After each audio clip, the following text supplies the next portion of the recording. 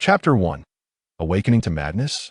A gentle reminder, featuring dual male protagonists, with a romantic pairing of Yi and Luo. Caution advised for sensitive readers. The emotional development is gradual, and the protagonists are not invincible. Note, this is not a male-oriented narrative heterosexual readers. Please tread carefully.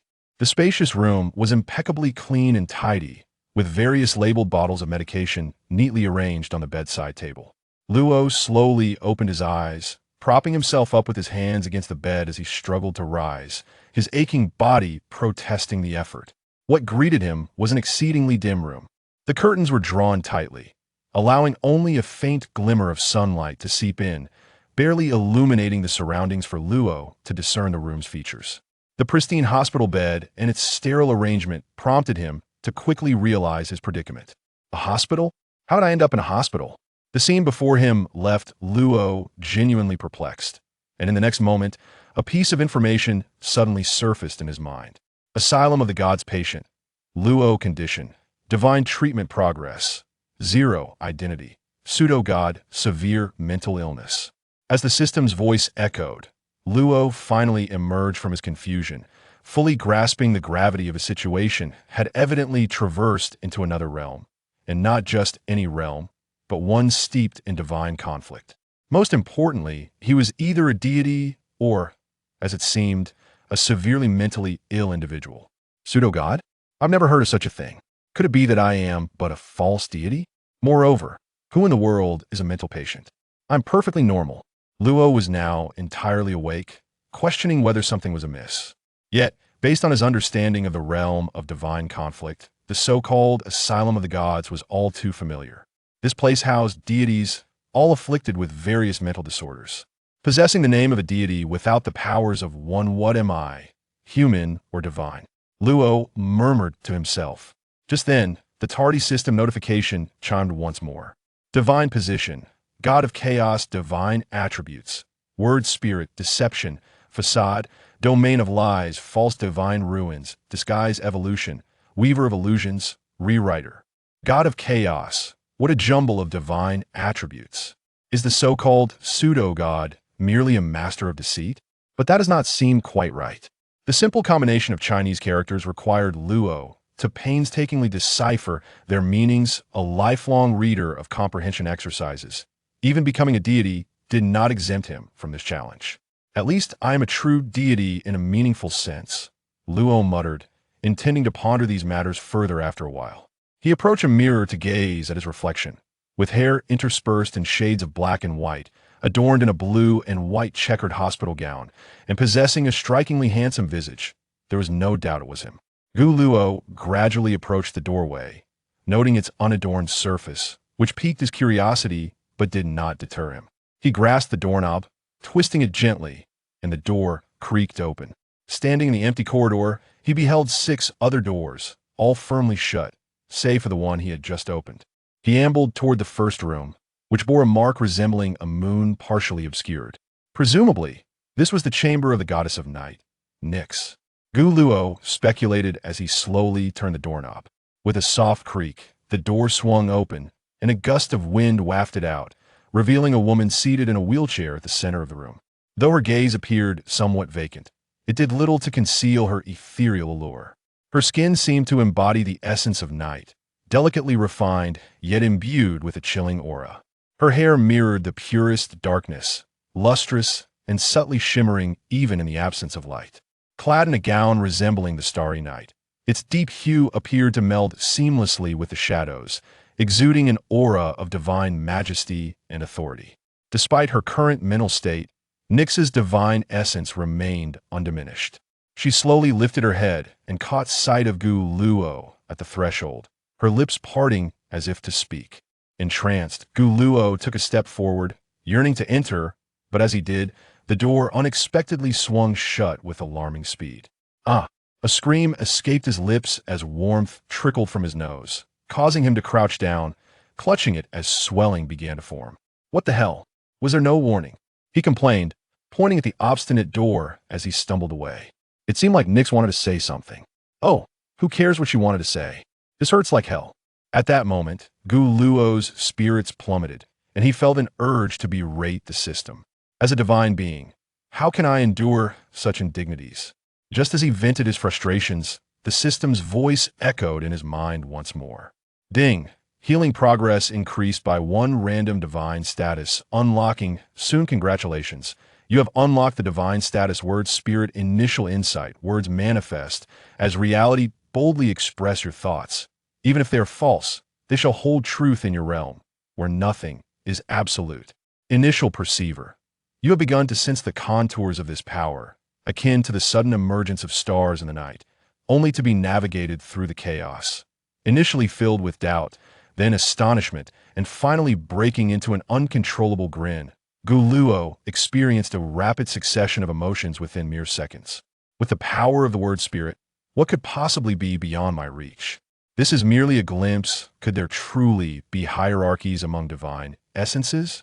Guluo pondered briefly, yet his curiosity about the newly acquired divine essence prevailed. Suddenly, he caught sight of his own nose, swollen and prominent, through the glass of the psychiatric hospital.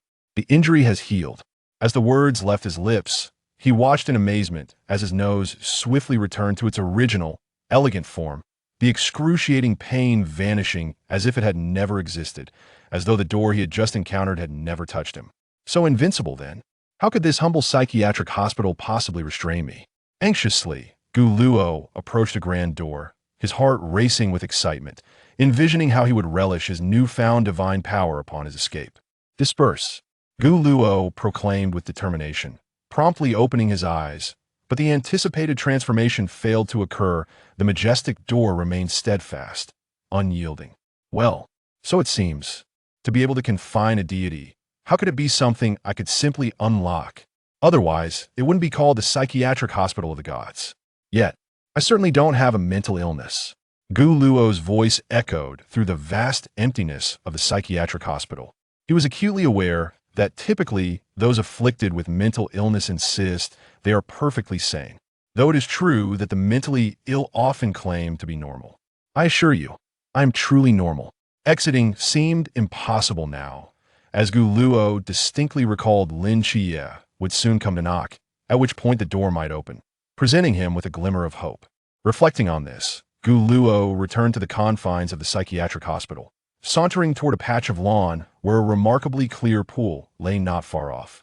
In the interim, he attempted to create or alter objects within the hospital, but all efforts met with failure. It appears there exists some form of peculiar restraint here. Even the powers of a deity cannot surmount it.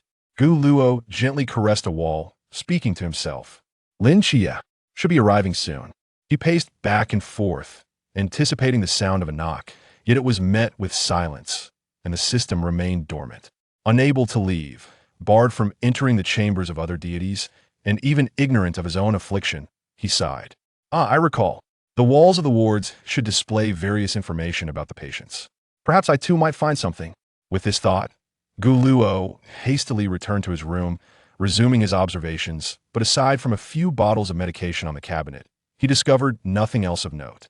He casually picked up a bottle, scrutinizing it closely. Banlan Jin for divine use. Has Banlan Jin now become a remedy for mental illness? Just as Guluo was about to delve into its therapeutic properties, a dull thud of footsteps echoed from outside the grand door of the psychiatric hospital. Chapter 2. The Proxy of Deceit. Thud, thud, thud. The dull sound of footsteps captured Guluo's attention. He slowly placed the medicine bottle back on the bedside table, his gaze instinctively drifting towards the doorway as he murmured, "At last, Lin Xie has arrived. How I have suffered in waiting." Without further hesitation, Guluo stepped out of his hospital room, his figure gradually fading into the dimly lit corridor. Approaching the entrance, he observed quietly, contemplating making a dash for freedom the moment Lin Xie opened the door. This notion seemed somewhat absurd, yet he felt compelled to attempt it. He was acutely aware that he was not ill at all, however. Only Lin Xie possessed the key to the door. He reasoned that if he was indeed unwell, the hospital would not be able to confine him. Soon enough, Lin Xie rapped on the door once twice with each knock. The entire psychiatric ward reverberated with a deafening sound, the ground trembling beneath. On the third knock-bang, the door swung open. "Now's my chance." Gu Luo had long been poised to spring into action, and with that thought, he dashed forward in a single bound. As Lin Xie opened the door, he was met by the sight of a figure clad in a patient's gown and flip-flops sprinting towards him. Lin Xie, LLL, AH. He felt a rush of wind sweep past him, causing him to instinctively glance back at the fleeting figure. Yes, I knew it. This psychiatric hospital cannot hold me. At that moment, Gu Luo felt invincible, arms raised in triumph as he ran without a care, oblivious to Lin Kai's presence behind him. Meanwhile, after a moment of stunned silence, Lin Xie slowly turned around, reassessing the bold letters overhead, Asylum of the Gods. At that instant, Gu Luo, having covered some distance, suddenly sensed a mysterious force. In the next moment, darkness enveloped him, and upon reopening his eyes, he found himself back on his hospital bed. What does this mean? Had I not already escaped? Gu Luo's hopes were dashed, and he began to grasp the reality of his situation. There was indeed a reason for his presence in this grand asylum. The only path to freedom was singular: to await Lin Kai's completion of his treatment at 100%, a plight shared by the other 6 divine beings without exception. However, he remained unaware of the nature of his own affliction, knowing only that he was a deity, with no further details. Lin Xie, unbeknownst to many, was a concealed patient within this institution. His background formidable, he was not merely an agent of the Seraph, but also destined to become the agent of Nyx, the goddess of night. Perhaps the key to unraveling his myriad questions lay in locating Lin Xie. Above all, Gu Luo yearned to discover the true nature of his ailment. Meanwhile, Lin Xie lingered at the threshold, evidently startled by Gu Luo's sudden appearance, for it was quite alarming to have someone charge at him immediately upon opening the door, particularly when that individual was deemed unstable. After a brief wait, Gu Luo pondered whether he should step forward to greet him, in an effort to soothe the psychological turmoil he had unwittingly inflicted upon the other. He boldly declared, "Word spirit, exile." After uttering this phrase, he slowly made his way down the dimly lit corridor, preparing to meet his agent. At the entrance, Lin Xie shivered slightly, staring at the imposing door, hardly recalling when it had swung open. As he traversed the shadowy hallway, he glanced at the surrounding facilities and suddenly realized that this place bore an uncanny resemblance to the sunlit psychiatric hospital he had once frequented. It was only after Lin Xie ventured deeper into the corridor that he noticed an individual standing at the threshold of a patient room not far away. The striking contrast of black and white hair, the blue and white striped hospital attire, and the casual flip-flops were indeed attention-grabbing. Lin Xie felt an odd unease creeping over him. With his perceptive abilities, he should have sensed the other's presence. However, an overwhelming curiosity compelled him to approach. Meanwhile, Gu Luo had been observing Lin Xie's every move from the very beginning, intrigued by how he would react upon encountering him. "Hello, I am Lin Xie," he cautiously introduced himself. Gu Luo responded with a warm smile, feigning a cough and adopting a disheveled demeanor before speaking in a mysterious tone. "Young man, are you aware that a great crisis lurks in this world? You are the savior destined to confront it. Though mistaken for a false deity, I am merely influenced by this chaotic force. By signing a contract with me, you shall gain my powers and become my agent. Together we will rescue this world from peril."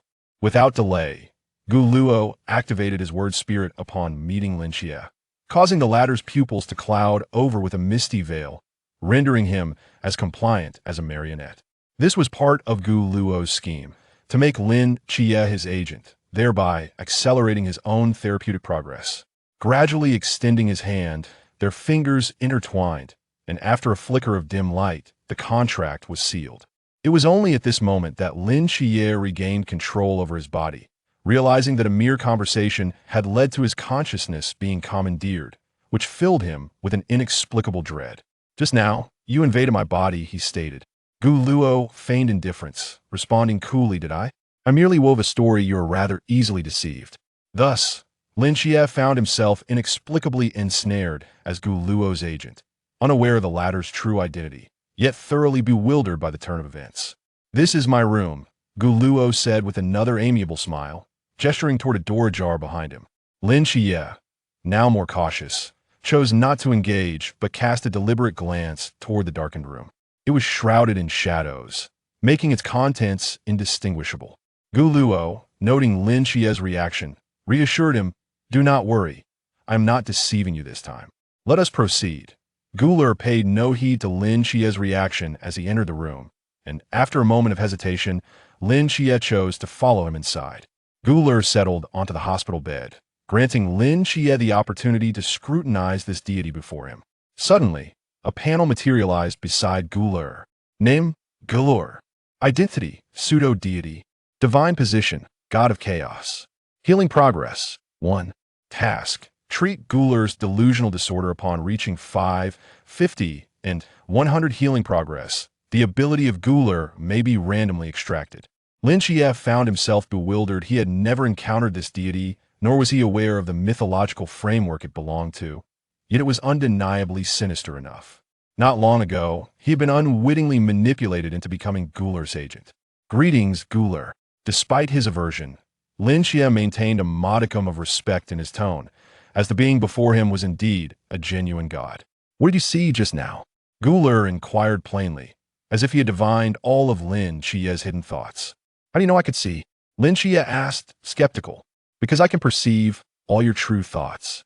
Upon hearing this, Lin Xie was incredulous. If this were true, he would have no privacy in his presence. Indeed, Lin Xie. However, Guler was not a voyeuristic pervert. He merely sought to understand the nature of his affliction. Delusional disorder. "What the hell?" Lin Xie muttered. "Never mind. I suppose this label has been imposed on me by the system." Guler had just utilized word spirit, thought to glimpse Lin Xie's inner musings, thereby discerning the nature of his ailment and the opportunity to treat it while extracting his divine essence.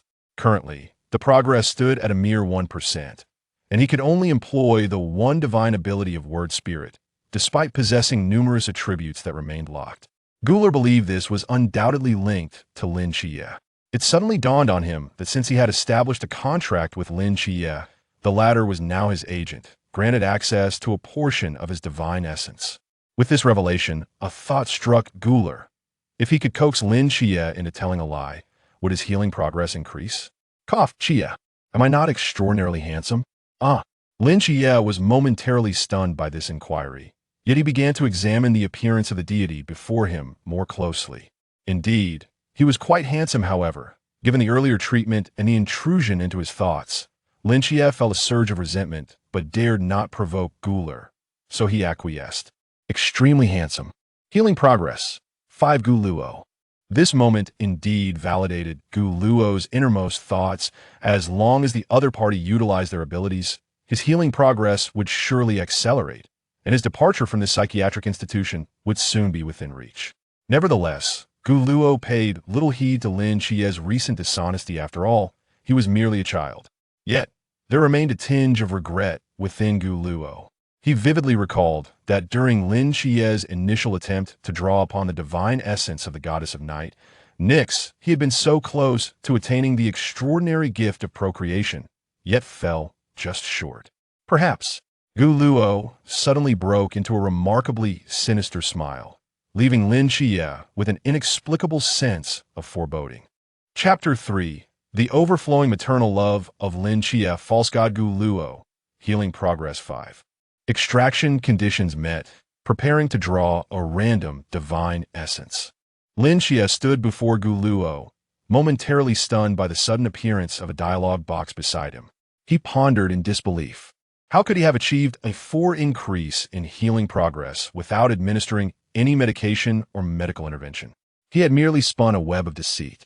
What could this extraction of divine essence possibly signify?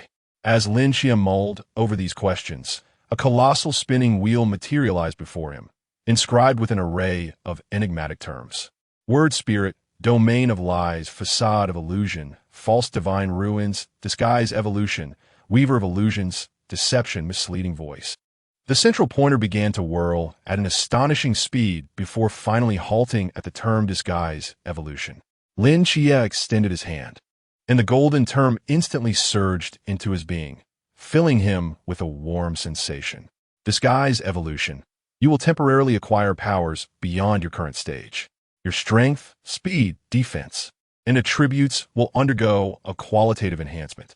You will become immune to mental control and all deceptions before you will falter. Furthermore, your mental prowess will significantly amplify, activating the disguised state, allowing all your injuries to heal. Lin Xie could not help but exclaim in astonishment, his gaze towards Gu Luo brimming with admiration, willingly wishing for him to deceive him several more times. How about that? I told you. You wouldn't be at a loss. Gu Luo's expression was one of undeniable pride, though he professed otherwise. In truth, Gu Luo's motives were self-serving.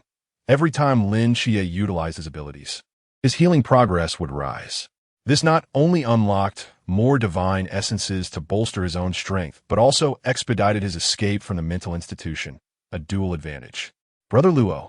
Lin Xie clasped his fists in gratitude, having placed his complete trust in Gu Luo, no longer caring about his status as a false god. All right, no need for such formalities. Come, I shall take you to find your mother. My mother?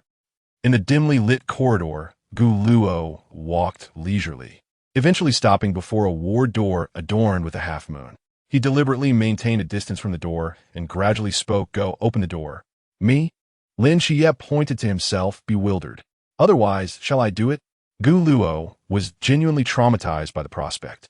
Even with the promise of immediate healing, he was unwilling to risk it again, for the pain was his to bear. Lin Xie approached the door, grasped the handle, and gently pushed it open. Nike sat silently in a wheelchair, her head bowed. After Lin Xie entered, Gu Luo lingered outside for a moment, ensuring that the door would not suddenly close before hurriedly stepping inside. Upon observing Nike's panel, Lin Xie's expression transformed once more, overtaken by shock.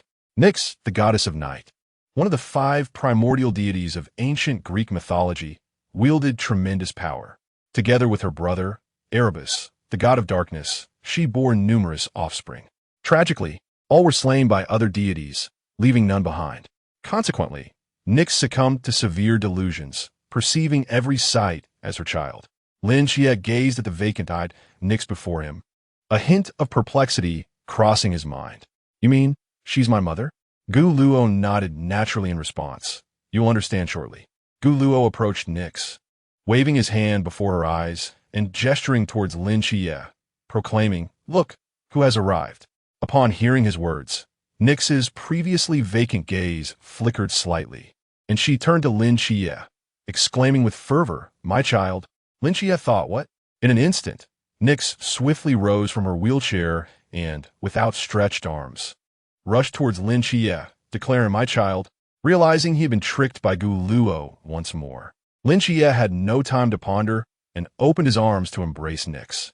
However, Nyx bypassed him entirely, instead enveloping a collection of jars and containers behind him, cradling them as if they were treasures, repeatedly murmuring, "My children." She then whirled around, returning to her wheelchair and clutching it tightly. "My children." Lin Xie stood bewildered, contemplating the scene before him. Indeed, in this mental institution, Gu Luo seemed relatively sane. Quickly, call her mother, Gu Luo urged, and at that moment, Nyx turned her gaze back to Lin Xie, calling out, "You have finally returned, Thanatos." Nyx rushed over, embracing Lin Xie as if she had found a long-lost child. "Mother." "I have returned," Lin Xie replied, patting Nyx on the back. Beside them, Gu Luo observed the reunion with a satisfied smile. Nyx held tightly to Lin Xie's hand as she settled back into her wheelchair, still cradling the large jar. "Thanatos, you must not wander off again." "I understand, mother." Gu Luo stood to the side, watching the touching reunion, sensing the essence of a long-separated mother and child. Yet, in the next moment, Nyx unexpectedly grasped Gu Luo's wrist, speaking earnestly, "Hypnos, does your nose still hurt? Be more careful next time." Gu Luo paused, recalling his initial visit to Nyx's room when her lips had moved as if to say something. She had intended to remind him about the door. All right, mother," Gu Luo replied, his expression somewhat awkward, as he seemingly wished to avoid the topic. However, judging by the situation, it appeared Nyx regarded him as one of her children as well. Nyx, goddess of night, treatment progress. 3. Conditions for divine extraction met. The familiar interface reappeared before Lin Chia, laden with numerous entries. The stars twinkled in the night sky, and the extraordinary potential of creation loomed large. As the pointer of the roulette began to spin slowly, Guluo suddenly reappeared, addressing Lin Chia. I assert that you will undoubtedly draw the extraordinary potential of creation, believe it or not. Lin Chia paused, acutely aware that the ability to sire so many divine offspring was indispensable for Nyx. Not this one, not this one. The pointer came to a halt, landing squarely on the term extraordinary potential of creation. Gu Luo's face lit up with joy as he patted Lin Chia on the shoulder, speaking earnestly. It appears you are destined to become a father. Before Lin Chia could fully comprehend the situation, the term extraordinary potential of creation surged directly into his being. He felt a wave of warmth coursing through his body, and his gaze toward the various jars in the corner softened with a newfound affection, though his rationality remained intact. Unconsciously, he placed a hand on his abdomen, suddenly sensing an unusual swelling. This isn't right, this is very wrong, he thought, glancing at a porcelain jar by his feet. He quickly picked it up, cradling it in his arms, just as Nyx would. With a modicum of reason still intact, Gu Luo stood by, reveling in the unfolding drama, as if it bore no consequence to him. Chia, it seems you are overwhelmed by maternal instincts, he teased. Gu Luo's small grievance was somewhat alleviated. If this continued, Nyx would truly be a surprise father. He then declared, return to the source. Upon uttering those words, the tenderness vanished from Lin Chia's eyes, and his abdomen returned to normal. In a flurry, he hastily discarded the jar he had been holding, casting a reproachful glance at Gu Luo, who feigned innocence. You cannot blame me. It wasn't Ti who made you draw that, was it? Although Lin Chia felt a twinge of discontent, he found himself at a loss against Gu Luo's demeanor. Ultimately, he decided to let it go, considering the immense power he had just received. Now, with the abilities of the Starry Night Dancer, Gu Luo's divine realm, and divine essence, Lin Chia's strength had risen exponentially. Gu Luo paid Lin Chia no further heed and turned to leave Nyx's hospital room, granting the mother and child a moment of solitude. I recall there should be an office for the director, Gu Luo murmured to himself, scrutinizing his surroundings before slowly making his way down the corridor toward the staircase. Ascending, he finally reached the exit on the second floor, where he spotted a door not far off, inscribed with the words Director's Office. Chapter 4. Unexpected gains from recognition in the dimly lit corridor. Gu Luo slowly approached the door marked with the title of the Director's Office, pushing it open and stepping inside. Contrary to his expectations of dust and dirt, the room was remarkably tidy and clean, as if someone had been diligently maintaining it. On the desk lay a letter and several neatly arranged vials. It must be a relic from the former director, who likely had something further to impart. Without overthinking, Gu Luo opened the letter, and its contents came into view. The message was quite straightforward, merely referencing the 3 divine artifacts, the Bracelet of Nyx, Merlin's magic sphere, and the Ring of Bragi. Under the protection of these sacred items, Lin Chia had managed to evade the annihilation of the Shakti's curse a decade prior. Gu Luo carefully folded the letter and tucked it into a nearby drawer, then picked up one of the vials on the desk. It resembled ordinary psychiatric medication, albeit with an inscription indicating it was meant for divine use. Gu Luo had encountered this in his own quarters, though he had yet to try it, and was uncertain of its effects. Nevertheless, he casually grabbed several vials labeled for treating delusional symptoms, pondering to give them to Nyx, alongside a pristine white coat he found hanging nearby. Meanwhile, in Lin Chia's vicinity, Nyx clutched his hand tightly, chattering incessantly. Lin Chia could somewhat relate to the feeling of having 2 mothers. Despite being an orphan, he now found himself with not only one mother, but also a brother. 2 mothers. No less. Chia, come try on your new clothes. At that moment, upon hearing Gu Luo's voice, Lin Chia felt as if he had grasped a lifeline, finally relieved from Nyx's incessant ramblings. Gu Luo entered Nyx's ward, donning a large white coat and carrying several vials, presenting the clothing to Lin Chia. This does make me look somewhat like a doctor. Gu Luo nodded in satisfaction, then retrieved the vial from his pocket, handing it to Lin Chia. Where did you acquire this set? Lin Xie inquired. That's not for you to worry about. Just give this medication to Nyx. It should alleviate her delusional symptoms to some extent. As Lin Xie accepted the vial, he scrutinized the label risperidone for divine use. You're quite reliable, Guluo. Lin Xie extracted a few tablets and turned to approach Nyx.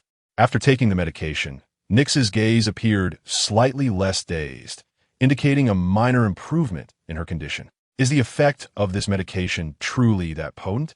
It works immediately. However, it seems no different from regular psychiatric drugs, merely with the addition of for divine use. I wonder if it can address Guluo's affliction. Contemplating this, Lin Xie poured out a few more pills and approached Guluo. Guluo, take your medicine. Guluo, why should I take medicine when I'm not ill? Throughout, Guluo steadfastly believed he was entirely well, dismissing any notion that he might share Lin Xie's condition. If you're not sick, then why are you in this psychiatric hospital? Now be a good boy. Lin Xie nearly pressed the tablets against Guluo's face. It seems that today, if I do not take this pill, this fellow will not relent. Guluo decisively swallowed several pills, and indeed, the treatment progress incremented slightly, indicating that he was indeed unwell. Observing the rising treatment progress, Guluo found himself momentarily stunned. However, if he could expedite the growth of his progress bar through medication, perhaps he could hasten his acquisition of a new divine persona. With this thought, Guluo snatched the bottle of pills from Lin Xie's grasp and poured a few more pills into his mouth. This scene utterly astonished Lin Xie, who hurried forward to halt Guluo's actions. Calm down, Luo Gu. Do not consume any more. You are not ill. You are not ill. No, I'm indeed unwell. After a brief altercation, Lin Xie wrested the bottle away from Guluo. After exchanging a few words with Nikes, his consciousness departed from the psychiatric hospital. Meanwhile, Guluo seized the opportunity to scrutinize the vast institution, for aside from himself and Nikes, there were at least 5 other deities present. The legendary archmage Merlin from English mythology symbolized wisdom and magic. But his obsessive quest for the truth of the world led him into self-doubt and ultimately resulted in his descent into schizophrenia. His mind was perpetually occupied with thoughts of capturing jellyfish and grand pineapple houses, alternating between clarity and confusion. Gazing at the door adorned with a depiction of a magic wand, Guluo softly uttered, "Open." To his astonishment, the door swung open, and without hesitation, he stepped inside. Compared to his own ward and Nikes's, Merlin's chamber was particularly opulent, dominated by a colossal crystal orb suspended in the center, fitting for a top-tier archmage. Merlin stood quietly at a distance, his deep blue magic hat and robe exuding an aura of enigma, while the purple crystal upon his staff seemed to harbor unknown energies. "You have arrived rather early, my dear student," Merlin remarked, slowly turning to face Guluo. Upon seeing him, his expression faltered, and he hesitantly inquired, "Who are you?" "You're not my student." Guluo's eyes darted with realization. He was well aware that the student Merlin referred to was none other than Lin Xie. Merlin possessed the ability to glimpse into the future. He had seen that Lin Xie would seek him out, but it was certainly not at this moment. Instead, he had been confronted by someone he did not recognize. Without a moment's hesitation, Guluo declared, "Uncle, I am your nephew. How could you not recognize me?" He opted for a straightforward approach to familial identification, deeming it more effective than engaging in mental games with someone who was evidently unwell. Merlin's expression gradually turned grave as he narrowed his eyes at Guluo, then slowly approached him. Suddenly, he grasped Guluo's wrist with fervor, exclaiming, "My dear nephew, at last, you have decided to come and visit your uncle. Ah, how easily deceived. I had anticipated a more arduous endeavor. If deceiving both mortals and deities is this simple, then it shall be advantageous," Guluo thought to himself with secret delight. "Uncle, I have been quite occupied lately and have not had the chance to visit you. You do not hold that against me, do you? How could it be? I am already delighted by your visit, dear nephew. Come, allow me to show you something extraordinary." Merlin grasped Guluo's hand and led him toward study. Guluo had initially intended only to visit a sick friend, unaware that he would encounter unexpected treasures. The study was adorned with a myriad of ancient magical scrolls and tomes that exuded an air of mystery, while a grand clock loomed on the wall, and a subtle essence of magic lingered in the atmosphere. Merlin approached an expansive bookshelf and, with a gentle touch, revealed a concealed passageway before them. Gu Luo was utterly astonished that Merlin's study harbored such a hidden enclave. "Come, my dear nephew," Merlin beckoned, guiding Gu Luo deeper into the study, where darkness enveloped them. The crystal orb in Merlin's hand radiated a brilliant light, leading them to a secret chamber.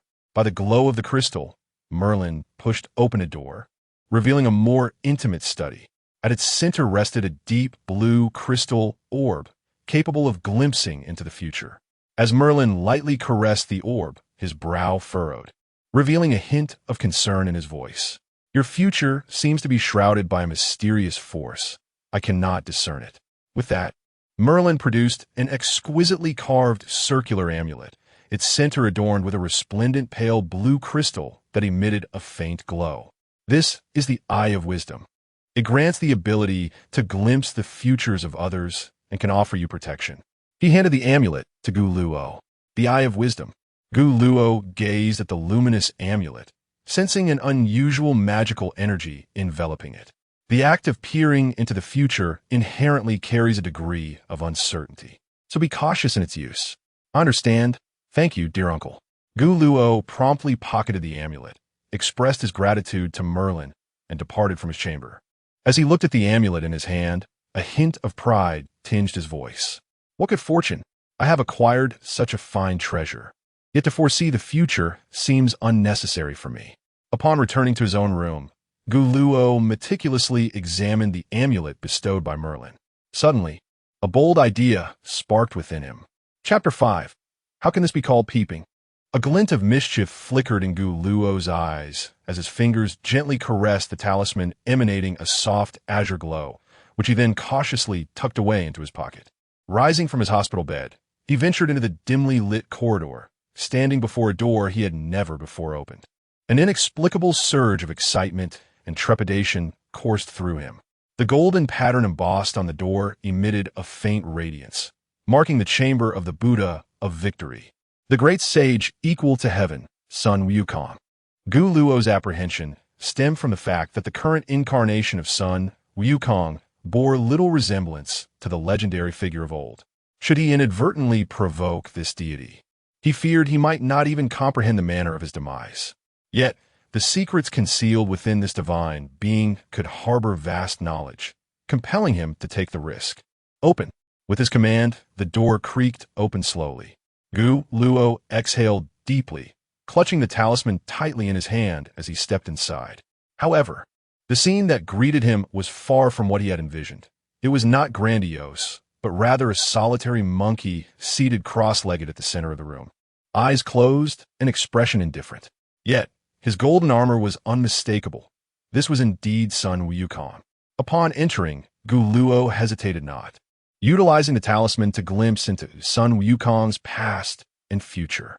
He discovered fragments of the deity's history, but found himself unable to peer into his future, as if shrouded by a mysterious force that rendered it indistinct.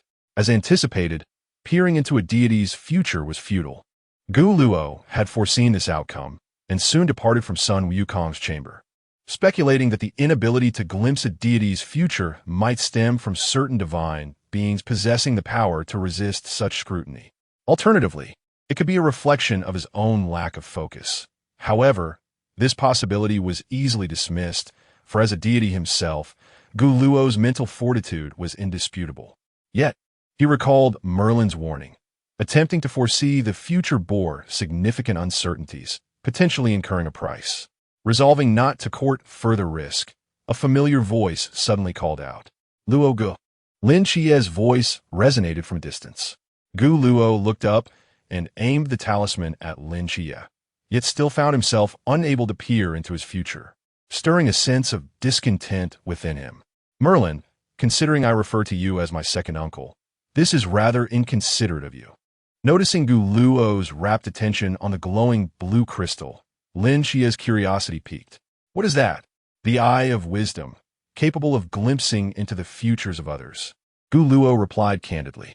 Lin Chie paused, recalling how Guluo had been gesturing with the talisman towards him moments earlier, realizing that he had been the subject of scrutiny. "You peeped at me," Lin Xie exclaimed. Guluo, slightly irked by this accusation, retorted, "How can this be called peeping? I saw nothing at all. Do not wrongfully accuse me." He then began to elucidate his endeavors and their outcomes to Lin Xie, only to pause suddenly, pondering if he could not glimpse into deities. Surely he could use it on ordinary mortals. Since Merlin has bestowed it upon me, it would not be excessive to claim it as my own. Guluo pondered this and decided to invoke the power of his words. What was originally a protective charm granted by Merlin now seamlessly transformed into an intrinsic ability of Guluo. By lending it to Lin Xie, his healing progress would surely accelerate. Xie, the outside world is fraught with peril. This charm, which I have no further use for, would serve you well as a means of protection. Guluo promptly extended the charm to Lin Xie, which continued to emit a soft blue luminescence. Surrounded by a faint magical aura, Lin Xie, not one to hesitate, accepted it without reservation. The moment it was in his grasp, he distinctly felt an inexplicable force surge within him, as if his mental acuity and attributes were significantly enhanced. "Thank you, Brother Luo," Lin Xie exclaimed, barely able to conceal his exhilaration. This was the first divine artifact he had received from Guluo. Although Guluo had merely mentioned its ability to glimpse into the future, Lin Xie was acutely aware that its true worth extended far beyond that. Lin Xie's visit was primarily to see Guluo and to keep company with Nyx. This charm was a most unexpected boon. After administering medication to Nyx, Lin Xie's consciousness withdrew from the psychiatric hospital, while Guluo redirected his gaze back to the door of Wukong's room, his thoughts swirling. The secrets surrounding Wukong were numerous, and Guluo knew he needed to invest more effort into unraveling them. Yet the time was not ripe, and he could only temporarily set aside his curiosity about Wukong. Guluo resolved to visit other deities in the hospital. Apart from the goddess of night, Nyx, son Wukong, and the great wizard Merlin, there remained the god of poetry, Bragi, the demigod Gilgamesh from the Soul myth, and Nyarlathotep, one of the great old ones. Guluo was somewhat familiar with these three deities. Bragi was incessantly singing, even infusing his speech with melody, while Nyarlathotep was notoriously cruel, embodying a malevolent essence. Guluo had no desire to provoke such a mad deity. After weighing the pros and cons, Guluo ultimately chose to pay a visit to Gilgamesh from the ancient Mesopotamian pantheon. Though he was half god and half man, possessing divine wisdom and strength, he lacked the immortality of the gods. This unique identity allowed Gilgamesh to better comprehend the joys and sorrows of humanity, which was the primary reason for Guluo's choice.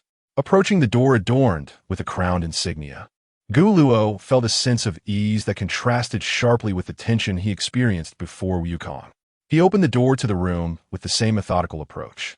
An inexplicable aura surged forth, creating a wave of energy that instilled a flicker of reverence in Guluo. In the opulent center of the chamber stood a tall man clad in golden armor with a crimson cape, exuding an aura of formidable authority. Truly, he was the hero king, Gilgamesh. Guluo could not help but exclaim in awe. Upon hearing the sound, the man turned, his voice resonating with immense strength. "Who dares to intrude upon the realm of the king?" The voice dripped with profound disdain and arrogance, as if all things in the world were but mere ants in his eyes. It was no surprise to Giro, for Gilgamesh's affliction was indeed hubris. Endowed with divine power and wisdom, having once slain a god, he regarded all with contempt, believing that all should prostrate themselves at his feet. The towering figure of Gilgamesh slowly turned to gaze upon Giro at the doorway. Yet the moment he laid eyes on Giro, his pupils noticeably constricted, and his voice trembled slightly as he uttered, "Could it truly be you?" Chapter 6. The new sacred artifact, Durandal. Gilgamesh's tone was tinged with uncertainty, yet brimming with anticipation, as if he were fervently yearning for the answer he sought. Goro instinctively took a few steps back in response to Gilgamesh's reaction, yet he sensed no hint of peril emanating from him. "You truly have not perished, Enkidu." Gilgamesh uttered these words with a quiver in his voice, and Goro, after a moment of stunned silence, finally grasped the identity of the Enkidu he spoke of. Initially, Gilgamesh's overwhelming power posed a threat to the gods, prompting them to collaboratively create the heavenly lock, Enkidu, to restrain him. Through a fierce battle, the two transformed from adversaries into allies, with Enkidu being the only individual Gilgamesh could call friend. Their bond deepened through repeated quests against divine beasts. And Enkidu's demise was undoubtedly a tremendous blow to Gilgamesh. He began to recognize the fragility of life, leading him down the path of seeking immortality. And their friendship was immortalized by ancient storytellers as the oldest of bonds. Goro realized that Gilgamesh had mistaken him for Enkidu, thus sparing him the trouble of forging a connection. Locking eyes once more, a complex array of emotions surged within Goro. He was not the true Enkidu and could only strive to emulate his tone. My brother, though the battles have ceased, I have returned. A glimmer of uncontainable joy surfaced in Gilgamesh's eyes, and he spoke with palpable excitement. It is well that you have returned. The outside world is fraught with danger, and I have a gift for you, brother. Goro, upon hearing this, felt a surge of vitality. Gripping Gilgamesh's hand with a slight increase in pressure, genuine emotion surfacing. Despite his efforts to suppress his inner exhilaration, his words betrayed a profound anticipation. My dear brother, may I inquire as to what treasure this is? Goro was acutely aware of the nature of the treasure Gilgamesh referred to. His ace in the hole, the king's treasure. The might of Gilgamesh was inextricably linked to this sacred artifact.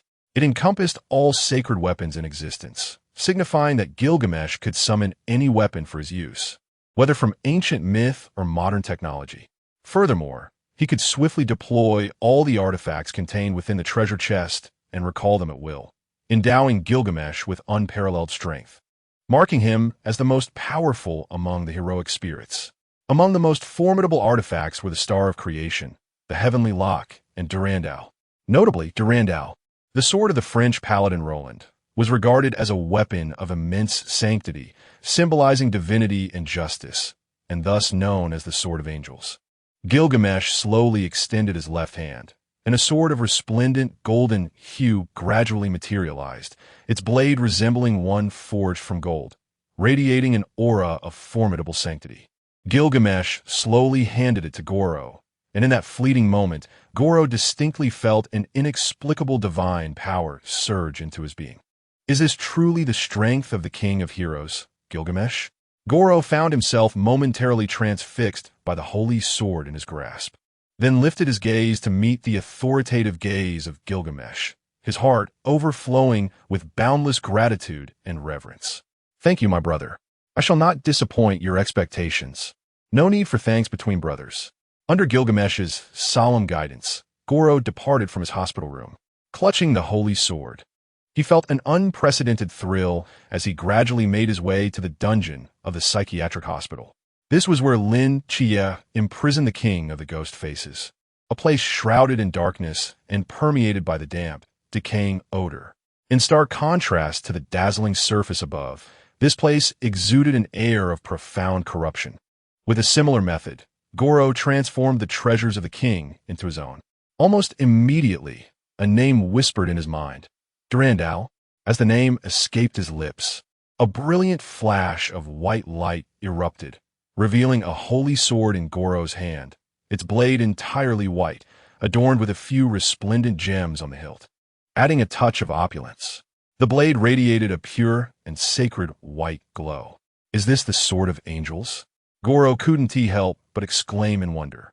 Ever since he acquired the king's treasures, he had felt an extraordinary enhancement in his mental prowess, and now, wielding the Sword of Angels, he felt an overwhelming surge of strength.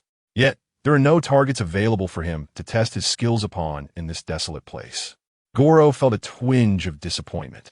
Having obtained such a formidable holy relic, yet lacking a venue for its use, was indeed frustrating. Since acquiring the treasures of the king, he had sensed a notable increase in his spiritual power, as if a layer of constraint had been lifted from him. Could it be? Goro pondered uncertainly. After a brief hesitation, he sheathed the Sword of Angels and emptied his mind. In a spacious room, Lin Chia lay on his bed, toying with the talisman that Goro had gifted him, staring at it as if he could will it to reveal its secrets. This thing can glimpse into others' futures. Yet, he saw nothing at all. Could it be that Goro had played a trick on him? Lin Xie began to question Goro, for this deity was sometimes reliable, yet at other times utterly confounding. Could anything I give you be false? A familiar yet startling voice echoed in Lin Xie's ear, nearly causing him to tumble off the bed. Upon focusing, he discovered that the source of the voice was none other than Goro himself. Perhaps it will only manifest its true power when you truly need it. With that, Goro's figure vanished before Lin Xie's eyes, leaving no opportunity for inquiry. Within the psychiatric hospital, Goro's consciousness returned to his physical form. What had appeared earlier was merely his divine awareness, briefly released. As his spiritual power rapidly diminished, he had no choice but to retract his consciousness. Phew, it seems I can now detach my awareness from the confines of the hospital. Though unable to be away for too long, I believe it has been sufficient.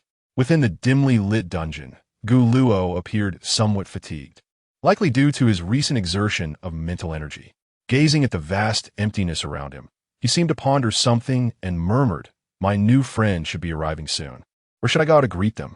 Without hesitation, Gu Luo activated his language spirit, Guan, and shifted his perspective to that of Lin Xie.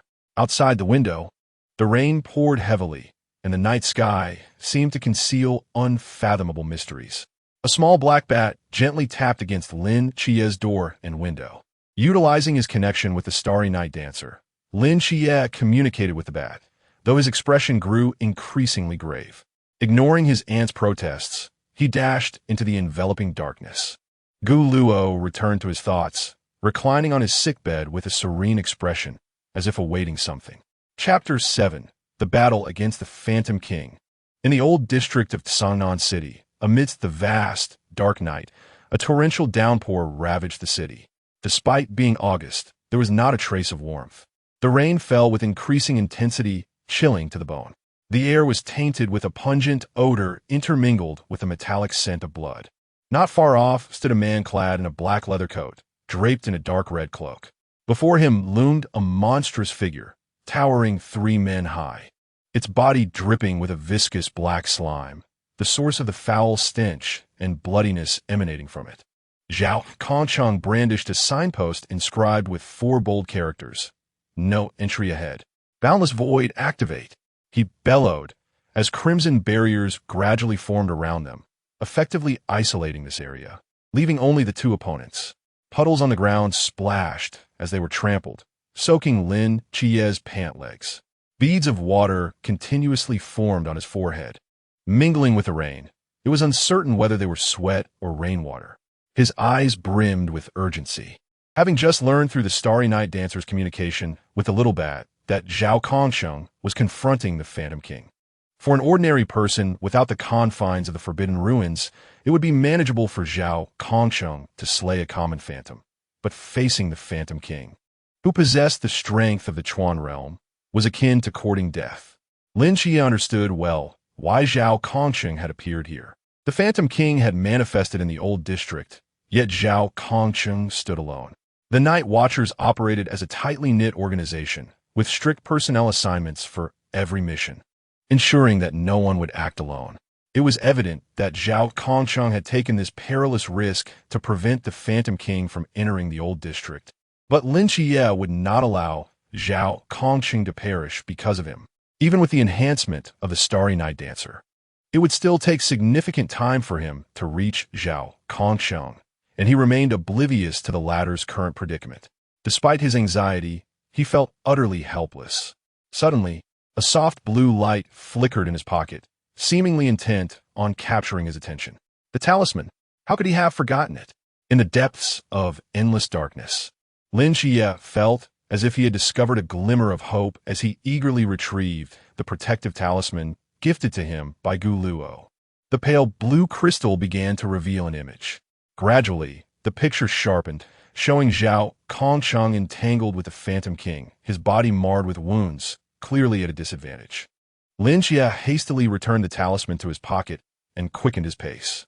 Meanwhile, within the confines of the mental hospital, Gu Luo could distinctly sense an increase in his treatment progress, nearing 8. Every move Lin Xie made was under Gu Luo's watchful gaze. Gu Luo smiled serenely, maintaining an air of composure, as though everything unfolded according to his design. With the rise in treatment progress, once it reached 10, he would acquire a new divine persona. It was imperative that Lin Xie utilized his divine abilities more frequently, especially with the potential for evolutionary disguise. Thus, he would refrain from intervening unless absolutely necessary. As Lin Xie drew closer to Zhao Kongcheng, he could only faintly sense the other's presence, unable to ascertain his exact location. If this continued, it seemed Zhao Kongcheng might truly meet his end here. Setting aside his concerns, Lin Xie activated his camouflage evolution, and in an instant, he felt an overwhelming surge of power coursing through his body. Previously, he could only sense within a 10-meter radius, but now he distinctly perceived a range of 100 miles, no, 1,000. Soon, he pinpointed Zhao Kongqing's location and leaped with all his might to the edge of the limitless void. Inside the Crimson Barrier, Zhao Kongqing was violently hurled against the wall by the Ghost-Face King. The knife fell to the side as Zhao Kongqing slowly reached into his pocket, retrieving a medal. A faint smile gracing his lips as he spoke weakly. At last I can put this to use. In my lifetime, I can finally have a taste of this. It was worth it. Though Lin Xie was uncertain of the significance of the medal, a wave of unease surged within him. He quickened his pace and delivered a powerful kick against the barrier, shattering the field and interrupting Zhao Kongqing's incantation. Zhao turned his gaze towards the nearby edge of the barrier. At that moment, the Ghost-Face King sprang into action, unwilling to grant its prey any respite, lunging towards Zhao Kongqing. Simultaneously, Lin Xie dashed toward Zhao's side at an almost untraceable speed, seizing the knife and striking at the Ghost-Face King. With a sickening thud, the Ghost-Face King's arm fell to the ground, rolling into a nearby puddle, and a hint of trepidation flickered across its pallid face, soon contorted by overwhelming rage. To be wounded by a mere human, one who appeared weaker than the one it had just maltreated, was an affront of the highest order for the Ghost-Face King. Equally astonished was Zhao Kongqing, who struggled to comprehend the impact of that blow. This was the Ghost-Face King of the River Domain. Even their captain, Chun Mai, could not guarantee such a decisive strike. By all accounts, Lin Xie was merely at the initial stage of the Lantern Realm, and even a standard Ghost-Face being would be enough to pose a significant challenge. Even the divine agents of a Seraphim could not achieve such an extraordinary enhancement in such a short span. The power Zhao Kongcheng sensed from that blow was nothing short of that of the Infinite Realm, or perhaps even the Klein Realm. Lin Xie remained vigilant, his gaze fixed firmly on the Ghost-Face King.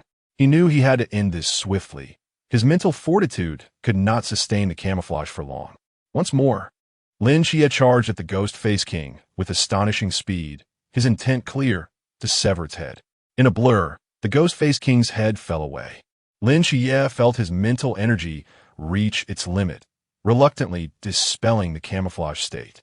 Fortunately, he only felt a wave of fatigue with no lasting harm. Meanwhile, Zhao Kongcheng stood utterly dumbfounded. The Ghost-Face King, which had nearly killed him, was now effortlessly slain by this young man. What untold secrets lie hidden within this young man? Zhao Kongcheng had no intention of coercing the other into joining the Night Watchers, yet he found himself wavering. Lin Xie gazed at the fallen Ghost-Face King, inwardly exhaling a sigh of relief.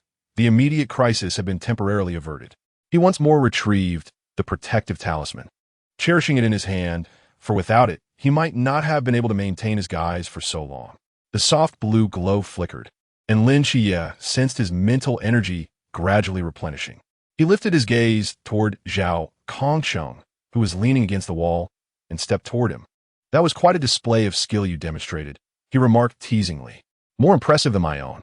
Zhao Kongcheng discreetly tucked away the Night Watcher insignia, his tone laced with jest. Just as he believed the ordeal had come to an end, he reached for his lighter to ignite a cigarette, only for his pupils to contract in shock.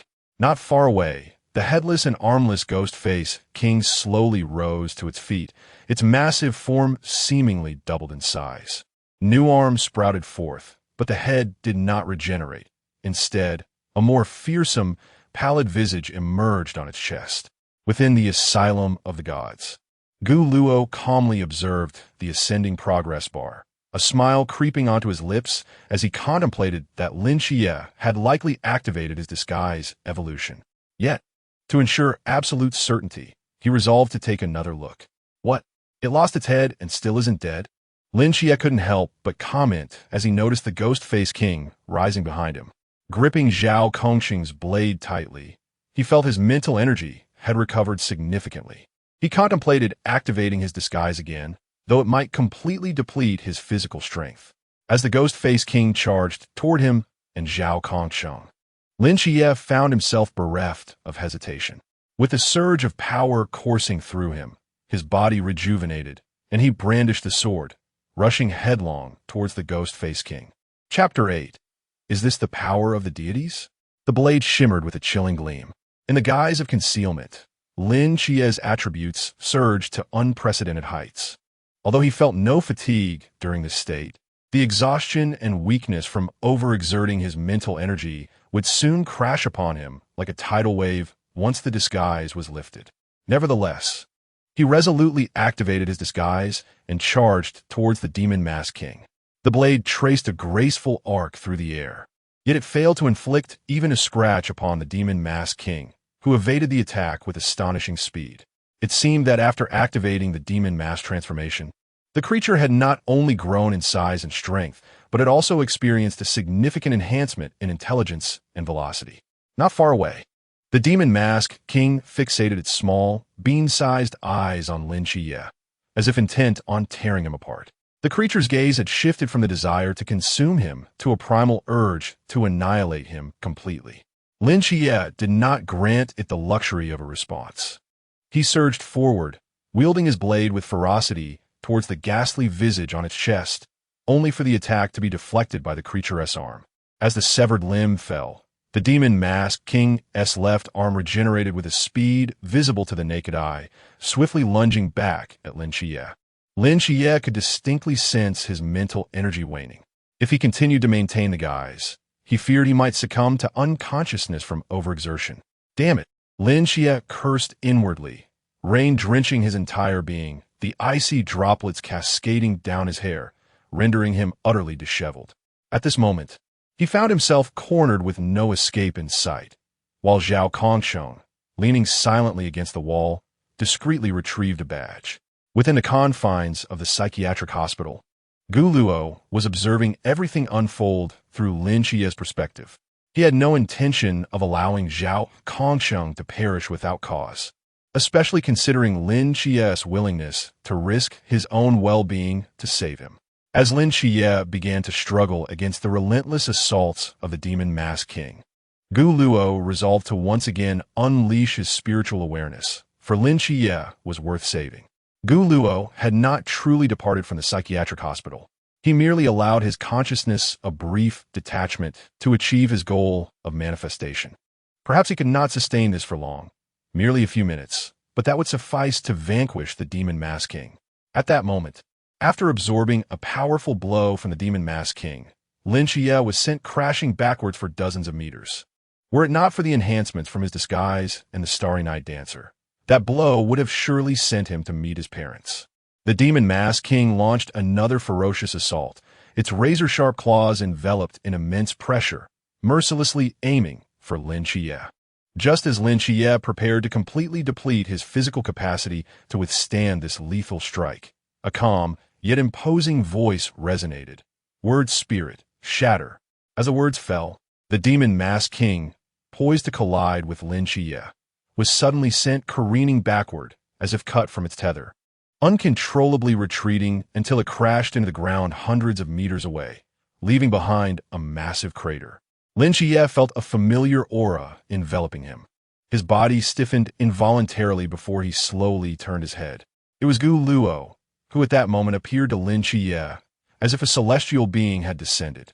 The atmosphere surrounding him exuded a serene yet imposing presence. Gu Luo spoke calmly. "Xie, take a moment to rest. It's time for a change." The ghost-faced king, trapped in the pit, struggled to rise, gazing at the figure not far away. His eyes, once filled with rage and ferocity, now reflected a palpable dread. His body trembling uncontrollably under the absolute intimidation brought forth by a deity. Zhao Kongcheng, positioned by the wall, experienced a reaction akin to the Ghost Face King's. The instant Gu Luo appeared, his heartbeat faltered, fingers trembling, and he was oblivious to the guardian's metal slipping from his grasp. He swallowed hard, attempting to maintain his composure. The divine presence was unmistakable. Zhao Kongcheng gasped for air, his heart racing violently, the overwhelming pressure rendering him unable to meet Gu Luo's gaze. Catching only a glimpse of his black and white hair, Gu Luo approached the Ghost Face King, a faint white glow emanating from his left hand, which soon coalesced into the Sword of Angels, sacred yet imbued with lethal intent. The Ghost Face King's eyes betrayed an unmistakable terror, yet it did not abandon its struggle, attempting to evade Gu Luo's judgment. However, under such immense pressure, its body had become wholly unresponsive. Gu Luo gently swung the sword. The motion seemed effortless from a distance, yet in an instant, a torrent of white sword energy surged toward the Ghost Face King, and as the dust settled, it was evident that the already vast pit had expanded several-fold, with the Ghost Face King's form utterly obliterated, observing the crater resembling a meteor's impact. Gu Luo felt he might have gone too far. With his mere presence, he could have easily vanquished the Ghost Face King. Curiosity about the sword's power lingered in his mind. Had this area been populated, he might have inadvertently decimated it in place of the Ghost Face King. Not far away, Zhao Kongqing's eyes widened like saucers, his jaw slack as he struggled to close it, the composure he had honed through countless battles evaporating in an instant. Lin Xie's face was a mask of astonishment, his breath erratic, fingers gripping the hilt of his sword turning pale from exertion. His lips moved, yet he could not articulate a single word, overwhelmed by the lingering shock. It was Zhao Kongcheng who regained his senses first. He had closely observed Gu Luo's movements and was certain that the latter had merely flicked his sword lightly. Yet the unleashed power was beyond measure. No, it was even Klein level. Zhao Kongqing's voice trembled as he murmured, "Is this the power of a deity?" Not far away, Gu Luo sheepishly scratched his head before returning to Lin Xie's side. His tone laced with apology as he said, "I'm sorry, I didn't control my strength well. I'll be more careful next time." Upon finishing his words, he displayed a polite smile, leaving no opportunity for a response. Like last time, Gu Luo vanished into thin air, leaving Lin Xie in a state of bewilderment. Once he regained his senses from the shock, a wave of exhaustion washed over him, causing him to faint and collapse. Zhao Kongcheng, nearby, hurriedly rose to catch him in his arms. Lin Xie had overexerted his mental energy, resulting in his body being overwhelmed, leading to his unconsciousness. As Zhao Kongcheng gazed at Lin Xie in his embrace, his thoughts became somewhat entangled. At that moment, a girl's voice broke through. "Old Zhao." Hong Ying rushed towards Zhao Kongcheng, first checking his injuries before urgently asking, "Where's the Ghost Face King?" "Dead." "Did you kill him?" "No. It was he who was slain." Zhao Kongcheng shifted his gaze to the Lin Xie in his arms and said. Following his glance, Hong Ying looked over, perplexed, and inquired, "This child, is he the agent of a seraph? But what was that divine aura just now?" Upon hearing Hong Ying's question, Zhao Kongcheng lowered his head as if pondering something. Then he looked back at her and slowly replied, "What if I said that deity was summoned by him?" Chapter 9. Welcoming new members, Hong Ying gazed at Lin Xie, who lay in Zhao Kongqing's embrace with his eyes tightly shut. Her lips pressed together as she struggled to comprehend Zhao Kongqing's words. "Old Zhao, do not deceive me. The aura of that deity does not resemble that of the gods of Daxia."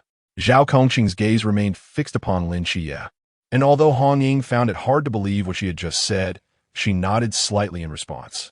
"I am uncertain. That deity appeared in an instant and vanquished the ghost-faced king, only to vanish again in the blink of an eye." The two resolved to return Lin Xie to the base, waiting for him to awaken before further inquiries. Under the dim yellow light, Lin Xie lay on a modest bed, the sheets slightly wrinkled, yet the overall ambience of the room was remarkably clean.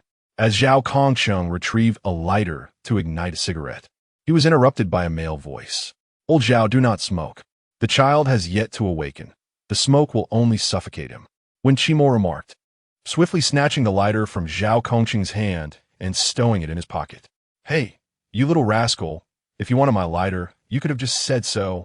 Lin Xie perceived a cacophony around him, straining to open his eyelids and prop himself up, but his body nearly succumbed to weightlessness, teetering backward until a pair of warm hands steadied him. "Brother Xie, you are awake. How do you feel?" Hong Ying's gentle voice reached him, and Lin Xie felt a throbbing in his head, recalling only that he had lost consciousness when darkness enveloped him. Hearing the commotion, Zhao Kongsheng and the others hurried over. Lin Xie gradually surveyed his surroundings, concluding that he was likely in the night watchman's base. "You are currently too frail. You should rest a while longer." Hong Ying spoke tenderly, gesturing for those around to exit. After ensuring Lin Xie was comfortably settled, she too departed the room. "Old Zhao, now you can recount the events of that night in detail." Captain Chun Mai interjected, foregoing any pleasantries and diving directly into the matter at hand. As a representative of the night watchman's strength, he undoubtedly sensed the presence of Gu Luo. Unfortunately, Gu Luo had only manifested for a brief moment and not in a tangible form, merely a wisp of divine consciousness, preventing him from accurately locating and reaching the scene. Zhao Kongsheng did not withhold information, recounting the events of that night in their entirety, including the manner in which Gu Luo dispatched the Ghost-Faced King, sparing no detail. "You mean to say he appeared beside Lin Xie in an instant?" Lung Xian's expression revealed a hint of astonishment, and the others present shared similar expressions of disbelief. If Lin Xie were indeed an agent of the angels, then the deity who descended was not a seraph but a stranger. Could he possibly have forged a pact with another god? Think carefully. What did that deity look like? Chen Mai inquired gravely. "I only remember hair that was black and white." "Ah, it seems he was dressed in a hospital gown." As the words escaped his lips, an unsettling silence enveloped the group. It was not that they doubted Zhao Kongsheng's claims, but rather the sheer inconceivability of a deity donning a hospital gown. "This child harbors an abundance of secrets beyond our comprehension. Perhaps only he is capable of elucidating this enigma," Chun Mai mused, rubbing his temples. Suddenly, after a prolonged silence, when Chima spoke up, "Old Zhao, didn't you just mention that Lin Xie severed the head of the Ghost-Faced King with a single stroke?" At that moment, the others seemed to awaken to the gravity of the revelation. The Ghost-Faced King, Lin Xie, had managed to unveil the true visage of the Ghost-Faced King in merely 2 encounters, an accomplishment even Chun Mai might struggle to achieve.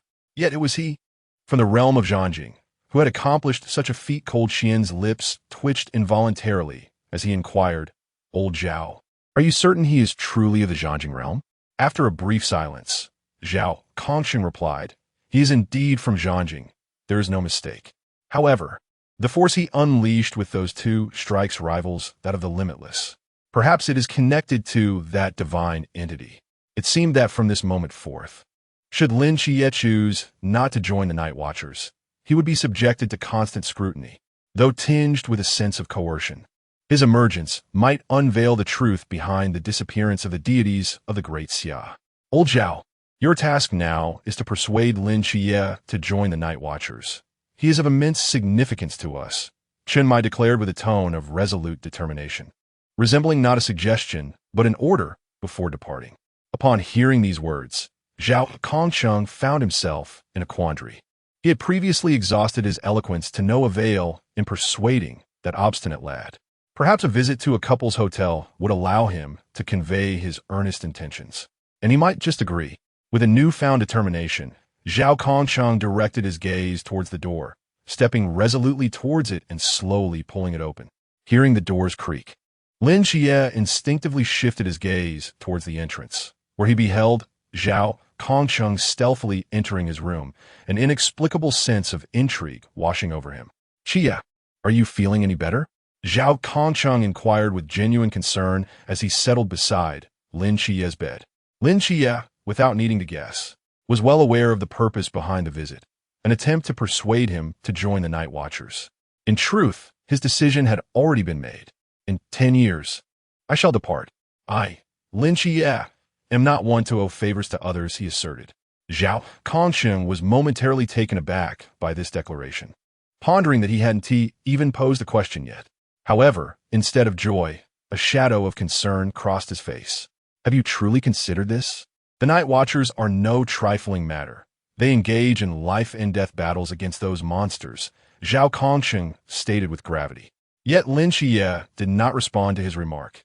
Instead, he maintained a nonchalant tone, saying, "Didn't you mention that the benefits of being a Night Watcher are quite substantial? I have but one request. Ensure that my funds are regularly transferred to my aunt." As the two exited the room, the others outside appeared to have been waiting with bated breath. Zhao Kongsheng relayed the essence of their conversation to the group. At the dining table, Lin Xie, Zhao Kongsheng, and the others gathered, with Hong Ying seemingly in high spirits, raising her drink and proclaiming, "Cheers. Welcome our new member." After indulging in a sumptuous meal, Lin Xie and Zhao Kongsheng found themselves on the desolate rooftop, the rain having ceased, leaving a lingering scent of moisture in the air. Zhao Kongsheng was the first to shatter the tranquility, inquiring, "Xie, do you harbor any aspirations, perhaps to become a celebrated hero?" Lin Xie paused momentarily, seemingly taken aback by the question. A subtle smile graced his lips as he replied, "I simply wish to safeguard my little home, amass a fortune, and show my utmost filial piety towards my aunt. What about you?" Zhao Kongsheng's voice faltered for a moment, and, after a brief silence, he gazed up at the inky night sky, slowly articulating, to rise through the ranks in the military and return to the village adorned with medals, a figure of prestige. "I want those who look down upon my mother to know that her son is a general." Though Lin Xie felt guilt for his unannounced departure, he dared not return, fearing that doing so would waver his resolve.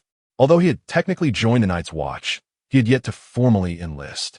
With no stable residence, he was currently staying with the Hong Ying family, who graciously accommodated him without issue in their spacious home, which proved to be quite convenient. Meanwhile, within the confines of a psychiatric hospital, Chapter 10, the new caretaker, the feeble, ghost-faced king within the dim confines of the dungeon. The once utterly defeated, ghost-faced king appeared in the vast cage, curled up in a corner, clutching its head as if some frightful entity loomed nearby. Gu Luo stood quietly outside the cage, observing the trembling figure of the ghost-faced king, whose fear level had soared to a staggering 100.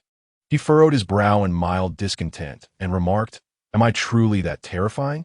In truth, Gu Luo had already devised a refuge for the ghost-faced king. Rather than allowing it to perish in despair, he preferred to extract any remaining value from it, envisioning its role as a caregiver in a mental institution. However, the ghost-faced king's grotesque appearance and its inherently mysterious nature caused Gu Luo to worry that the deities might swiftly extinguish its existence. Thus, he resolved to transform the ghost-faced king. "You, come here," Gu Luo commanded, pointing at the creature in the corner, signaling it to approach. Perhaps out of fear of Gu Luo, the ghost-faced king remained motionless, shrinking further into the shadowy recess of the wall. It was no wonder.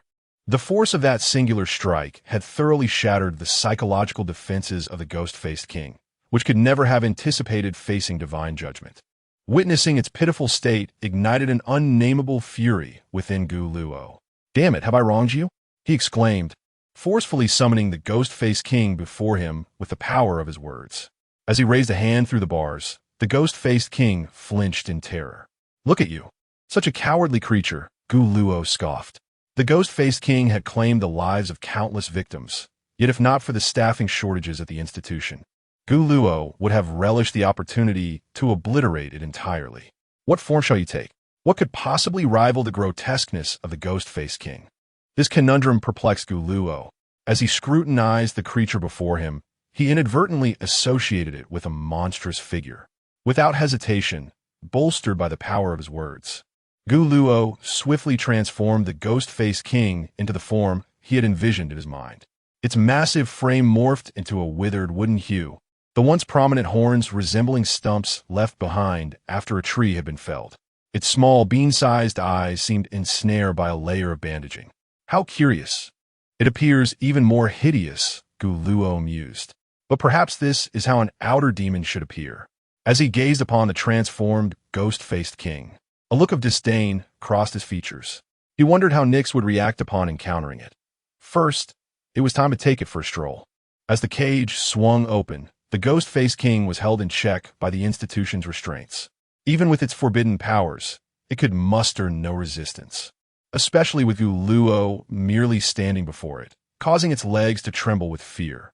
Gazing at the ghost-faced king, Guluo felt that something was still amiss.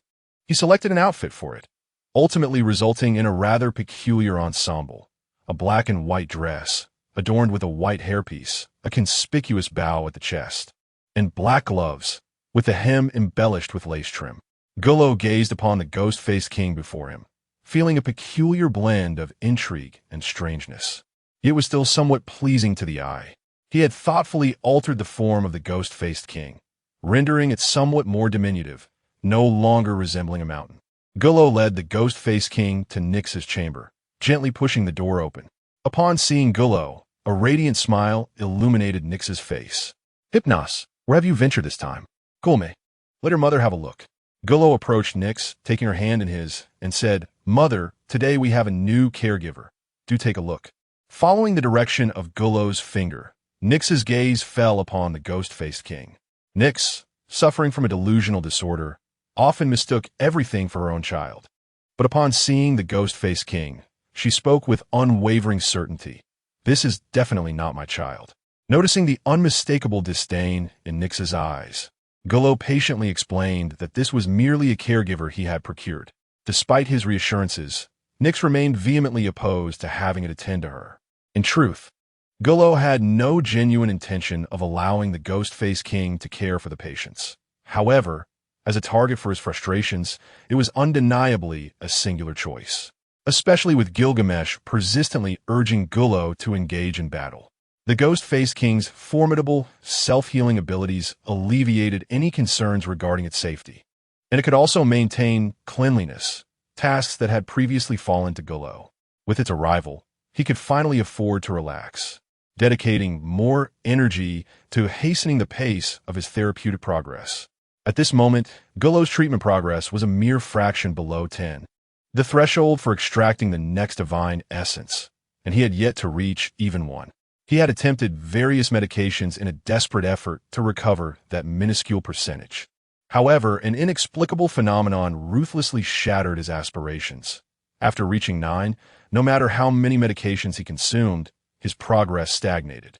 It dawned on Guluo that perhaps the only way to continue advancing his treatment was through Lin Chie's persistent use of his divine essence, albeit at an agonizingly slow rate. As if some force were suppressing his progress. "Lo Ji!" Lin Chie's voice suddenly rang out from behind Guluo, pulling him back to reality. Lin Chie seamlessly approached Guluo, intending to speak, but his gaze inadvertently fell upon the ghost-faced king. "Lo Ji, so you have a taste for this?" Feeling the weight of Lin Chie's disdainful glance, Guluo's face turned shade of green. Yet, if he were to react now, it would only serve to confirm Lin Chie's assumptions. Reluctantly, he maintained his composure and explained. "The ghost-faced king, do you not recognize it?" Lin Chie, skeptical, rubbed his eyes and observed the ghost-faced king by Guluo's side, now meek and compliant. A stark contrast to the earlier encounter where it had overpowered him. "What is this attire? Is it cosplay?" Sir Guluo replied, "I taught it. Am I not particularly discerning?" "Indeed, it is rather peculiar." Lin Chie could only harbor such thoughts in his heart. After all, had it not been for Guluo's intervention last time, his life would have been in grave peril. If he were to provoke him again, he might find himself in a dire situation. The primary purpose of Lin Chie's visit this time was to inform Guluo of his induction into the Night Watchman and to inquire about the sword he had wielded previously. "Are you referring to this?" Guluo extended his hand, a sacred white light coalescing in his palm as the angel's sword, Durandal, materialized in his grasp. Upon witnessing the blade once more, the ghost-faced king felt his knees weaken, and he sank to the ground in terror. Suddenly, Gu Luo recalled that Lin Xie did not yet possess a sword of his own, and he was meant to inherit the Star Blade after Zhao Kongqing's demise. However, due to his interference, Zhao Kongqing had survived. Thus, it would be prudent to lend the sword to Lin Xie, as he was not overly concerned that Lin Xie would be unable to control the power of Durandal and cause a significant upheaval. The potency of that strike had been formidable because the sword's wielder was Gu Luo. Even a mightiest artifact's efficacy hinges on its user's prowess. For now, this sword shall serve as your protection. You need not worry about its power. With your current capabilities, you are not yet able to unleash its true strength. As Lin Xie took the sword, Durandal instantly transformed into an ordinary blade in his hands, save for its slightly ornate appearance, which bore no distinction from an average sword. Once Lin Xie's consciousness departed from the psychiatric hospital, Gu Luo returned to his own ward, leaving the Ghost Face King to toil alone. Chapter 11. Initial training within the spacious living room of the Peace Affairs office. Chun Mai, Zhao Kongqing, and others were gathered, while Lin Xie sat quietly before them. Hong Ying and Wen Qima had set out early in the morning to assist an elderly neighbor with a matter of emotional consultation. As it seemed, the grandmother had misplaced a ring of considerable significance and required their assistance in locating it, promising to return by afternoon. With ample time before the formal training commenced, Chun Mai addressed the group, stating that they would embark on various skill enhancement exercises tailored for Lin Xie. He continued, "In the morning, we shall practice with blades under my guidance. In the afternoon, you will learn the use of the forbidden ruins from Qimo, and in the evening, you will refine your marksmanship with Long Xian." His demeanor remained serious throughout, and he abruptly rose, declaring, "Time is precious. Training commences now." The training grounds, somewhat dilapidated, resembled an unfinished building at first glance. Chun Mai tossed Lin Xie a metal blade while he himself casually selected a wooden sword. Zhao Kongqing chose a distant spot to observe, still recovering from the injuries inflicted by the Ghost Face King. Although Chun Mai had suggested he take a break, Zhao insisted on attending, so he was permitted to watch from the sidelines. Curiosity piqued, Zhao Kongqing wondered how formidable this young lad, who had yet to fully mature, could be, considering he had managed to hold his own against the formidable Ghostface from Chuanjing. As Chun Mai's assaults intensified, Lin Xie found himself increasingly overwhelmed. Observing the relentless pressure he was placing on Lin Xie, Chun Mai remarked, "Simply evading will never vanquish your adversary. Only by taking the initiative can you seize the opportunity to triumph." Chun Mai was deliberately moderating his strength. However, his strikes were still formidable, as he treated each training session as if it were a real battle. After all, enemies on the battlefield would not grant you moments of respite. He was also eager to gauge the capabilities of the young boy before him, who was merely at the threshold of mastery. Each blow from Chun Mai compelled Lin Xie to muster all his strength to counter. He began to suspect that his opponent was intentionally challenging him, as a fleeting lapse in concentration resulted in him being struck. Lin Xie was sent flying by a powerful kick, crashing against the wall, struggling to regain his composure. "Xie, is that all you've got?" Chun Mai's voice echoed. "With such performance, you shall never become a qualified night watchman." Lin Xie thought to himself, "It's merely training. Why must it feel like a real combat scenario?" Yet he gritted his teeth against the pain coursing through his body, leaned against the wall, and managed to rise. He retrieved the fallen blade and, after a brief moment of respite, charged once more towards Chun Mai. "That's more like it, young lad. Come on." Chun Mai appeared to be exceptionally pleased with Lin Xie's performance, a gentle smile gracing his lips. Within the confines of the mental asylum, he observed the steady progress of his treatment, inching closer to the 10 mark. His lips curled slightly in satisfaction, knowing that with just a touch of Lin Xie's divine essence, or the holy artifact he had bestowed upon him, this progress would surely accelerate. The sheer delight of such effortless gain was simply unparalleled. However, he noted that the progress was still a tad shy of the desired threshold.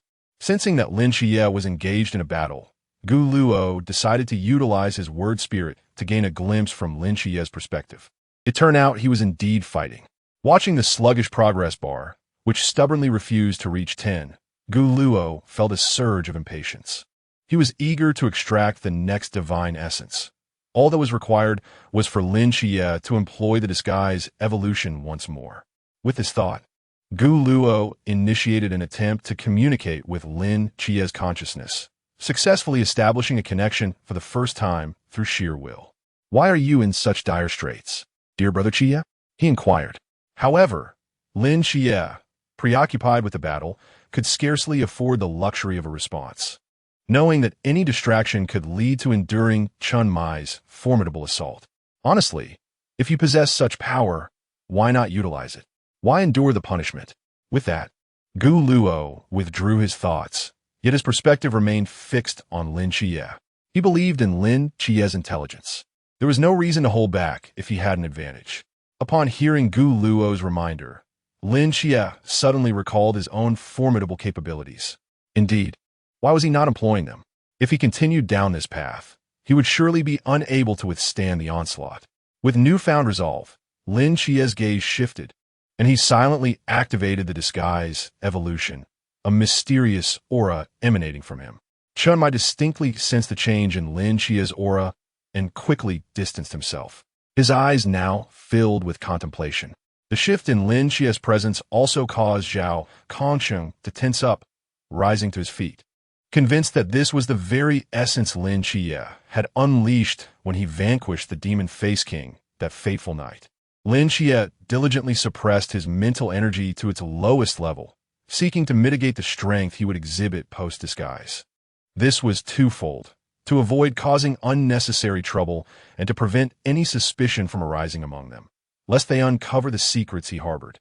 "Are you finally revealing your true prowess? Then let us proceed." The flicker of emotion in Chun Mai's eyes dissipated, replaced by a readiness to engage.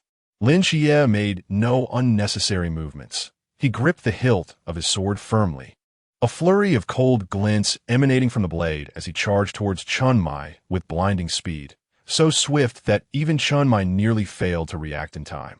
Chun Mai's gaze remained fixated on Lin Xie, as did Zhao Kongqing's. Lin Xie leapt high into the air, striking down towards Chun Mai with a force that carried an undeniable pressure, aimed directly at him. In a moment of panic, Chun Mai recognized that under such overwhelming might, reason dictated that he could not withstand this blow directly. In the fleeting moment just before the blade descended, Chun Mai hastily leaped aside, as a heavy strike met the ground, resulting in a conspicuous fissure in the wall behind him, which subsequently collapsed, causing a tremendous tremor. The ground, too, bore the scars of a profound gash, while an array of cold weapons from the nearby armory lay strewn across the floor. Meanwhile, when Shima extended a golden ring towards the elderly woman, inquiring, "Grandmother, is this the ring you were searching for?" The once troubled visage of the old woman blossomed into a smile as she joyfully accepted the ring, when suddenly a thunderous sound of collapse echoed through the air. Both Hong Ying and Wen Shima exchanged astonished glances, realizing the noise emanated from the direction of the office. "Could it be an earthquake?" the grandmother asked, her brow furrowed with concern. "Do not worry, grandmother. We will escort you home first," Hong Ying reassured her. After safely seeing the grandmother home, the two hurriedly made their way back to the office. Within the confines of the psychiatric hospital, the solitary Gu Luo, having witnessed the unfolding events, reluctantly withdrew his gaze. Observing the treatment progress bar inching towards 10%, a slight smile gracing his lips, the system's cold voice, long silent, began to resonate once more. "Patient Gu Luo, treatment progress 10. Conditions for divine essence extraction met. New divine essence will soon be extracted." Chapter 12. God or Man. As the frigid voice of the system resonated, a mysterious disk materialized in the depths of Gu Luo's consciousness, and the pointer began to spin, causing his emotions to heighten with trepidation. With a soft chime, the pointer briefly whirled before ultimately pausing at the entry labeled Facade. Gu Luo's once excited heart plummeted into despair, and he muttered in disappointment, "What terrible luck. This entry appears utterly mundane. Facade, do you take me for Mass Knight?" Just as he lamented his fortune, the cold voice of the system echoed once more. "Congratulations, host. You have acquired a new divine persona. Facade, initial glimpse. Divine persona description. establish a certain contractual relationship with the target, allowing the transformation into their form, encompassing abilities, voice, and appearance. Contract method, handshake contract. Well, if only I had known sooner. I've wasted half a day feeling miserable. Gu Luo's lips involuntarily curled upwards, and the remnants of his earlier grievances dissipated entirely. The mere requirement of a handshake as a medium to forge a contract, and thereby gain the abilities of another, was enticing. If these 6 deities were willing to enter into a pact with him, it would be tantamount to possessing the powers of 6 divine beings. However, a more pragmatic concern extinguished his daydreams like a bucket of cold water. He seemed to have forgotten that he was irreversibly bound to the confines of the mental institution. Even if he could indeed harness the powers of the 6 deities, they would be of little use without a suitable vessel to embody his humanity. It was unrealistic for him to venture out of the institution in search of such a means. This task would likely have to rely on Lin Xie. Hong Ying and Wen Qimo rushed to the underground training ground, a cloud of dust nearly blinding them. Hong Ying coughed, struggling to regain her composure, and asked, "Captain, you said that Xie would practice with you. Why has there been such a commotion?" As she spoke, she hurried to Lin Xie's side, her concern evident. "Xie, are you hurt?" Beside them, Chen Mai remained somewhat silent, while Zhao Kongxing stood nearby, preparing to voice a comment. However, when Shima's voice suddenly interrupted from behind, "Captain, weren't you all supposed to be practicing with blades? Why is there?" Before Wen Shima could finish his thought, Chen Mai interjected, "Are you suggesting that this damage was caused by me? Do you truly believe my skills are so feeble?" Chen Mai's insinuation was unmistakably clear. If he were to get serious, the consequences would extend far beyond mere structural damage. Wen Shima quickly grasped the implication, his pupils constricting as he stammered, "Captain, are you implying that this damage was actually inflicted by Lin Xie?" Chen Mai nodded, neither confirming nor denying, acknowledging that with Lin Xie's tumultuous actions, any training was now impossible. Continuing would likely result in the collapse of the entire Peace Bureau. Not far away, Hong Ying also noticed the conversation among a few individuals. Yet she bore no ill will towards Lin Xie. Instead, she smiled and remarked, "With your prowess, Xie, you will undoubtedly surpass the captain in the future. However, please refrain from employing that tactic again. Otherwise, we may find ourselves without a place to stay." Upon hearing Hong Ying's words, Lin Xie felt somewhat embarrassed, scratching his head and offering an awkward smile. Originally, it was planned for Lung Xian to train Lin Xie in marksmanship that evening, but now it had turned into Chen Mai and others repairing the underground training facility, which consequently eased Lin Xie's burden. As dusk fell, Lin Xie arrived at the psychiatric hospital. After a brief visit with Nik Sai, he set out in search of Gu Luo. "Brother Luo," Lin Xie called as he pushed open Gu Luo's ward, only to see the figure of Ghostface King tidying up. "What bad luck, Ghostface King." After a thorough search, Lin Xie finally spotted Gu Luo in the backyard of the hospital, leisurely swinging on a swing. "Little brother Xie, you have finally arrived." Gu Luo immediately leaped off the swing and approached Lin Xie, as if he had been waiting for quite some time. "Brother Luo, I'm truly grateful for your timely reminder back then. The captain was exceedingly ruthless. Otherwise, I might have been defeated at his hands." Lin Xie expressed his appreciation. "There is no need for thanks, but I do require your assistance, little brother." "Absolutely," Lin Xie replied without a moment's hesitation. "Are you willing to entrust yourself to me?" Gu Luo stated this with a calm demeanor. Upon hearing this, Lin Xie's cheeks involuntarily flushed a shade of crimson, and his tone faltered slightly. "Be brother Luo. Must it be this way? I'm straight, you know." Observing Lin Xie suddenly distance himself, Gu Luo furrowed his brow, a hint of dissatisfaction in his voice as he said, "What exactly are you thinking? Is it so difficult to just shake my hand? What are you really thinking?" Gu Luo's tone unconsciously carried an air of bafflement and suspicion. Lin Xie awkwardly scratched his head, then extended his hand, realizing he had indeed overthought the matter. Wait, why was he thinking like this in the first place? Initially, Gu Luo had contemplated randomly selecting a fortunate individual to replicate, but leaving the hospital proved to be an insurmountable challenge. Ultimately, he set his sights on Lin Xie. Thus, The simplest and most direct approach was to take advantage of Lin Chia, utilizing the resources at hand. This was the only method Gu Luo could conceive, and it was the most straightforward. After all, as long as he could slightly alter his appearance through the power of words, he could become a new Lin Chia. Gu Luo stepped forward and directly grasped Lin Chia's hand. In that moment of contact, an invisible chain seemed to bind the two, as a mysterious force surged into Gu Luo's being. That was the power of the seraph, though it swiftly vanished without a trace, as if it had merely existed for a fleeting moment before reverting to its original divine form. However, its appearance had entirely transformed into that of Lin Chia. With a slight modification by Gu Luo, a brand new visage, strikingly similar to Gu Luo himself, emerged. The once intermingled black and white hair had turned entirely black. The resemblance to Gu Luo was no mere coincidence, for he had indeed altered his appearance to mirror his own. Lin Chia stood there, utterly dumbfounded, as the series of actions taken by the other left him speechless. After several days of absence, what new divine skill had he acquired? Disguise technique, perhaps? Gu Luo's objective was flawlessly achieved, and, simultaneously, the information regarding his patient began to transform within his mind. Patient, Gu Luo, identity, false deity, status, human, divine rank, none observing the changes in the information panel. Gu Luo could not help but ponder the implications. His status had shifted from divine to human, and his divine rank had ceased to exist, confirming that he had indeed become a false deity in the literal sense. Yet, what preoccupied his thoughts most was whether he could escape this psychiatric facility. He was eager to witness the miraculous world of divine slaying that awaited him. Chapter 13. A Madman on the Loose?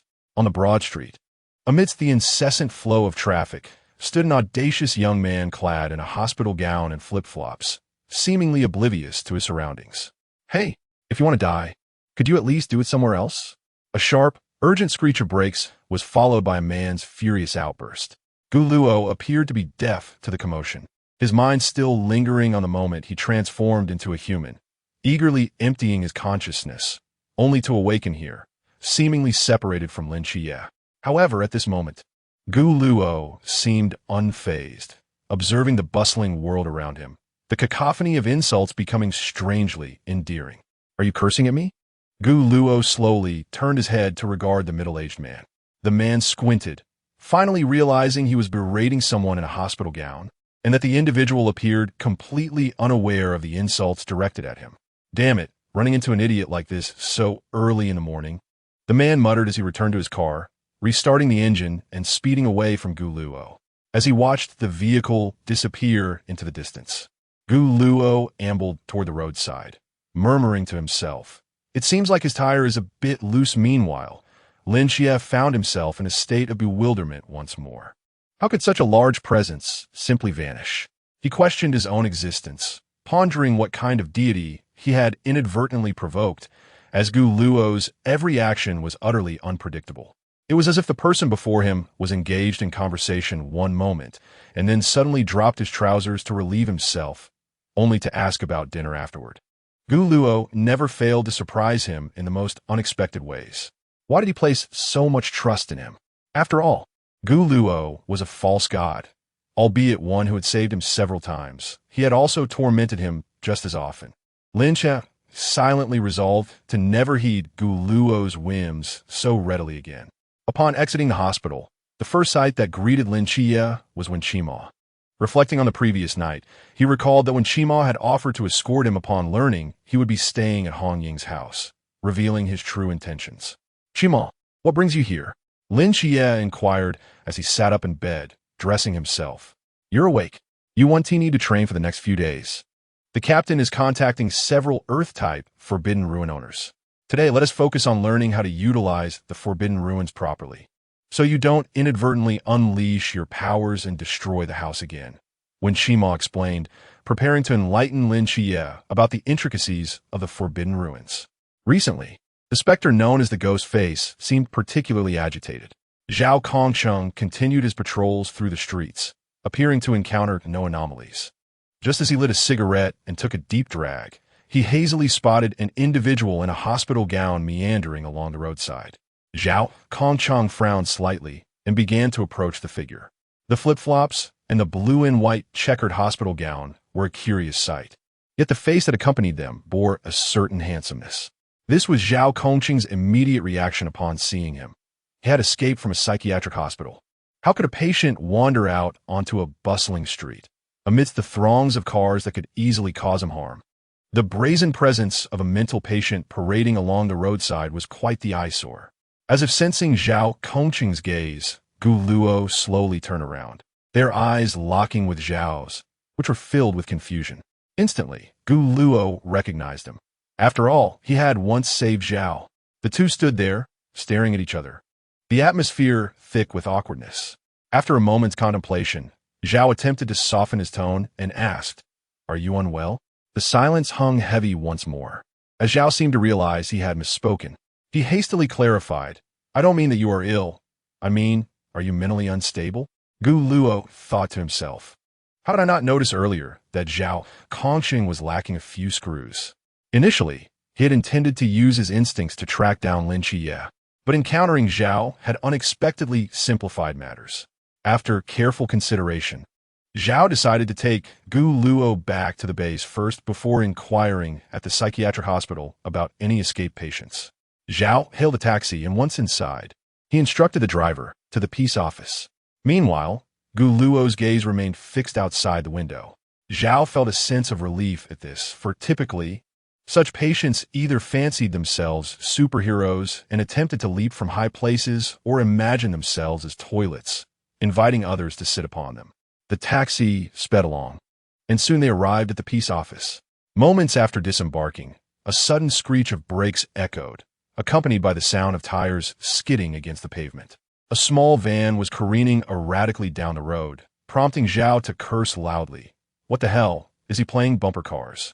Upon closer inspection, he noticed that both the front and rear tires were missing, which explained the driver's inability to stop or steer properly.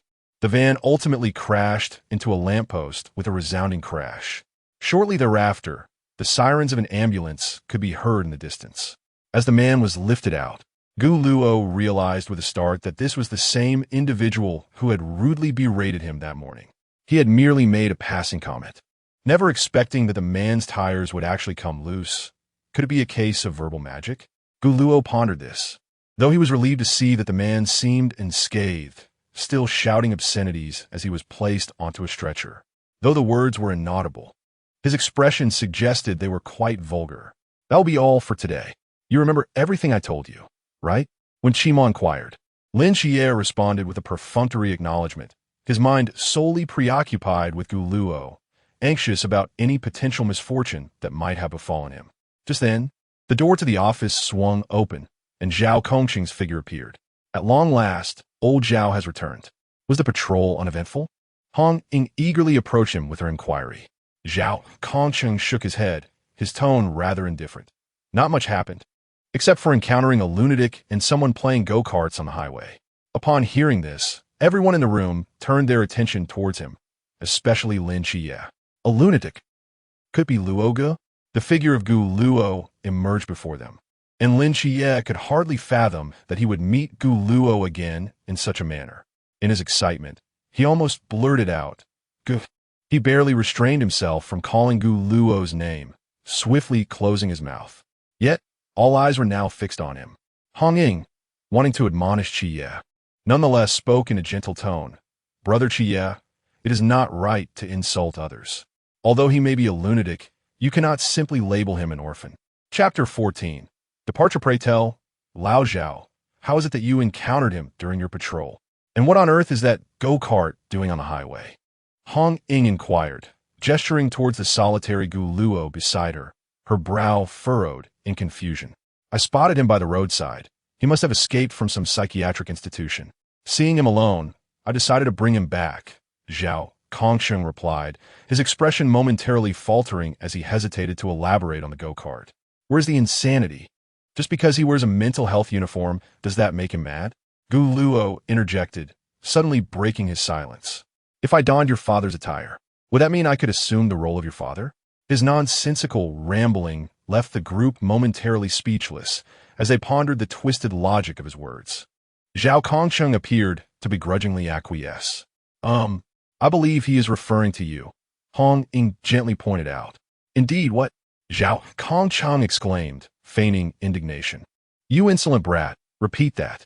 He feigned an intention to seize Gu Luo, but was swiftly restrained by the others. Hey, why argue with a child? Hong Ying chided. Calm down, Lao Zhao when Shima advised. Just regard him as a lunatic and refrain from engaging in his nonsense. Why the sudden urgency? Gu Luo quipped. Ultimately, it was Chunmai who restored order.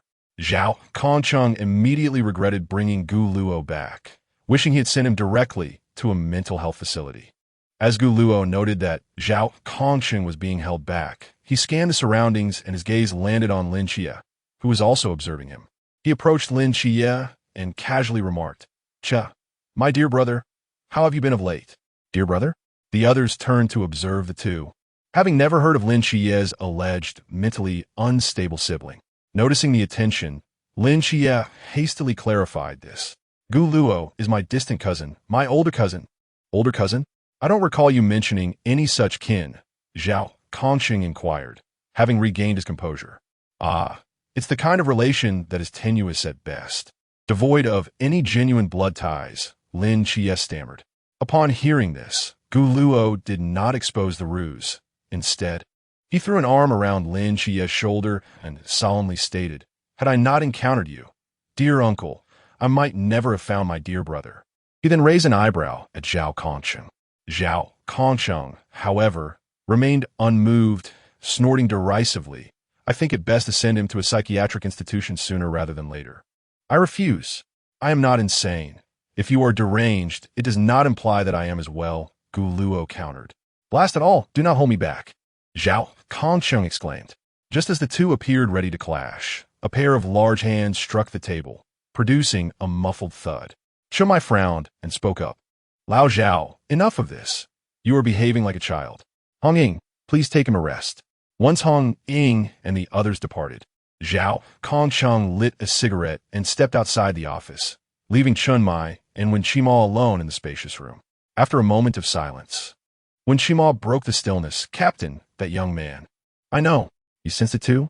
In recent days, it would be prudent to observe closely. Little Luo, this attire should suit you splendidly. Hong Ying retrieved several outfits from the wardrobe, measuring them against Gu Luo, ultimately selecting a black hoodie paired with a white jacket. After ensuring Gu Luo was settled, she offered a few final words of advice before engrossing herself in gun practice, leaving only Gu Luo and Lin Xie in the room. Thus, what brings you here? After a moment's hesitation, Lin Xie posed this question. What is the matter? It appears that my presence is not particularly welcomed by you, dear Lin Xie. Gu Luo, having shed his previous reticence, reclined on the bed with a relaxed expression. Gazing at Lin Xie, that was not my intention. I merely harbor concerns. Are you not afraid of revealing your identity? Fear not, for I am currently in a state akin to yours. However, my divine essence exists in the form of a forbidden realm and is subject to considerable suppression. As he spoke, Gu Luo maintained an air of nonchalance, seemingly unperturbed by the loss of his powers. Knock, knock, knock. The door was rapped upon, and Wen Qima summoned the two for a meal. Upon exiting, Gu Luo, having changed out of his patient attire, appeared merely to be a youthful 19-year-old, reminiscent of a fresh-faced university student. It was hard for anyone to fathom that this was the same Gu Luo who had been embroiled in a fierce confrontation with Zhao Kongcheng earlier that day. His demeanor hardly suggested any trace of insanity. As they gathered around the dining table, the group immersed themselves in their meal. Hong Ying placed a piece of meat into Gu Luo's bowl. You haven't eaten all day. You must be famished. Doing douji yourself. Meanwhile, Wen Qima, engrossed in his own food, occasionally cast envious glances at Gu Luo. Hee, Sister Hong Ying is truly kind to me, Gu Luo chuckled, relishing the morsel in his bowl. Traditionally, meals were marked by silence among the diners, but with the arrival of Lin Xie and Gu Luo, an unexpected joy had pervaded this small collective. However, Lin Xie's many enigmas remained unresolved, and now, with Gu Luo's presence, Chunmai and Wen Qima had distinctly sensed an unusual aura emanating from him during the day. Is it the Forbidden Realm? Could it be that individuals with such powers now abound? Even someone who merely escaped from a mental institution could possess a forbidden realm. Chunmai contemplated urging Qima to probe further. When Qima's forbidden realm, heart demon binding technique, was particularly adept at discerning souls and was extremely sensitive to the presence of such realms. Gu Luo, showing no intent to conceal his aura, almost seemed to invite recognition, thereby ensuring that they would not easily let him go, which might present an opportunity to join the Night Watchers. After the meal, when Qima devised a pretext to be alone with Gu Luo, aiming to investigate further. Are you familiar with the Forbidden Realm? Or do you believe in the existence of deities in this world? When Qima inquired, articulating each word distinctly. Are you also mentally unstable? Gu Luo's tone brimmed with skepticism and caution. When Qima, no, that is not right. Why say also? As if implicating himself, Gu Luo pondered momentarily, then rephrased his inquiry. In truth, none of you are quite normal, are you? With a subtle twitch at the corner of his mouth. When Qima seemed to grasp the impulse, Zhao Kongsheng once felt to strike Gu Luo. He decided against further banter and promptly initiated the forbidden domain of the heart demon binding technique. However, to his astonishment, when Qima found himself utterly unable to penetrate Gu Luo's inner thoughts, the heart demon illusions appeared to have no effect whatsoever on him. When he attempted to delve deeper, he nearly became lost within his own heart demons.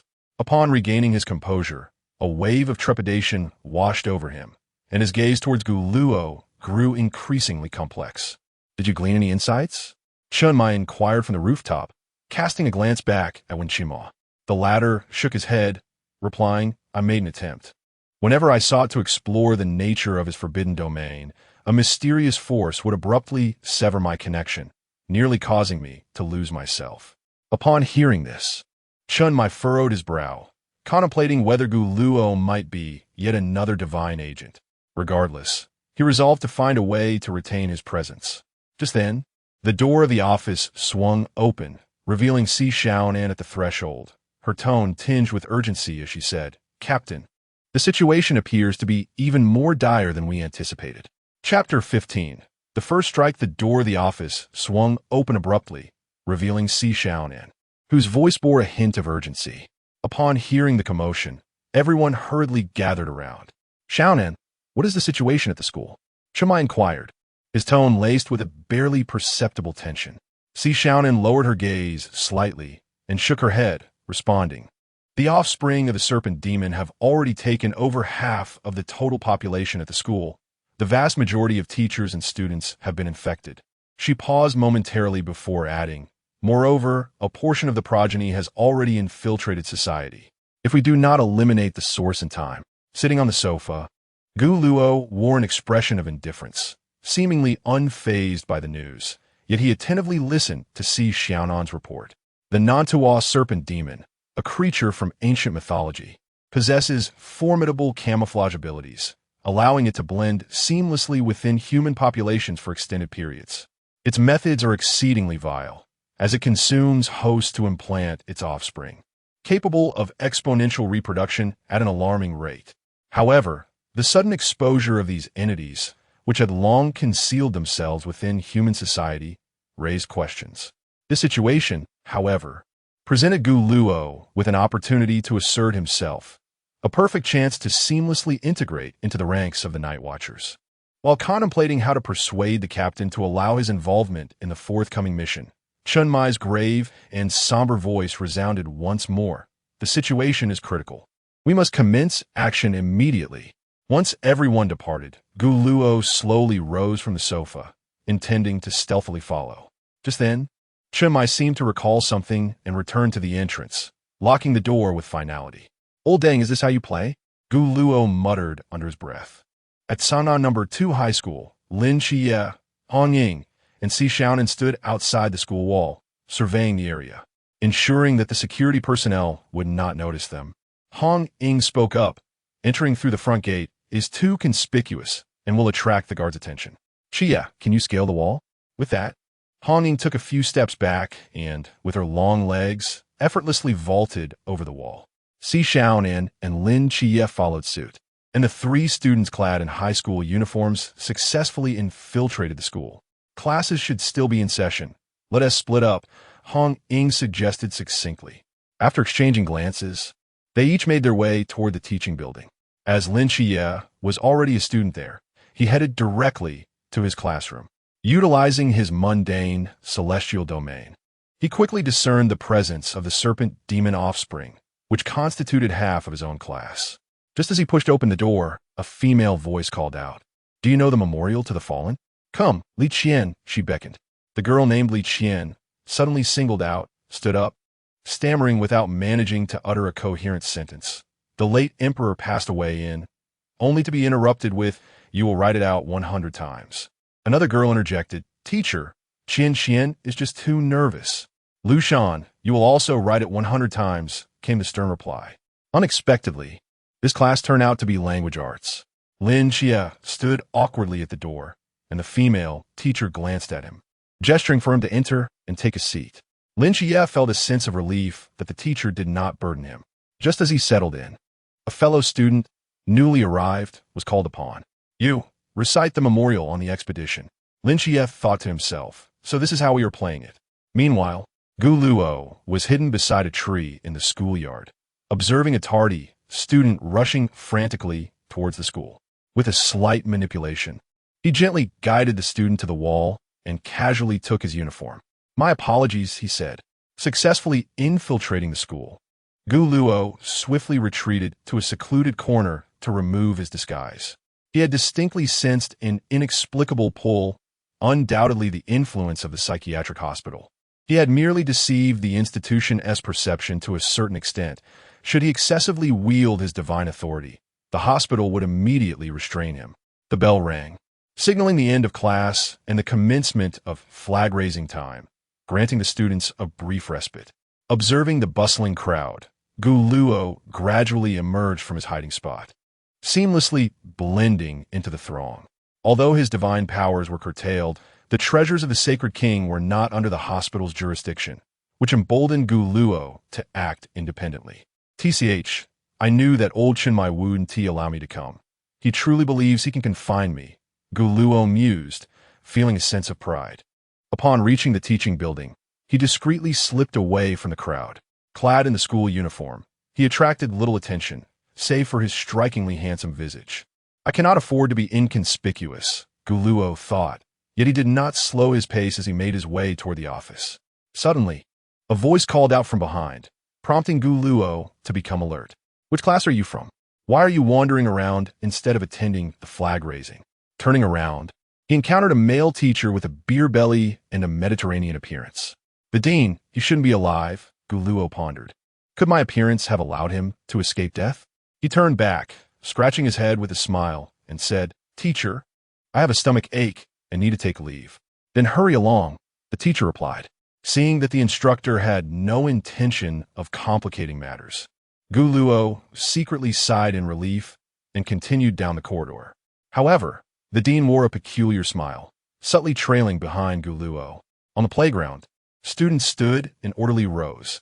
Lin Xie, Hong Ying, and Xiaonan took the opportunity to observe the crowd. With his mortal divine domain, Lin Xie could perceive that at least half of the playground had transformed into the offspring of serpent demons. Pressing his earpiece, he whispered, "Captain, the school is on the brink of falling. I request to commence operations." Chun Mai withdrew his blade from the serpent demon's corpse and stated, "Old Zhao, activate the unrestricted void. Do not let a single serpent demon escape." "Understood, Zhao," Kong Chung replied, pulling out a sign from behind him, which bore the 4 large characters, "No entry ahead." A red barrier slowly rose, enveloping the entire school. "Attention all personnel, cease all investigative actions and transition to a comprehensive purge." "Yes." Lin Xie and the others responded in unison. At this moment, Gu Luo also noticed the movements of Lin Xie and his companions. Hearing the footsteps behind him, a subtle smile crept upon his lips. Have they grown impatient so soon? Gu Luo gradually halted his steps, turning to face the instructional director. The serpent demon's vision possessed a shared effect, and the maternal entity could not fathom how he had detected his offspring. Realizing that his concealment had been compromised, the instructional director's skin instantly slackened and shed, revealing a dark-scaled serpent demon that lunged at Gu Luo with its gaping maw aimed directly at his head. Anticipating the adversary's actions, Gu Luo deftly sidestepped, already aware of the foul stench emanating from the serpent demon, which had alerted him to its pursuit. With a slight twist of his wrist, a golden holy sword materialized in his hand, which he then hurled with force, impaling the serpent demon's massive form against the wall, warm blood splattering across Gu Luo's face. The serpent demon howled in agony, emitting a cacophony of piercing cries, before ultimately succumbing to its wounds. The holy artifact was retracted into the treasury of kings. Gu Luo cast a glance at the flayed skin on the ground before leisurely approaching the window. A hint of uncontainable excitement graced his otherwise calm and indifferent visage as he spoke slowly. This place is far more intriguing than the hospital. Chapter 16. Entering the female dormitory Lin Xie. Cease your pretense. On the playground, a serpent demon suddenly revealed its true form, lunging towards Lin Xie with its gaping maw. Bang! Hidden atop the school building, Long Xian swiftly pulled the trigger, the bullet piercing the demon's brain, resulting in its instant demise. This shot served as a signal. Numerous serpent demon offspring could no longer contain themselves, shedding their disguises and revealing their ghastly visages as they charged toward Lin Xie and Wen Qima. In a swift motion, Lin Xie opened the black box behind him and drew forth a sharp sword. With the blade unsheathed, the nearest serpent demon was severed in two, leaving a smooth cut along its neck. The yellow gem embedded in the hilt of the Durandal glimmered faintly, while chaos erupted on the playground as terrified students fled in all directions. Gu Luo stood quietly by the window, observing the tumult below. A few students clad in uniforms were eyeing his back intently at the stairway. Slowly turning his head, Gu Luo's gaze was piercing as he spoke calmly. New caretaker. "Hey, what are you all staring at?" Hong Ying exclaimed, her spear thrusting forward suddenly, flames igniting at its tip as it pierced through several serpent demons, resembling a string of candied hawthorns at first glance. Bang, bang, bang. Si Xiaonan dispatched the remaining serpent demons behind her with a few shots. "Sister Hong Ying, let's regroup with Xie." "Understood." Lin Xie heard Hong Ying's voice through his earpiece and quickly responded. "Sister Hong Ying, the number of serpent demons is simply endless." The walls of the corridor were stained with the blood and corpses of the demons, yet more serpent offspring continued to surge forth. Suddenly, a figure burst from a nearby classroom. Just as Lin Xie was about to swing his blade, the person called out urgently, "Xie, it's me, Li Yifei." The knife halted midair, narrowly avoiding a strike. In that brief moment of distraction, a serpent demon charged at Lin Xie's face. The distance was so small that even if he reacted, it would be too late. Just as the demon was about to pounce, a flash of gold streaked through the air, piercing the demon along with several others behind it. As Lin Xie regained his composure, a familiar voice came from behind. "Lin Xie, did I not teach you to stay focused in battle?" Gu Luo, bloodied and grim, appeared a short distance down the corridor, the golden light in his hand dimming slightly as he approached Lin Xie. "Brother Luo, how did I arrive? If I were any later, you would have been finished," Gu Luo remarked, casting a sidelong glance at Li Yifei. Whether it was the blood-soaked visage or something else, Li Yifei felt distinctly uncomfortable under Gu Luo's gaze. Attempting to feign nonchalance, he redirected his attention to Lin Xie, saying, "Lu Xiaoyan is the mother body. We must find her quickly. Let's check the girls' dormitory first." Lin Xie reported to Hong Ying and the others through his headset, and they all hurried to the girls' dormitory. The dormitory was empty, and they knew that Lu Xiaoyan and the others would not be present. Their purpose was merely to ascertain whether Li Xiaoyan was indeed an infected entity. "This should be Lu Xiaoyan's room, right?" Hong Ying pushed open a dormitory door and inquired of Li Yifei. "Yes." The group commenced their search, yet after a considerable time, they found no useful clues. Hong Ying began to doubt the veracity of Li Yifei's information, asking, "Are you certain you saw her with your own eyes? She is the serpent demon in her true form?" "I am absolutely certain. It was she who transformed into the serpent demon to devour people." As their conversation unfolded, Lin Xie's gaze inadvertently fell upon the balcony clothes rack. He slowly approached the balcony and retrieved several pieces of women's clothing from the drying rack. Gu Luo noticed Lin Xie and halted his rummaging through the cabinets, moving to Lin Xie's side. Suddenly, he spoke with a hint of mischief. "Ah, so you have a taste for such things, Xie?" Lin Xie. Gu Luo continued, "You needn't pretend. I could always pack a few pieces for you to take home and savor at your leisure." To alleviate any concerns Lin Xie might have, Gu Luo added reassuringly, "Rest assured, I will not disclose this to anyone." The word speechless seemed to be written all over Lin Xie's face. Faced with Gu Luo's teasing, he offered no explanation. He slowly held up the garments to the sunlight, revealing intricate patterns. This is clearly serpent skin. Who would have thought this serpent demon possesses a rather high intellect? Fashioning its own skin into clothing of remarkable quality? Perhaps I should take a few pieces back for the Ghost-Face King to wear, Gu Luo mused. After a thorough search, the group found no additional evidence and could not entirely dismiss Lu Xiaoyan as a suspect. It was imperative to locate her swiftly. In a classroom on a higher floor of the teaching building, several students were frantically barricading the door with desks and chairs, while outside, the serpent demon was relentlessly battering against the wooden door. However, unbeknownst to them, one student had quietly transformed into the likeness of a serpent demon. "Xie, leave it to me." With a flash of steel, the serpent demon collapsed outside as Lin Xie forcefully kicked open the door and pulled the trigger. Bang! The demon was struck back into its original form. At that moment, a student clad in a white lab coat and round glasses suddenly lunged at the serpent demon, brandishing a surgical knife that had inexplicably appeared in his hand.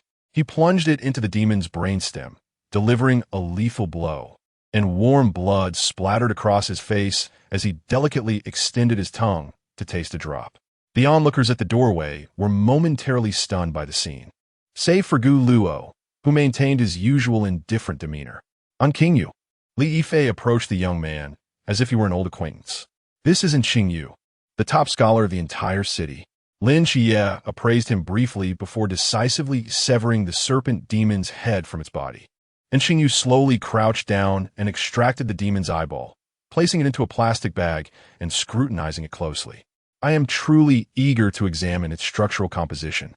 It must be exquisite." As the crowd gazed upon the refined youth before them, an involuntary shiver coursed through their bodies. Lin Xie, with a subtle lift of his gaze, regarded Lin Xie with an air of discreet scrutiny. As they traversed the corridor, Lin Xie was beset by questions regarding the boy standing before him, prompting him to inquire. "How do you know my name?" "Just now, on the playground, your eyes were aglow," and Qingyu replied. At that moment, a horde of serpent demons suddenly surged forth from around the corner of the corridor. Lin Xie swiftly drew his firearm, but Gu Luo had already dashed ahead, swiftly dispatching the serpent demons alongside Hong Ying and the others. "Leave this to your brother, and take the opportunity to converse more with Qingyu. Fostering friendships is beneficial." Gu Luo called back to Lin Xie, flashing a smile before severing the head of another serpent demon with his sword. Lin Xie, hand poised above the grip of his gun, felt somewhat superfluous, yet he still wished to lend a token effort. Bang, bang, bang. He fired several shots, most narrowly missing Gu Luo. The latter turned, casting a dubious glance at Lin Xie, suspecting he might also be under some form of parasitic influence. Embarrassed, Lin Xie scratched his head when suddenly a hand grasped the stock of his gun, and Qingyu gently advised, "Focus on your balance, steady your shoulders, and aim." Chapter 17. Let the show begin. Bang. A bullet shot forth, striking the serpent demon squarely in the head, causing it to blossom into a gruesome display of blood. "You can actually shoot? Have you trained?" Lin Xie asked, bewildered. The other party merely replied nonchalantly, "I've seen it on television before. In any case, it's easier than solving problems." Lin Xie sighed silently. Before a genius, effort seemed merely a synonym for futility. The serpent demons in the corridor had been mostly dealt with by Gu Luo and the others, with only a few remaining, desperately struggling. Suddenly, Qingyu inquired, "Why have these serpent demons, who had been lying low among us, chosen to reveal themselves now?" Upon hearing Qingyu's question, Lin Xie realized he had never pondered this issue. The Nantua serpent demon clan, possessing remarkable camouflage and intelligence, could have remained hidden within human society indefinitely. Why then would they choose to expose themselves? After a moment of reflection, Lin Xie responded, "A monster remains a monster. Its ambition is akin to an insatiable abyss, ultimately impossible to contain. If it were merely that, they would not have survived for so long." A smile graced Qingyu's face. "This is becoming increasingly intriguing. I do hope to observe their anatomical structure soon." At that moment, a voice crackled through Lin Xie's earpiece. "Lu Xiaoyan and the others have gone to the 5th floor. Hanruo is there as well." Copy that. Once Gu Luo and the others eliminated the remaining serpent demons, they prepared to ascend to the 5th floor. Along the way, they encountered several surviving students, who, upon seeing the group, seemed less frightened. Lin Xie scanned the crowd and noticed only Hanruo remained with the serpent demon, while a nearby boy held her hand tightly. Lu Yuan, displaying great concern, comforted her. "Ruo, don't worry. I will ensure that the monsters do not harm you." He then glared at the tardy Gu Luo and the others, shouting, "What are you all doing just standing there? Why are you so slow to rescue us? Are you in cahoots with those monsters?" "Lu Yuan, what nonsense are you spouting? They risked their lives to save us, and you dare to suspect them of being monsters?" The surrounding classmates echoed in agreement. Yet, Lu Yuan showed no remorse. Instead, he escalated his accusations. "I believe they are in league with the monsters. Perhaps they colluded to harm us, or else how could all the other students outside have perished? Step aside, you want to die, but I do not," he declared protectively towards Hanruo. Observing Lu Yuan's possessive demeanor, Gu Luo nearly burst into laughter, while Lin Xie offered a subtle smile and stepped aside, saying, "Please." The sky gradually darkened, and as he watched the two figures fade into the shadows of the corridor, a hint of amusement crossed Gu Luo's expression. In the classroom, students huddled in corners, and a bolder boy slowly ventured to ask, "Chia, are we really safe now?" Indeed, the singular serpent demon has already eloped with Lu Yuan. The school is strewn with the corpses of serpent demons, a scene of utter chaos. While the surviving students have been safely evacuated, their memories erased by Wenqima. After ensuring the well-being of the remaining classmates, they departed from the classroom, intending to head towards the art building. Li Yifei suddenly approached, inquiring, "Qi, did you just say Hanruo is also a serpent demon? Does that not place Lu Yuan in peril?" Lin Xie raised an eyebrow, adopting an air of indifference as he replied. He chose to take her himself. "You all go to the auditorium. We will proceed to the art building. After dealing with Hanruo, we shall join you." Once the group separated, Gu Luo and the others prepared to move towards the art building.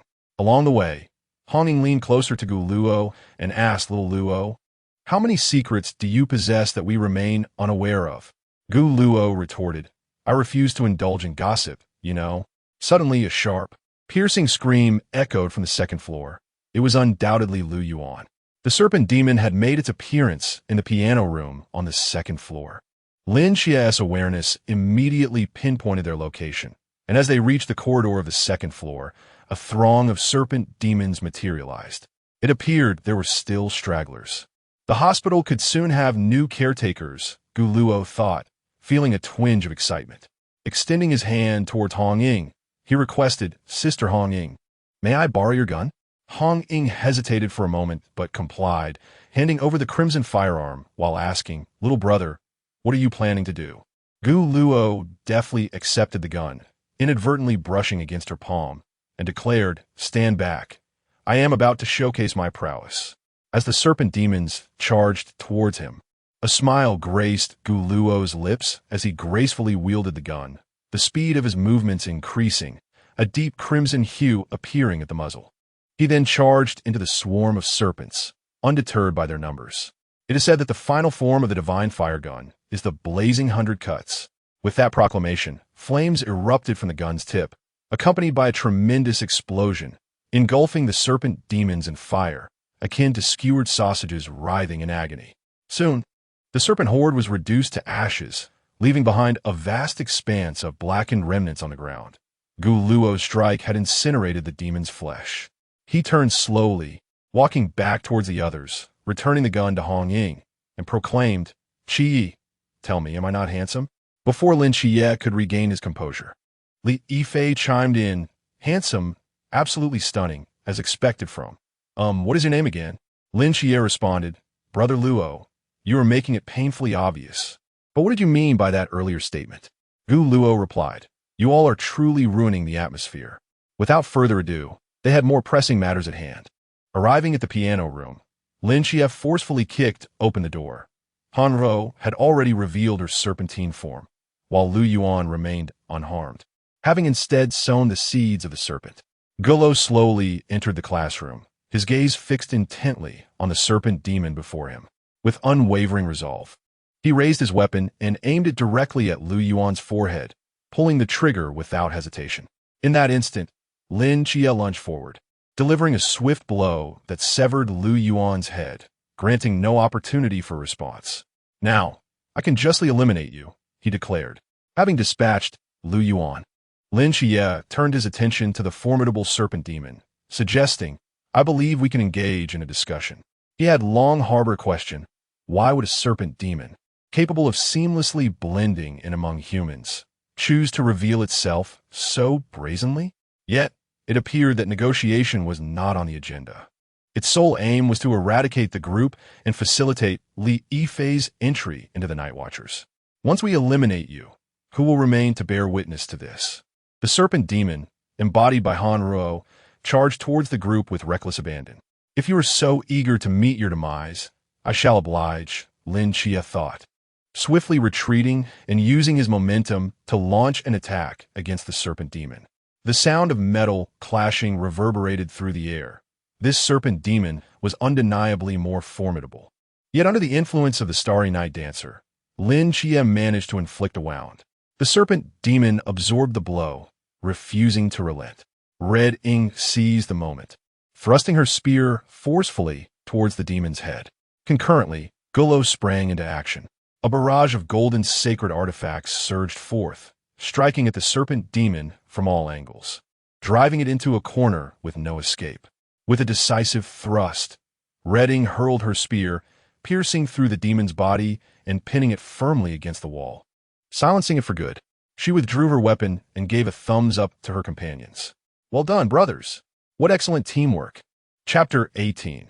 The time has come to conclude. Following the resolution of the conflict with Han Ro, the group departed from the art building, making their way to the Grand Hall to reunite with Qingyu and the others. Seven Yi remarked on their mission to eliminate the serpent demon with a tone of utter indifference, as if the outcome was entirely expected.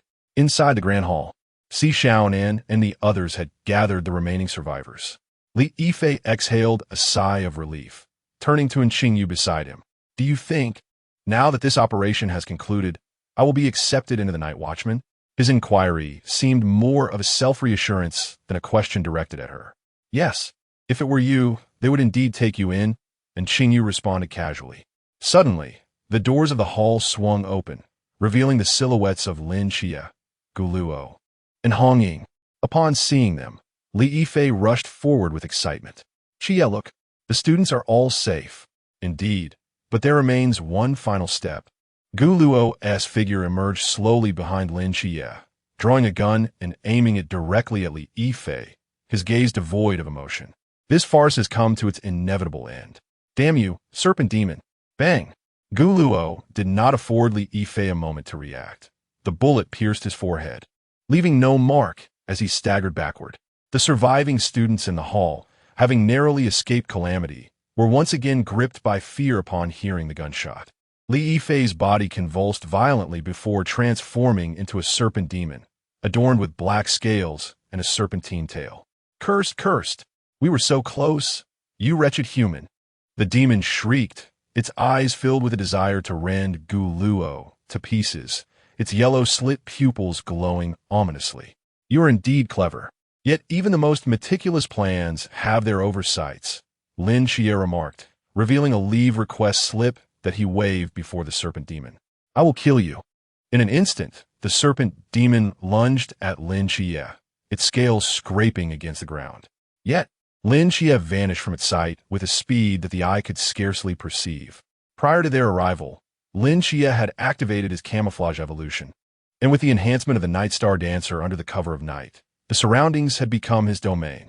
Gu Luo had no intention of intervening.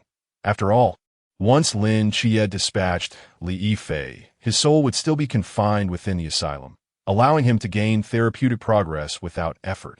Sister Hong Ying, it's time to strike. The serpent demon searched frantically for Lin Xie, only to be met with a brilliant scarlet flame rushing towards it. Look here. Distracted by Hong Ying, Lin Xie suddenly appeared behind the demon, sprinting towards it and leaping high into the air, delivering a precise strike. The demon's head rolled away, and Lin Xie sheathed his blade, approaching the corpse. In a whisper only he could hear, he murmured, "Yifei, see you in the hospital." At last, the farce instigated by the Nanda serpent demon has drawn to a close, and the spirits of the group were notably elevated. Hooray! Let us celebrate the successful completion of our mission. Gu Luo, Qi Yi, and the others exchanged high fives in jubilation. However, upon observing the chaotic state of the campus, Lin Qi Yi hesitantly inquired, "Sister Hong Ying, how shall we explain the loss of these students to the outside world?" "That matter is beyond our jurisdiction. A specialized organization will handle it," Hong Ying replied with a grin, revealing a row of pristine teeth. Come on. We must ensure our captain rewards us appropriately." At the school gate, Chun Mai and Wu Xiangnan had been waiting for quite some time. After each mission, Chun Mai's greatest hope was to see his team return safely. However, upon spotting the group, his smile froze at the sight of Gu Luo. Hong Ying waved her hand enthusiastically, while Si Xiaonan discreetly dabbed a bit of blood on her face to mask her earlier negligence. The other two youths bore uniforms stained with blood. "Captain, we performed exceptionally well on this mission. Is there any reward?" Hong Ying playfully asked. Chun Mai, observing the group before him, could no longer maintain his serious demeanor. He slowly turned to Lin Qi Yi and inquired, "Are you injured?" "No, it was easier than I had anticipated," Lin Qi Yi responded, while Gu Luo continued to gaze at the sky, deliberately avoiding Chun Mai's eyes. "Ah, the sky is quite blue today. Brother Luo, it is nighttime. Look, is that a flying sow? You'll get a lesson when we return," Chun Mai remarked, his gaze towards Gu Luo tinged with concern. After a moment of hesitation, he said, "You're tired, aren't you? Let us head back. I shall personally prepare a meal for you all." Upon hearing this, Hong Ying and Wen Qi Mo perked up, recalling the last time Chun Mai had cooked. "Get in the car, hold on tight, and sit steady. Where's Lung Xian? That rascal is always elusive. Let us go. Homeward bound." Meanwhile, on the rooftop, Lung Xian gazed at a photograph in his hand, a faint smile breaking through his otherwise indifferent expression. "This one is quite nice," he thought, carefully stowing the picture away before shouldering his sniper rifle and vanishing into the night once more. Suddenly, Lin Qi Yi recalled something during the ride. It seemed that since dealing with the serpent demon, he had not seen in Qingyu. The boy, who was so engrossed in dissection, had left a considerable impression on him. I see." Chun Mai ended the call and set his phone aside. "Captain, what is the matter?" Hong Ying leaned forward to inquire. The cleanup crew reported that the head of the Nanda serpent demon appears to be missing, but there is no need for excessive concern. As Chun Mai spoke, Gu Luo, who had been resting against Lin Qi Yi in the back seat, opened his eyes slightly. "Eng Qinju, he must have returned to the sewer by now." Dissecting the corpse, Gu Luo mused. Perhaps this was not the opportune moment to win him over. At present, Gu Luo's greatest anticipation lay in returning to the psychiatric hospital. After all, the number of attendants acquired during this operation was truly substantial. With these attendants at his disposal, he would no longer need to concern himself with the affairs within the hospital, only needing to make the occasional visit. At that point, he would assign the Ghost-Face King as the foreman. The current Ghost-Face King had been thoroughly trained by Gu Luo and would not dare to stray from instructions. If told to go left, he would certainly not venture right, lest he face a severe beating. Lost in thought, Gu Luo had unknowingly arrived at the office, where everyone gazed at the wretched door lock. And Chun Mai's eyes were filled with a murderous intent. Gu Luo remarked, "The sky is quite blue today. Be gentle." Chapter 19. Hey, this won't kill anyone. The first caregiver.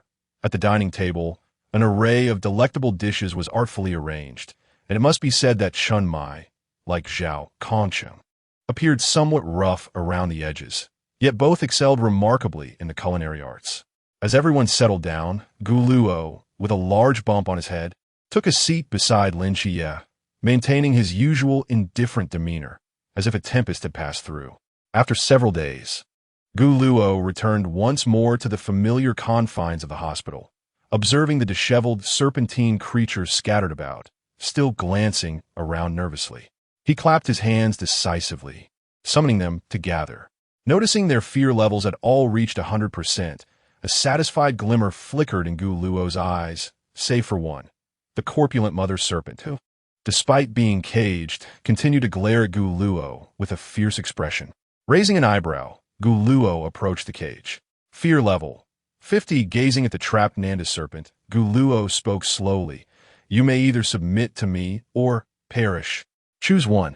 His tone was flat, devoid of any emotion, as he steadily regarded the serpent within the cage. His kill me. Li Yifei won't survive either. The serpent attempted to threaten Gu Luo by invoking Li Yifei's name. However, before it could finish, Gu Luo's indifferent voice interrupted. Do not even think of negotiating with me using him. Do you truly believe I care about his fate? Gu Luo was the one who had pulled the trigger. In that moment, he had shown no hesitation, resolutely squeezing the trigger. Even if he were to kill Li Yifei, he could easily fabricate an excuse to Lin Qiye. If necessary, he could simply erase all memories of Li Yifei from existence. Fear level 80. The Nanda serpent, sensing the peril, became apprehensive. As a highly intelligent being, it understood the necessity of adaptability. As long as it lived, there remained a glimmer of possibility, whereas death would mean the end of everything. Contemplating this, it finally asked, What do you want? True to its serpentine lineage, the creature exhibited intelligence. Very simple, Gu Luo replied, raising an eyebrow dispassionately. Complete control over your body shall be entrusted to Li Yifei. The once defiant serpent was now thoroughly subdued by Gu Luo. He outfitted these little laborers in specially tailor-made outfits, when suddenly, the system's mechanical voice resonated abruptly. Detected caregiver count 50-50. Commence temple construction plan? Listening to the system's cold, mechanical notification, Gu Luo felt somewhat bewildered. What on earth was a temple construction plan? After a moment's hesitation, he finally spoke, confirm. As soon as the words left his lips, the surroundings began to transform abruptly. The former psychiatric hospital morphed into a desolate expanse of yellow earth, with various bricks and construction materials piled haphazardly together. Despite the harsh desolation of the environment, Gu Luo stood there feeling remarkably unburdened, as though the taboos that had once bound him had vanished. Is it not here, or perhaps one might say, this is my divine realm? Although it exists solely within my mental landscape, it completely isolates itself from the confines of the psychiatric hospital, representing an individual existence. The construction progress stands at an abysmal 0%. Alas, I was pondering how to assign them some tasks, and lo and behold, an opportunity has presented itself. Gu Luo momentarily withdrew from his divine kingdom and opened his eyes to behold a group of maid-clad serpent spirits standing neatly before him. Thankfully, their ability to disguise themselves remains intact, allowing them to present themselves as humans. Let me take you to a delightful place, he declared, promptly ushering this group of laborers into his realm. The serpent spirits exchanged bewildered glances, yet Gu Luo conveyed his intentions through sheer thought, and they promptly understood, scurrying towards the heap of ruins to commence their work. Thus, a cadre of enchanting maidens and handsome youths, each wielding hefty bricks and mighty hammers, busied themselves industriously. As Gu Luo left this assembly of laborers, he was about to seek out Li Yifei when Lin Qiye suddenly materialized before him. It seemed more fitting for Lin Qiye to accompany him to meet Nikes. In the center of the psychiatric hospital's lawn, Nikes, basking in the sun from his wheelchair, welcomed their arrival with a warm smile. Upon seeing Li Yifei, Nikes exhibited an innate sense of familiarity. He stepped forward and embraced Li Yifei with exuberance. Grandson, at last, I have found you. Come, let me have a look at you. Nikes cupped Li Yifei's face, inspecting him closely from left to right.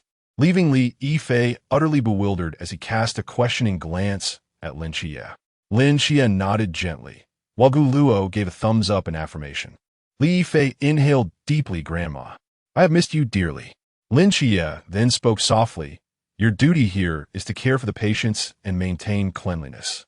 Gu Luo, standing beside Lin Xie, noticed Li Yifei's sudden unease upon seeing him, recalling vividly that it was Gu Luo who had once inflicted a blow upon his forehead. Nike's treatment progress. 28. Suddenly, Gu Luo grasped Lin Xie's arm with an air of mystery, saying, "Young brother Xie, let me take you to a place of amusement." Lin Xie appeared momentarily stunned, and as the surrounding environment dimmed, Gu Luo led him into his divine kingdom.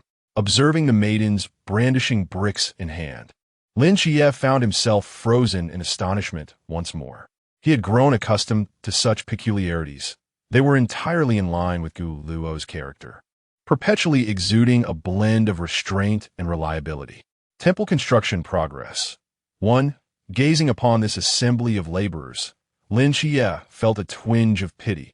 Even in death, they were conscripted as toil-bound workers. However, reflecting on the innocent lives they had tormented in their quest to infiltrate humanity, he deemed their labor far too lenient a punishment. Gu Luo scrutinized the scene further, noticing several who feigned work, and it was not just one. Yet, he could not afford to rectify each individual, as it would hinder the progress of his temple's construction.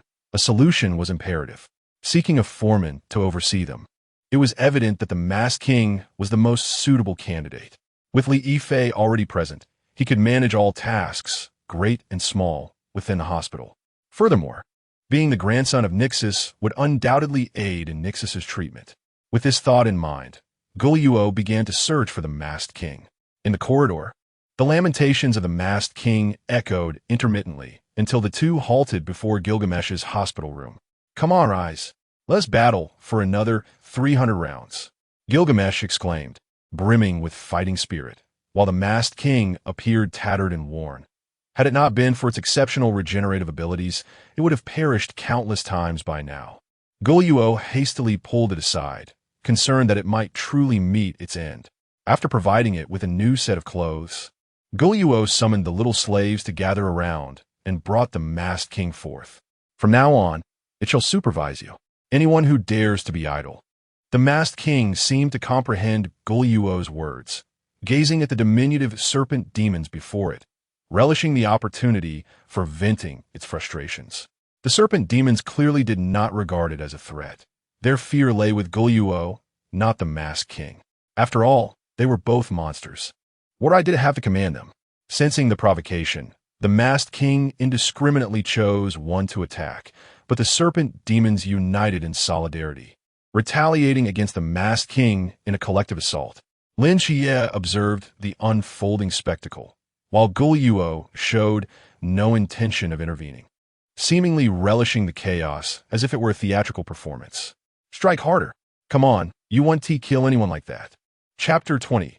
Unseen depths. After the two departed from the divine realm of Gu Luo and took a moment to visit the venerable Nyx, they were pleasantly surprised to discover that her healing progress had surged to 30% in such a short span. Observing Li Yifei making Nyx laugh heartily, Lin Xie couldn't help but smile slightly, feeling that Li Yifei was exceptionally suited for this role. Satisfied with the orderly state of affairs, they confidently left the psychiatric hospital. The daunting task involving the Nantua serpent demon had been successfully accomplished, an occasion worthy of celebration. Chun Mai's resonant voice echoed throughout the office's lounge, yet his expression remained stern and unsmiling. Suddenly, his gaze shifted to Lin Xie. "However, Xie, to unlock your potential, I have decided to intensify your training." Upon hearing this, Lin Xie felt a flush of heat across his face, while Gu Luo, beside him, was concealing his face in amusement. In the next moment, Chun Mai pointed at him. "You too shall join. Since you have chosen to remain with the Night Watch, you must adhere to the established rules." For the ensuing days, apart from practicing swordsmanship with Chun Mai, Lin Xie spent his time in the training facility honing his marksmanship with Lung Xian. Perhaps it was due to Lin Xie's recent brush with life and death during the mission that he had developed a newfound synergy with the mortal realm.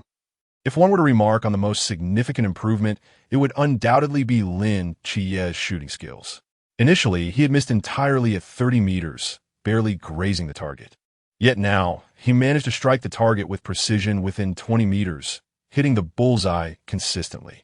Throughout this journey, only Long Xian was privy to the trials Lin Chie had endured. Lin Chie vividly recalled the day he finally hit the target at 30 meters. Long Xian, the stoic man he was, had unexpectedly turned away, his eyes reddened as he discreetly wiped away tears. Now, with Gu Luo added to their ranks, Long Xian believed that with sufficient patience, he could persuade the captain to grant himself a reprieve.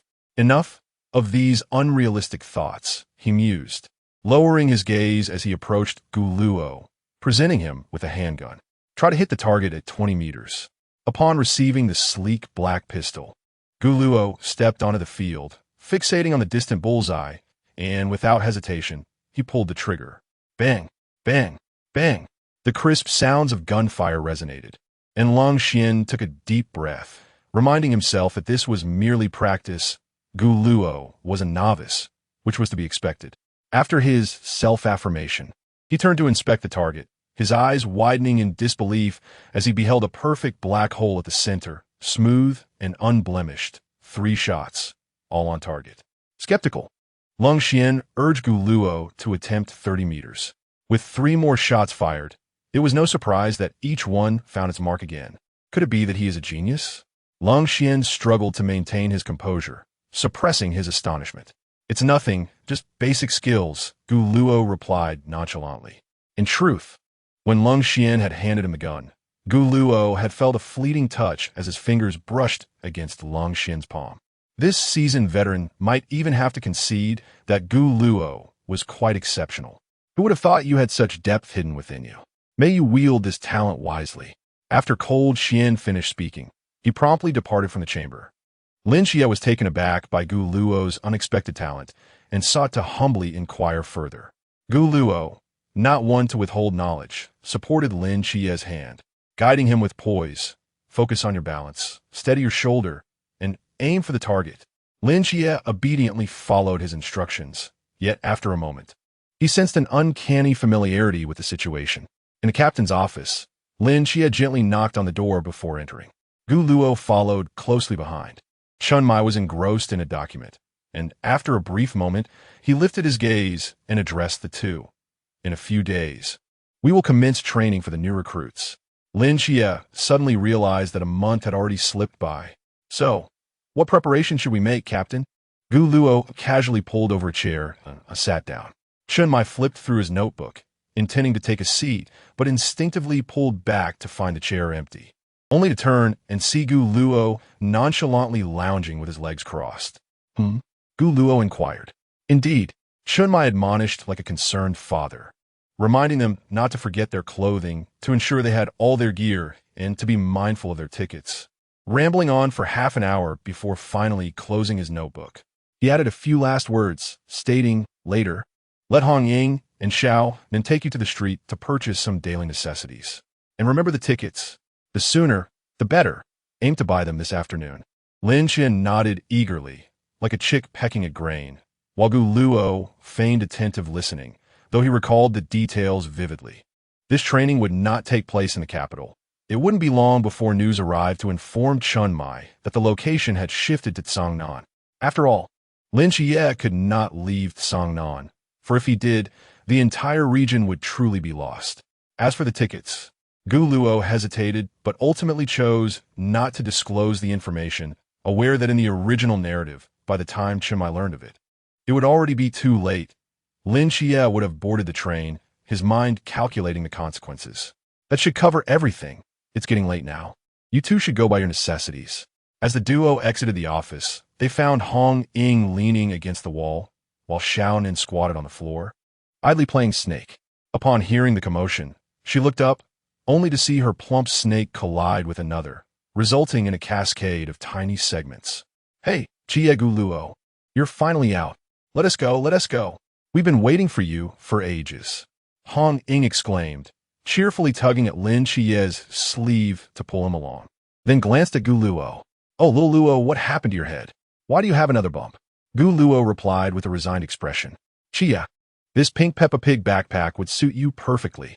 "Oh, Xiaonan, look at this one.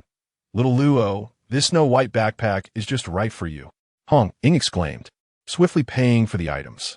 "But I want the Elsa one," Gu Luo murmured, leaving Lin Xie at a loss for words. As the lively chatter continued, Lin Xie swiftly covered Hong Ying's mouth, interrupting her words. "Where can I purchase this? It's the same dress as Snow White's. I must have it." With her eyes sparkling, Hong Ying approached Gu Luo, holding a sultry, strapless dress. "Little Luo, you could give me a psychiatric hospital uniform instead." Gu Luo politely declined her generous offer. Ultimately, the two decided to venture to a shop to acquire 2 wearable garments. Later that evening, Gu Luo stealthily opened Chen Mai's door in the darkness, tiptoeing to grasp the phone resting on the table, and quietly proceeded to cancel a ticket. Chapter 21, Departing for Songnan. At the break of dawn the next day, the tranquility of the office was abruptly shattered by the cacophony of hurried footsteps and the resonant sound of doors being flung open and shut. Without exception, everyone was roused from their slumber by Chen Mai's forceful intrusion. The spacious living room felt somewhat cramped with just a few individuals seated together. Hong Ying stifled a yawn, covering her mouth, appearing quite drowsy and lethargic. "Captain, weren't we supposed to leave in the afternoon? What is this commotion so early in the morning?" With his chin propped on his hand, Chen Mai wore a grave expression, casting a tense atmosphere around him. Cold Xian was the first to break the silence, inquiring, "Captain, has there been another sighting of the ghost-faced man?" Chen Mai shook his head. Gu Luo, still groggy from sleep, had not returned to slumber after waking in the middle of the night. He had been overseeing the construction of his temple at the psychiatric hospital, planning to catch a few more precious minutes of rest since the train ticket was for later. However, he did not anticipate Chen Mai's inexplicable antics, and as he nodded off, he inadvertently leaned against Lin Xie and fell asleep. Lin Xie. After a lengthy pause, Chen Mai finally spoke, his voice low and serious. "I suspect there are mice in the house." The moment those words left his lips, the atmosphere grew palpably bleak. Cold Xian buried his face in his hands, rubbing them, while the others either slumped back into sleep or remained in a daze. "Last night, I heard rustling sounds in my room. To be on the safe side, we must catch that mouse early. We can't afford to have it gnawing on the furniture." Gu Luo, vaguely hearing Chen Mai's mention of capturing a mouse, slowly sat up, and Lin Xie was roused as well. Hong Ying and Si Xiaonan were also awakened by Wen Qima, though they seemed oblivious to the fact that there was a mouse in the house. "Captain, why not just scatter some rat poison in your room? A little spray here and there, and it wouldn't stand a chance," Gu Luo suggested, his eyes narrowing slightly. "Or perhaps you could just eliminate me along with it." Chen Mai retorted, "I agree. No, Captain, I meant I concur with Gu Luo's suggestion. Not that I wish to eliminate you, which also seems inappropriate." When Qima stammered, her words becoming more tangled, prompting her to retreat into herself and silence her tongue in embarrassment. Continuing down this path, it seemed the next captain would need to be prepared. "Having you all is a blessing I must have earned from a previous life," Chen Mai mused inwardly. Little did they know, the large mouse lounged comfortably against the sofa, stifling laughter until its face turned red.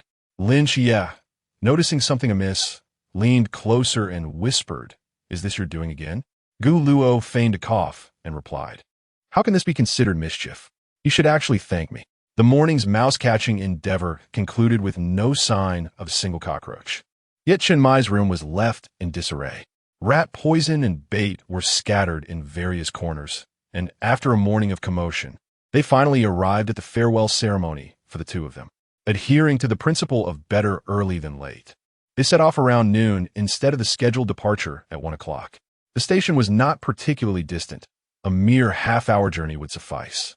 Before their departure, they meticulously checked their essential items: toothbrushes, clothing, shampoo, and camisoles. After a flurry of activity, 20 minutes had elapsed, and arriving on time seemed to be a challenge with only 10 minutes remaining. On the way, Gu Luo leaned conspiratorially towards Lin Xie's ear and whispered, "I bet the training location isn't Songnan." Lin Xie, who had been resting with his eyes closed, slowly opened his right eye, casting a glance at Guluo, and remarked, "Have you not had enough of teasing the captain?" Guluo chuckled lightly. "This time, I'm not involved. Just wait and see." Lin Chia, knowing Guluo well, understood that whenever Guluo claimed he wasn't involved, he invariably was. However, he couldn't dismiss him entirely, aside from his penchant for mischief. This eccentric could indeed deliver in critical moments. If only he could adopt a more serious demeanor. At the station entrance, they conducted a final thorough check of their luggage, ensuring that nothing was amiss before heading inside. Hong Ying, her eyes glistening, repeatedly reminded, "Chia, don't forget to wear your skirt. It would be splendid to take a picture." Gu Luo interjected camisoles.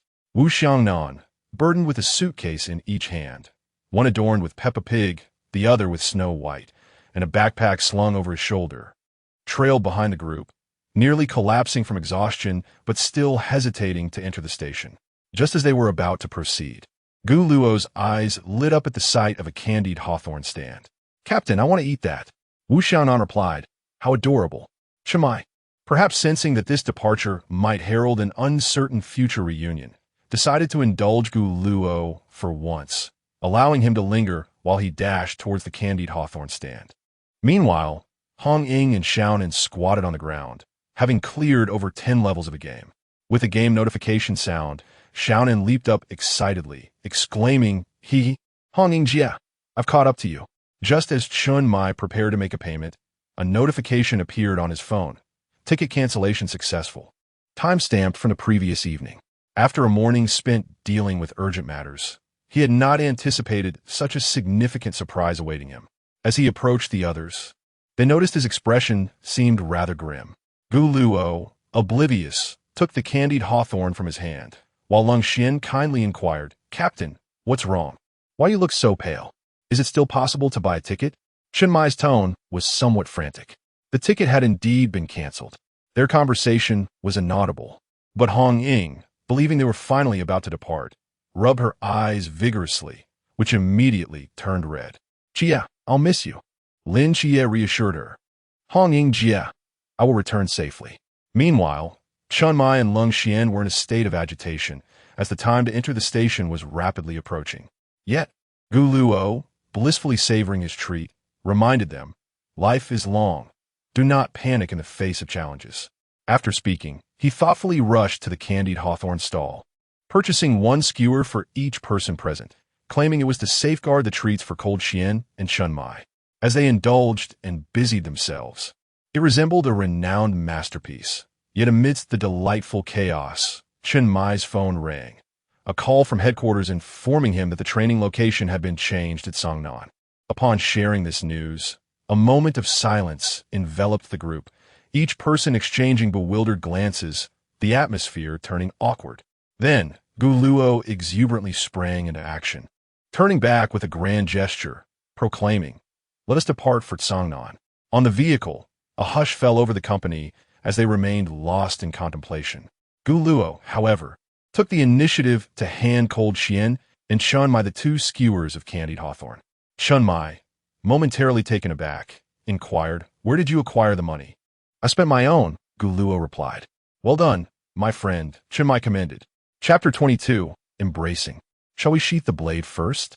In the vast and boundless outskirts, the makeshift training camp stood fully equipped. With a resonant hum, a helicopter descended slowly, and, as the door swung open, a man clad in a black military overcoat, a dark box on his back, stepped out. With a sharp clap, the sound of polished boots echoed, and the soldiers on standby saluted in unison, standing tall and proud, exclaiming, "Good day, sir." Yuan Gang nodded lightly in acknowledgement, gesturing for the formality to conclude. He scanned the training camp with a discerning eye before extending his hand to a nearby officer, requesting, "Please provide me with a list of new recruits for this training session." "Yes, sir." Yuan Gang received the list, but upon a cursory glance, his brows furrowed, and he couldn't help but utter a curse. What in the world is this lineup? A gathering of demons and monsters. The officer beside him, noticing Yuan Gang's expression, leaned in with curiosity. A divine agent, the heir of the Bailey Group. In so many high-risk forbidden zones, Yuan Gang's frown deepened as he pinched the bridge of his nose while perusing the list further. Suddenly, he stumbled upon an anomaly, someone who neither belonged to a forbidden zone nor was a divine agent. He clicked his tongue and inquired of the nearby officer. What can you tell me about this individual named Gu Luo? No forbidden zones or divine associations. Is he merely here to fill a spot? The officer appeared taken aback, evidently unfamiliar with the name Gu Luo. Glancing at the names of Lin Xie and Gu Luo, Yuan Gang vaguely recalled a conversation with Chun Mai, who had advised him to pay particular attention to these two, especially Gu Luo. Ah, little brother Xie, would you mind carrying me for a while? Your brother Luo can hardly move during their journey. The atmosphere inside the vehicle had been rather awkward, with Gu Luo incessantly chattering. Eventually, Chun Mai unceremoniously dropped them off a mere 3 kilometers from the training camp, accelerating away without a backward glance, leaving only the exhaust fumes in their wake. Hey, look ahead. There's a building and a person, Gu Luo exclaimed excitedly, pointing towards the distant training camp. Upon hearing this, Lin Xie lifted his gaze and spotted the camp not far away. The diligent had indeed been rewarded. They had finally arrived. Lin Xie quickened his pace, suddenly feeling a rush of wind as Gu Luo dashed toward the camp's entrance. Lin Xie, a drill instructor, stood at the entrance, evidently having awaited their arrival for some time. Upon seeing the two, he inquired, "New recruits?" "Yes." "What is your name?" "Lin Xie." The instructor scrutinized the youth before him, instinctively gripping the hilt of his dagger, pondering the implications of this agent of the Seraphim, should he prove to be a formidable adversary, as Yuan Gang had cautioned. After a brief pause, he turned his attention to the other youth and asked, "And you, what is your name?" "I am his brother." Gu Luo raised an eyebrow. "I am inquiring about your name." "Oh, you should have said so earlier. It's Gu Luo." "Officer, to my astonishment, the last 2 individuals I encountered were so strikingly vibrant." The officer felt a bit bewildered, yet this one named Gu Luo. How could he possess such a delicate visage and speak so provocatively?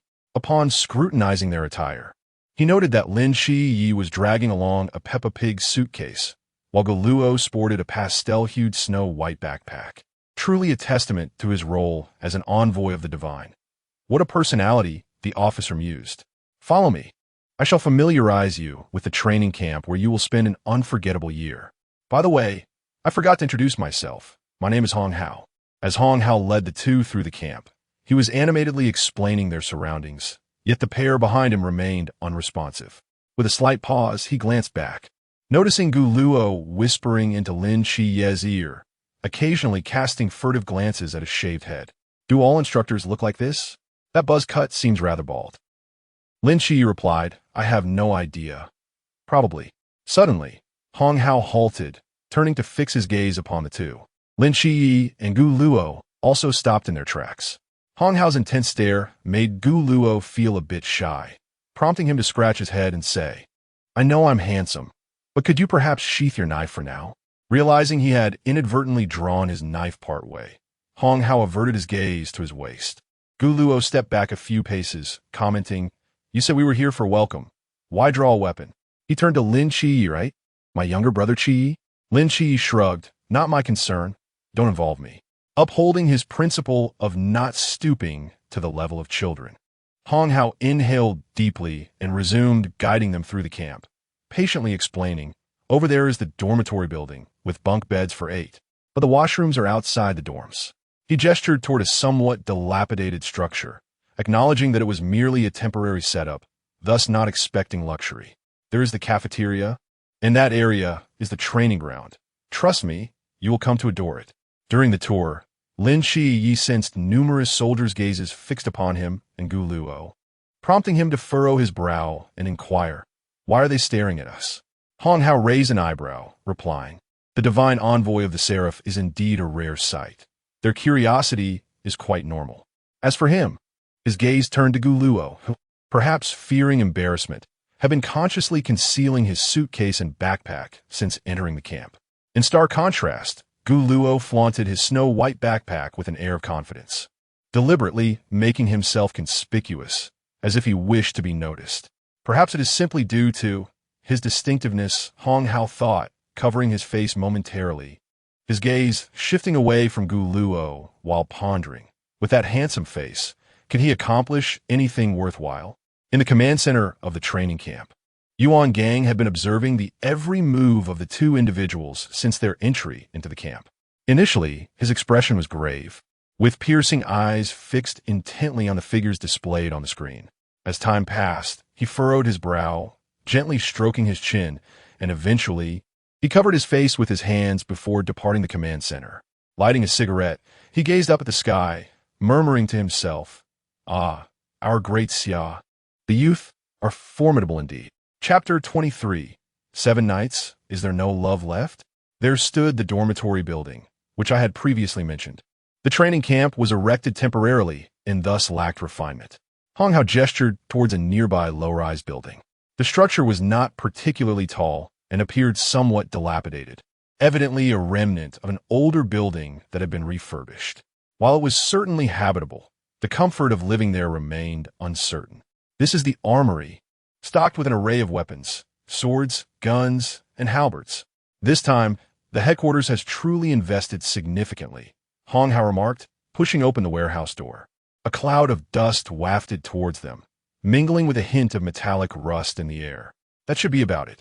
You two can head to your dormitory to drop off your luggage and meet your roommates. The sound of suitcase wheels rolling across the floor echoed softly as the two dragged their luggage along. Most of the dormitory doors were locked, and it seemed that Lin Xie and Gu Luo were among the earliest arrivals.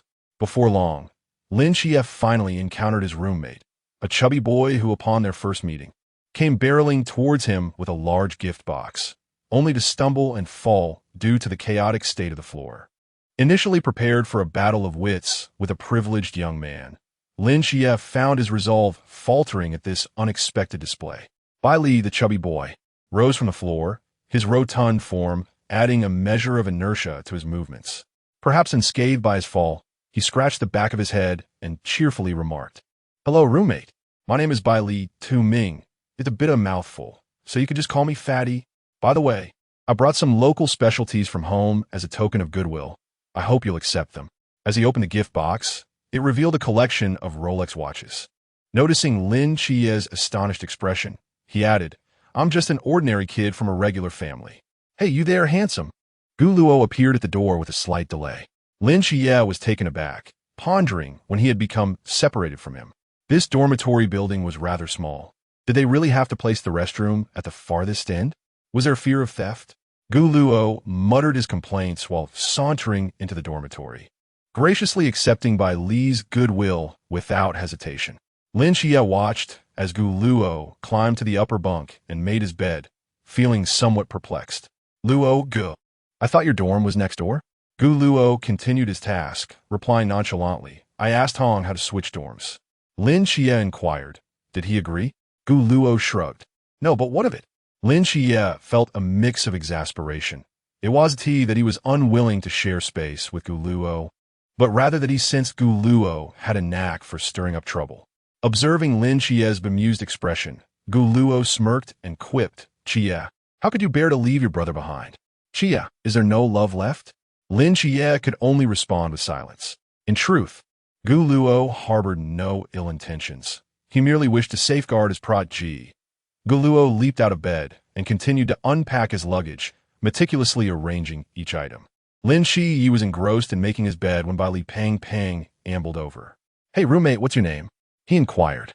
Gu Luo replied, "I'm Gu Luo, and this is my younger brother, Lin Xie." Bai Li Pang nodded, a look of realization crossing his face. "So, you two are brothers?" Lin Xie, who had been busy with his bed, finally responded with a nod. "Yes, but there's no blood relation. We're not even remotely connected." Bai Li Pang acknowledged. "You seem to have quite a good bond." "Wait, what did you say?" he asked again, but Lin Xie ignored him. Gu Luo resumed unpacking an array of bottles and jars, skincare lotion, hair removal cream, body lotion, and a delicate piece of clothing. Upon discovering the beautiful garment, Gu Luo's heart raced, yet he coolly stuffed it into the bottom of his suitcase. Bai Li Pang, seeing something remarkable, leaned in closer. "A refined young man. No wonder you look so fair. It turns out you have hair removal. Gu Luo felt an overwhelming urge to eliminate him at that moment. I wouldn't mind offering you a full-body waxing service. As dusk settled, silence enveloped the dormitory, with many new recruits already lost in slumber. After a lengthy wait, Gu Luo finally heard a rustling sound and sprang into action. He discreetly raised his gaze towards the lower bunk, where the moonlight streamed into the room, revealing Bai Li Pang stealthily sliding several gift boxes under Lin Chiye's bed. Lin Chiye was always on high alert. Even in sleep, he was not wholly oblivious. This minor commotion quickly roused him, and he sat up abruptly, startled by the midnight disturbance. Bai Li Bang, believing his actions had been subtle enough, felt a twinge of guilt as he glanced up at the upper bunk, where Gu Luo's bed remained shrouded in darkness. Obscuring his view, he assumed Gu Luo was still asleep.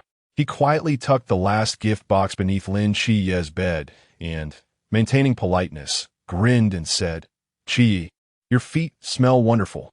What brand of body lotion do you use?" The room was dim, preventing him from discerning Lin Chiye's expression. But upon hearing Bai Li Pang's audacious remark, Lin Chiye instinctively withdrew his feet.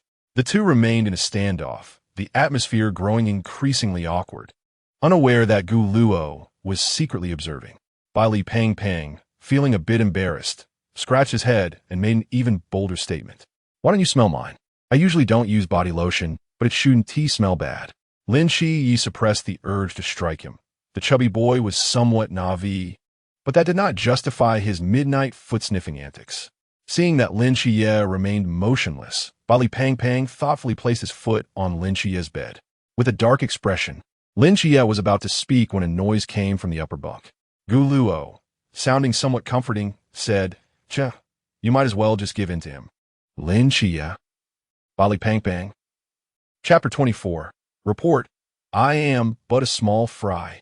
Individuals with similar magnetic fields invariably attract one another, and Gu Luo and Bai Li Pang epitomize this phenomenon splendidly. With a resounding crash, the dormitory door was forcefully kicked open, accompanied by the lamentable creaking of wood.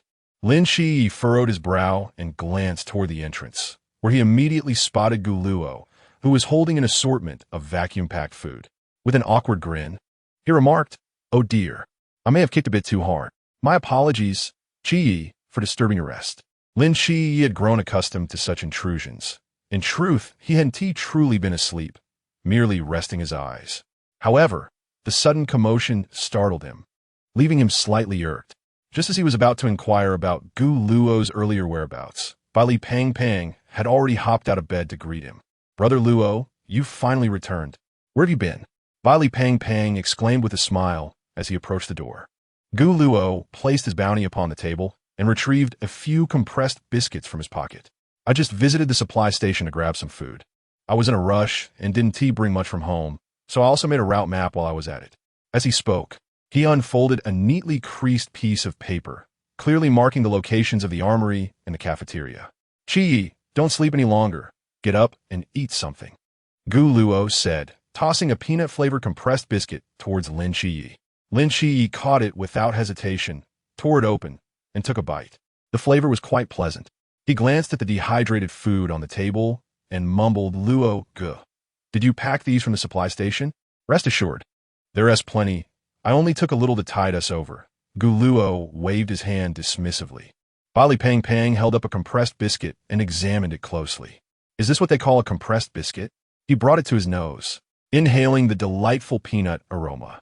After taking a bite, he found it rather dry and chalky, a far cry from the exquisite pastries he had previously enjoyed. "I am here to endure hardships. How could I be defeated by such trifling difficulties?" With that, he stuffed the biscuit into his mouth and gulped down several swigs of water, feeling a sudden, intense fullness. "Commander, you mentioned that Gu Luo is neither an agent nor a deity of the ruins. How is he so formidable?" Hong Hao, peering through binoculars from a distance, scrutinized Gu Luo with a frown. Yuan Gang took a drag from his cigarette, exhaling the smoke slowly. "Chun Mu Yi has cautioned me to pay special attention to this fellow, and that Lin Chiye is no ordinary character either. It seems he is not merely an agent of the Seraph." Upon hearing this, Hong Hao's expression momentarily froze before he asked, "Commander, are you suggesting he is a dual deity agent?" Yuan Gang remained silent, indicating his tacit agreement. After a pause, he added, "It's uncertain, but there exists a possibility. Goodness, if that's the case. 1T, the new recruits faced disaster during their special training." Yuan Gang discarded his cigarette, but onto the ground, extinguishing it with a deliberate step, his gaze penetrating as it turned toward the dormitory building. Perhaps this is not entirely a bad thing. Masks represent the past, while these young individuals embody the future. Time is of the essence. Summon them to gather, so we may ascertain their capabilities. After Yuan Gang finished speaking, he turned and departed, a flicker of anticipation stirring within him. Indeed, inside the dormitory, the trio had just satisfied their hunger and were about to lie down for a brief respite when a resounding whistle echoed from the training ground. "Everyone assemble." Gu Luo sprang from his bed with the agility of a fish leaping from water, waved to the others, and declared, "Let us go. The good times are over." On the training platform, Yuan Gang stood with an imposing presence, his gaze sweeping over the throng of new recruits below. Nearly all were present. The recruits stood in a haphazard manner, whispering amongst themselves, some chewing gum. In essence, each engaged in their own pursuits. The trio arrived a bit late, taking their place at the end of the line. A glance revealed there were several hundred individuals gathered. The instructor on stage scrutinized this motley crew of recruits, furrowing his brow before unleashing a thunderous roar. "Stand straight." This commanding voice had an immediate effect. The cacophony below ceased abruptly, and all eyes were drawn to the platform. Some gazes from the crowd were laced with disdain for the instructor, yet silence reigned thereafter. Yuan Gang's indifferent gaze swept across the assembly, and he spoke in a deep, resonant tone. "I know that those of you standing here are either from affluent backgrounds or possess extraordinary talents. However, since you have crossed that threshold, you are now recruits. No, you are not even recruits. You are merely trash, worthless. Do not presume that a modicum of skill places you above others. When faced with a true adversary, you will find yourselves without the means to resist." Yuan Gang's powerful voice reverberated in every ear, and many gazes openly displayed defiance and challenge. "What? Am I mistaken? Who among you dares to contest my words?" Yuan Gang noticed the defiant stares and bellowed. A calm yet indifferent voice emerged from the crowd. "I contest." A young man, sporting a bandage on his cheek and wearing a backward cap, raised his hand, his posture lazy yet unmistakably provocative. Yuan Gang arched an eyebrow and directed a piercing gaze at the figure, only to have it met with an equally fierce stare. "What is your name?" The young man, "Chewing gum," replied nonchalantly, "Shun Qingzhu." At the back of the line, Bai Li, portly in stature, nudged Lin Xie and whispered, "Xie, do you concede?" "Me? Of course. I concede." Lin Xie chuckled lightly, glancing sideways at Gu Luo. Gu Luo, with his head slightly bowed and arms crossed, appeared entirely unfazed by the surrounding atmosphere. "Luo, brother Luo?" Lin Xie gently waved a hand in front of Gu Luo's eyes. "Huh? What?" Gu Luo rubbed his eyes and yawned. "Good heavens." While the speaker on stage was delivering a rousing address, you stood there fast asleep. Lin Xie silently raised his thumb amidst the cacophony of voices around him, with some audaciously proclaiming their intent to take on 10 opponents. Gu Luo, regaining some clarity, had momentarily lost himself in thought. Having taken a brief visit to the psychiatric hospital, under the relentless toil of the laborers, the temple had begun to take shape. As he returned to the present, he vaguely sensed someone persistently prodding him. Logo, wake up." Lin Xie nudged Gu Luo's arm in an attempt to rouse him. Yuan Gang, squinting slightly, fixated on Gu Luo's swaying figure, his voice tinged with a hint of menace. "Some people take my words lightly, and here you are, standing and dozing off. You rookie." Yuan Gang pointed an accusatory finger at Gu Luo, his tone laced with irritation. "What is your name?" "Me? Gu Luo. Are you aware of your identity? Tell me, were you?" Standing tall, Gu Luo met Yuan Gang's gaze with unwavering resolve, responding firmly. Reporting to the officer, "I am but a small fry." Chapter 25. The masked ones arrive. Do you think I can compete? Upon hearing Gu Luo's words, The gaze of all the recruits on the training ground, as well as that of the instructors on the platform, converged upon him. The young man who had previously confronted Yuan Gang with arrogance, named Shen Qingzhu, regarded Gu Luo with a hint of curiosity in his eyes, a subtle smile playing at the corners of his mouth. Yuan Gang let out a scoff, showing no intention of affording Gu Luo any respect. When he spoke again, his tone shifted from serious to somewhat mocking. A mere fish. You certainly have a clear understanding of your place. If you see yourself as such, be prepared to be crushed at any moment. If you wish to withdraw now, I will not stop you, after all. But I too will not want to back down. Gu Luo interrupted Yuan Gang directly, dismissing his taunts. Upon hearing this, Yuan Gang showed no sign of anger at being cut off. He noted the seriousness that had entered Gu Luo's eyes during his interruption, realizing that provocation was indeed effective. Since Gu Luo exhibited such determination, it was only fitting that he demonstrated some genuine skill. This remark was directed at all the recruits, including Gu Luo and Lin Xie. Yuan Gang raised his hand to the intercom and commanded, "Next group, step forward." Beneath the azure sky, a voice trembled with anxiety. "Captain, are we really going to jump? I have a fear of heights." Xuanzhua took a few steps back, his legs quivering. "No doubt," came the response. "I've heard this batch of recruits has a few tough nuts. We must assert dominance to keep them in line."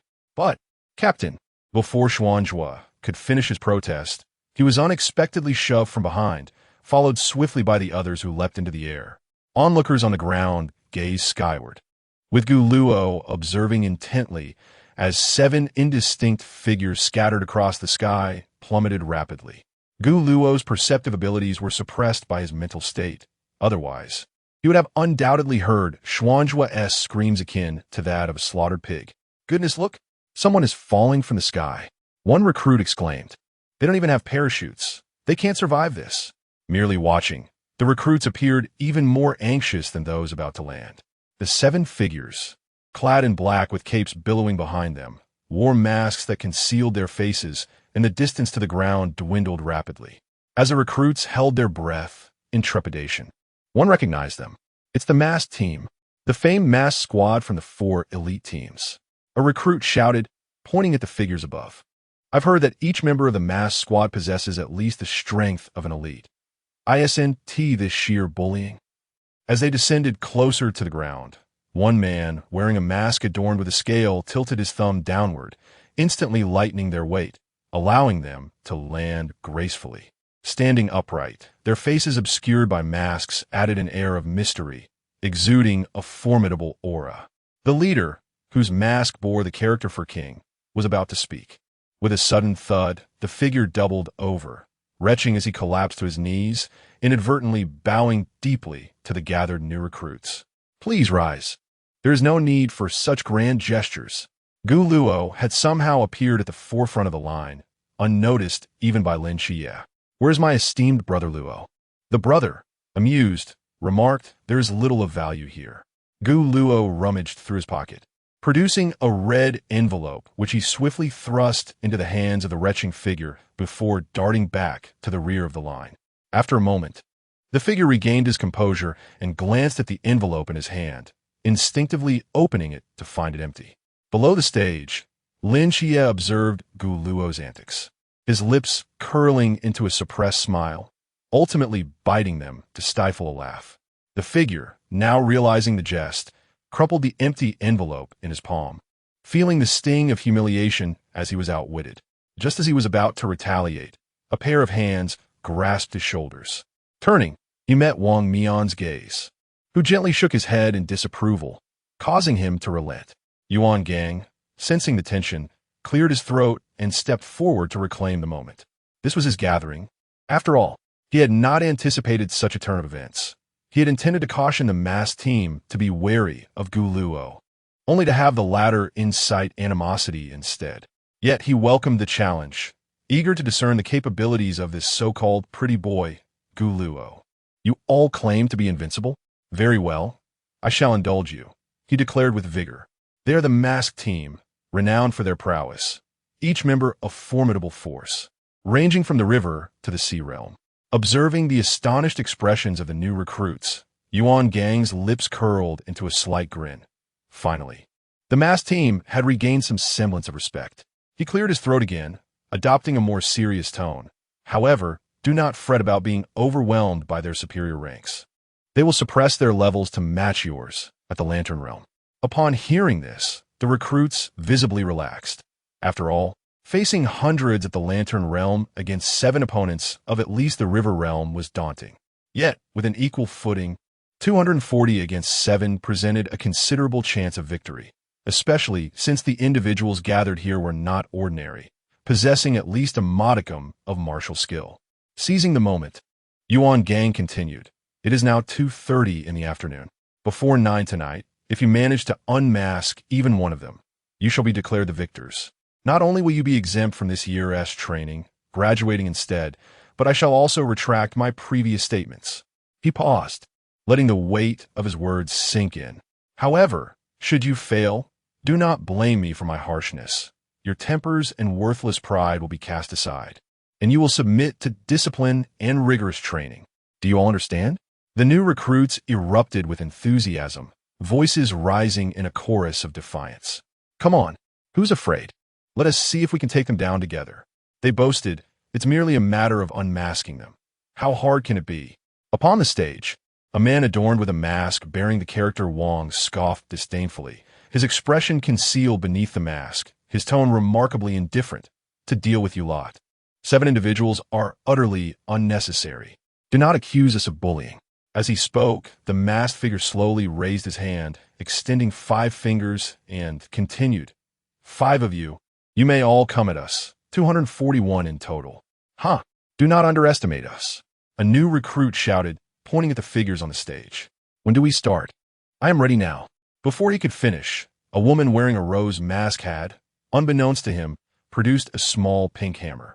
With a swift motion, the hammer expanded dramatically and came crashing down towards the ground. It has begun. With her words, Tianping, Yuegawei, and Xuanwu surged forward as well, while the multitude of new recruits below unhesitatingly unleashed their forbidden realms. Yet Wong, still, did not draw the blade from his waist, his voice calm as he instructed. Go. Leave none alive. His gaze lingered on the distant figures fleeing in panic, murmuring to himself. Truly, as a proxy for the Seraphim, they are indeed exceptional. I am intrigued. 7th night, where are we headed? Bai Li, panting heavily, was being dragged along by Lin Chia in a frantic dash. To the armory. It is where the weapons are most plentiful. Brother Luo, you appeared quite formidable just now. Why do you run so clumsily? Bai Li gasped, glancing at the solitary Luo. Luo shot him an irritated look, quickening his pace while breathing heavily, retorting, Nonsense. The masked ones have arrived. Do you think I stand a chance? Chapter 26, a joke, yet so grudging. With a resounding strike, Rose sounded the battle's clarion call, showing no mercy as she eliminated half of the recruits with a single blow. In the command room, Yuan Gang observed the sudden decrease in the number of figures on the large screen, a satisfied smile gracing his lips. Chief, I can't shake the feeling that this group of recruits won't last until 9 o'clock tonight. Surely, it can't be over before it even begins, Hong Hao remarked, pointing at the screen with a slight frown. Yuan Gang chuckled lightly and waved his hand dismissively. Why the rush? He gestured, look, some are quite clever. I am eager to see how they perform. After speaking, Yuan Gang retrieved a walkie-talkie and lowered his voice. Keep a close watch on those called Lin Xia and Gu Luo. On the arena, beneath the mask of Wang Mian, a soft chuckle escaped as he said nonchalantly, Rest assured, that brat Gu Luo is left for the vortex. As for the divine agent, you can leave that to me. With that, Wang Mian casually tossed the walkie-talkie aside and joined the ranks of harvesters. What are we to do about this massive iron door? Qian Yi pondered, resting his hand on the colossal door before him and pushing with all his might, but it did not budge. It was utterly fanciful to think that a few of them could open it by sheer strength. It was only opened before by Hong Hao with a key. Lin Xia shook his head and turned to Gu Luo. Gu Luo, startled, innocently shrugged and said, I am but a mere commoner, utterly powerless. Lin Xia. It seems you simply do not wish to take action. Truth be told, Lin Xia was almost forgetting that he was still a deity. Just as the three exchanged glances of confusion, a clear female voice rang out from behind. Step aside. Upon hearing the voice, the group turned to see a tall girl. Strikingly beautiful, deftly tying her flowing red hair with a hair tie. With a mere exchange of glances, Bai Li was rendered utterly enchanted. Approaching her in an attempt to strike up a conversation, only to be completely ignored. She strode confidently to the iron door, glanced at the two beside her, and declared, "Let me handle this." Seeing the situation turn unfavorable, Gu Luo seized the opportunity to make progress with his treatment. Lin Xie. He stepped in front of Molly, pulling Lin Xie aside to whisper, "Do you want to make an impression and have that girl see you in a new light?" Lin Xie was taken aback, wondering if Gu Luo intended to use him as a pawn again. Gu Luo nudged Lin Xie again, lowering his voice. "You do intend to keep that entry in your pocket, don't you? This is a perfect opportunity for you to establish dominance, isn't it?" Dominance? Lin Xie felt it unnecessary. His identity as a divine agent was sufficient to command their respect. Nevertheless, he heeded Gu Luo's advice, as in this scenario, it could hardly harm him. Lin Xie slowly closed his eyes, taking a deep breath to disguise his evolution. As his hand rested upon the heavy iron door, Molly, growing impatient behind him, was about to step forward to separate the two when a sudden, thunderous noise erupted before them. The immense iron gate crashed to the ground, raising a cloud of dust as Lin Xie relinquished his disguise. Once the dust settled, Molly beheld the scene before her. The words on the tip of her tongue swallowed back forcefully. It was not merely the myriad of phenomena in motion. I am not alone in this. No, my friend, that door did not move by mere brute force, did it? The expressions of all present, save for Gu Luo, displayed an astonishing uniformity, shock, confusion, and even disbelief. Bai Li Pang was forcibly yanked from his reverie, questioning whether this was still the Lin Xie he knew. In ancient times, Lin Daiyu pulled down the willows. Today, Lin Xie pushed an iron gate with his bare hands. Lin Xie had almost instantly shed his disguise, fearful that others might catch even the slightest hint of his true nature. Within mere minutes, Gu Luo sensed that the progress of his treatment had increased by nearly 1%. The crowd began selecting suitable weapons, while Molly strode directly into the depths of the armory, emerging with a massive katana hoisted onto her shoulder. The blade was nearly twice her size, yet she bore it with effortless grace. Bai Li Pang cautiously approached Lin Xie, his gaze intermittently flickering towards Molly. "Xie, do you not think that girl is rather impressive?" Lin Xie stood perplexed, having not joined in the weapon selection. The sword gifted to him by Gu Luo far surpassed any here in quality, and given that Gu Luo possessed the king's treasure, there was no need for him to choose any weapon at all. As Molly approached the pair with her enormous katana, Bai Li Pang once again found himself successfully ignored. Molly extended her hand towards Lin Xie, saying, "I am Molly. Shall we form a team?" After a moment's hesitation, Lin Xie also extended his hand, gently shaking hers. "I am Lin Xie. Shu." Gu Luo suddenly gestured for silence. Upon noticing, Lin Xie's expression shifted to one of vigilance. In a fleeting moment unnoticed by all, Durandal materialized in his hand. Gu Luo smirked disdainfully, stating, "Someone is coming." His gaze shifted towards Molly as he raised his wrist, a short sword appearing with a flick of his wrist, which he then hurled toward the space behind her. The sound of metal clashing rang out sharply as a figure gradually materialized, a man wearing a crescent moon mask, who deflected Gu Luo's strike with his short sword. The moon ghost staggered back a few steps, regaining his composure. "Not bad. You managed to sense my presence. Truly deserving of the captain's commendation." However, he had been a form of moonlight. How had he detected him? And that strike, it had appeared from thin air. Who exactly was this young man? Molly quickly distanced herself from the moon ghost, turning to face Gu Luo. Due to his actions during their training, she held a rather poor impression of him, thinking him both inept and pretentious. Yet he had keenly perceived the moon ghost's presence. Had it not been for him, she might have been out of the fray. "Interesting. How did you discover my presence?" The moon ghost inquired, twirling his short sword. "A man's sixth sense." "What sixth sense?" "It is merely my knowledge of the plot." "Do you truly believe in such things?" Now, it is only him, targeting the isolated one. Lin Xie pointed at the moon ghost, and commanded go. Without hesitation, Morris swiftly swung her great sword towards the moon ghost, while Bailey, the plump one, activated his monetary powers. At this moment, all I needed was to patiently await my healing. Guluo was contemplating finding a quiet corner to silently wait for his healing progress to increase. Suddenly, a purple vortex accompanied by a massive pink hammer came hurtling towards him. What an ambush! Guluo reacted swiftly, dodging just in time as the hammer crashed to the ground, sending dust soaring from the resulting crater, revealing two figures. The vortex fixed its gaze on Guluo for a considerable time, confirming he was indeed the one it sought. You little brat, I shall not let you mock me. Roses, you go assist the moon ghost. This fellow is mine. The vortex waved its hand, summoning several purple whirlwinds above Guluo, unleashing a barrage of elemental bullets. Guluo hurriedly conjured a shield to deflect the relentless onslaught of attacks. It was quite ruthless from the outset. Hey, it was just a joke. Is it really necessary to hold such a grudge? Chapter 27. This person must be a fraud. Continuing down this path is not a viable solution. Faced with the sudden onslaught of the vortex, Guluo found himself momentarily incapacitated. Similarly, Lin Shiyi was unable to respond in time to the unexpected encirclement. Witnessing Guluo being relentlessly suppressed, Lin Shiyi brandished his blade fiercely. Brother Luo, I am here to rescue you. Molly, wielding a massive sword, struck towards the moon demon while Lin Shiyi sprinted in Guluo's direction. In an instant, a colossal pink hammer hurtled in from the side. Lin Shiyi quickly propelled himself upward with a powerful leap, narrowly evading the strike.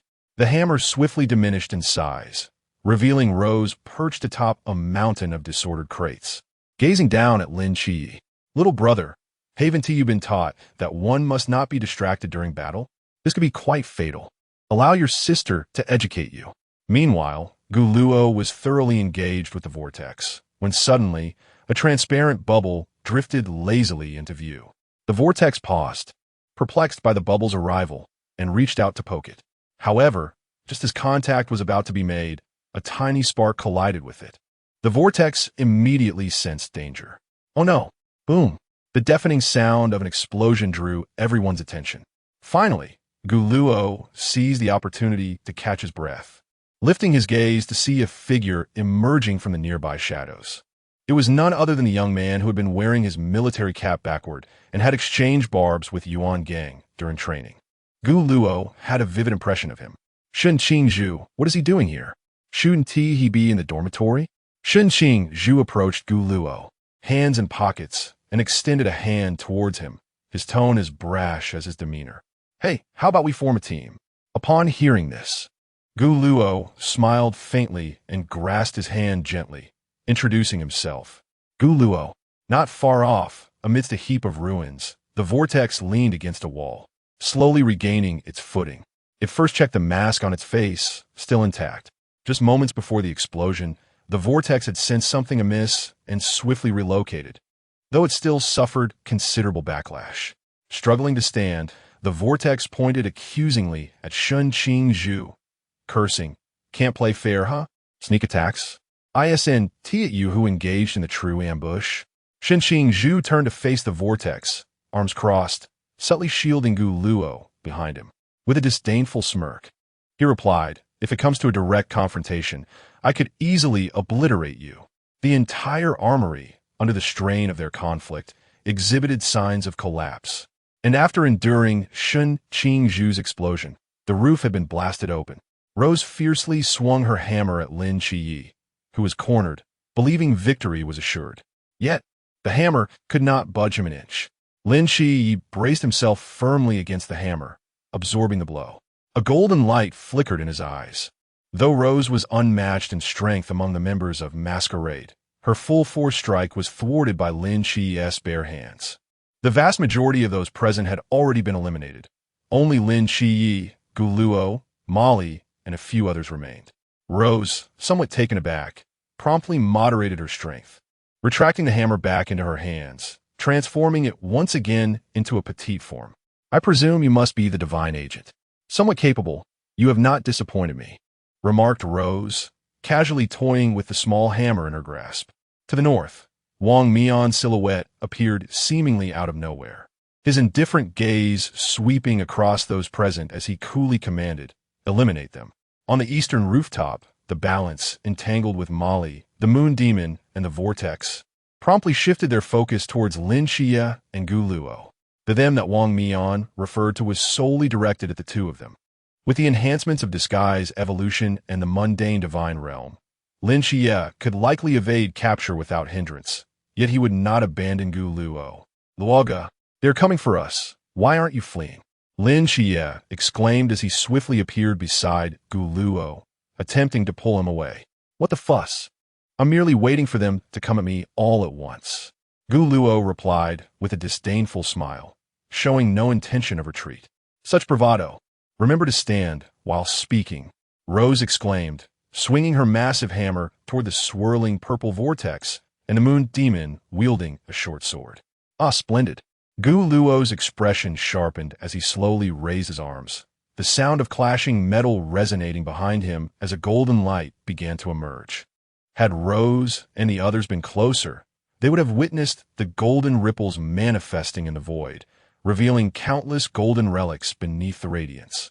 Truly, he thought, the legendary King Gilgamesh is far more reliable than Merlin, and a quiet joy welled up within him.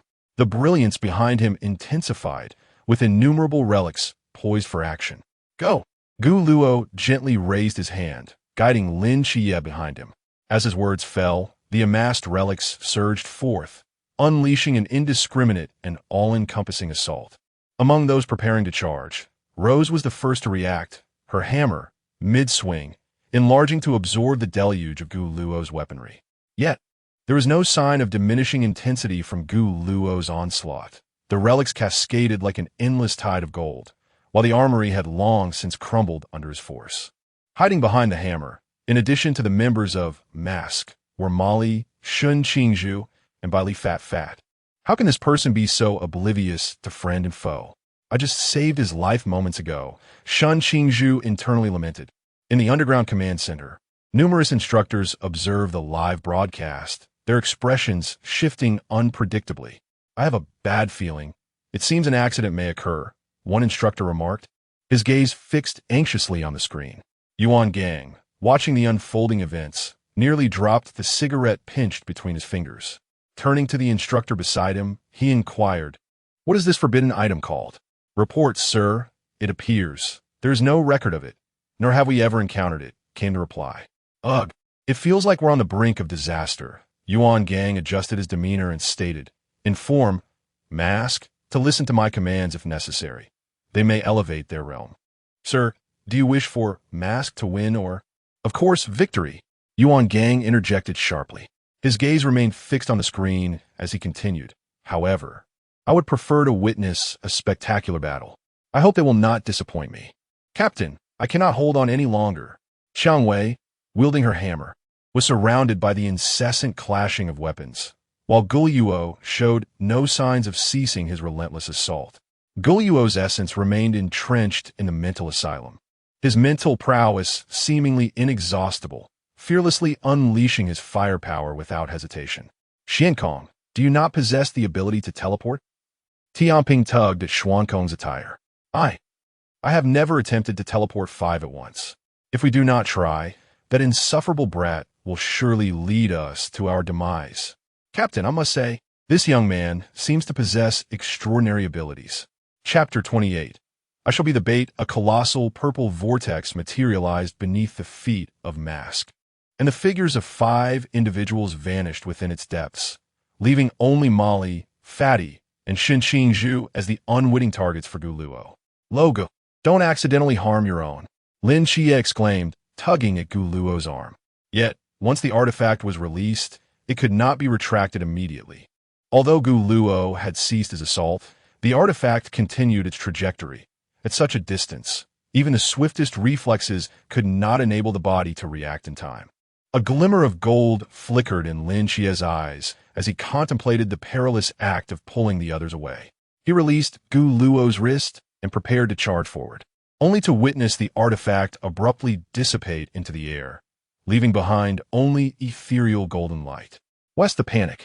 Who do you think I am? Just focus on protecting yourself, Gu Luo replied calmly, gently patting Lin Chia's hand, feeling the tension in the other's muscles ease. He wiped the dust from his face and approached Fatty and the others. Molly stood frozen, lost in thought, struggling to conjure a rational explanation for herself. What exactly was that move? Were those artifacts truly endless, or were they forbidden objects? While Molly was deep in contemplation, Gu Luo had already arrived before her, waving his hand in front of her face. Molly, right? I'm Gu Luo. Shall we form a team? He did not hold a grudge against Molly for previously ignoring him, and Lin Chia gradually approached, standing beside Gu Luo. Fatty felt like an outsider, pondering, aren't we roommates? Why do I feel excluded? Molly and Gu Luo exchanged a brief handshake, allowing her to scrutinize him anew. His attire, primarily black, was complemented by a white, lightweight jacket and a military-style coat. This somewhat plain and peculiar ensemble on Gu Luo somehow bore no sense of dissonance. Perhaps we should devise a battle strategy, Lin Chia suggested suddenly. I suspect that the target of the mask is likely me and Lo Ge. If I serve as the bait, Lin Chia was articulating his thoughts when a voice interjected. I shall be the bait, Gu Luo stated matter-of-factly. At these words, all gazes turned towards him. Lin Chia frowned, while Shen Qingzhu raised an eyebrow in surprise. Noticing their reactions, Gu Luo elaborated. My level of animosity is high. Rest assured, I have an escape route. I want to foolishly allow myself to be eliminated. 7 Knight, please continue. With that, Gu Luo relinquished the floor to Lin Chia. Clearing his throat, Lin Chia coughed lightly. Currently, our location is uncertain, but the number of eliminated individuals has surpassed half. The most suitable strategies for us are limited to 2. He raised 2 fingers and crouched down. One is a stronghold battle, and the other is a wheel battle. The remaining uneliminated participants are likely grouped together, lying in ambush somewhere. Assuming this is the dormitory, while Lin Chia was sketching on the ground with a small stone, Gu Luo interrupted again. No need for such complexity. With that, he produced a square piece of paper and unfurled it. This is a brief illustration of the training camp that I have drawn. This statement can only be considered as directed towards Molly and Shen Qingzhu. Brother Luo, I never expected you to be so reliable at a critical moment. Bai Li Pang teased. Qi, please continue. Lin Qi nodded and proceeded to explain. Here lies the dormitory, and here is the cafeteria. These areas are the most advantageous for concealment. Therefore, Bai Li Pang was about to inquire about Lin Qi's reasoning, but Lin Qi directly stated, thus, we should head to the dormitory. The cafeteria. Vortex, where have you come from? Tian Ping exclaimed as he rose from the ground, brushing off the dust from his clothes. Why are you the cafeteria? It's not even mealtime yet. Ahem. Well, at that moment, the situation was urgent, and I just sent it casually. I didn't expect it to end up at the cafeteria, Vortex replied, his expression somewhat awkward as he scratched his head and quickly checked his face. Phew. Thankfully the mask is still on. Damn, what is with that brat? He really went too hard. Vortex sat on the ground, pounding his fist into the earth. Captain, I think this place is quite concealed. Shall we take a break? Oh dear. As soon as Vortex finished speaking, Rose slapped him on the back of the head. You're either slacking off or thinking about food. Wang Mian leaned against the wall, raising a hand to rub his forehead, ignoring the others. However, he felt a sense of doubt rising within him. It seemed that the hard nut to crack was not just that divine agent, but also someone who neither possessed the forbidden ruins nor was a divine agent, yet commanded such attention from Yuan Gang. If it were merely about launching weapons, it didn't seem that troublesome. All right, this time it seems the intelligence was erroneous. We were careless. Wang Mian straightened his posture and declared, that group of new recruits should be hiding by now. We do not have the upper hand in a war of attrition, especially since we are still in the Lamp Realm. This new recruit training showcase is arguably the most challenging one in history. Typically, new recruits would have been eliminated by now, so we need to be more serious. The plan has changed. Let us set aside that divine agent for now and pay more attention to that young man. After a long silence, the moon ghost suddenly spoke up casually. That brat seems to be called something like Gu Xiaobai. Rose joked. Wang Mian clapped his hands, breaking the moment of levity, and said earnestly, "Time is of the essence. We must remain adaptable." With that, the five of them departed from the cafeteria. "We're heading to the dormitory now. That place is most suitable for an ambush. They must be there." Wang Mian gently caressed the hilt of his knife. "Brother Luo, what exactly are you looking for?" Since arriving at the dormitory, Gu Luo had not paused, leading the group at the forefront, sweeping through each dormitory door to glance inside. Lin Yi felt somewhat fatigued just by watching. Though he didn't understand, he unconditionally supported Gu Luo and wished to assist in the search, but was promptly chased away by Gu Luo. "This is incorrect. I distinctly recall that Chao Yuan was in the dormitory building. How could he possibly be untraceable?"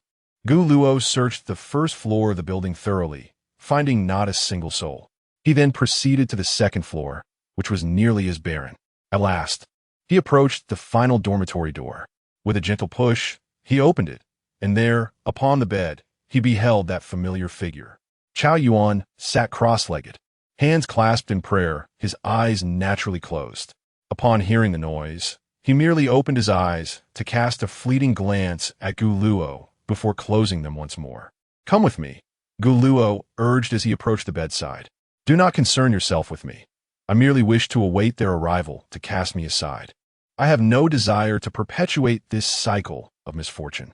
"Ba," Chao Yuan replied with a calm and measured tone. Gu Luo had anticipated such a response. He raised an eyebrow and slowly spoke, "Lin Xie." No sooner had the words left his lips than a flicker of tension crossed Chao Yuan's previously indifferent expression. He opened his eyes to regard Gu Luo, his voice tinged with urgency. "What did you just say?" "I said, come with me." Chao Yuan shook his head. Striving to render his tone more placid, "I will say one thing." Ba. Gu Luo replied nonchalantly. Chao Yuan's brow twitched slightly. "Where's my knife?" Chapter 29, Gulo versus. Vortex. Chao Yuan took a deep breath and scrutinized the stranger before him. He had never encountered this individual before, yet he possessed knowledge about Lin Xie. "Speak, and state your terms," Chao Yuan said calmly as he sat cross-legged on his bed. Gulo, taken aback by the straightforwardness, considered this a relief, sparing him the need for convoluted dialogue. Clearly, this man was astute and agreeable. He cautiously peered out from behind the wooden door of the dormitory, observing that Lin Xie and the others had already reached the staircase. "To make a long story short, I need you to assist me." Gulo discreetly closed the dormitory door. "Assist?" Chao Yuan replied, somewhat astonished, before pondering for a moment and consenting. "What kind of assistance do you require?" "I need you to protect someone." After the last encounter, where Gulo had bested the masked individual by exploiting a significant information gap, it was evident that the masked figure would be better prepared this time. Having Chao Yuan act as a diversion would alleviate some of the pressure. In a one-on-one confrontation, Gulo still possessed a chance of victory. However, given the previous circumstances, it was likely that both he and Lin Xie were targeted, but perhaps this was not entirely unfavorable. This opportunity might significantly enhance his healing progress, with Chao Yuan safeguarding Lin Xie from the shadows, which should minimize complications. With this thought in mind, Gulo added, "Just follow my lead when the time comes." At that moment, footsteps echoed in the corridor outside, and Lin Xie pushed open the door. Upon seeing Gulo, he let out a small sigh of relief. "Luo Gu, I thought you were gone." Chao Yuan raised his gaze to observe Lin Xie conversing with Gulo, and his instincts suggested their relationship was anything but ordinary. Could it be that this was the individual he was meant to protect? "Xie, are you all set?" "Yes," Lin Xie nodded. "Now, we merely await the catch." In front of the desolate dormitory, Gulo's silhouette slowly emerged onto the vacant ground. "Is it just you?" Vortex scanned the area around the dormitory. "You didn't even put up a fight before surrendering?" Surprised, Vortex regarded Gulo.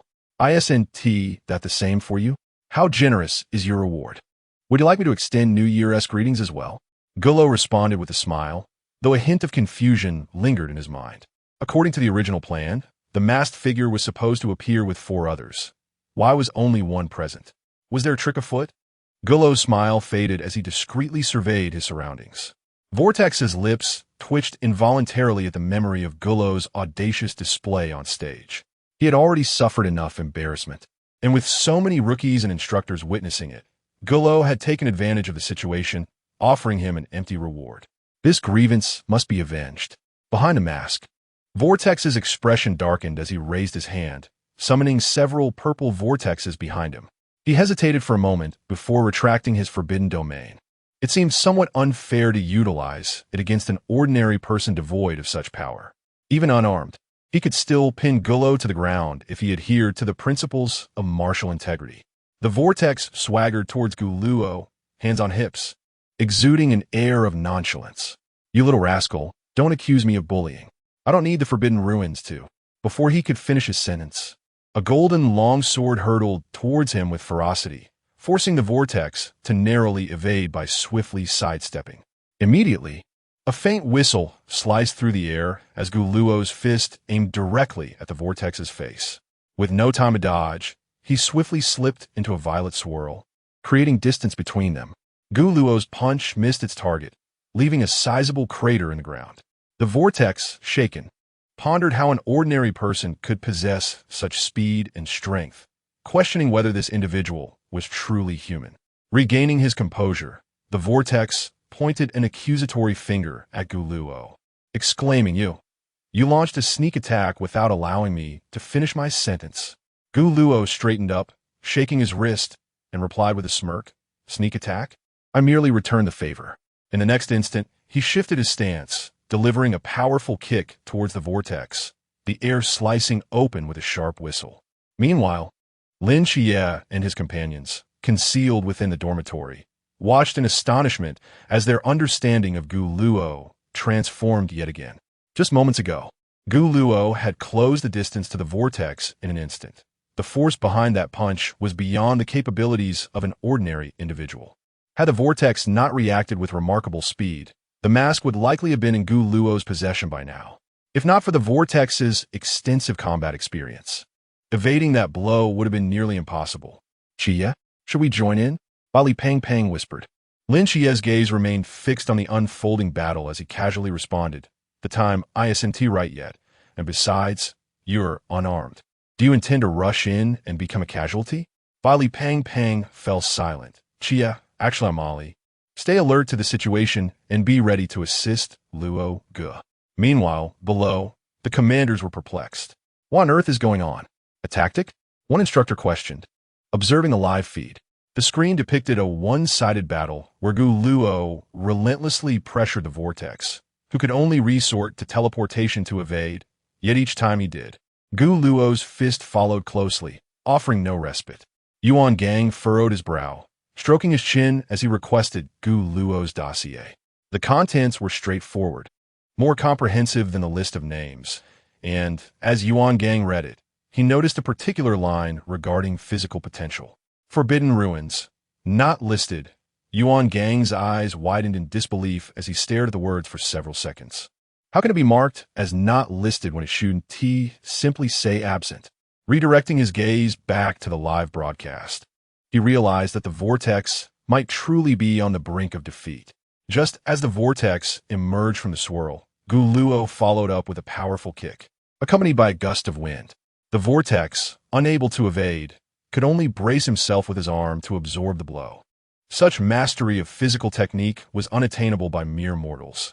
Gulluo had become an embodiment of divine physique, his physical attributes in strength and speed far surpassing that of an ordinary human.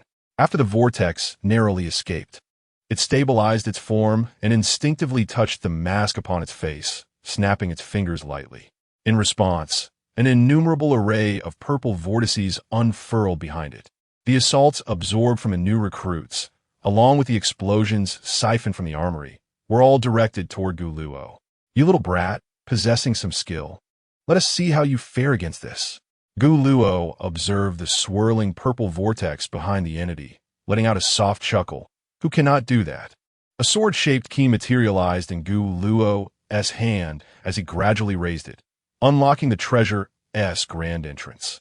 Behind him, a radiant golden light shimmered, unfettered by spatial constraints, nearly enveloping the entire dormitory building as treasures began to manifest slowly. "You wish to compete in firepower? Please, I have never feared such a challenge. Gu Luo nonchalantly waved his hand after speaking. Hey, Seven Knight, I can't shake the feeling that this place isn't very safe. Perhaps we should find another spot. Bai Li Fat murmured as he edged closer to Lin Shiyi. Emily rolled her eyes, dismissing him as a pampered rich boy, overly dramatic. As the artillery was about to clash, Lin Shiyi furrowed his brow, pondering the masked figure's intentions. Shiyi, look. There are people up there. Bai Li Fat pointed toward the rooftop of the dormitory, and Lin Shiyi followed his gaze. As dusk approached, the figure atop the building gently grasped the blade of the yuan, its edge glinting with a sharp brilliance as the realm of time quietly unfolded. Chapter 30. The Masked Ones Can't Play? The surrounding air grew still, and at the moment the blade was drawn, a myriad of treasures surged forth from behind Gu Luo. Suspended midair, Wang Mian leaped gracefully, appearing beside the vortex, quietly observing Gu Luo in the distance. Captain, you have finally arrived, the vortex sighed in relief, collapsing onto the ground as several purple whirlpools behind it dissipated. Boom! Rosa's figure emerged before the two, creating a crater in the ground with her weight. Holding a petite pink hammer, in the next instant, she swung the hammer, which expanded to a height equivalent to 3 stories. With a fierce roar, Rosa brought it crashing down, stirring up clouds of dust and causing the ground to tremble. Captain, Rosa turned and gestured towards Wang Mian. He slowly sheathed his black blade, allowing time to realign. In the next moment, countless treasures erupted from behind Gu Luo, hurtling forward en masse. Clang, clang, clang. The moment the treasures collided with Rosa's colossal hammer, a cacophony of sharp and chaotic sounds resonated, countering Gu Luo's assault entirely. Rosa felt a tingling in her arms. Although Gu Luo's previous onslaught in the armory had been prolonged, its numbers were limited. This time, however, not only was the duration extended, but the pressure she faced had more than doubled. Where is Yue? I can't hold on much longer, Rosa shouted, her voice swallowed by the clamor of metal clashing. Not far away, Gu Luo observed the nullification of his offense, secretly pleased he had lured them in. Meanwhile, Yu Gui's silhouette appeared silently behind him, lunging forward with a short blade aimed at Gu Luo. A chill breeze swept past, and Gu Luo's gaze sharpened, forcing him to halt his onslaught and swiftly evade Yu Gui's attack. Still resorting to sneak attacks? Getting addicted? Gu Luo was genuinely vexed. Yu Gui missed the mark, and just as she attempted to transform into moonlight, her arm was suddenly seized by Gu Luo. Yu Gui was taken aback. The speed was astonishing. Gu Luo exerted force, hurling her violently towards the walls of the dormitory. The force field shifted. The figure of Tian Ping suddenly appeared, raising a hand, and Yu Gui's inertia vanished, leaving her to hover steadily in place. Rosa returned her hammer to its original size, and the vortex, along with Wang Mian, materialized in the open space of the dormitory. Gu Luo cast a glance at the group not far away, including the flung Yu Gui and the arriving Tian Ping. All 5 had gathered, observing Tian Ping, who was descending beside Wang Mian, and Yu Gui, who had reverted from her moonlight state. Gu Luo clicked his tongue. You 5 are ganging up on a defenseless recruit.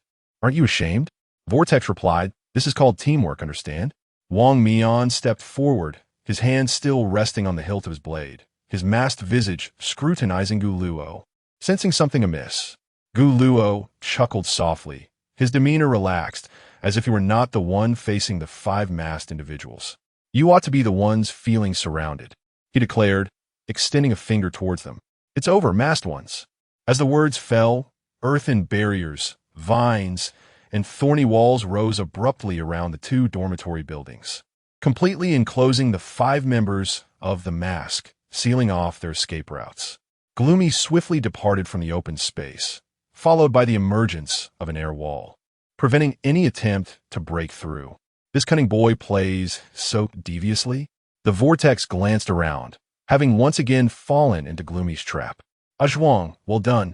Gloomy placed a hand on Shun Qingzhu's shoulder, smiling, while the latter merely chuckled softly, a hint of pride in his demeanor. Pausing, Gloomy lifted his gaze towards Lin Shiyi. locking eyes with him just as he withdrew his hand from Shun Qingzhu's shoulder and approached Lin Qie.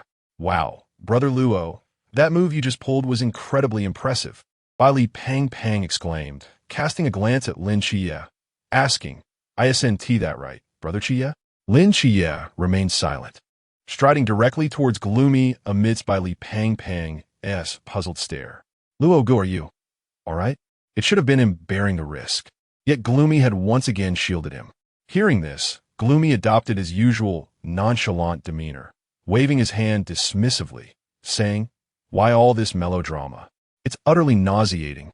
I've said there's a backup plan, so rest assured I wouldn't let myself get hurt." Bai Li Pang observed the two from a distance, unable to suppress a sigh at the depth of their brotherhood.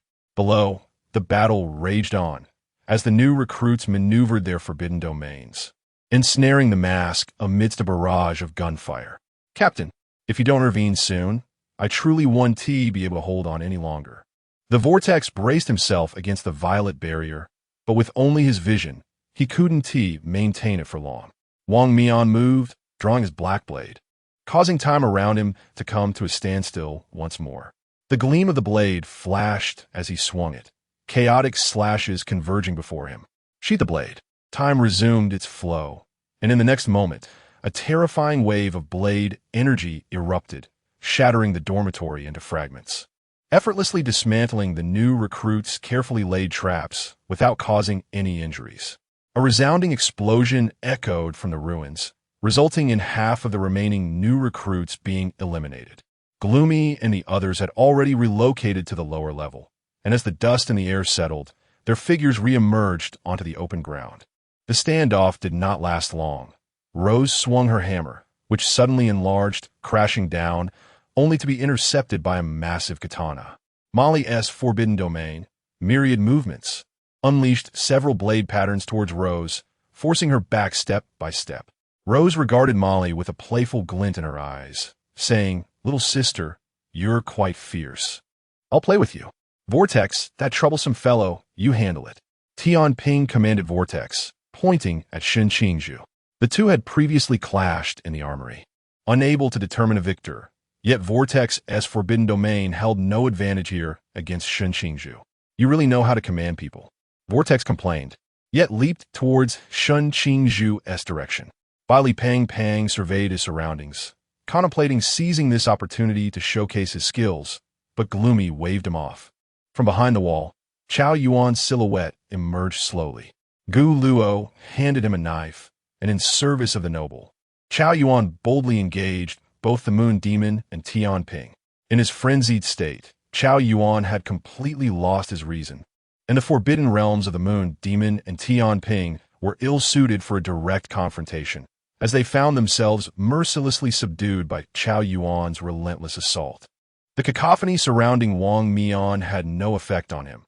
He quietly observed the two as nightfall quietly descended. "I shall grant you an opportunity. Come at me together," Wang Mian stated calmly.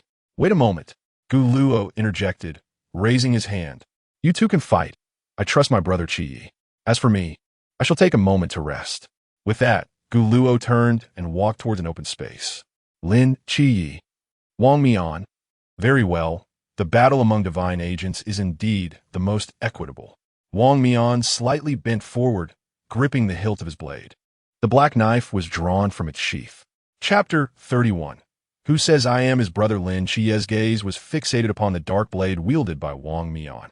He recalled the explicit warning from Bai Li Pang, who had mentioned that Wang Mian's black knife was an object of prohibition, capable of condensing the blade's aura in sequence 301. Yuan. It was likely that the terrifying blade's aura he had just witnessed was produced by this very weapon. With the enhancement of Wang Mian's temporal marauder, time was momentarily slowed, allowing for the release of such formidable blade auras, all while being constrained to the realm of a mere cup. "You are the emissary of the Seraph," Wang Mian remarked with keen interest, observing Lin Qie from a distance. "I am aware that you harbor many questions yet." As Wang Mian spoke, the black knife in his hand was drawn from its sheath. "There are secrets about you beyond this. Once this confrontation concludes, I hope to engage in a more profound dialogue with you." "I share that sentiment," Lin Xie replied, raising an eyebrow, having grasped Durandal, which emitted a faint white glow. Wang Mian's gaze inadvertently shifted to the sword in Lin Xie's grasp, an instinct telling him that this weapon was far from ordinary. A luminous moon ascended in the sky, casting darkness over the land. Lin Xie's aura subtly transformed, a glimmer of golden light flashing in his eyes. In the blink of an eye, he had appeared before Wang Mian. With the enhancements of Starry Night Dancer and Disguised Evolution, his speed had become imperceptible to the naked eye, had it not been for Wang Mian's temporal domain. This strike would have been utterly unavoidable. As the black knife was drawn, Wang Mian exerted himself to parry the blow, his form trembling slightly as he staggered back several steps. The might of Yuan lay in the blade aura it could unleash under range conditions. Now, in close quarters, it was akin to a turtle flipped onto its back, rendered powerless and frustrated. Wang Mian let out a muffled groan, summoning strength to deflect Lin Xie's blade, swiftly creating distance between them before launching a rapid series of strikes. A dense web of blade auras wove together as Wang Mian delivered his final blow. The onslaught directed towards Lin Xie, leaving virtually no angles for evasion. Lin Xie showed no inclination to retreat. The brilliance of his sword intensified as he raised his hand, mirroring Wang Mian's actions, and executed a series of strikes. To Wang Mian's astonishment, Lin Xie produced a similar web of intertwined blade auras before him, though these emanated a distinct white light, gentle yet undeniably potent. Wang Mian, seated nearby, Gu Luo witnessed this scene and could not help but smile faintly. Did you think you were the only one capable of bending the rules? Durandal, classified as an A-tier noble phantasm of Gilgamesh, possessed exceptional sharpness and the ability to obliterate all. Beyond its fundamental strength and edge, it could also conjure miracles, albeit at a certain cost. In the instant the two blade auras intersected, a tremendous explosion ensued, collapsing the already dilapidated dormitory building surrounding them. Underground command room sudden. Violent tremor reverberated overhead, causing the broadcast signal to flicker between clarity and distortion. Dust occasionally fell from the ceiling, the lights dimming and brightening erratically, while hanging fixtures swayed precariously. Commander, I can't shake the feeling that this place is rather unsafe, one of the trainees expressed uneasily. The instructor suggested to Yuan Gang, shall we relocate? What if it collapses?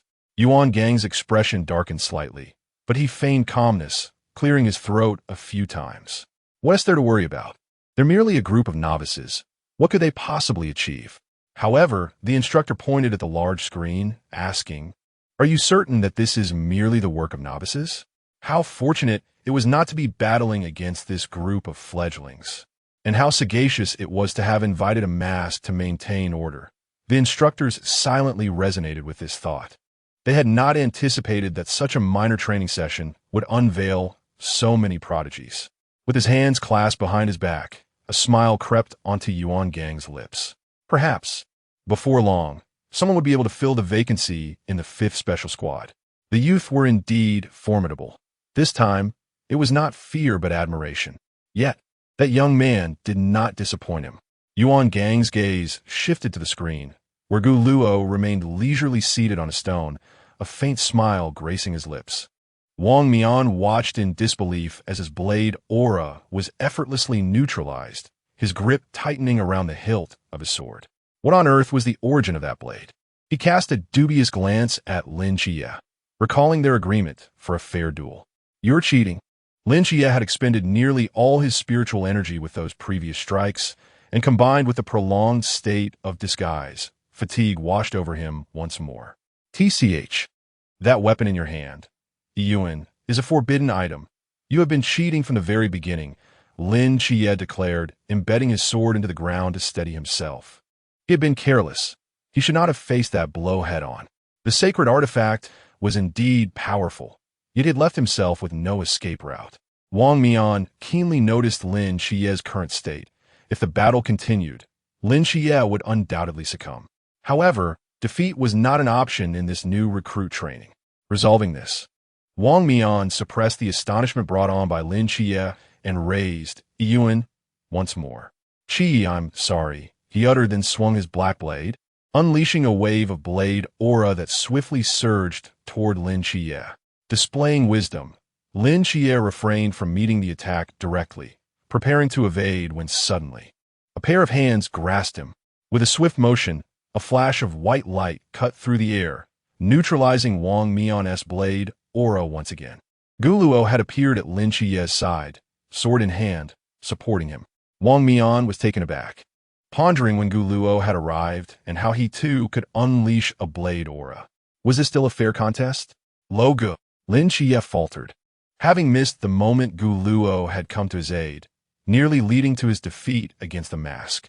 "All right, you should rest now. You've been seated for quite a while.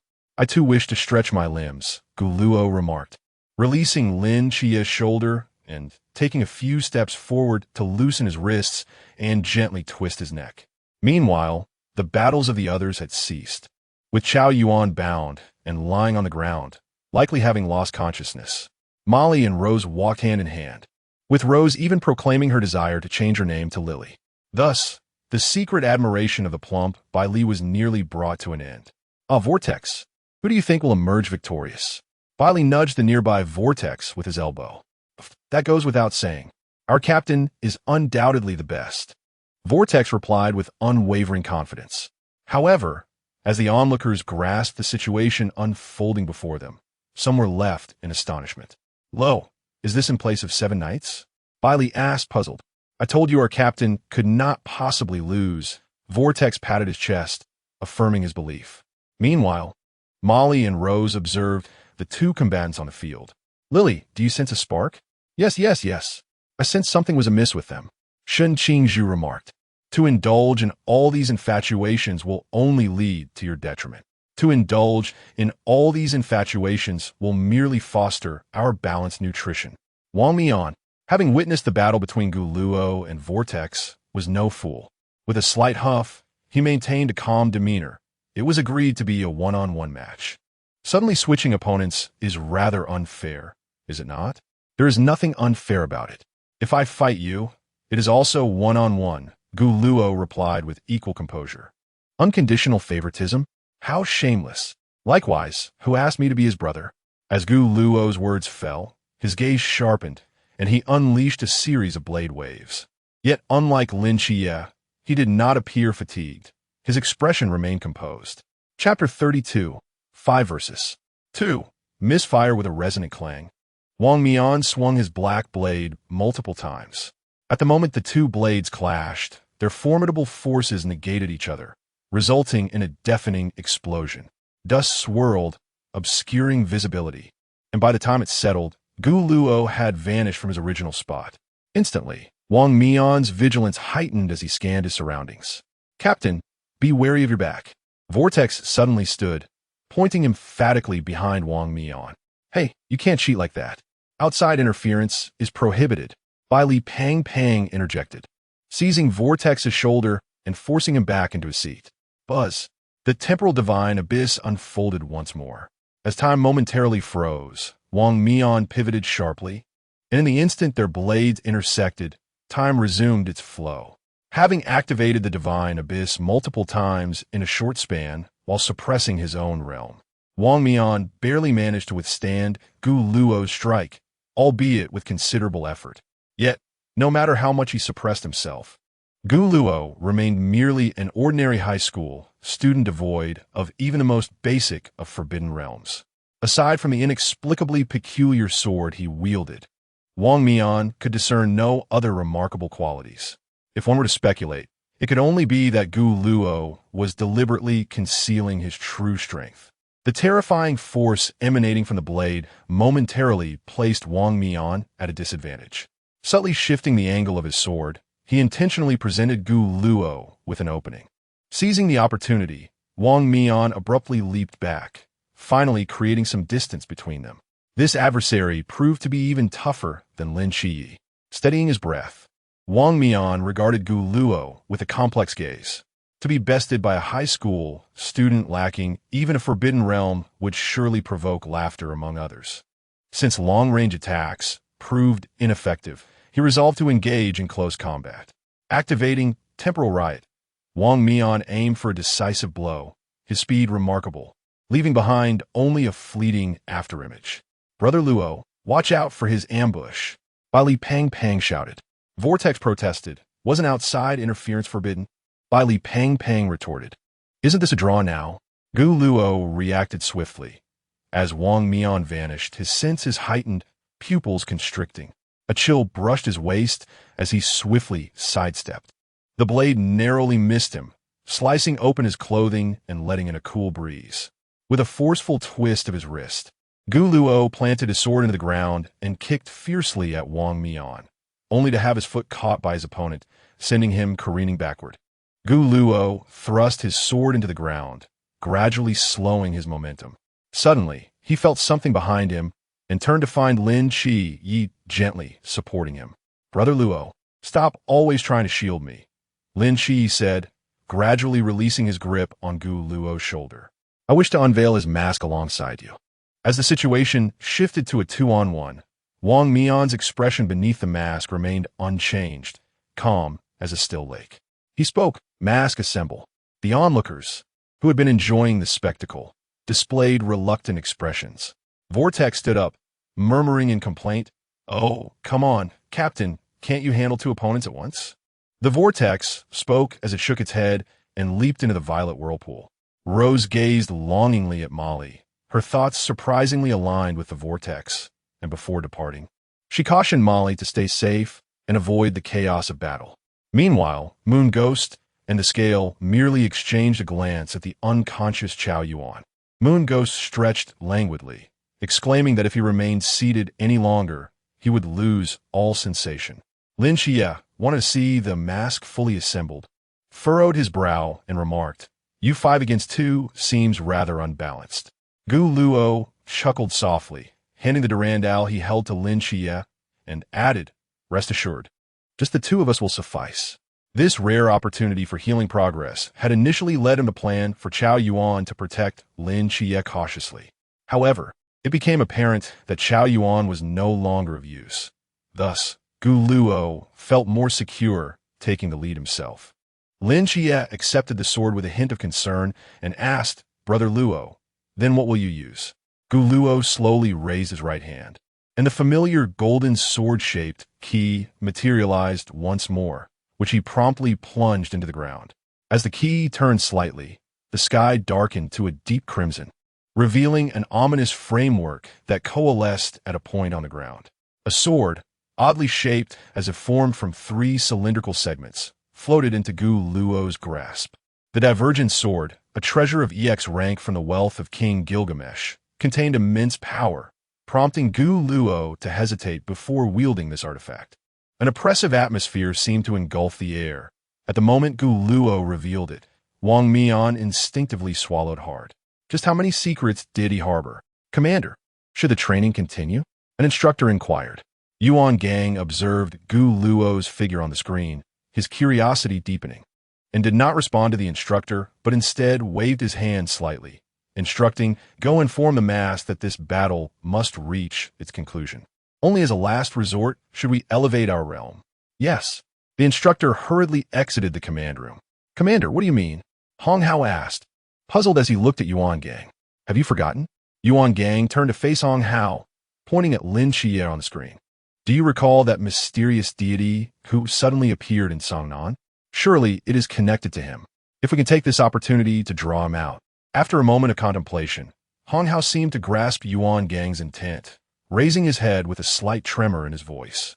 "Are you suggesting that a dual divine agent will emerge? Take this, you wretch." Rose swung her massive hammer directly at Gu Luo's head. He showed no inclination to evade, and a vast shadow loomed over him. Gu Luo raised the divergence sword high, and the 3 sword blades began to rotate in reverse. At the moment of contact, an inexplicable force surged through Rose's hammer. The Rose was unable to discern the figure beneath the hammer when a sudden high-frequency vibration emanated from it. In the next instant, the individual was propelled backward, and just as they were about to collide with the wall, the balance of gravity shifted in a timely manner. Gu Luo observed the Rose being flung away, then glanced down at the sword in his hand, the blade of separation. Its overwhelming power was difficult to control, and its potential danger meant it would not be entrusted to Qi Yi. Wang Mian raised his blade to parry Qi Yi's assault, his eyes ablaze with golden light. The divine might of the seraph and the multiple buff from Gu Luo completely suppressing Wang Mian at the level of the Lantern Realm. A deafening explosion resonated, and by the time Qi Yi regained his composure, Wang Mian had vanished from view. That strike had indeed severed Wang Mian's mask, yet in that fleeting moment, he had reversed time. In the center of the dormitory building, the aura surrounding Wang Mian no longer emanated from the Lantern Realm. It was not just him. Gu Luo also became aware of the vortex and the transformations occurring in others. In that instant, the level of the 5 individuals ascended directly to the pool realm. Observing the situation, Yuan Gang advised moderation. Wang Mian lowered his voice slightly, suggesting that Qi Yi might harbor other unfamiliar deities within him. Understood, Captain. The 4 responded in unison. Gu Luo felt a bit bewildered, pondering what they were secretly discussing as the clock neared 9. Qi Yi, it's time. Whoosh! Faster than the 2, the opposing masked figure, the moon demon, had appeared in midair, a short dagger hurtling swiftly toward Qi Yi's back. Fool! Didn't I tell you to watch out?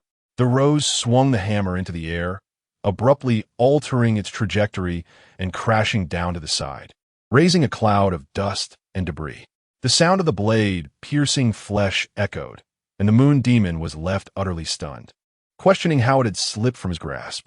He swore he had no intention of harming either of them. Yet amidst the dust, the anticipated agonizing pain did not manifest for Qi Yi. He slowly turned around, his pupils constricting sharply. Gu Luo, a short dagger had plunged deep into his side, blood trickling down the blade's tip. Gu Luo's complexion paled. No matter how formidable he was still merely flesh and blood. He let out a few low gasps, his fists tightening. Another ambush, was it? His gaze darkened as the dust settled, leaving only a pool of blood and Qi Yi standing alone, Gu Luo's figure having vanished. Something was amiss. Wang Mian's heart raced. It was not merely because Gu Luo had disappeared. A different mysterious presence was quietly descending. He has arrived. Chapter 33. Unsheathing the sword against the divine. In adherence to the principle of I do not offend others, nor do I allow others to offend me. Gu Luo found himself in a predicament when a masked entity transgressed first. A foreign aura, imbued with an overwhelming pressure, enveloped him, an essence solely belonging to the divine. Wang Mian's gaze was fixated on the ruins of the dormitory, where he beheld a figure slowly materializing before Lin Xie, his breath becoming labored as he instinctively slowed his pace. He had encountered deities before. Years ago, the god of time, Kronos, emerged from the void to forge a pact with him, granting him dominion over his sacred domain. That divine presence had felt like salvation. Yet now he could only sense a stifling tension and oppressive weight. Gu Luo gradually surveyed the few individuals nearby, gripping a short sword that bore the faintest traces of blood. At this moment, no one recognized him as the divine being. Lin Xie's gaze lingered on Gu Luo's back for several seconds, his mouth opening as if to speak. Xie, leave the rest to me. Gu Luo turned, gently waving his hand before Lin Xie's eyes. You should rest for a while. When you awaken, it will all be over. Words hung unspoken on Lin Xie's lips as a sudden heaviness enveloped his eyelids, causing him to collapse. In the final moments of his consciousness, he felt a pair of warm hands supporting his back. Gu Luo gently laid Lin Xie down on the ground and turned once more to face Wang Mian. Underground Command Center, have you identified the source of the problem? Yuan Gang inquired of the instructor, who rushed in hastily.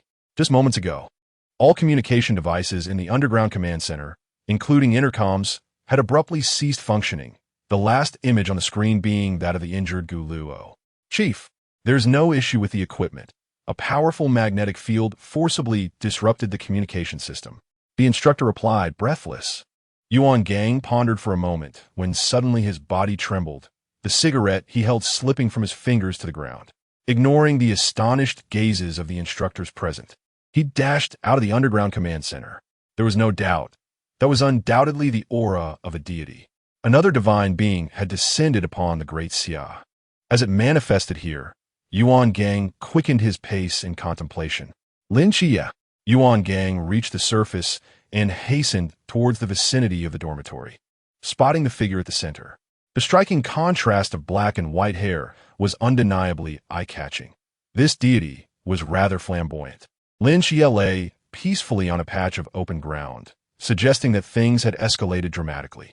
Having inflicted injury, the divine presence had come to exact vengeance on behalf of its agent. Captain, aren't you the agent? You must think of a way to communicate with it. The vortex tugged at Wang Mian's sleeve. Wang Mian remained silent for a moment. The air was thick with murderous intent, and should the deity take offense, it could easily raise the training camp. Let us attempt to communicate with it. Wang Mian's earpiece crackled to life with Yuan Gang's voice. Turning to see him nearby, holding a walkie-talkie, Wang Mian paused, silently sheathing his sword. The deity's demeanor appeared somewhat familiar. Perhaps they could glean some useful information. Wang Mian slowly stepped forward and calmly inquired, "May I ask who you are?" Upon uttering these words, an uneasy silence enveloped the atmosphere. Neither Gu Luo nor Wang Mian dared to break the stillness with further questions. Meanwhile, the portly Bai Li and others, including Mo Li and Shen Qingzhu, had already retreated to a distance, hiding behind a stone wall the moment Gu Luo appeared. Just before leaving, Bai Li made a brief return, dragging along the unconscious Chao Yuan, who had been bound tightly. At that moment, Chao Yuan was stirring awake, mumbling, "Noble one, where's my noble one? You promised to help me find Lin Qi." Bai Li hastily tore off a section of a sealing scroll to silence Chao Yuan, exclaiming, "You rogue. You were just chasing me with a knife, and now you can't keep still." As he spoke, Bai Li affixed several more pieces of a scroll to Chao Yuan's mouth, redirecting his attention back to the standoff between the two figures. After a prolonged silence, Wang Mian, having received no response, hesitated for a moment before preparing to inquire further when Gu Luo finally made a move. Raising his right hand, Gu Luo, with an impassive expression, pointed at Wang Mian and uttered the words, "Earth rock shatter." Wang Mian could only see Gu Luo's lips move, the words reaching his ears with startling clarity despite the distance. An ominous premonition surged within him, prompting him to instinctively grip the hilt of his blade. In the next instant, the ground trembled violently, and several thick earthen spikes erupted from below, hurtling swiftly towards Wang Mian.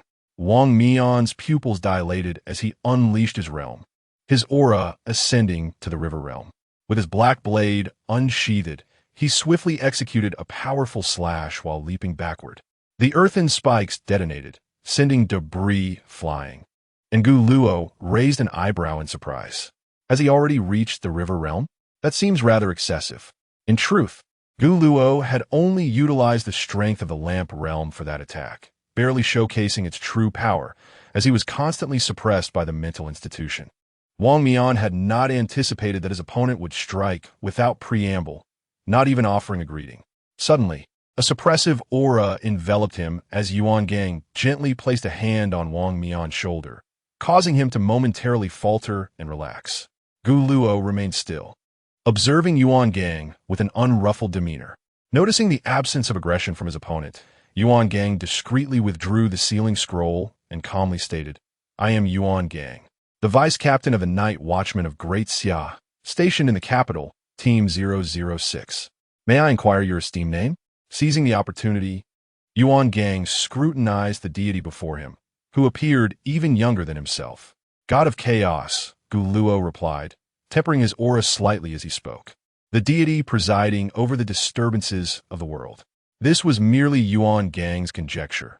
He had never heard of a deity governing chaos, a unique entity unto itself. "May I inquire, esteemed one, what brings you to our great Xia?" Gu Luo's expression remained indifferent, betraying no emotion. "To restore order and mend the disruptions that ought not to exist," he replied. Yuan Gang, feeling a sense of relief, noted that at least this was not a malevolent deity. He pressed on with his inquiries. "Do you happen to know the whereabouts of the deities of our great Xia?" "I do not know," Gu Luo responded.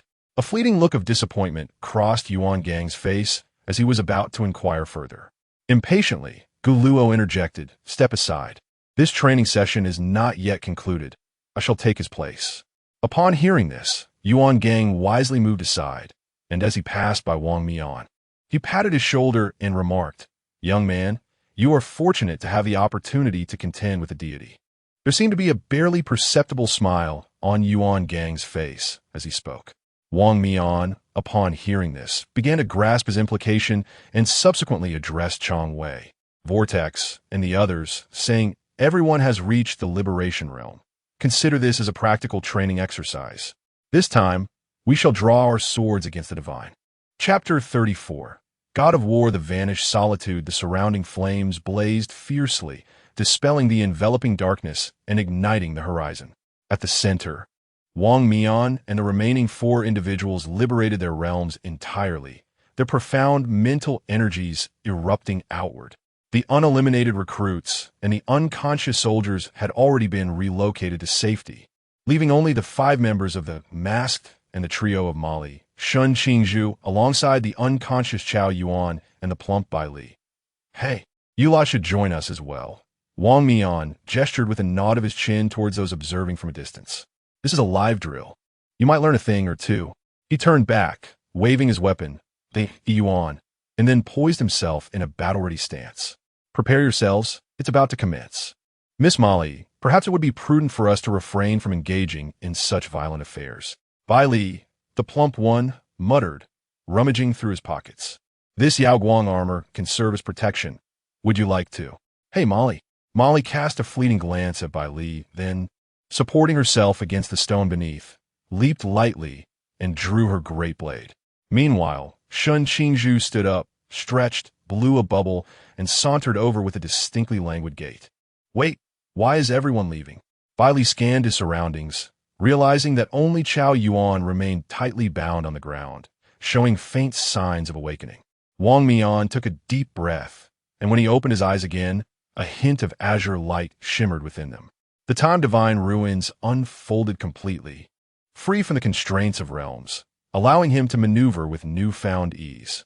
Attempting to utilize the time divine ruins to slow down time and defeat solitude seemed an improbable endeavor.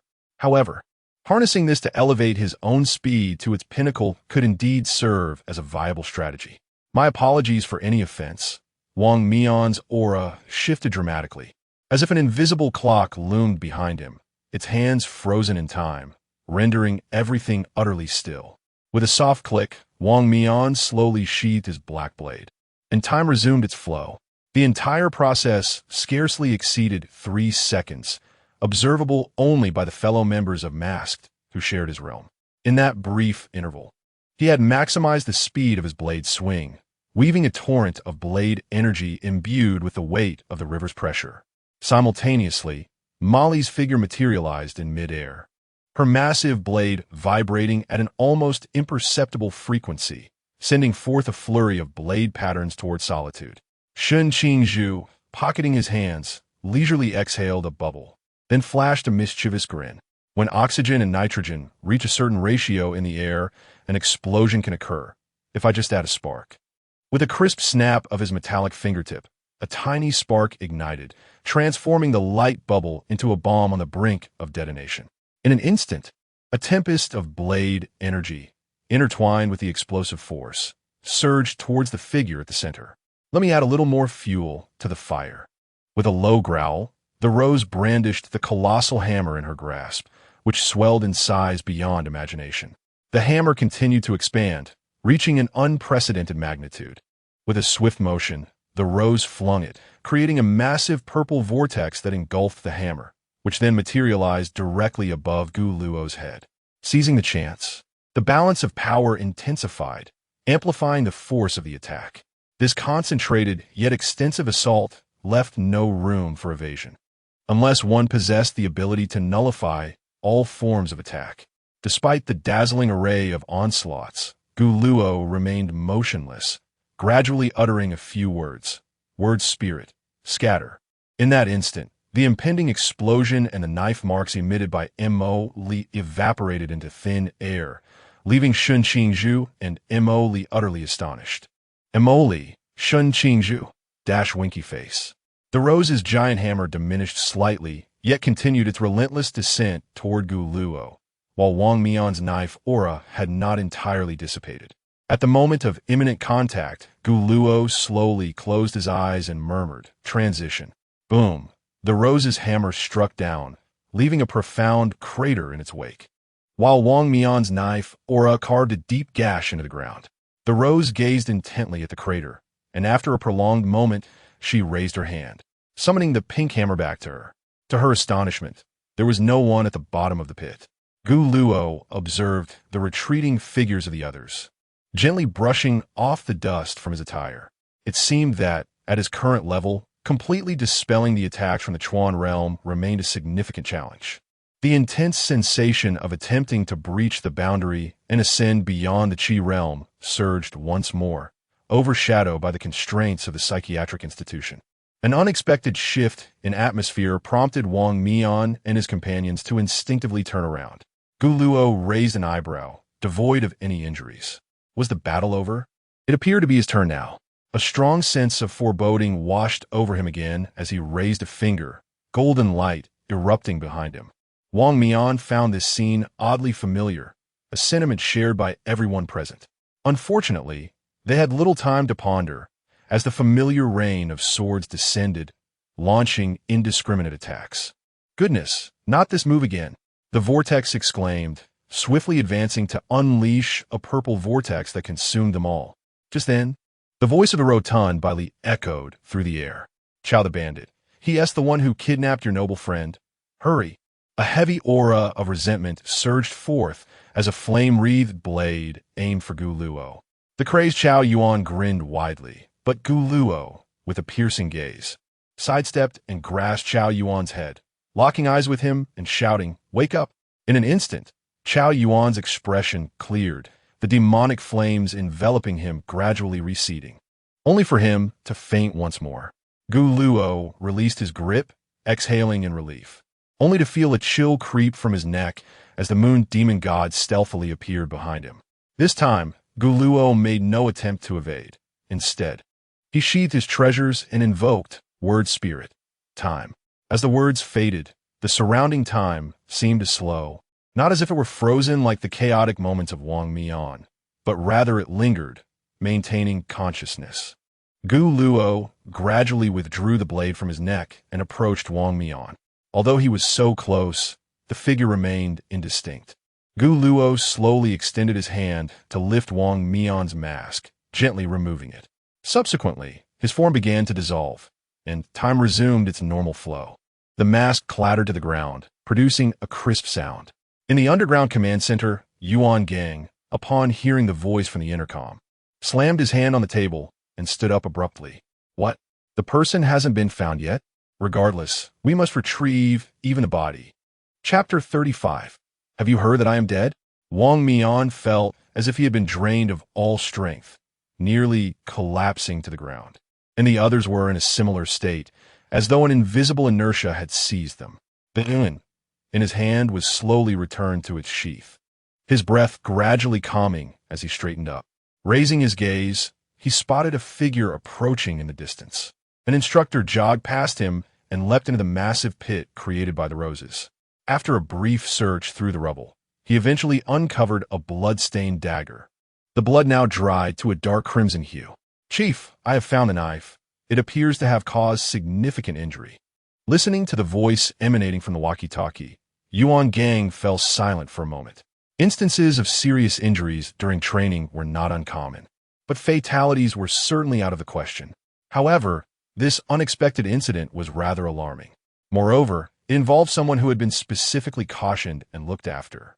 If this individual were to perish due to the training, not only would the higher-ups place blame upon them, but the continuation of the training itself would be in jeopardy. Chen Mai, upon learning of this, would likely come here demanding accountability. Yuan Gang was well aware of Chen Mai's protective nature. Yet, the consequences of this incident ultimately fell upon him. This burden of responsibility, regardless of circumstances, would be his alone to bear. Yuan Gang took out a cigarette and placed it between his lips, but despite several attempts to ignite it with his lighter, he failed.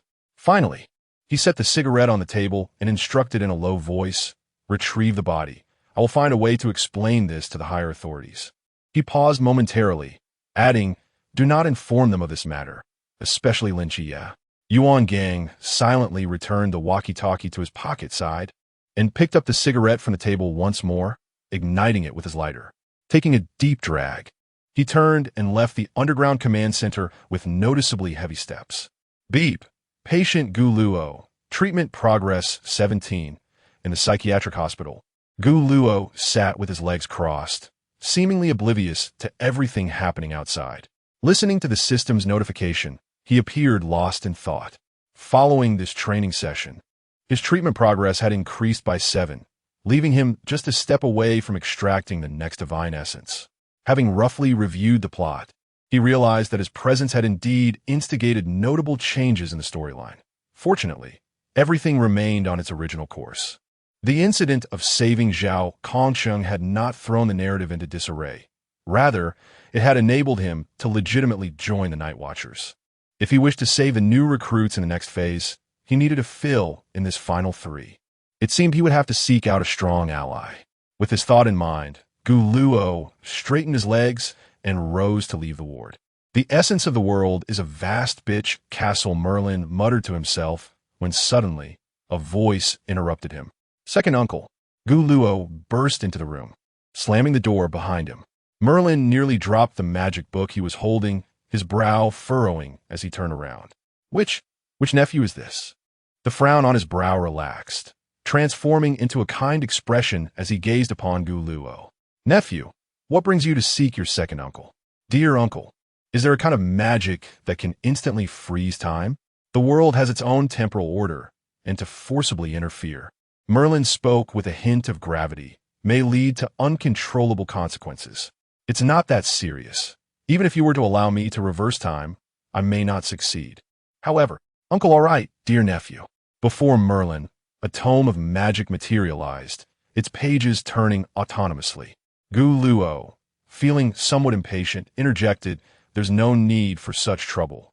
Uncle, just extend your hand." Merlin paused in his motions, but obediently extended his hand.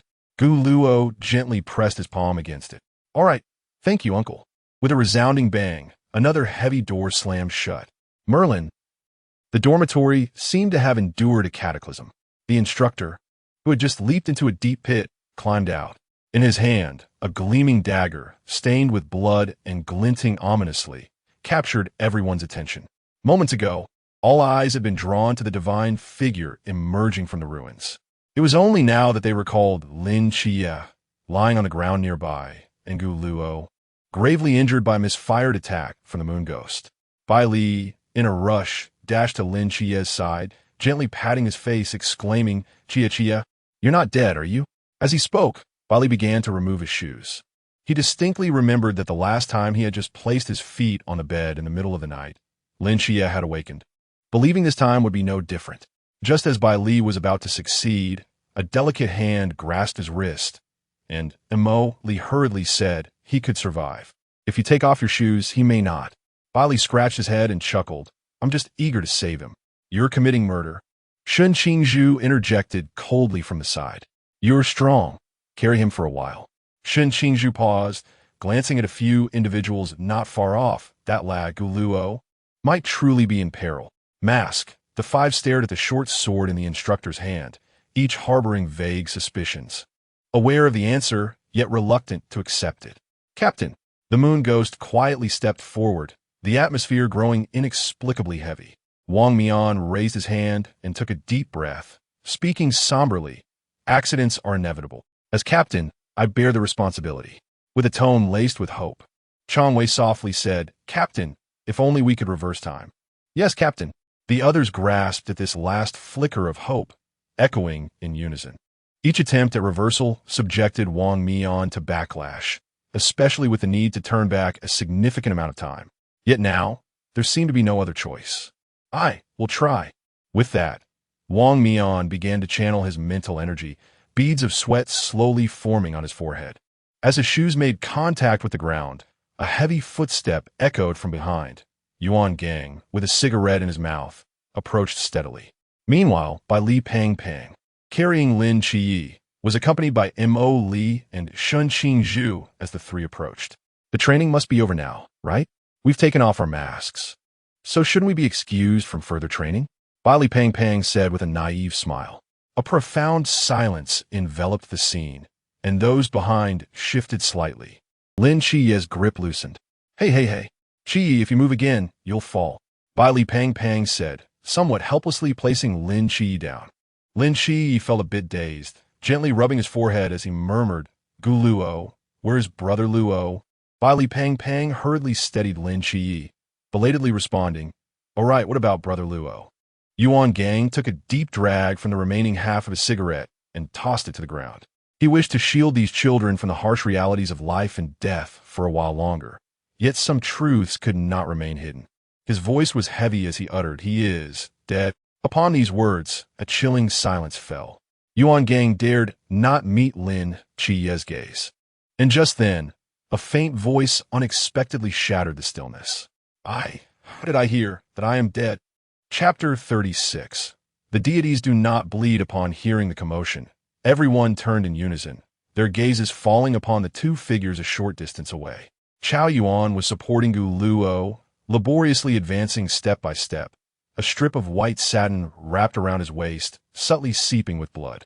In a bid to staunch the flow, Gu Luo had torn his white short coat into two pieces, fashioning makeshift bandages to bind the wound. Gu Luo Lin Qia shifted his hand from Bai Li's shoulder, staggering a few steps forward, disregarding the attempts of others to restrain him as he moved unsteadily toward Gu Luo. Qia, you aren't in much better shape yourself, Bai Li reached out, intending to assist him, but could not even brush the fabric of his sleeve. The recent battle had nearly depleted Lin Qi's mental fortitude, and upon regaining consciousness, he found himself leaning against Bai Li's shoulder, accompanied by waves of exhaustion. I'll come. Lin Qi gestured briefly to Chao Yuan, extending his hand to allow Gu Luo to drape his arm over his neck, thereby avoiding any strain on the injury. At that moment, as Gu Luo felt the support of Lin Qi, he cast a fleeting glance at him, noticing that his lips were pressed tightly together, forming a straight line. The atmosphere felt somewhat peculiar, and after a moment of hesitation, he spoke up, Qia, doesn't he hurt this minor wound? I can walk on my own. As Gu Luo attempted to withdraw his arm, he felt his wrist grasped firmly, pulling him back down slightly. Easy on the pull. I one team move behind them. Chao Yuan observed the two figures as the moonlight cascaded down upon him, resembling a solitary light bulb. Bai Li, taking small steps, sidled up beside Chao Yuan, feeling somewhat abandoned himself. Chao, how is it that you are with Luo? Bai Li nudged him with his elbow, to which Chao Yuan paused momentarily before responding. When I regained consciousness, I saw him. We had met once before, and seeing him injured so severely, I assisted him, and then I spotted all of you. Bai Li nodded in understanding, and after a brief pause, Chao Yuan inquired, by the way, that person who came to help him, was it Qia? Indeed. Chao, you cannot possibly be unaware of their relationship, Bai Li exclaimed, seizing the opportunity to adopt a teasing demeanor. However, Chao Yuan seemed disinterested, prompting Bai Li to continue. I've heard that Gu Luo is his brother, but from my perspective, their relationship is certainly not as simple as it appears. With his hands on his hips, Bai Li glanced towards Chao Yuan, who had already walked a considerable distance away. Hey Chao, why aren't you allowing me to finish my thoughts? Bai Li shouted, his voice laced with irritation. Standing nearby, Mo Li felt her ears buzzing, her brows furrowing in annoyance. That loud, fat man is unbearable. Cannot be quiet? All right, Miss Mo Li. Bai Li immediately subdued his exuberance, a sheepish grin spreading across his face. Thus, this training session concluded amidst the tumult of emotions. Several instructors from the Healing Forbidden District, half dedicated to treatment and half to lifting the injured recruits from the ground onto stretchers, were engaged in their tasks. Throughout this, Gu Luo continued to struggle, attempting to persuade Lin Qi to release him. Yet Lin Qi remained silent, steadfastly gripping Gu Luo's wrist. The swirling vortex observed the silhouettes of the two figures, prompting a recollection of the encounter with Gu Luo, during which a crater had been created by Gu Luo's formidable punch. So, You have begun to feign weakness again, have you? Lin Xie sensed the restless energy emanating from the person beside him. Shifting his gaze towards the passing stretchers, he pointed and said to Gu Luo, "Allow me to carry you, or would you prefer to be transported on a stretcher? Choose one."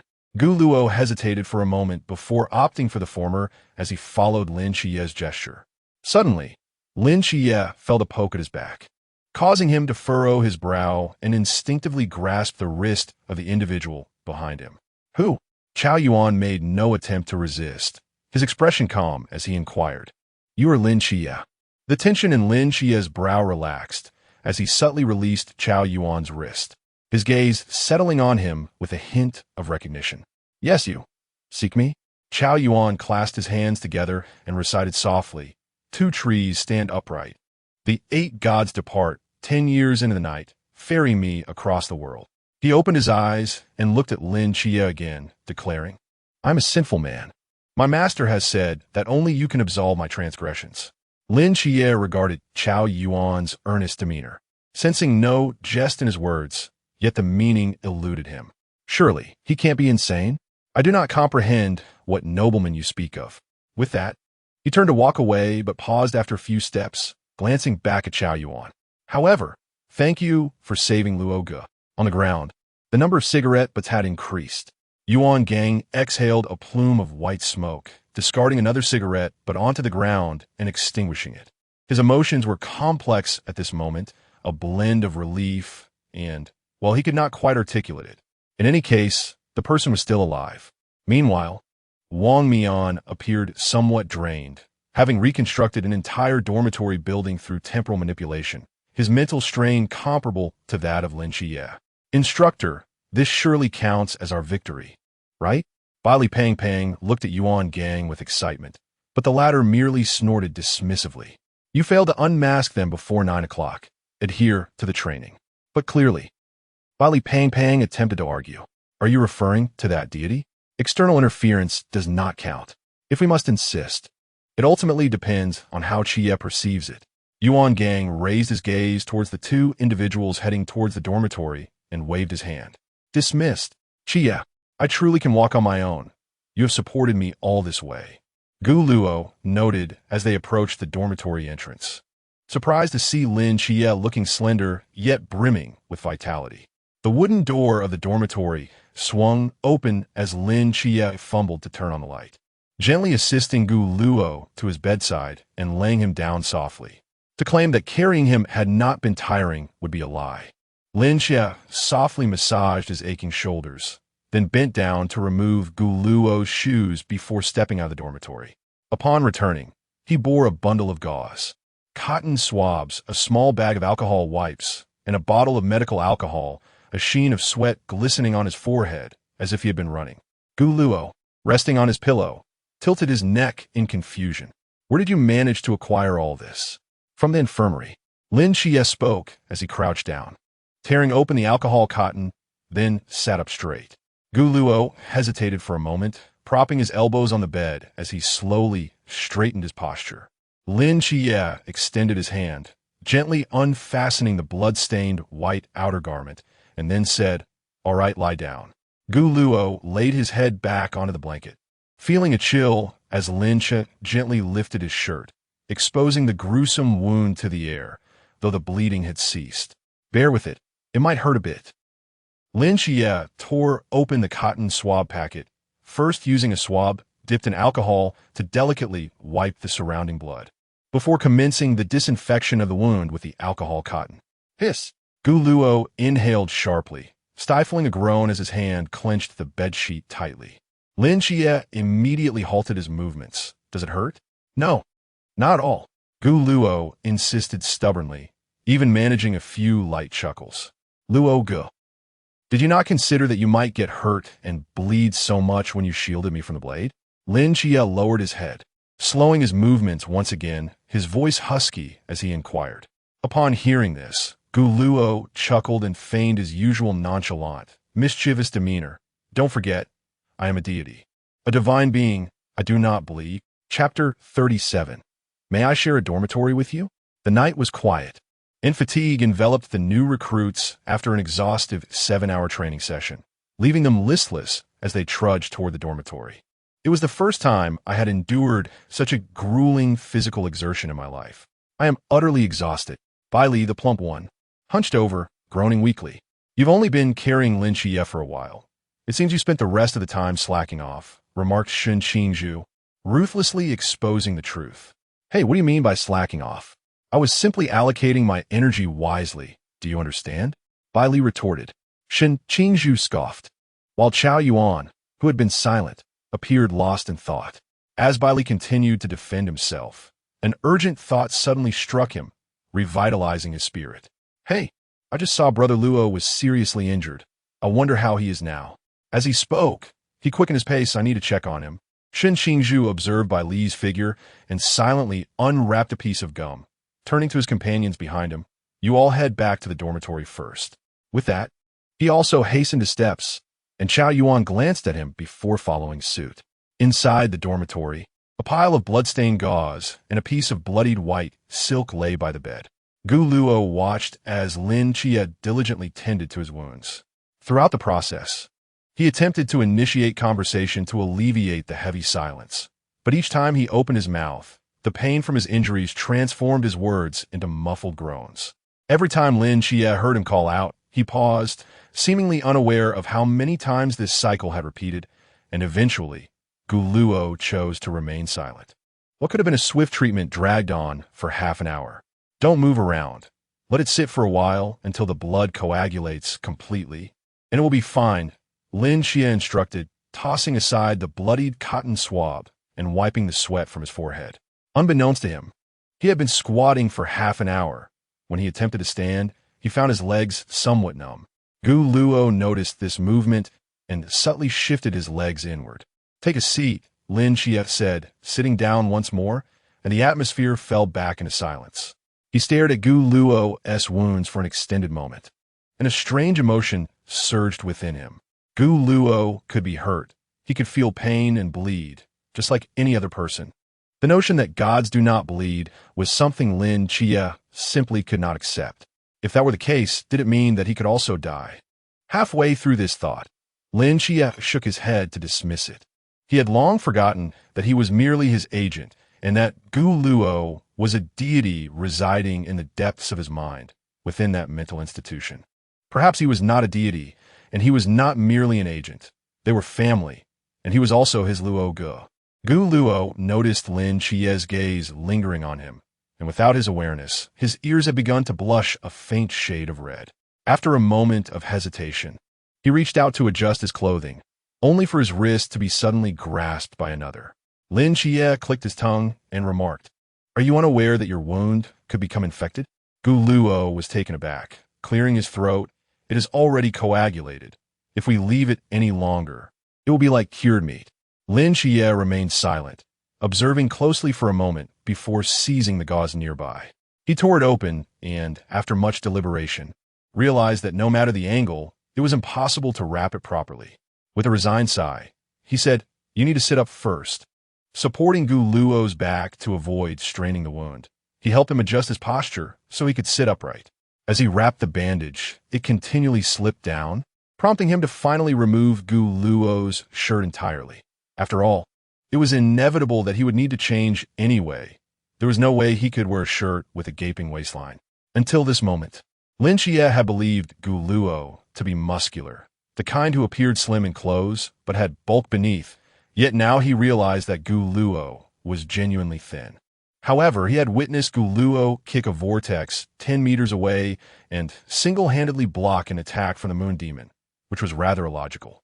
Gu Luo's gaze fixated on the plump bed across from him, attempting to distract himself, while inwardly he cursed, "Damn it, why am I blushing? This is absurd." The weight felt excruciating, and fortunately, Lin Xie had his back turned, or else he would have seen that Gu Luo's blush extended beyond just his ears. Layer upon layer of bandaging was applied until only a small portion remained, at which point Lin Xie discovered there were no scissors. He bent down to bite through it and secured the remaining length.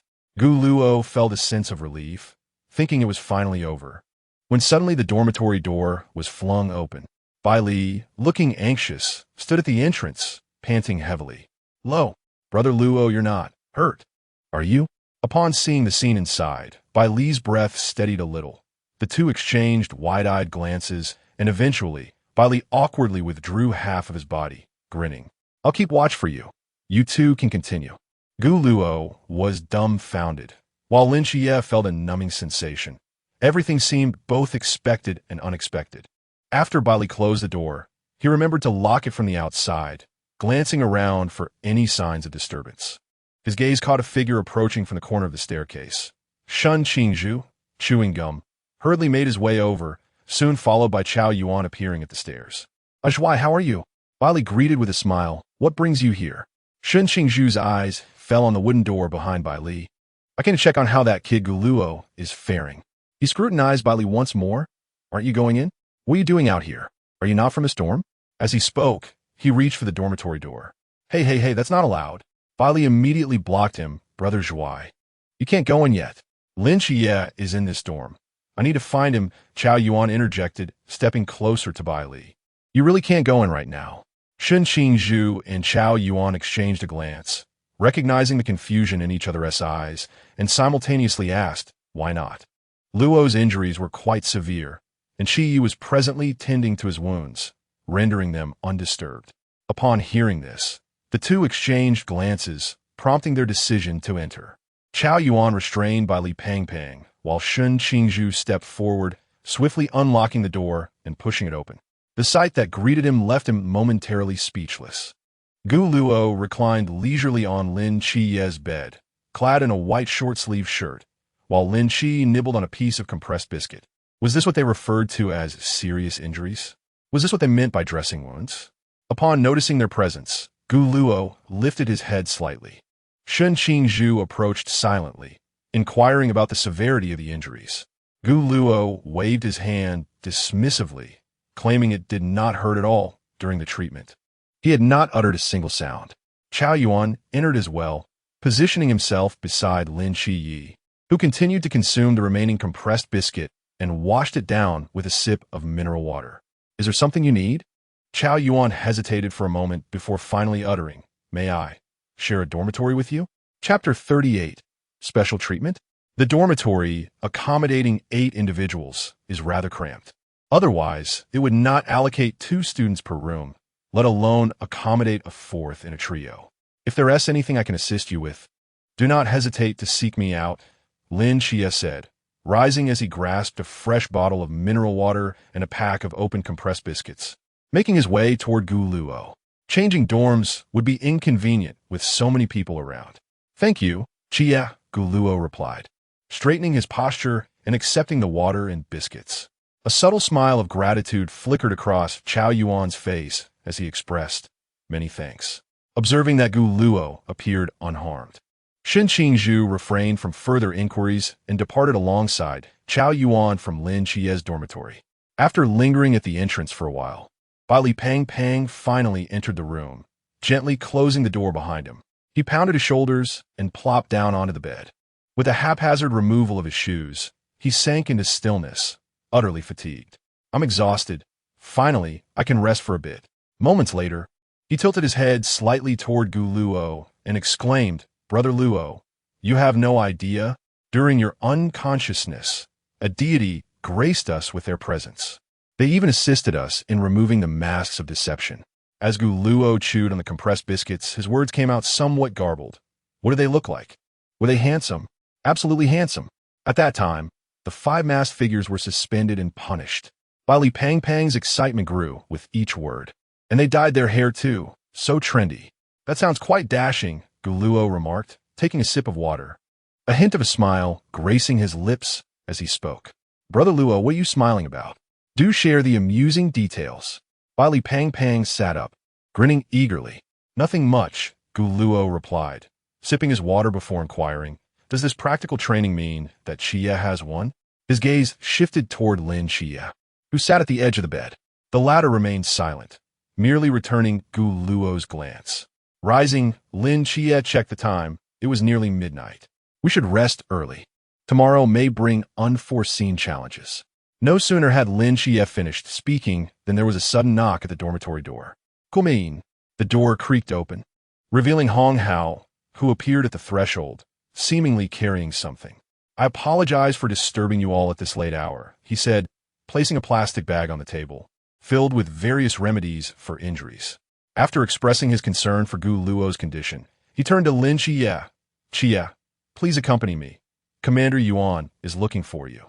Lin Xie donned his jacket halfway, before putting it back on. Looking for me? As they stepped outside, several streetlights illuminated their path, casting elongated shadows. Suddenly, Hong Hao asked, Xie, do you feel any unusual sensations in your body? Lin Xie paused, seemingly perplexed by the unexpected concern. Instructor Hong, feel free to ask directly. There is no need for circumlocution. Lin Xie spoke with remarkable candor, creating a subtly charged atmosphere, as though he were plotting something nefarious. Hong Hao felt that his earlier remarks may have been somewhat inappropriate, and he offered an awkward smile, deliberately slowing his pace. Truly, as a proxy for the seraph, he was indeed astute. However, there was no need for overthinking. Hong Hao promptly steered the conversation back on track, stating, You are not merely the seraph's proxy, are you? This time, Lin Xie fell silent for several seconds. What do you mean? He inquired. The deity that suddenly appeared, claiming to be the god of chaos. You're also its proxy, correct? I don't know. After I lost consciousness, I can't remember anything. Lin Xie neither confirmed nor denied it. And Hong Hao was also aware that he was not solely a dual deity proxy. Fortunately, they refrained from directing their speculations towards Gu Luo. Although the implications of Gu Luo's identity being revealed remained uncertain, there was an instinctive feeling that it would not bode well. Those he cared for should not be subjected to conjecture. Hong Hao chuckled lightly. It's perfectly fine if you don't wish to discuss it. It is of little consequence.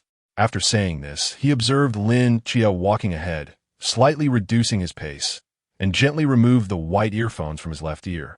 Commander Xie has arrived, Hong Hao announced as he opened the door, gesturing for Lin Xie to enter before softly closing it behind him.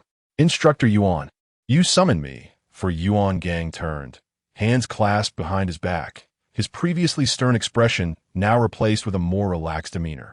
I apologize for calling you so late, but there is a matter I wish to discuss. Regarding this training session, consider it a victory for your team. Yuan Gang first offered a soothing assurance, then continued, however, I need you to inform the new recruits that they have lost. As you possess greater persuasive power, they will likely heed your words. Is that not a contradiction? Lin Xie began to grasp the situation. It was clear they were unable to accept defeat gracefully. Oh, how can that be construed as a contradiction? Think about it. The training is for their benefit. In this session, only you and a few others genuinely faced off against the masked opponents. The rest were eliminated without ever having encountered them. Given their physical capabilities and combat experience, should they find themselves on the battlefield, they would merely serve as fodder for those enigmatic beings. Yuan Gang articulated his points with conviction, observing Lin Xie's contemplative demeanor, mistakenly believing his words had resonated. If you cannot face the truth, just say so. Yuan Gang frowned. Listen here, as long as you agree, I will grant you a bonus of 100,000 yuan, along with the opportunity to select a forbidden item. Lin Xie still showed no inclination to acquiesce. Yuan Gang, maintaining his composure, sighed resignedly. If that is the case, feel free to propose a request of your own. Lin Xie's eyes brightened as he lifted his gaze.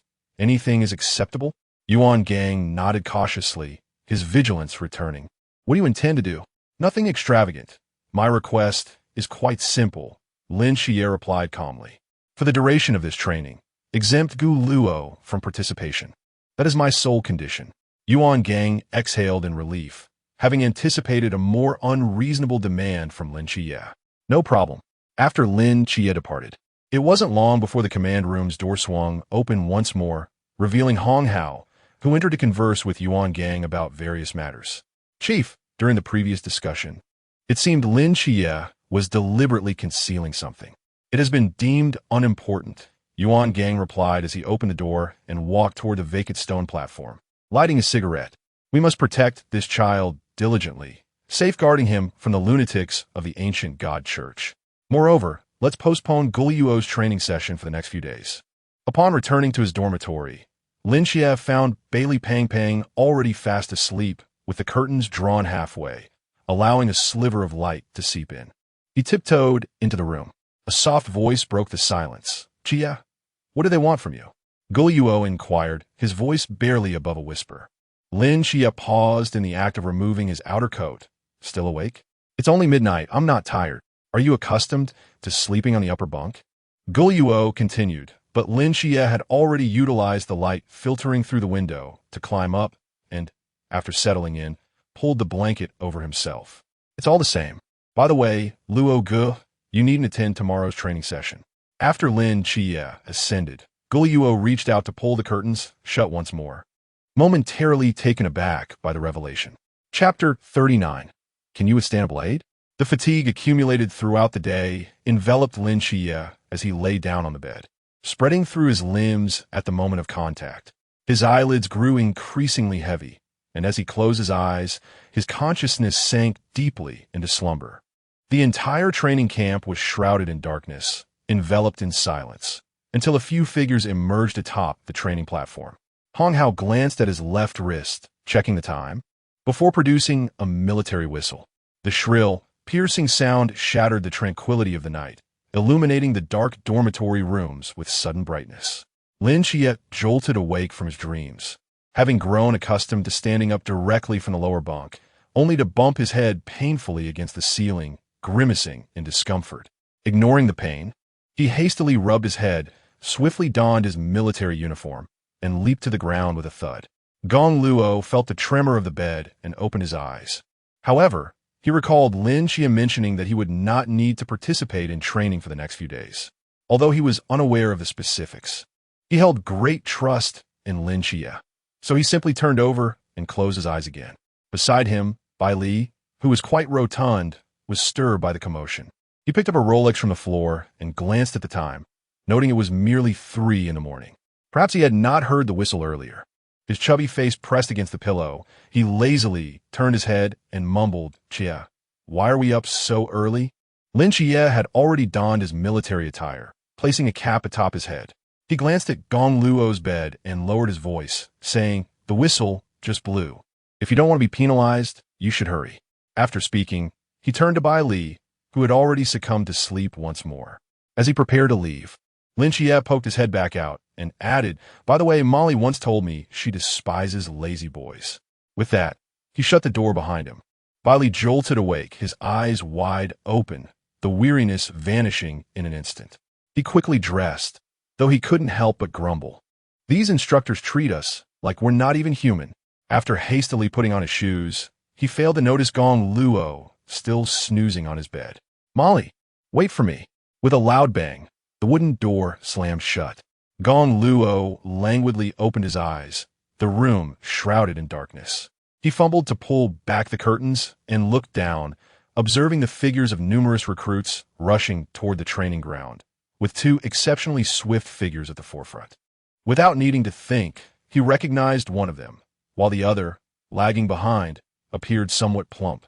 Gong Luo stroked his chin, contemplating, indeed, the chubby ones often harbor hidden potential. Retracting his gaze, Gong Luo attempted to stretch his waist. To his surprise, the wound did not elicit the expected pain, and upon inspecting it, he noticed it had ceased bleeding. Since the bandage had been applied, he felt the wound healing rapidly in an indescribable manner. Last night, he had intended to rise and move about, but that certain someone had insisted he remain still, only allowing him to finally touch the ground after Lin Xie had departed. The bandage had not yet been removed as he donned his military uniform and descended from the bed. However, Gu Luo did not hasten to exit the dormitory. Instead, he stood by the window, his gaze once again fixated on the training ground.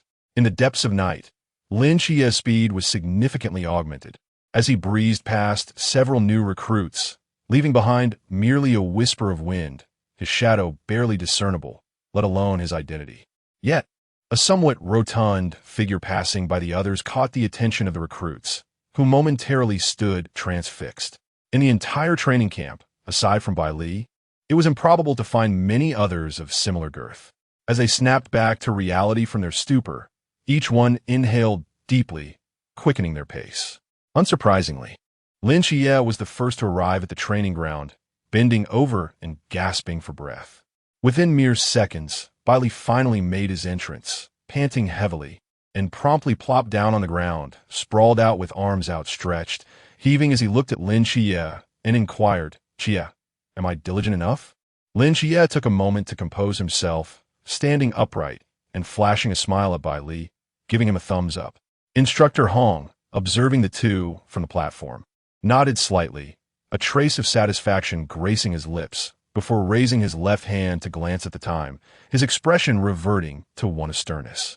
Gradually, more new recruits arrived at the training ground, likely spurred by Bai Li's presence, with their arrival times even shorter than Instructor Hong had anticipated, which indeed surprised him. Nonetheless, a few stragglers arrived late, their eyes bleary, some stifling yawns, as it was merely 3 in the morning.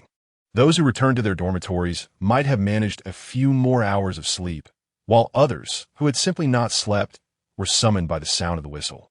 Instructor Hong's gaze swept across the assembly, and he cleared his throat, his tone grave as he declared, "Today marks the first day of your training. Most of you arrived relatively on time, but a minuscule fraction did not." As he spoke, his gaze fixed sternly on a few recruits in the back row, lethargic and lackadaisical, exhibiting no semblance of a soldier. "From now on, the whistle is an order. Upon hearing it, you must arrive within 3 minutes, or you shall face consequences akin to theirs." He gestured towards the back row. "You few who exceeded the 3-minute mark, step forward and complete 10 laps with weights." Though the reluctant few bristled at the command, none dared to protest, and they begrudgingly stepped forward, shouldering their packs and grimacing as they jogged onto the field. The remaining recruits rested in place. The training ground occasionally echoed with pained cries, while Lin Xie and his companions remained comfortably seated. Suddenly, a new recruit exclaimed, "I seem to no longer sense my forbidden domain. Goodness, I think I do too." Soon, more recruits joined in their astonishment. Instructor Hong, witnessing the commotion, smiled slightly and explained, "Your forbidden domain has not vanished. It has merely been temporarily suppressed, to prevent you from using the forbidden domain to slack off or cheat. Each of you has been equipped with a suppressor." Lin Xie paused, realizing that his Starry Night Dancer seemed unaffected, including Gu Luo's disguise evolution and his own mortal realm, albeit with slightly diminished efficacy, yet still operational. The 10 figures, burdened with weights, staggered towards the formation, shedding their 30-kilogram packs. Instructor Hong clapped his hands, signaling the end of the break. Everyone had to complete 10 laps and return to the dormitory. One by one, all, including Lin Xie, rose from the ground, shouldering their weighted packs and sprinting towards the field. Gu Luo, observing this from the dormitory building, diverted his gaze from the training ground, retrieved something from the cupboard, and stepped out of the dormitory door. "Xie, assist me for a moment." Bai Li, feeling somewhat feeble, leaned heavily against Lin Xie. The others lounged around the field, and it was only then that Bai Li realized something, turning to Lin Xie and inquiring, "Have you noticed that I haven't seen Luo brother around?" The sky had begun to brighten, a gentle blush of dawn gracing the horizon, as the sun timidly revealed its rays. Against this backdrop, Gu Luo approached Lin Xie, clad in military attire, the morning light casting a soft glow upon him. The new recruits, lying on the ground, directed their gaze towards Gu Luo in unison. Lin Xie clicked his tongue softly, his brow slightly furrowed, his attention fixed on Gu Luo's waist. As Gu Luo reached Lin Xie, without waiting for a word, he rummaged through his pocket and, under the watchful eyes of the new recruits, presented several packets of compressed biscuits and an open bottle of mineral water to Lin Xie. Noticing the hint of dissatisfaction in Lin Xie's expression, Gu Luo scratched his head and chuckled, "Drink first. It's not too late to scold me after you've filled your stomach." At that moment, the recruits' gazes were no longer solely filled with envy. A few female soldiers exhibited a glimmer of excitement. However, several male soldiers grumbled towards Hong Hao. Why does he not have to train? Hong Hao, upon hearing this, pondered briefly before responding in a low voice. "As long as you can withstand a strike from the mask, you too may be exempt from training." Chapter 40. You two go ahead on the playground. A multitude lay sprawled in various positions, with only a few physically capable individuals managing to prop themselves up on their arms and sit upright. Lin Xie, pursing his lips, hesitated upon seeing Gu Luo, ultimately accepting the compressed biscuit and bottle of mineral water he offered. The biscuit remained untouched in his grip for an extended period, while the water bottle was nearly empty. The bottle creaked under Lin Xie's grasp, prompting Gu Luo, as if anticipating this, to produce another bottle from his pocket, unscrew the cap, and hand it to him, urging him to drink slowly. As Gu Luo settled beside Lin Xie, Bai Li Pang, lying on the ground, noticed the water in Lin Xie's hand and nudged him gently, tugging at his sleeve. Lin Xie turned to see him pointing at his mouth. Xie, water. Just a sip will do. After glancing at Bai Li Pang, Lin Xie directed his attention back to the water bottle and, in a moment, squeezed the bottle vigorously, producing a few splashes before shaking the now empty vessel. Instructor Hong, observing the lethargic crowd below, blew his whistle once more, commanding everyone, return to the dormitory for a rest. The bitter will yield to the sweet. The new recruits began to rise, assisting one another as they trudged forward, while Bai Li Pang contemplated enlisting Lin Xie's help, only to turn around and realize that the two had already distanced themselves significantly. Where's the camaraderie we promised? He thought, wishing to linger a bit longer. It was then that a flash of red hair caught his eye, and Mo Li was tying her hair back with a scrunchie. Suddenly, Lin Xie's earlier words echoed in his mind, and within an instant, Bai Li Pang sprang up from the ground, breathless. Not far away, Gu Luo was supporting Lin Xie, yet he felt little weight bearing down on him. It seemed as though Lin Xie was deliberately shifting his weight towards him. As they continued walking, Gu Luo sensed something was amiss. He felt almost as if he were being embraced around the neck. This was peculiar. Glancing at Lin Xie, he noted that the sweat on his face appeared to have dried, while his features remained sharply defined. His breathing seemed slightly labored, yet his steps were remarkably light. Gu Luo furrowed his brow, discreetly quickening his pace. Having just completed 10 laps while bearing weight, it was implausible that Lin Xie was entirely unscathed, regardless of his physical prowess. Gu Luo quickened further, but Lin Xie kept pace effortlessly. Although Gu Luo was fit, even carrying Bai Li Pang wouldn't typically exhaust him. Yet he couldn't shake the feeling that something was off. After traversing a short distance, they were nearing the dormitory when Gu Luo abruptly halted, turning to Lin Xie and remarking, Xie, I feel as though you were playing with me. Inside the dormitory, while the decor could not be claimed as exceptionally fine or complete, it possessed the essentials. Upon returning, Lin Xie tossed his military uniform and cap onto the bed, slipping into a simple white shirt. Gu Luo leaned against the nearby staircase, inadvertently casting an eye over at him.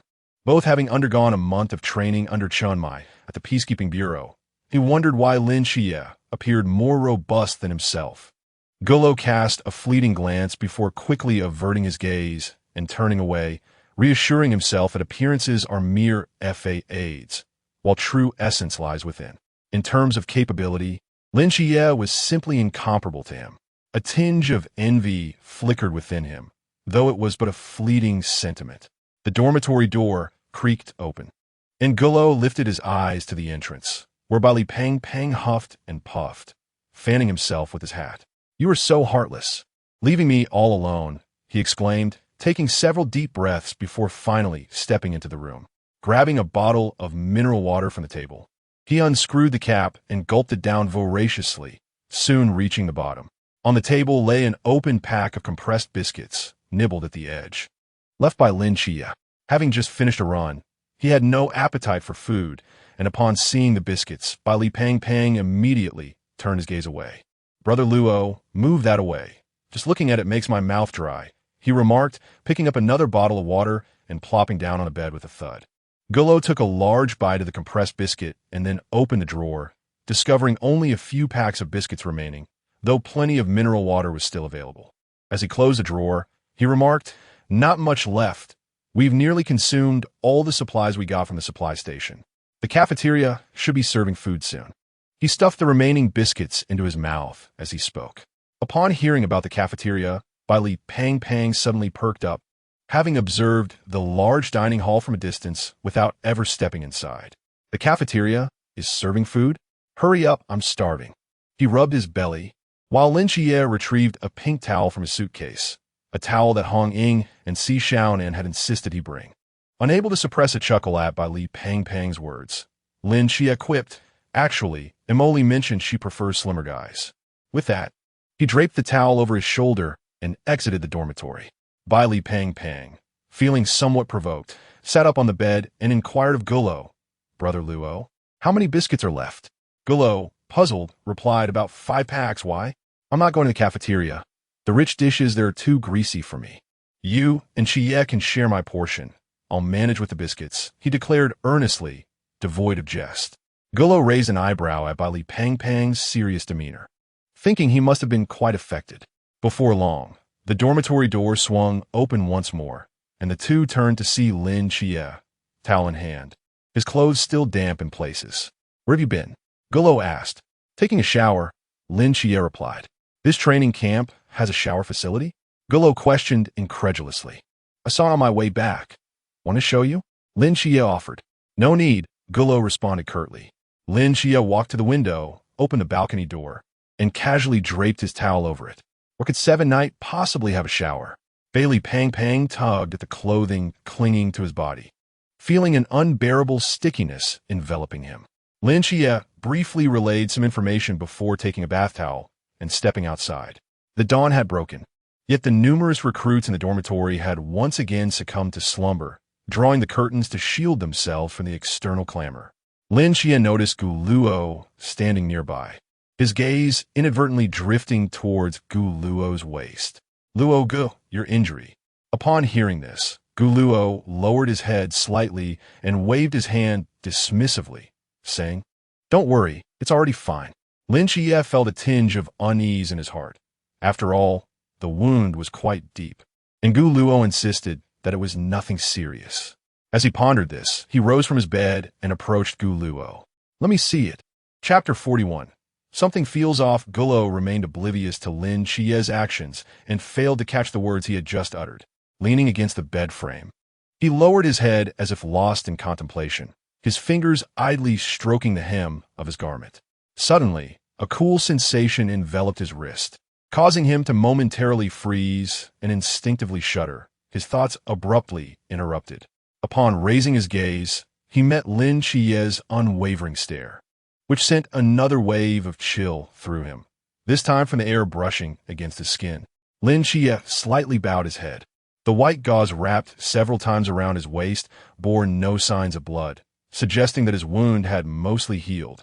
A sudden force jolted through Gulo as he attempted merely to swat Lin Xie's hand away, but miscalculated his strength, resulting in a sharp sound as his palm turned crimson.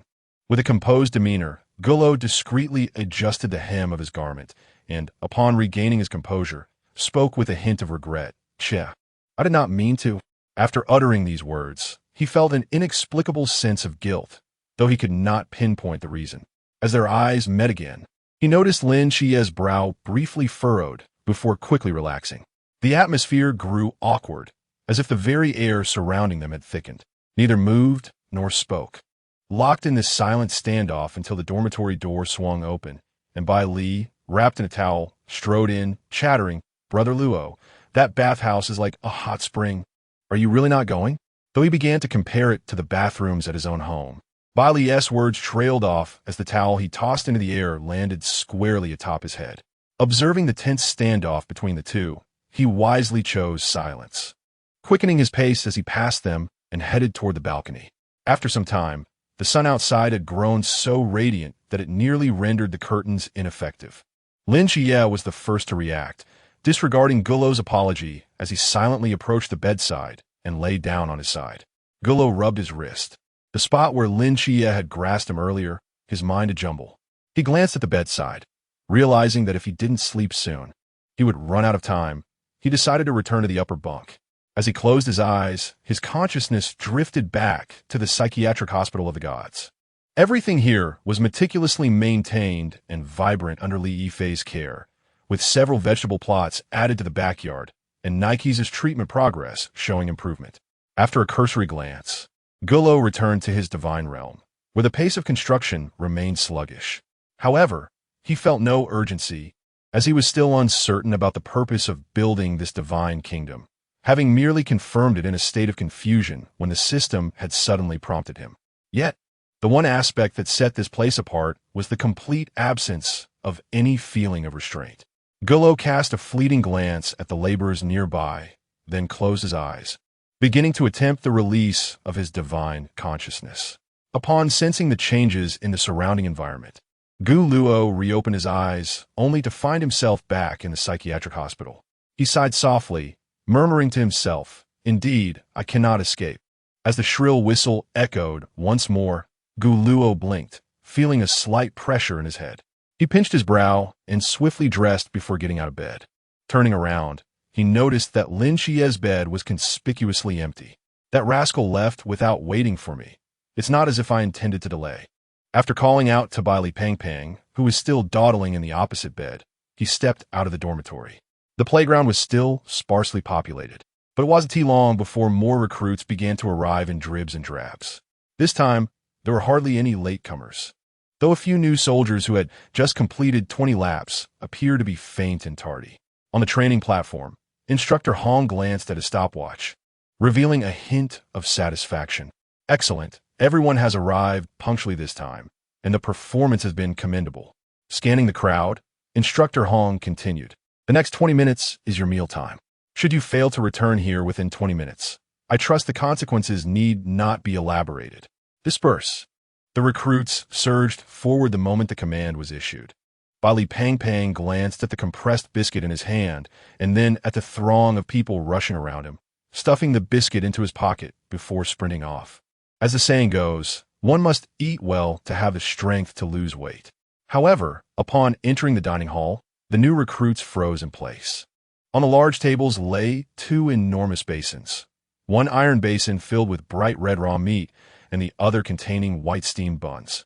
The meat still glistening with traces of blood while the buns crumbled dryly. Someone approached and picked up a bun, squeezing it, only to find it hard. After knocking it against the rim of the basin, it crumbled further. Lin Xie and Bai Li Pang Pang stood together. Bai Li Pang Pang quietly retrieved the biscuit once more, tearing it open and glancing at Lin Xie. "Here, have half." Lin Xie shook his head, declining. "The biscuit won't provide enough energy. If we don't eat this raw meat, we won't survive the afternoon training." Nearby, someone had already begun gnawing at the meat, causing some female soldiers to involuntarily gag. "Where are the others? Come out." Shun Qingzhu struck a bun against the table with force, but her hand slipped, sending the bun flying. Gullo arrived late at the entrance of the dining hall, just in time to dodge an unidentified white spherical object flying toward him, narrowly avoiding it as the bun hit the metal door behind him and fell to the ground.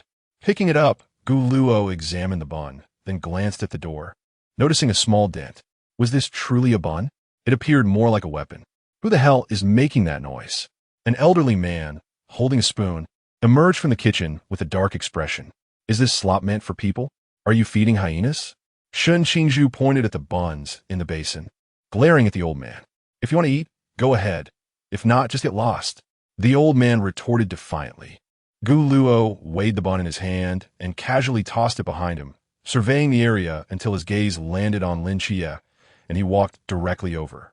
Lin Xie merely cast a glance at him, his expression devoid of emotion, before reaching for a piece of raw meat and a steamed bun to bring to his lips. However, he was abruptly halted by Gullo, prompting Lin Xie to regard him with a hint of confusion. The latter chuckled softly and lowered his voice, saying, "Don't be so hasty to eat. Let us take it back to the dormitory, shall we?" With that, he exchanged a conspiratorial glance with the rotund figure nearby. Lin Xie remained silent, but obediently set down the raw meat and bun. Gullo observed the heated argument between the old man and Shun Qingzhu, then stealthily slipped into the kitchen, soon emerging with several large plastic bags. Just as Shun Qingzhu was about to voice something, a few dark figures unexpectedly entered the cafeteria and took seats around the large round table at the center. Upon seeing the 7 individuals, The old man disregarded Shun Xingzhu and approached them with a broad smile. None of the newcomers wore masks, and their handsome faces were easily recognizable to the new recruits. Old son, after all these years, you are still cooking for the new recruits in the cafeteria. The leader, Wang Mian, spoke first. The old man, referred to as Old Son, grinned widely, but his smile faltered upon noticing the swirl of emotions on the face of one of the newcomers. Xian, what happened to the corner of your eye? Hearing this, Qianwei waved her hand dismissively, her tone tinged with exasperation. Old son, let's not dwell on it. I don't know which heartless person threw a stone, but it struck Xian squarely. Xian quickly nodded in affirmation. Indeed, old son, I'm in such a sorry state. You must prepare extra delicious dishes for me to make up for it. Before long, the table designated for the masked group was laden with an array of delectable dishes. Braised pork, stir-fried vegetables, sweet and sour ribs, and steamed base. Many in the cafeteria turned their gazes toward them, while a few still focused intently on gnawing at their raw meat. Wang Mian paid no heed to the stares, engrossed in his meal. How is this fair? Why do they get a feast on such sumptuous dishes while we are left with raw meat and buns? Complained a few of the new recruits. Old son merely snorted in response. Once you little rascals leave this training camp and return in the future, I'll prepare a feast even grander than theirs for you. Wang Mian scanned the cafeteria, seemingly searching for someone, until he finally spotted Lin Xie and Gu Luo. He called out, Luo, come join us for a bite. Initially, Lin Xie did not realize he was being summoned, but Gu Luo stood and tugged at him, prompting him to respond. The two approached the table of the masked group under the watchful eyes of the other recruits. As they settled in, neither spoke, but Qianwei quickly sensed something amiss. Xian paused mid-bite and heard Qianwei remark, something feels off, 9 times out of 10. Xian replied, Sister Qianwei, what do you find to be amiss? Qianwei pointed at the two sitting across from them. Xian responded with a knowing look. Chapter 42. Luo, Lin Xie, and Gu Luo were nearly inseparable, sharing an unspoken bond that was evident to anyone who had interacted with them. However, when seated together, they maintained a silence that suggested otherwise. Upon their arrival, Rose noticed an unusual expression on Lin Xie's face, her intuition telling her that matters were far from simple. Come, let us enjoy some good food, Wang Mian said, reaching for 2 small bowls to serve the meat. Just as he was about to grab a piece of rib, a pair of hands halted his chopsticks.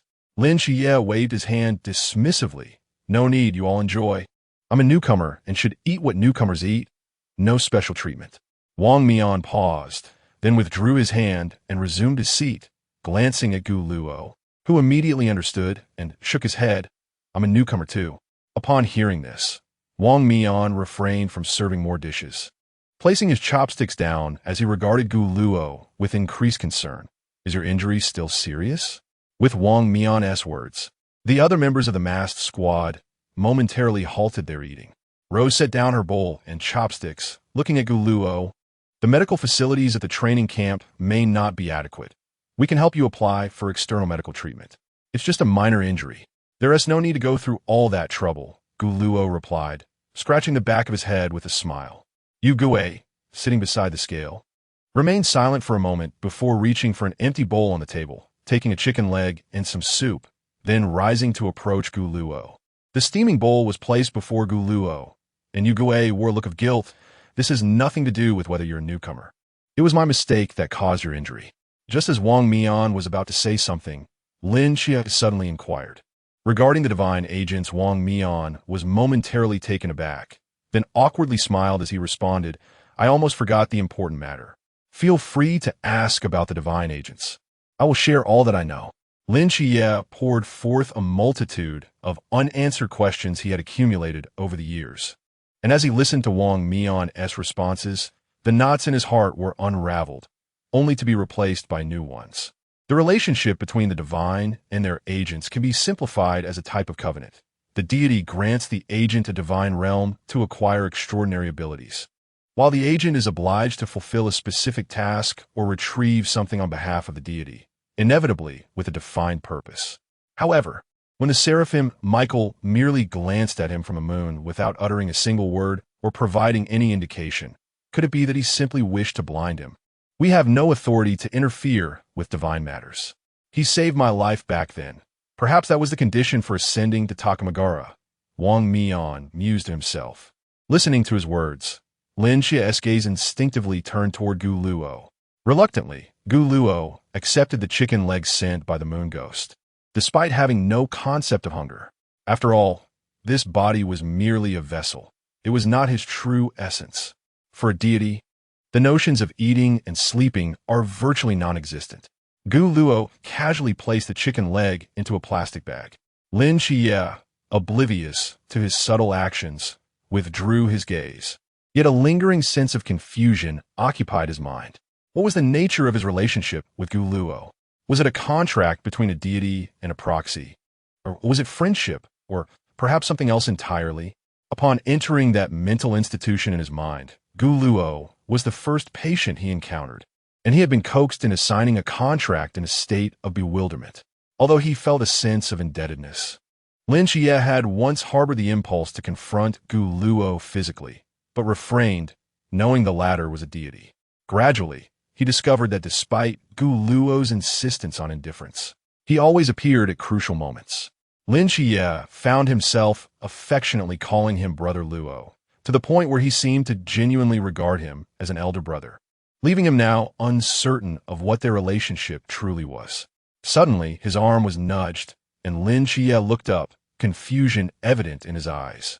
Wang Mian, noticing his daze, waved a hand in front of him. Xia, what does that seraph want with you? Or what does that newly emerged deity want? Lin Xia replied indifferently, choosing not to elaborate further. Sensing his reluctance to discuss the matter, Wang Mian refrained from pressing him. A sharp whistle pierced the air from outside the cafeteria. The new recruits glanced at the large clock in the dining hall, realizing there were still 20 minutes remaining before the scheduled time, although the whistle had sounded prematurely. Without a second thought, they abandoned their half-chewed buns, placing the raw meat on the table, and dashed out of the cafeteria towards the training grounds. Bai Li, with half a bun still in his mouth, hurriedly stuffed the rest in, stretched his neck, puffed out his cheeks, and waved at the two before joining the throng rushing out. Gu Luo shifted his chair back, stood, and patted Lin Xia on the shoulder. I'm off now, Xia. You all continue eating. Lin Xia called out to Jiangyan and the others before turning to leave with Gu Luo through the cafeteria doors. We should prepare to leave as well, Wang Mian stated, observing that the others had nearly finished their meals. Recently, another mysterious sea deity had emerged in the north, requiring their attention. After Jiangyan and the others departed, Old Sun silently offered a salute to the retreating figures, paying tribute to the heroes. On the way to the training grounds, Lin Xia watched Gu Luo sprint ahead, and Wang Mian's words echoed in his mind. If each deity sought a proxy with a specific purpose, what could Gu Luo's intention be? He could not locate Michael, the rather unserious deity who had always been present. If only he could find an opportunity to inquire about it. Lin Xia, lost in thought, quickened his pace.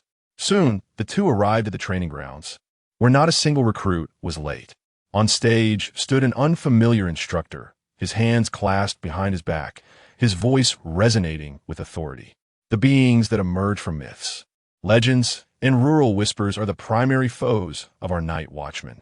Their abilities are diverse and peculiar, each possessing unique appearances and physiques. Undoubtedly, they are far more formidable than mere mortals. Thus, if we wish to triumph over them, what must we rely upon? The instructor paused, his gaze sweeping over all the recruits. Report. We rely on the Forbidden Ruins. Shun Qingzhu lazily raised his hand, chewing gum as he spoke. The instructor scoffed, casting a glance at Shun Qingzhu. While the Forbidden Ruins indeed serve as humanity's most crucial support in battling the enigmatic, they do not encompass everything. Unless your Forbidden Ruins are extraordinarily powerful, capable of vanquishing the mysterious with but a mere gesture. He then turned his attention back to Shun Qingzhu. Are you capable? With a slight raise of his eyebrows, Shun Qingzhu replied, Of course I am. New recruit, what is your Forbidden Ruins? Sequence 068, Chimin. The instructor feigned ignorance, clearing his throat to continue. In addition to a potent Forbidden Ruins, one requires a robust physique and adaptable combat techniques, which are divided into cold and hot weaponry. Each possesses its own merits. Today, I shall instruct you in the practical use of cold weapons. The most frequently utilized weapon by the night watchman is the starblade. As he spoke, the instructor retrieved a straight sword from a nearby rack and demonstrated its movements with a few flourishes. To wield a straight sword effectively, one must first possess swift reflexes, as the speed of your reaction determines victory or defeat. The instructor executed several techniques for drawing and sheathing the blade, piquing the interest of the recruits. Suddenly, he halted his demonstrations. Next, I will call a few individuals up for a demonstration. Scanning the recruits, he pointed, You, the pretty boy. You look as though you're about to fall asleep. Is my lecture so dull? Come up. Sitting in the corner, Guluo felt drowsy. He had heard these words countless times over the months, while Chamai lectured him and Lin Chia at the office, often accompanied by practical exercises, to the point that his ears had nearly become calloused. All right. Guluo crossed his legs, pushed against his knees, and stood up, making his way to the demonstration stage. Below, the plump Xin Qingzhu and the others silently gave a thumbs up to the instructor on stage. Chapter 43. The soft persimmon, the unfamiliar instructor on the training platform, kept his gaze fixed on Guluo, not intending to single anyone out. He merely sought to establish his authority. Observing Guluo's delicate and seemingly vulnerable demeanor, coupled with the fact that he had indeed been dozing off moments prior, his rationale seemed justified. Meanwhile, on another elevated platform within the training camp, Instructor Hong stood alongside two other instructors, inadvertently witnessing this scene unfold. Instructor Hong, is this the new instructor who just arrived by plane this morning? One of the instructors inquired, a hint of confusion in his voice. Indeed, Instructor Han possesses top-tier close combat skills domestically.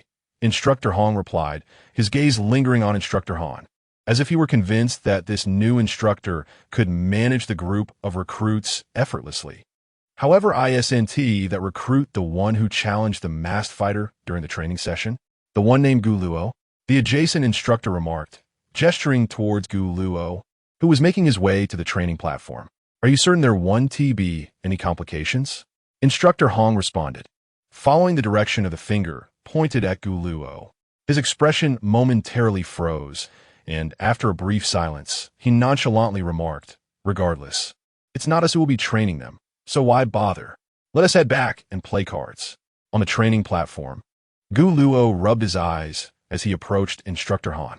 He had initially intended to take a leisurely break in a secluded corner, hoping to catch a moment of rest. However, he found himself the first to be called up, which left him feeling somewhat irritable. Scratching the back of his head and smacking his lips a few times, a wooden sword was tossed in front of him, but he did not bother to catch it, allowing it to clatter to the floor with a crisp sound. Instructor Han frowned slightly at this display, his expression revealing hints of displeasure as he remarked sarcastically, You seem to be still half asleep, don't you? Guluo lowered his gaze to the wooden sword on the ground, appearing quite languid. A bit. Who asked you? Guluo, are you unwell? Pick up the sword. Guluo neither moved nor bent down to retrieve the sword. Instead, he raised his eyes to meet Instructor Han-S, the previous air of laziness dissipating, replaced by a newfound clarity. Report, Instructor, I do not know how to wield a sword, Guluo stated while giving the wooden sword a gentle kick with his foot. Instructor Han's eyebrows arched in surprise, his demeanor softening slightly as he asked, Recruit, what is your name? Guluo, came the reply. Instructor Han nodded, reaching into his pocket to retrieve a list, which he examined closely before looking back at Guluo. Guluo, no known restrictions, temporarily classified as none. After reading, he nodded affirmatively at Guluo and then returned the list to his pocket. To arrive here without any restrictions is rather unexpected, Instructor Han mused, recognizing the rarity of such an occurrence. Now, tell me, without any restrictions, how do you intend to conquer the unknown? Through physical prowess? Instructor Han scoffed. To enter the battlefield unarmed is tantamount to surrendering. His words were cut short as Guluo replied in a calm voice. Indeed, Instructor, it is through physical prowess. The atmosphere descended into a brief silence, with not a single voice among the audience. The majority of the new recruits had witnessed the fierce battle between Guluo and the masked one. Yet only Lin Xie and a few others had seen Gu Luo engage in a hand-to-hand duel against the vortex. To suppress the masked one solely through his physical prowess was no trivial feat with a sharp crack. Instructor Han discarded his combat knife and began to stretch his limbs and wrists. He was renowned in the realm of close combat and was equally adept in martial arts. Curiously, he wondered what audacity this seemingly delicate youth possessed to confidently propose a contest of physical combat. Since you wish to compete, I shall grant you the opportunity. But let me be clear. The battlefield is no place for idle bravado or mere posturing. It is a domain where lives are lost. In an instant, without allowing any chance for a response, Instructor Han's figure shifted, and he unleashed a powerful straight punch aimed directly at Gu Luo's face. The speed of his strike slicing through the air with a fierce wind. In that fleeting moment, as the fist neared, Gu Luo scarcely moved. He slightly turned to the side and swiftly seized Han's wrist, halting the force of the attack with remarkable strength. Han's wrist could advance not an inch, despite his struggles. Gu Luo remained steadfast, leaving Han in a state of bewilderment.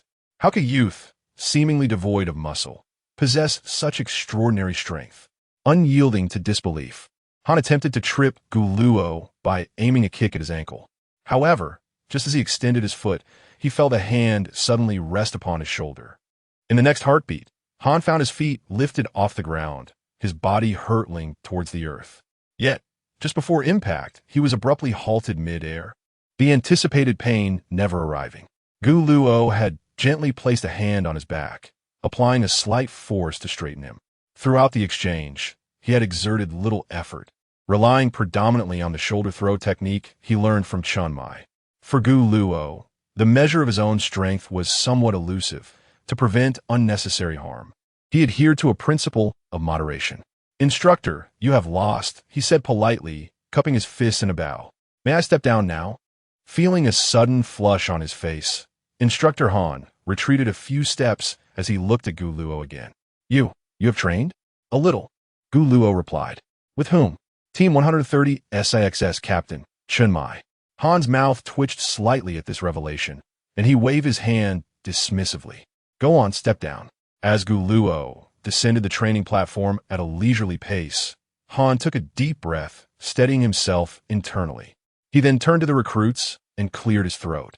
This was merely a demonstration, but not everyone can replicate his abilities. Our primary focus remains on the techniques of cold weapons. His gaze swept across the audience before settling on a girl with flowing red hair. "You, come forth," he commanded, pointing at Molly in the crowd. "Me? Very well." Molly replied decisively as she rose and approached the platform, respectfully bowing with her fists clasped. "Molly of the Mo family's Blade Sect, I humbly request your guidance." Han quickly waved his hand. No, step down, step down." Having consecutively struck his own face twice, he had previously gathered some rudimentary knowledge about these new recruits. Among the exceedingly high-ranking individuals present, there were but a few, one divine envoy and another with an unknown capability. To his surprise, he inadvertently targeted Gu Luo as his first opponent.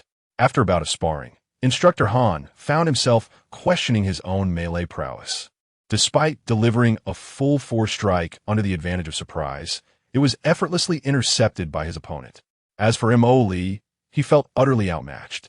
Han Li and his peers were merely a cadre of novices, but he resolved to find a soft target this time.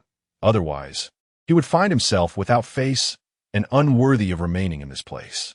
After a prolonged search, his gaze finally settled upon an individual standing before Lin Xie. "You, step forward." Chao Yuan pointed at himself without uttering another word and ascended the stage to demonstrate his skills. Chapter 44. Is Lin Xie angry? As Chao Yuan ascended the stage, the audience stirred with renewed energy. Even Gu Luo, who had been dozing off, opened his eyes.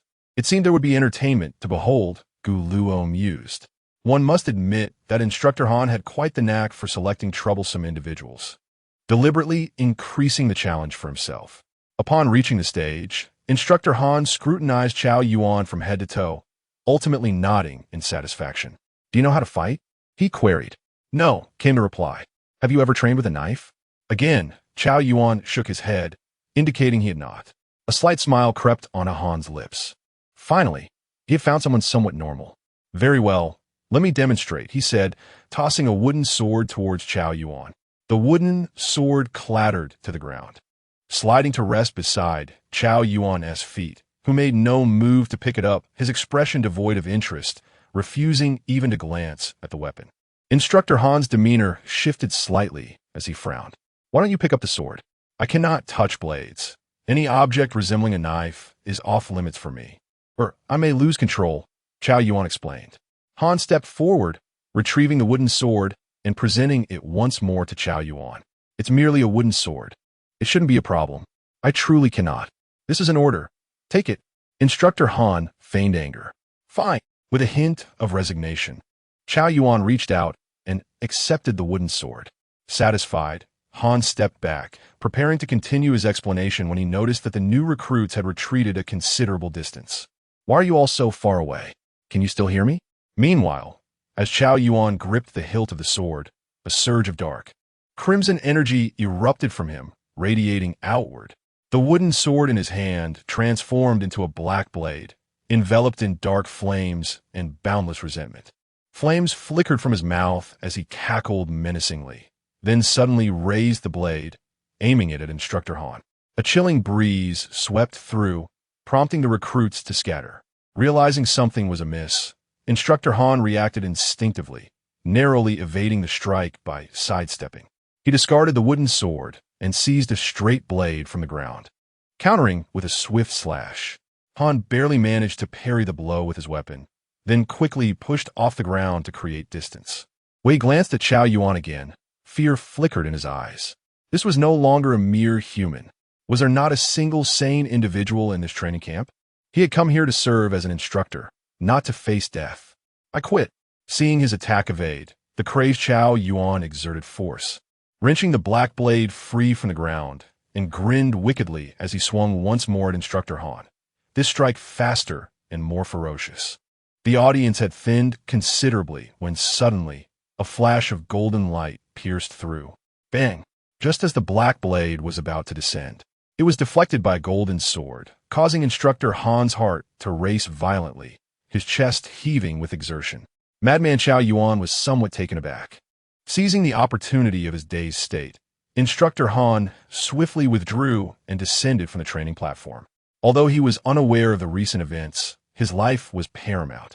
Such unexpected situations necessitated the presence of additional instructors for proper management. Moreover, the new recruits should all. As Instructor Han pondered, he turned to glance back at the platform, only to discover a few figures still lingering there. He halted momentarily, cursed under his breath, and spoke into the walkie-talkie before turning back to run. Madman Chow Yuan quickly shifted his gaze to the few individuals below, letting out a sinister chuckle as he waved his black blade. Before he could make a move, Gu Luo below suddenly exerted force, leaving a slightly deep footprint on the ground, and lunged forward, delivering a solid kick aimed at Chow Yuan's waist. Boom! Chow Yuan was violently propelled backward, flying a considerable distance before his blade plunged into the ground, barely halting his momentum. Madman Chow Yuan rose, stretching his neck, his expression now tinged with excitement. And with a roar, he charged at Gu Luo, brandishing his knife. Brother Luo, catch this. Li Pang tossed a straight knife toward Gu Luo, who caught it deftly, flexing his ankle with a click of his tongue. Why is he so resilient? Gu Luo muttered in dissatisfaction, just as Chow Yuan charged at him once more. Gu Luo narrowed his eyes, raising his hand to unleash a white blade that collided directly with the black knife. Glancing down at the straight knife in his hand, Gu Luo felt somewhat surprised. This little blade was quite effective. Madman Chow Yuan let out a low growl, the eerie red patterns on his body intensifying. Gu Luo beckoned him with a gesture, come on. Chow Yuan's mouth emitted smoke as he fixed his intense gaze on the shadowy figure not far away. Suddenly, his form wavered, nearly collapsing to the ground. Gu Luo, puzzled, turned around to find Lin Qi Yi standing behind him, his eyes shimmering with golden light, clutching a bundle of scrolls. Gu Luo turned back and said, Qi Yi, I will distract him. Take the opportunity to use the sealing scroll. With that, Gu Luo lunged forward, brandishing his knife toward Xiao Yuan. Just as they were about to collide, he struck several times, deflecting the wooden blade from Xiao Yuan's grip, then delivered a forceful kick to Xiao Yuan's calf, forcing him into a half-kneel. Executing the sequence flawlessly without revealing any vulnerabilities, Gu Luo urged, "Qi, hurry, use the sealing scroll," while firmly suppressing Xiao Yuan. He shouted to Lin Qi. Suddenly, madman Xiao Yuan exerted force.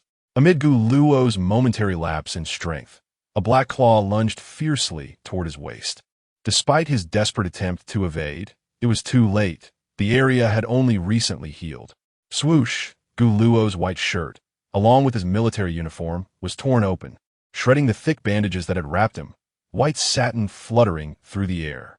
The sealing scroll had already ensnared Xiao Yuan, wrapping around him in several circles until he could no longer move. Lin Qi, witnessing the scene before him, felt his breath quicken, his pupils constricting sharply, and in his haste, he abandoned the effort to tear the scroll apart and rushed toward Gu Luo.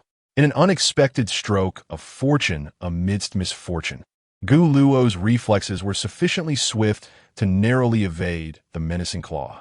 However, the garment he wore was irreparably damaged. Although his physique was not particularly robust, it was not merely skin and bones. His form was elegantly sculpted and remarkably proportionate. His skin, pale as porcelain, rendered the scar at his waist all the more ghastly. Glancing at his ruined attire, Gu Luo let out a resigned sigh. Yet another piece of clothing lost. Expressing his discontent with a slight pout, he lifted his gaze to see Lin Qi rushing towards him, while Xiao Yuan lay on the ground nearby, his upper body exposed but having reverted to his original state, being carried away by several instructors. Suddenly, Gu Luo felt a fierce grip on his shoulder, eliciting a sharp gasp from him. Yet Lin Qi showed no sign of relenting, his heart racing with anxiety. Although the claw had targeted Gu Luo, Lin Qi was even more agitated, unconsciously squeezing Gu Luo to the point of pain. "Stop, Qi. Loosen your grip. Xiao Yuan didn't kill me, but you might just end up doing so," Gu Luo exclaimed, feeling tears welling up from the discomfort, prompting Lin Qi to finally ease his hold. "Could you perhaps consider your own actions? Have a thought for others' feelings." Lin Qi suddenly shouted at Gu Luo, leaving him momentarily stunned and at a loss for words. Behind them, Instructor Han, accompanied by Instructor Hong and several other instructors along with Bai Li Pangpang, approached. Bai Li Pangpang, observing the two not far away, recalled Lin Qi's earlier expression and nudged Shen Qingzhu with his elbow, saying, "Hey Azai, wasn't Qi just a bit angry?" Chapter 45. Is this not provocation? As Lin Qi's hand gradually slipped away from Gu Luo's shoulder, the lingering pain still resonated within him. However, Gu Luo appeared oblivious, standing frozen in place, grappling with the remnants of Lin Qi's earlier outburst, struggling to comprehend its meaning. Reflecting on his own actions, Gu Luo pondered that he had done nothing deserving of reproach. Yet, witnessing Lin Qi's unprecedented display of emotion left him bewildered. What could have incited such anger? Suddenly, hurried footsteps approached. Instructor Han quickly reached Gu Luo's side, his gaze scanning him with evident concern. Only after confirming that Gu Luo was unharmed did he breathe a sigh of relief. However, his eyes lingered momentarily on the grotesque scar adorning Gu Luo's waist. Noting the lack of excess flesh on his frame, he recalled having executed a shoulder throw on Gu Luo earlier. How did he muster such strength? Was he truly unscathed? Instructor Han remained somewhat apprehensive. Standing nearby, Instructor Hong glanced at the chaos strewn about and then turned his attention to Lin Qi, who had tightly pressed his lips together. Placing a hand on his shoulder, he remarked, "Qi, well done." After giving a thumbs up, he noticed that Lin Qi's demeanor had not shifted. Instead, he inquired, "How is Xiao Yuan?" "He is fine, aside from some significant impact on his waist. He has been sent to the infirmary," Lin Qi replied with a nod. Instructor Hong then observed the approaching Instructor Han, who appeared troubled. "Instructor Hong, I wish to discuss something privately with you," Han said, his expression grave. After signaling to Lin Qi, Instructor Hong stepped aside with Instructor Han. Han sighed, "Instructor Hong, I feel I may not be suited to serve as an instructor here. What troubles you? This is far more thrilling than the battlefield, and you're already contemplating retreat on your first day? Instructor Hong teased lightly. Teaching students is an entirely different endeavor from engaging in combat. I nearly lost my life just after arriving, Han muttered, almost inaudibly. Don't think like that. Your luck is quite remarkable. You first selected a student favored by the higher-ups, and then you encountered 2 high-risk zones. This is a talent in itself, Instructor Hong remarked, nearly suppressing a laugh at his own words. Shifting the tone, Instructor Hong adopted a more serious demeanor. However, while imparting lessons to these youngsters, you're also honing your own skills. I heard you were previously distressed over finding a worthy opponent. He gestured toward Gu Luo. Isn't he a perfect candidate? Upon hearing this, Instructor Han's face flushed with embarrassment. A top-tier contender felled by a high school student was indeed a comical notion. All right, I shall give it another try. He conceded. Instructor Hong nodded with a faint smile. Go on, have a good session with those novices. Meanwhile, the other instructors provided Gu Luo with a new military shirt and jacket. Thank you, he expressed gratefully. Gu Lu swiftly seized the moment, noticing the absence of any females around. He hastily discarded the tattered garment that had become unwearable, tossing it to the ground, and clumsily donned a shirt instead. How I wish I could possess such a physique one day. Bailey, chubby and contemplative, glanced at Gu Lu while pinching his own belly, letting out a sigh. Instructor Hong blew his whistle, and the scattered recruits quickly regrouped beneath the training platform. Upon the instructor's return, the new soldiers fell silent, restoring an atmosphere of stillness. Instructor Han approached the weapons rack, gathering the scattered swords and placing them back, stating, "The techniques we discussed earlier are rather one-dimensional. Mastery of swordsmanship is not achieved overnight, nor can it be succinctly explained in mere words. It is something you must comprehend for yourselves." The recruits, witnessing this, mistakenly believed that training for the day might conclude early, their spirits lifting with excitement. However, in the midst of battle, one cannot solely rely on weapons. His words halted abruptly, his steps pausing. No weapons are necessary, for there exists an even mightier force known as the Forbidden Void, a recruit exclaimed, prompting a chorus of agreement. Gu Lu, seated cross-legged with a hunched back, found himself at a loss regarding Instructor Han's true intentions. Instructor Han shook his head slightly, swiftly executing a series of combat moves, then stated calmly, "Rely on grappling and striking. Once a weapon is lost or mishandled, the only thing we can depend on, apart from a Forbidden Void, is ourselves. Moreover, some individuals' Forbidden Void may not be suited for combat. Hence, we shall postpone the sword techniques for next class. Today, I will instruct you in hand-to-hand combat." With that, Instructor Han's gaze settled on the recruits, pointing decisively. Gu Lu. Upon hearing his name, Gu Lu straightened his back, bewildered as he looked towards the training platform. Step forward. Is one beating not sufficient? Gu Lu scratched his head and approached. I ask you, if you were confronted by an enigmatic creature, how would you conquer it without weapons or the Forbidden Void? After a moment of hesitation, he replied softly, "Rely on my hands," and Gu Lu faltered, finding it challenging to articulate the concept of the king's treasure. Pondering for a moment and deeming the term forbidden object to be somewhat reasonable. Just as he was about to speak, he was interrupted. By relying on sheer strength? Well, no, actually Enough of the banter. Practical results are what matter. Instructor Han had prepared for this moment, determined not to act recklessly, but to give his all. Now, treat me as the enigma, and let me see how you intend to prevail through brute force. With a touch of reluctance, Gu Lu sighed softly, raising his head with newfound seriousness. I apologize, Instructor Han. Gu Lu struck first. Initially, Instructor Han managed to parry a few blows, but soon he sensed something amiss. This impudent lad not only possessed terrifying strength, but also astonishing reflexes. Inevitably, Instructor Han found himself bested once more by Gu Lu's fists, who then pulled him up from the ground. Dusting himself off, Instructor Han cleared his throat, saying, "That was a demonstration of what not to do. You must all take heed, for what follows is the true lesson." Gu Lu. At long last, noon arrived.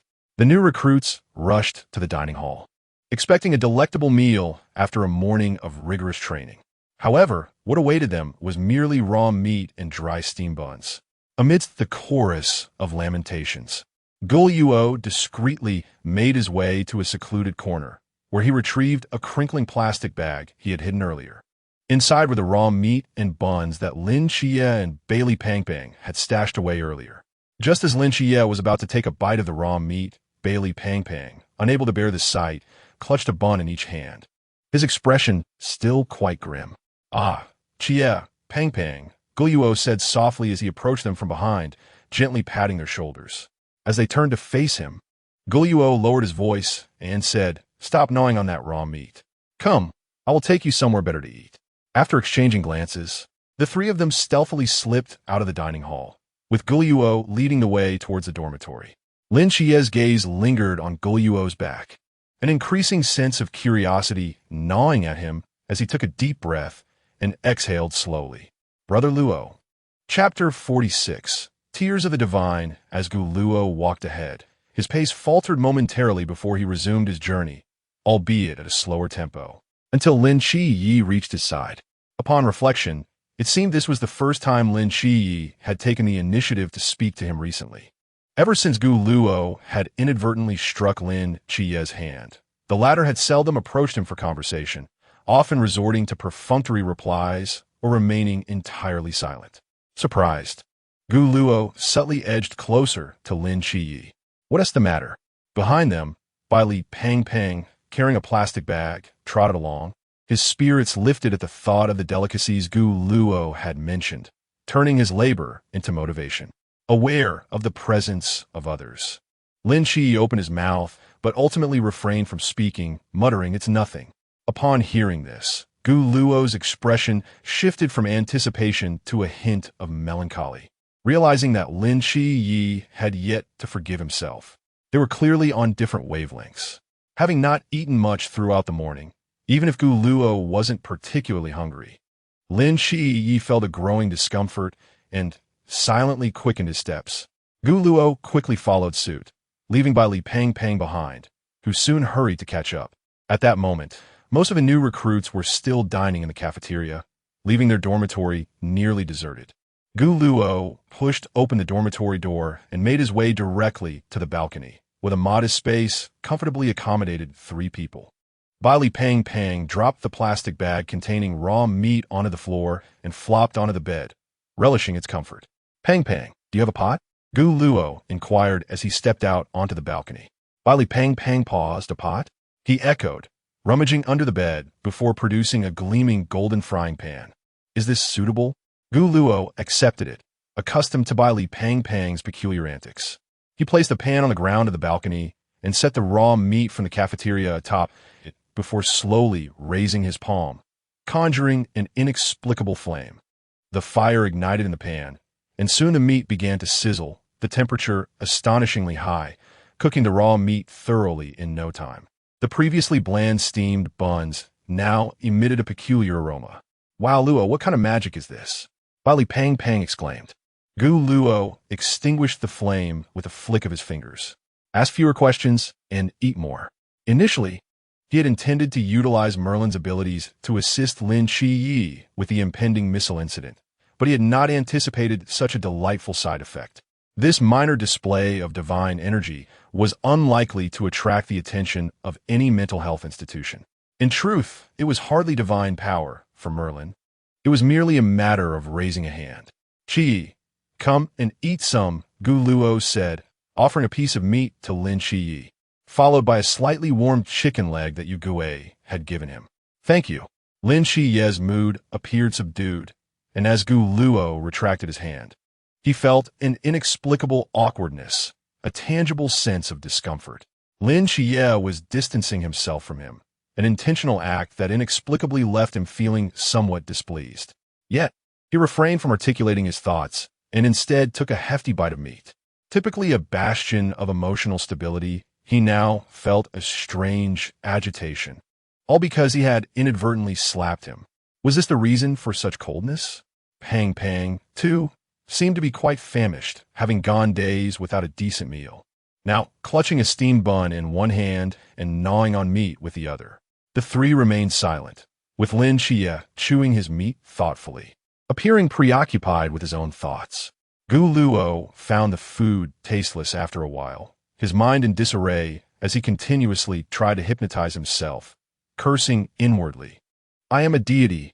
If he continues to ignore me, I will strike him. As he contemplated, his knuckles cracked, and with a diminished appetite, he tossed the meat aside, exhaling deeply before stating, I am full. He then rose, pulled open the balcony door, and stepped outside, leaving by Li Pangpang to look at Lin Xie. Puzzled, Brother Luo, what is wrong with him? Lin Xie ignored by Li Pangpang, remaining silent for a moment before also putting down his food and stepping out onto the balcony, leaving by Li Pangpang in a state of confusion. These two are truly strange. In the restroom, Gu Luo splashed cool water on his face, droplets trickling down from his damp hair. Unable to find an outlet for his frustration, he raised his fist to strike the wall, but halted mid-air. Damn it, if I break something, it will surely be blamed on me. If there were a mirror present, Gu Luo might have noticed that the reflection staring back at him was somewhat unfamiliar. His chest heaved with intensity, and he ultimately had to confront a sobering reality. He genuinely cared for Lin Xie. From their initial encounter, he had merely sought his assistance to escape the asylum of the gods. He felt selfish for deceiving or perhaps exploiting him for his own benefit. Perhaps guilt gnawed at him, compelling him to instinctively shield Lin Xie from the incoming blade, which had caused him pain that led him to recklessly release his divine consciousness. Bound by this unbreakable connection, he realized he could not exist without Lin Xie. If Lin Xie truly wished to sever their bond, then his own path would become untenable. Let him strike back. Any form of retaliation would suffice. As Gu Luo resolved to seek out Lin Xie, footsteps echoed down the corridor. Overwhelmed by emotion, he momentarily forgot that only the three of them occupied the dormitory. Who? Gu Luo straightened, his tone laced with a hint of danger. Lin Xie, upon seeing the person at the sink, was momentarily taken aback, but he quickly masked his surprise and approached Gu Luo. Upon recognizing the visitor, Gu Luo realized his unwarranted anxiety and steadied his breath, not anticipating that Lin Xie would come looking for him, though he had prepared himself mentally for this encounter. As Lin Xie approached, intending to speak, his wrist was suddenly grasped, and in the next instant, a hand was raised towards Gu Luo's face. Lin Xie exerted force on his wrist. What are you doing? I asked you to strike back, but if you hit me, you cannot continue to ignore me. Gu Luo's lips twitched downward, his eyes glistening with unshed tears. Lin Xie stood frozen in place, then forcefully withdrew his hand. Why would I hit you? Was it not because I slapped your hand that you began to ignore me? Gu Luo wore a look of mild grievance.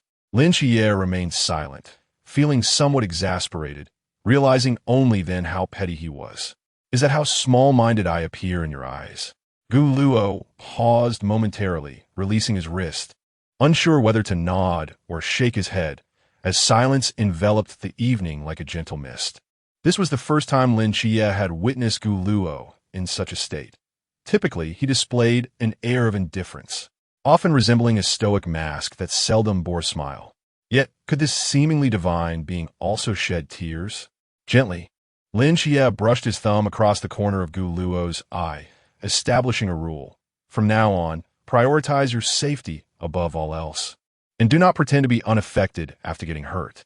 After speaking, Lin Xie took a deep breath, adding, because, Luo Gu, I cannot bear to lose you. Chapter 47. Extreme training at Jinan Mountain. A drop of water fell from the tips of Lin Xie's hair, landing precisely on the tip of his thumb. He felt that he had said all that needed to be said, and perhaps the misunderstandings had been resolved. Gu Luo pondered over the last words, unable to comprehend the situation, yet it seemed he had been forgiven. Well, good. As mealtime drew to a close, the whistle would soon sound for assembly.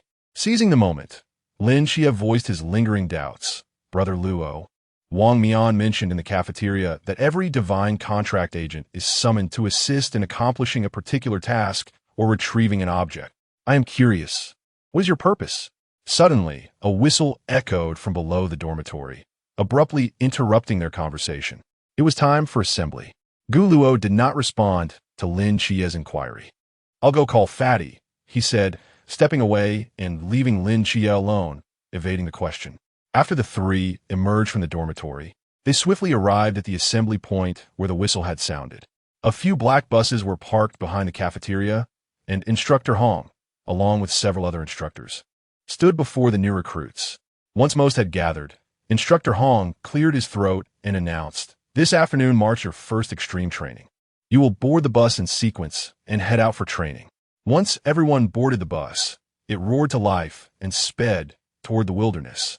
The scenery outside flashed by in a blur as Lin Chi leaned against the back of the seat, while Gu Luo beside him closed his eyes to rest. The new recruits all appeared somewhat exhilarated. This was their first outing since arriving at the training camp. Many pressed their faces against the windows to gaze at the mundane landscape, which, for recruits confined for months, felt rather extraordinary. Lin Chia withdrew his gaze and glanced at Gu Luo, whose drowsiness seemed contagious, and soon he too succumbed to sleep. Approximately half an hour later, the bus came to a halt. As it steadied, the recruits began to disembark in an orderly fashion.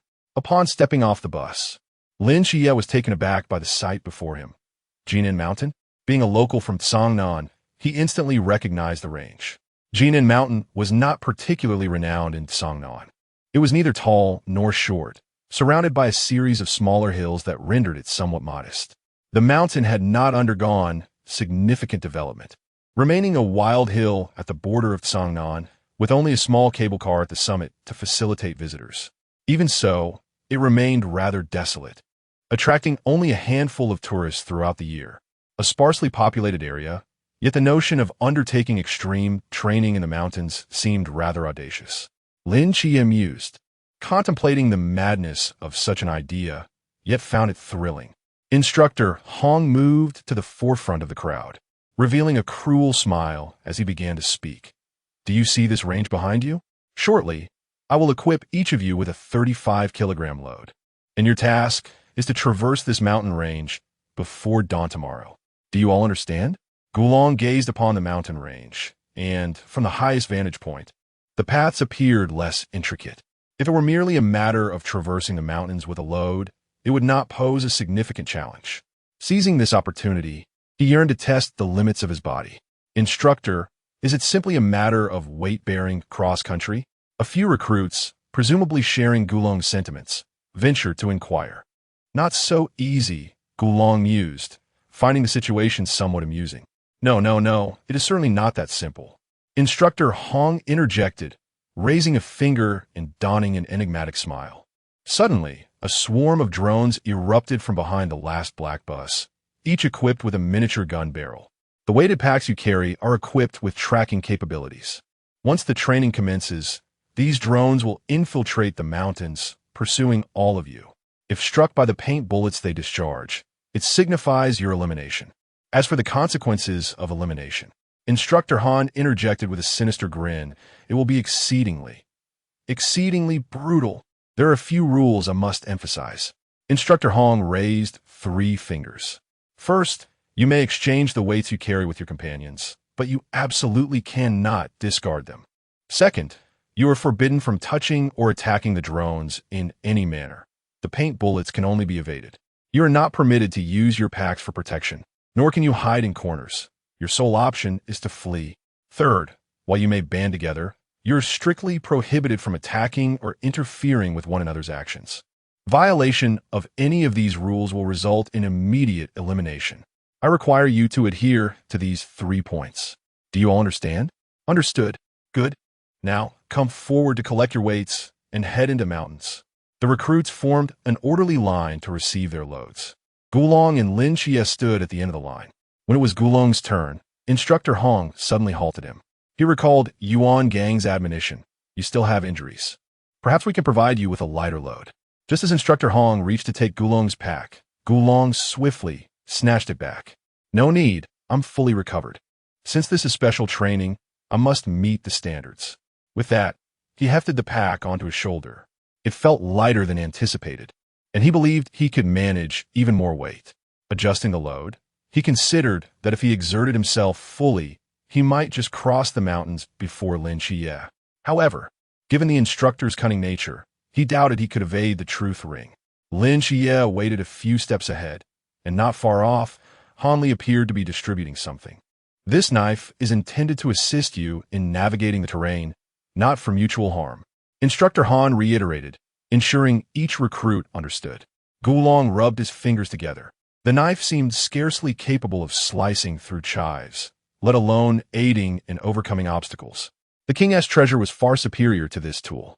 Although the forbidden ruins were suppressed, the king's treasure could hardly be classified as such, thus remaining unaffected for Gulong, especially since he had no connection to the forbidden ruins.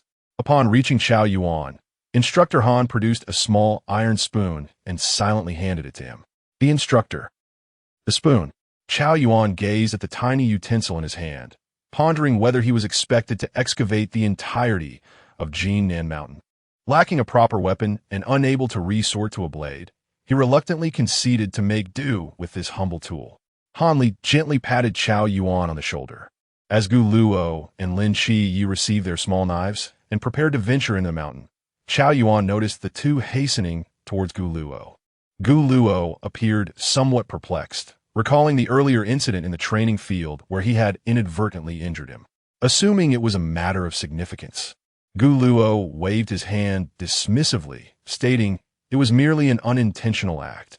You cannot be held accountable for it." Chao Yuan, feeling apologetic, scratched his head and offered to relieve Gu Luo of his heavy backpack. "Let me assist you." "No, I can manage on my own," Gu Luo replied, shaking his head. As he turned, he spotted Bai Li, who was slightly hunched under the weight of his own pack. "Brother Luo, Qi Yi, I've been searching for you for quite some time." Bai Li lamented, burdened by the load on his back. "Ah, Gu Luo doesn't require help. But I certainly do. Chao, my brother, could you lend me a hand?" "Get lost," Chao Yuan retorted without a hint of mercy. Such favoritism. Chapter 48. His secret affection. With the distribution of equipment complete, the new recruits entered the Jinnan Mountains. Inside the tent, Han Li reclined in his chair, observing the live feed through a drone. "Instructor Hong," he remarked, "is it really necessary to complicate a simple mountain trail run like this?" Instructor Hong chuckled. "Do you truly believe this is merely an ordinary race? If any of them managed to escape this mountain, it would be quite an achievement." Gulu leapt gracefully onto a rock, steadying himself against a nearby tree while casting his gaze deep into the jungle. He recalled vividly how the instructors had deliberately placed objects within the mountain to disorient their sense of direction, though he could not ascertain their exact locations. However, Gulu was immune to such sensory confusion. These obstacles posed little challenge to him. As long as he maintained a straight path, escaping the Jinnan Mountains was merely a matter of time. The dense foliage was unwelcoming for someone of Bailey Pongpong's stature. Gulu glanced ahead at the trail when suddenly, a figure dashed past him and stopped ahead. Lin Xie, panting, turned back to him and asked, "Why have you stopped?" Gulu pointed behind him, indicating that Bailey Pangpang was struggling to keep up, followed closely by Chao Yuan. "Wait for me," Bailey Pangpang gasped, as a few other recruits lagged behind. Suddenly, several drones appeared overhead, unleashing paintball shots that struck the new recruits trailing behind. In an instant, they collapsed, their legs giving way. Moments later, several instructors appeared, cheerfully lifting one of the fallen recruits away, their figures quickly vanishing from sight. Witnessing this, Bailey Pangpang found newfound motivation, hastily catching up with the others. "The drones are here, run!" Gulu quickened his pace and darted into the underbrush, with the others following closely behind. "Chia, aren't you curious about what the punishment will be?" Gulu asked, flashing a smile as they ran. "I don't know, but I have a feeling it won't be pleasant." Lin Xie replied, just as a voice erupted from Bailey Pongpong's backpack. "Hey, can you all hear me?" The group halted for a moment, surprised by the instructors' voices emanating from the backpack. "Is there a speaker in there?" Lin Xie asked, astonished. Gulu made a shushing gesture, a smirk gracing his lips as he surveyed their surroundings. They ventured into a more complex terrain of woods, a place less likely to be detected by drones, allowing them to enjoy a moment of reprieve. The backpack crackled with static again. "Hello, you can hear me, right? We have our first eliminated recruit here." Accompanied by the instructor's mischievous laughter, The voice continued. Hurry up, put on the truth ring. All right, let the punishment begin. Your name is Wuyong, right? Tell me, what is the most embarrassing thing you've done as a child? In my childhood, I often awaken at night and occasionally wet the bed.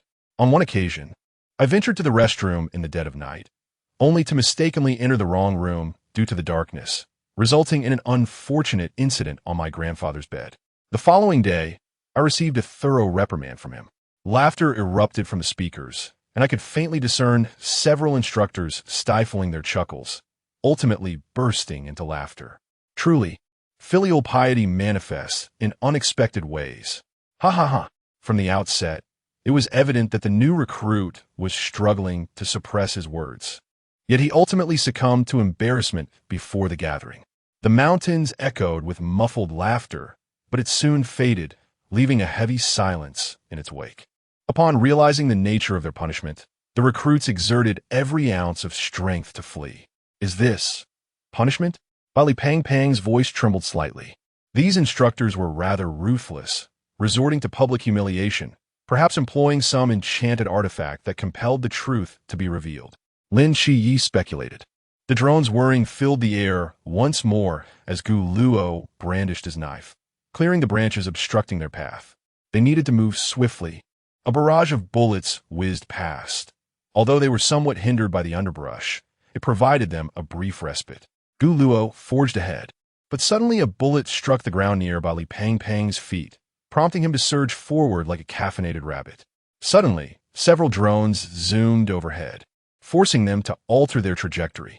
As the foliage thickened, the ground became littered with protruding stones.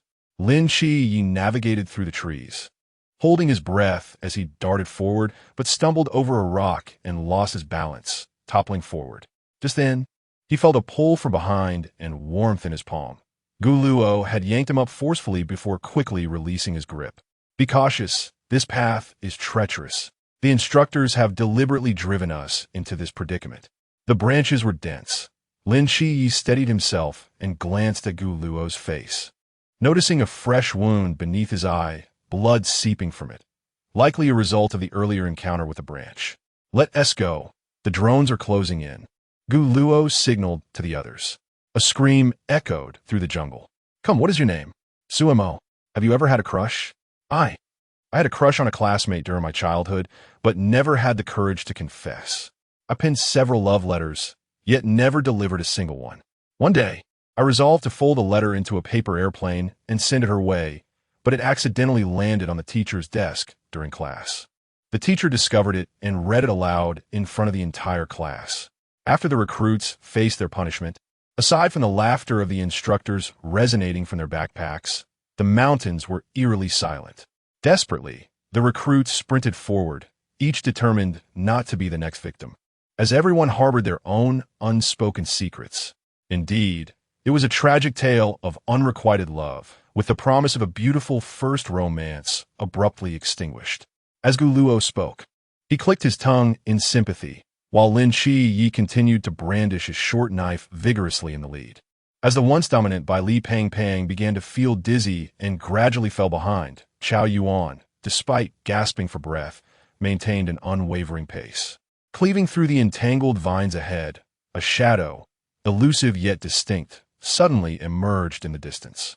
Lin Shiyi slowed his movements, sensing that the other party had also noticed their presence. Suddenly, Shun Qingzhu appeared ahead. What a coincidence! Gu Luo halted, taking advantage of the moment before the drone caught up to exchange greetings with the other party. Just as the latter raised a hand in response, the sky was once again filled with the ominous buzzing sound. The group exchanged glances, the finish line in sight. With a parting remark, they each sprinted in different directions. Just as their feet hit the ground, the drone's bullets followed closely behind, landing precisely where Gu Luo had just been. Fueled by determination, they surged forth from the treacherous, dense old forest. Upon reaching an open area and seeing the drone close in once more, Gu Luo summoned all his strength to cover a considerable distance, overtaking Lin Shiyi, who was at the forefront. The thought of being struck and donning the truth ring instilled fear in him, considering the instructor's nature. He feared he would not fare well. Recalling a question posed to a previous recruit, he quickened his pace. He harbored an unspeakable secret. Chapter 49, Run Until. On the large screen, several figures were moving rapidly. Instructor Hong observed the silhouettes with a playful smile gracing his lips. What do you think this lad's limits are? Beside him, Han Li swallowed a sip of tea and replied with surprise. Who are you referring to? Instructor Hong pointed at the screen, where several drones were relentlessly spraying paint behind Gu Luo, who showed no signs of slowing down. This state had persisted for quite some time. Ever since he had dashed out of the woods, the drones had been tailing him, clearly designed to target him. Instructor Han set his teacup down, gazing at the figure on the screen. Are you considering testing him? Well, this lad appears rather carefree. Yet I sense a certain ferocity within him. Han Li, recalling their spar on the training platform, remembered how fiercely Gu Luo had struck. In hindsight, he felt he had brought trouble upon himself by relentlessly pursuing him. Indeed, we should deploy a few more drones to follow him. The so-called extreme training was supposed to involve a period of rest after a chase. Yet why did the number of drones behind him only seem to increase? Gu Luo grumbled inwardly, unwilling to turn back or slow his pace.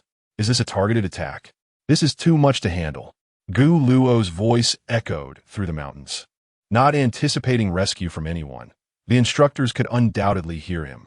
After his shout, his already parched throat bore a faint metallic taste. The drones showed no intention of retreating. Closing in ever tighter, glancing rapidly around, Gu Luo sought to avoid being drained of energy by the instructors, plunging once more into the complex terrain of the forest, searching for a somewhat concealed spot to recover. The drones, losing their target, hovered in place for a while before departing for another location. His military jacket had become encrusted with fallen leaves and dust during his flight, and several branches had snagged it, leading him to discard it on the ground. After a brief respite, Gu Luo approached a stream, cupping his hands to drink and splash water on his face. The surroundings were eerily quiet.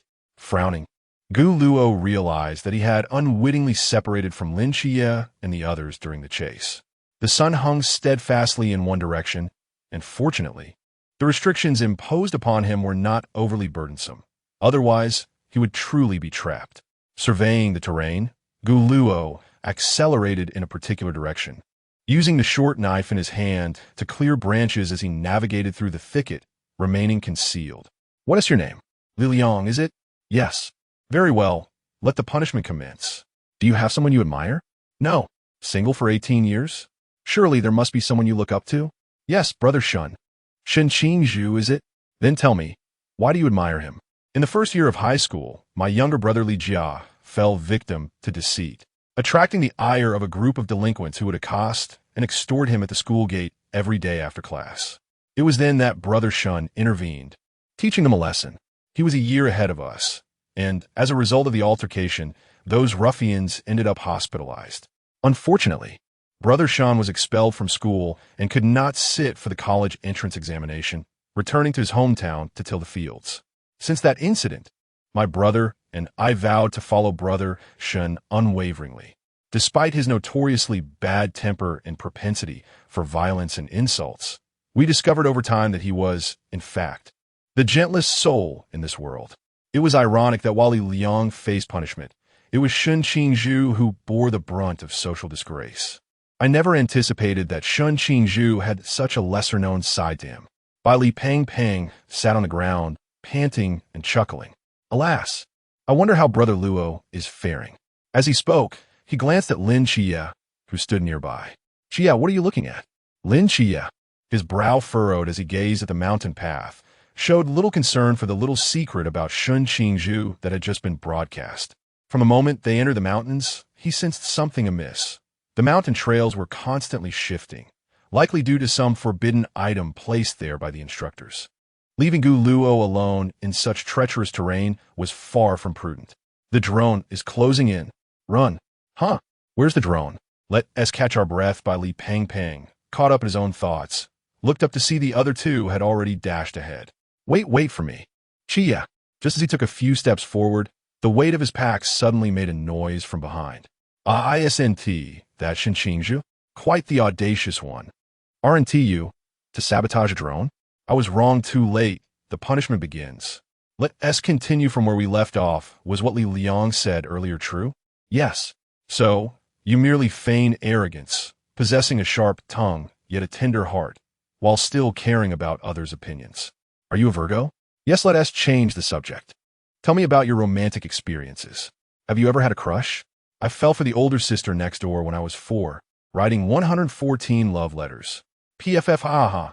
It seems even the boastful brother has been caught in a net. Li Pang laughed unabashedly, running while a gust of cool air caught in his throat, prompting a fit of coughing. Before long, night had enveloped the earth. Li Pang, seeing stars and the world around him fading into a blur, gasped. I can't run anymore, he stopped, leaning on his knees, struggling to catch his breath. Those new recruits who fainted earlier don't seem to have faced any punishment. Cough, you've been struggling since we entered the mountains. How are you still holding on? Chao Yuan, his expression stoic, looked at Li Pang and inquired. I would rather faint from exhaustion than face that kind of punishment. Meanwhile, Lin Xie sprinted ahead, creating a considerable gap between him and the other two. Chao Yuan glanced at Li Pang, who sat slumped on the ground. Good luck. After speaking, he turned and hurriedly pursued Lin Xie's figure. Li Pang never anticipated that these two would sell him out so resolutely, and in his exasperation, he fainted, his eyes rolling back. Chao Yuan quickened his pace to catch up with Lin Xie, noticing that the latter's brow was tightly knitted and his clothes were thoroughly soaked with sweat. Clinging to his back, you should slow down and take a break. No need. With that, Lin Xie accelerated his steps slightly. It was unclear when they had become separated, but if it were merely a matter of losing their way without changing direction, catching up to Gu Luo would simply be a matter of speed. However, after 5 continuous hours of running, Lin Xie's stamina was nearing its limits. He yearned to challenge his own boundaries, believing that only by ceaselessly running could he meet those he longed to see and protect all that he cherished. He felt that he must constantly grow stronger. Chao Yuan gazed at Lin Xie, unable to fathom his thoughts, and after a moment of hesitation, he finally asked, "What drives you to persist?" Chapter 50, Unspoken Words. As the night deepened, the mountain path grew treacherous, with roots and stones threatening to trip the unwary. Yet, Lin Xie's pace remained unyielding. Taking a deep breath in response to Chao Yuan's words, he reflected, only by surpassing one's limits can one grow stronger. In this world, only the powerful endure. It is through strength that one survives, returns, and shapes their own destiny. Return? To where? Lin Xie fell silent for a moment before countering. Do you have someone who holds great significance for you? At this, Chao Yuan was plunged into silence, reluctant to delve into memories that haunted him. Yet, reality was undeniable. The person I cherished most ultimately fell by my own hand. Lin Xie halted abruptly, his footsteps stilled by the weight of those words. What? Chao Yuan, unfazed by Lin Xie's reaction, paused as well, taking a moment to steady his breath before he spoke slowly. The 10 companions I played with in my youth, I killed with my own hands. I then slaughtered the entire village. Since that day, not even a dog remains. Lin Xie's lips twitched. Compared to you, I seem to fare slightly better. He offered a bitter smile, recalling the last person who sought friendship with him, whose head he severed with his own blade, and the one before that, whom he had sent to the maw of a monster. He gestured, estimating, by now, the grass on their graves must be quite high. Is the risk of friendship truly so great? Indeed, I have always been an outcast. Then, it seems we share a mutual plight, making us well suited for companionship. A faint smile graced Chao Yuan's lips, which he quickly concealed before inquiring further. You mentioned someone significant. Who is the most important person to you? Upon realizing the bluntness of his question, Chao Yuan felt a twinge of discomfort. After all, aside from family, the person one cares for most is typically a romantic interest. Expecting Lin Xie to remain reticent, he turned away, only for the other to softly utter, the most important person. Lin Xie murmured, lifting his gaze to the moon above, the figures of Team 136, his aunt, Ajin, and the one he yearned to see most came to mind. The most important person is likely the one you long to meet. This answer felt superficial to Chao Yuan. Perhaps it would have been better left unasked. In the depths of the jungle, fleeting glimpses of golden light flickered as Gu Luo's strength began to wane. After several brief pauses, he resumed his flight. He had long discarded his dagger, and with a flash of golden brilliance, he unleashed his treasured artifact to clear the vines blocking his path.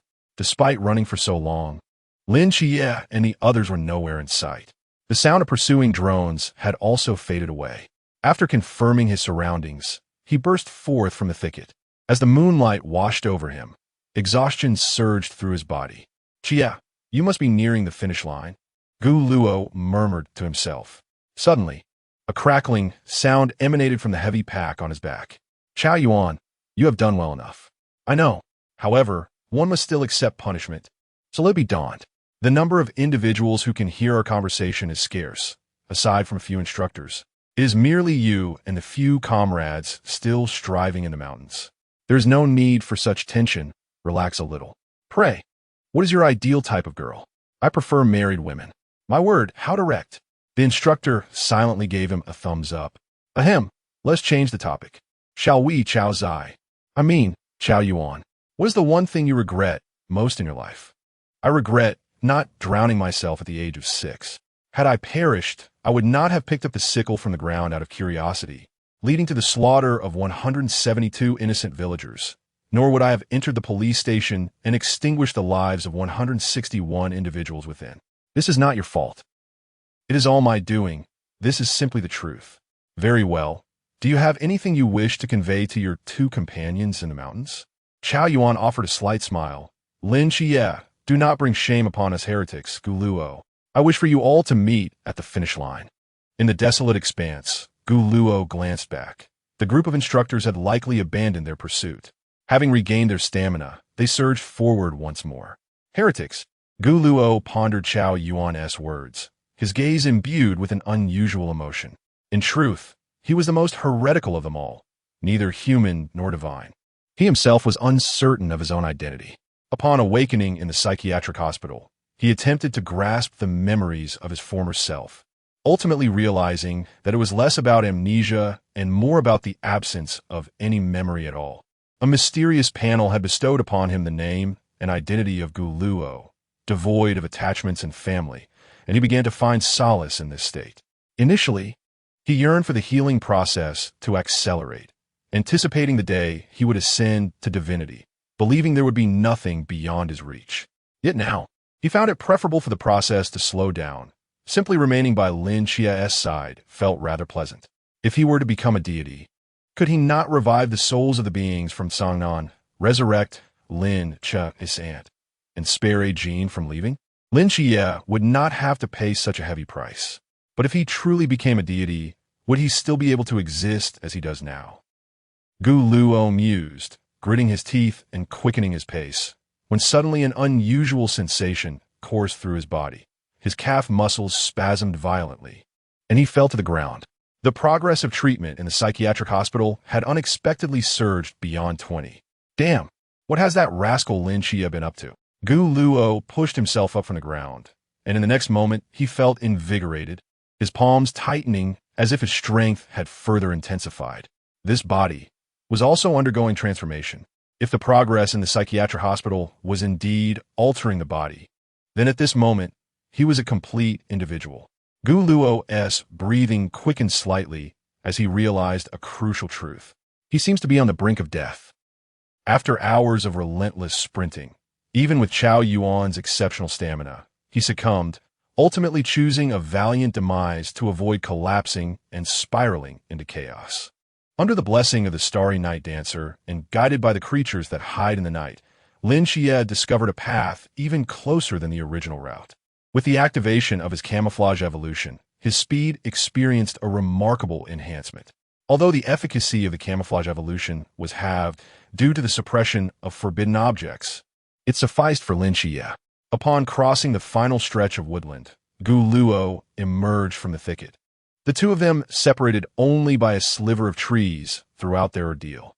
Gu Luo stumbled, leaves clinging to his hair, clad only in a short shirt and bearing shallow scratches on his arms from the branches. Upon spotting the indistinct figures in the distance, Gu Luo couldn't help but smile and mustered his strength to run towards them. Lin Xie, catching a glimpse of the familiar silhouette, immediately perked up and raised his hand in greeting. The bus, which the instructors had prepared at the finish line, had been waiting for quite some time. They have emerged.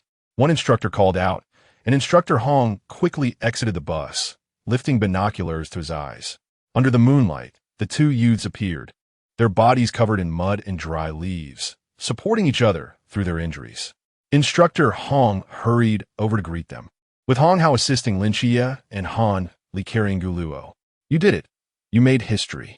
Instructor Hong handed Lin Xie a bottle of water, which he drank eagerly in one go. Hey, I want some water too. Gu Luo, confused as to why Han Li chose to carry him, only heard him say it saved energy on the walk.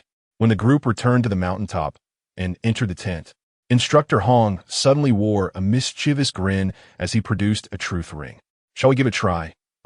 His gaze swept over the two, who were reluctant, though only a few instructors were present. Oh, come on, let's try, Gu Luo. Instructor Hong tilted his chin toward him. No. Gu Luo shook his head vigorously, but in the next moment, Han Li hoisted him up again, forcibly binding him to a chair. Hey, you were already enough of a nuisance in the mountains. Do you really have to be this outrageous? Xie, save me. Gu Luo struggled, while the instructors laughed, particularly Han Li. Lin Xie silently covered his eyes as, once the ring was placed, Instructor Hong asked, Who is the person you like? An unusual force seemed to pry open Gu Luo's jaw, compelling him to speak. His fists clenched, and he appeared to tremble slightly, yet he remained silent. Is this ring malfunctioning? Instructor Hong approached, only to notice a trickle of blood threatening to escape from the corner of Gu Luo's mouth.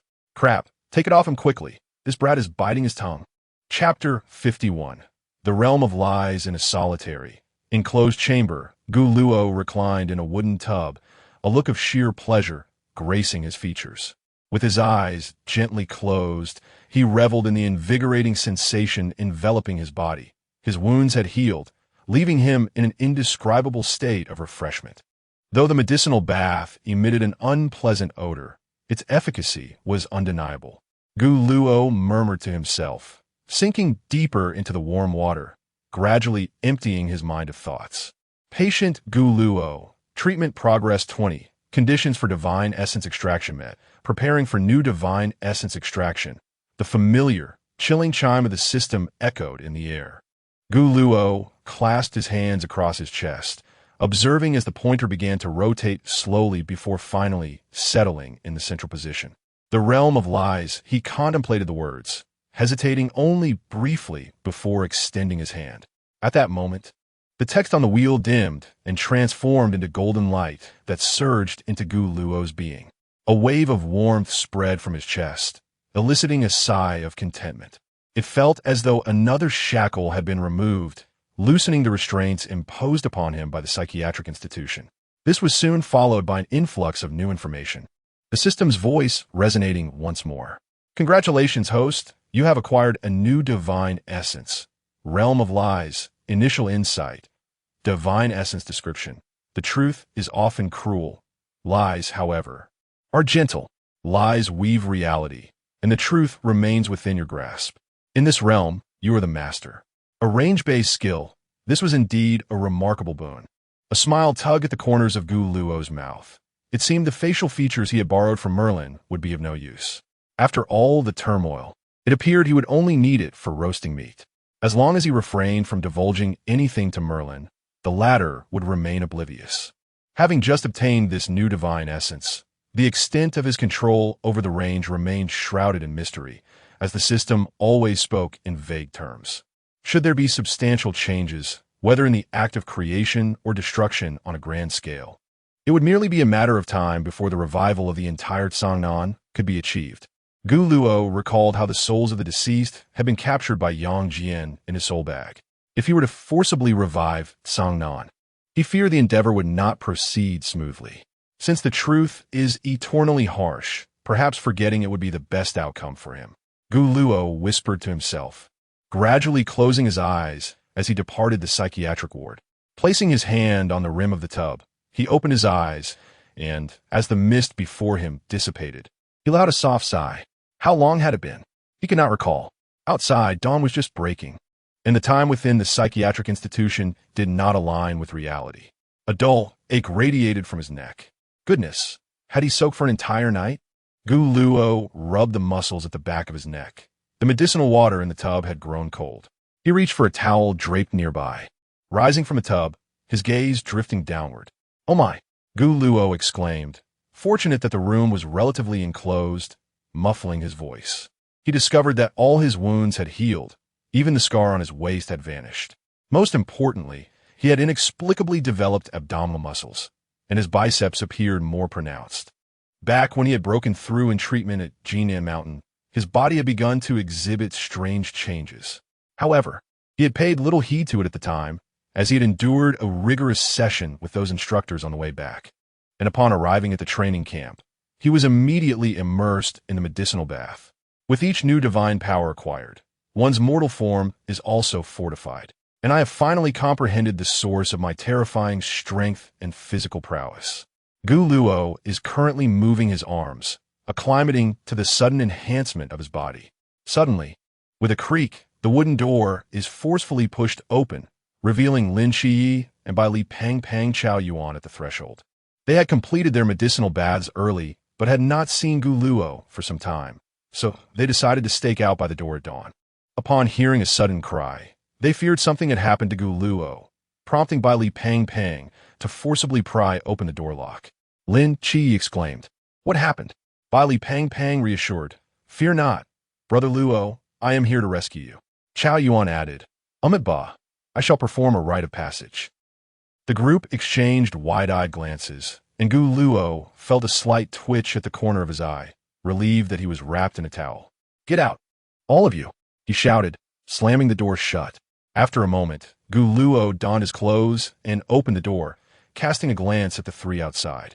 Lin Qi and Chao Yuan instinctively took a few steps back. "You pried open the door," Gu Luo noted. Lin Qi nodded without hesitation. "Indeed," Chao Yuan fervently agreed. Bai Li Pang chuckled. "Ha! Once again I've been sold out." Gu Luo chose not to dwell on it and shook his head. "Let's go eat." On a day without morning training, time felt less pressing. Upon arrival at the cafeteria, they discovered that a large number of new recruits were already seated and eating. Unlike previous days, the meal today consisted not of hard white buns or bloody raw meat, but rather soft steamed buns, soy milk, fried dough sticks, eggs, and a plate of pickled vegetables. The group found an empty table, and Chao Yuan quietly offered his egg to Lin Shiyi. "Shiyi, what are you looking at?" Bai Li Pang noticed Lin Shiyi's gaze frequently drifting towards Gu Luo. Under the pretense of asking a question, he stealthily reached for the egg that Chao Yuan had given Lin Shiyi. "Trying to steal my egg?"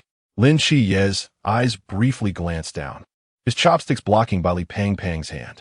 The latter sheepishly retracted his hand.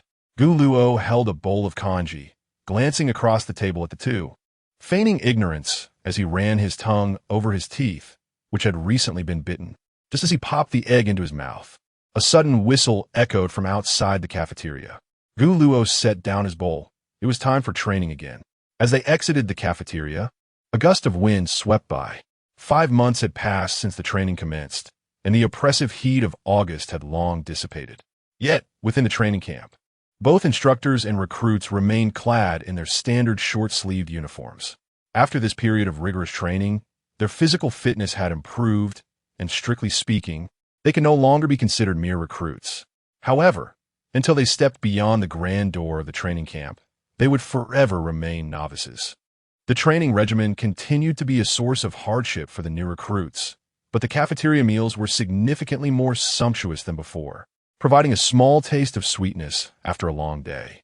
That evening, Gu Luo lay in bed, the sounds of Bai Li Pang's snoring filling the dormitory. Rising, he gazed out the window, illuminated by the moonlight, and spotted a figure on the training ground, wielding a wooden sword with vigorous swings. Rising to investigate, Lin Shiyi's bed lay desolate. He donned a coat from his side and took a few steps down from the bed, shortly arriving at the playground. The late-night breeze was piercingly cold, causing Gu Luo to shiver as he sought a somewhat concealed spot, wrapping himself tighter in his clothing. Leaning against the wall, he quietly observed Lin Qi practicing with his sword in the distance. The night was frigid, even clad in the military jacket issued by the training camp. It offered little respite from the biting chill. Gu Luo slowly raised his hand, a faint white light igniting in his eyes. As if confirming something, he exhaled softly and murmured, "The domain of lies." Chapter 52. This young man is extraordinary, an intangible domain unfurled around Gu Luo, enveloping the area where Lin Shiyi resided. After retracting his hand, Gu Luo spoke softly once more. A warm resurgence. Once he completed this act, he promptly withdrew his divine essence, turning to find a sheltered corner where he could retreat from the wind. Gu Luo closed his eyes and exhaled deeply. He had just utilized his divine essence without experiencing that familiar sensation of tethering. His earlier conjecture, that the mental institution's oppressive hold over him had been gradually diminished through the course of treatment, seemed correct. He pondered whether the brief use of his divine essence would go unnoticed. As it turned out, he was indeed correct. However, he noted that his mental energy was depleting rapidly. Simultaneously, Gu Luo discerned that the domain of lies did not possess a fixed scope. Rather, it emanated from himself as a focal point. He had only activated it for a short while before it dissipated entirely. If his mental energy were sufficient, he surmised, the range could be considerably broader. Yet, at present, merely covering the entire playground felt laborious, and he feared that losing control could result in him being yanked back to the mental institution. Peeking out once more at the playground, he noticed that Lin Shiye's figure had vanished. Adjusting his collar, Gu Luo also made his way towards the dormitory building. Nix's treatment progress. 51 under the meticulous care of Li Yifei and the treatment administered by Lin Shiyi. Nix's treatment progress had successfully reached 50, granting him a brief reprieve from the confines of the mental institution, along with the acquisition of a new divine relic, the abyssal corruption. Tarnidus, is this your divine realm? Nix stood at the edge of the building, gazing down at the neon-lit city and the training camp below. This is the real world. The real world. Does Hypnos exist here as well? Nix looked at Lin Shiyi with a hint of anticipation. Although Gu Luo frequented the mental institution, the two managed to avoid each other almost perfectly each time. It had been quite a while since Gu Luo had visited Nix. He is likely sleeping in the dormitory at the moment. Lin Shiyi scratched his head and remarked, I am right here. A voice laced with amusement emanated from behind the duo, as Gu Luo, hands behind his back and a smile on his face, turned to regard Lin Shiyi and Nix. Mother, Gu Luo naturally called out. Hypnos. Nix trotted over and gently embraced Gu Luo. It has been so long since you sought me out. Do you still hold me in your heart, my child? Yet, after this period of growth, you have certainly become more robust. Lin Shiyi glanced behind Gu Luo, puzzled. Without a metal ladder, how had he managed to ascend? Surely, he hadn't scaled the window by hand. Gu Luo, brushing dust from his clothes, mused that fortunately, the dormitory was not excessively tall. Otherwise, he would have truly struggled to reach it. With energy to spare, he often found himself seeking tasks to occupy his time, opting to climb rather than use the stairs when they were available. Just as the trio was reuniting, Nix patted Gu Luo's head before rising again, only to meet a cold, piercing gaze. In that fleeting moment of eye contact, the latter instinctively stepped back. The majesty of the divine is not to be trifled with. Yuan Gang glared intently at the group before him, while Nix simply ignored him and turned to Lin Shiyi. Is this also your friend? I suppose. One could say that. Yuan Gang was enveloped by an overwhelming and commanding spiritual force as he regarded Nikes and inquired, I am Yuan Gang, the vice captain of the 006 squad of the Great Xia Night Watch stationed in the capital. May I ask who you are? Nikes came to reply. Yuan Gang's body trembled abruptly, and the aura surrounding him was instantly subdued. His hand, resting upon the hilt of his blade, hesitated to draw forth the weapon. Ah, so you are the esteemed goddess of the night. I wonder what brings you to our Great Xia. I have come to find my son. Yuan Gang was momentarily taken aback. Observing the tension escalating, Gu Luo stepped out from behind Nikes, commenting, she means she is here to find her son. Yuan Gang exhaled, releasing his grip on the hilt, and asked, Have you located him? Indeed, I have, Gu Luo replied, gesturing toward herself. It is I. Yuan Gang cast a disbelieving glance at Gu Luo, while Lin Xie, unable to bear the scene any longer, intervened and pulled Gu Luo back slightly. Ahem. What she means to say is that she is here to find her representative. Yuan Gang's expression shifted to one of understanding. Ah, so the goddess of the night seeks her representative. Have you found one? Yes, Lin Chia interjected. Where is he? It is I. In that moment, Yuan Gang felt a wave of incredulity wash over him. Wait, are you not the representative of the Radiant Angel? Lin Chia raised 2 fingers in a gesture, stating, I walk 2 paths. This farce concluded rather abruptly.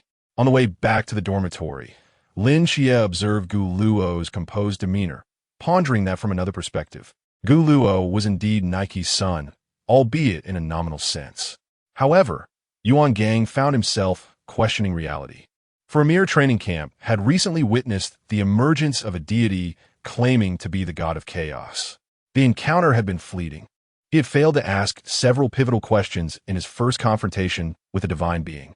Upon returning to the command center, he picked up the phone and briefly introduced the situation to Xiao Penggu, simultaneously notifying that esteemed human pinnacle to return, while also incorporating Nike's code into the records, designating it as 043.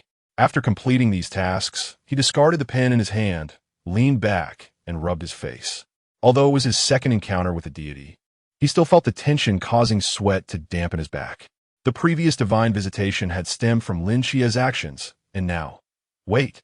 Yuan Gang suddenly realized something, his eyes widening as he sat up straight. The training camp had produced a representative of a triad god.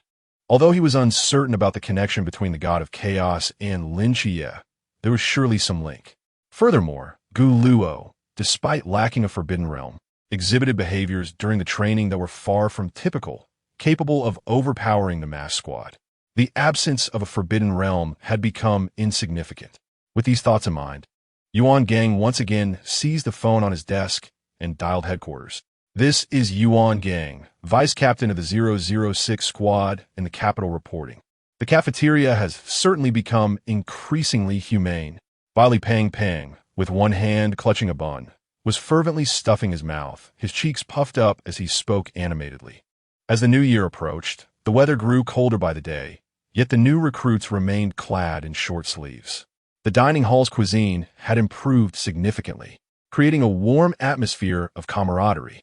Gu Luo, still holding a bowl of plain congee, was surprised when Lin Chi Yi placed a chicken leg into his bowl. Why not indulge in some meat? Although hunger was not a pressing concern, Gu Luo occasionally relished the opportunity to tantalize his taste buds. So he lifted the chicken leg and took a bite. Do you think we'll get a holiday with the new year approaching? Bai Li Pang Pang inquired, his mouth still full. Chow Yuan, peeling a hard-boiled egg and popping it into his mouth, replied, What are you thinking? We are in closed training. Do you really expect a holiday? Yet, Gu Luo suddenly interjected, there might actually be a chance for a holiday. The others turned their gazes towards Gu Luo just as a sharp whistle sounded from outside again. Oh no, it's early again. Bai Li Pang Pang hurriedly stuffed the remaining bun into his mouth, and the group swiftly raced toward the dining hall's exit. Chapter 53. The vanishing missile. After an extended period of rigorous training, the new recruits, upon hearing the whistle, could now guarantee their arrival at the training ground within 2 minutes. The biting cold wind swept through, yet both the instructors and the recruits stood tall and unwavering. The recruits gazed resolutely at the instructor on the platform, eagerly awaiting his address. Instructor Hong's eyes scanned the crowd before him, and with a satisfied nod, he declared, This afternoon, we shall not engage in physical training. I have an announcement to make. The first half of this training session focused on physical conditioning, but it will conclude early. From this day forth, our training will pivot towards tactics, firearms, and the intricacies of restricted zones. Upon hearing this, the new recruits erupted in joyous excitement. However, Instructor Hong interrupted their revelry, stating, after extensive discussion among the instructors, We have reached a consensus. Before the next phase of training commences, you will be granted a reprieve. You shall enjoy a total of 4 days off, from today until the second day of the Lunar New Year. However, all must remain within Sangnan City. Violations will result in immediate expulsion from the Night Watchman program. Dismissed. At once, the recruits dispersed, and Bai Li Pang Pang, initially lost in the euphoria of an unexpected holiday, contemplated taking Qi and Gu Luo on an adventure to Guangzhou Shenzhen. Yet, upon realizing they could not leave Sangnan City, even his accommodation became a concern.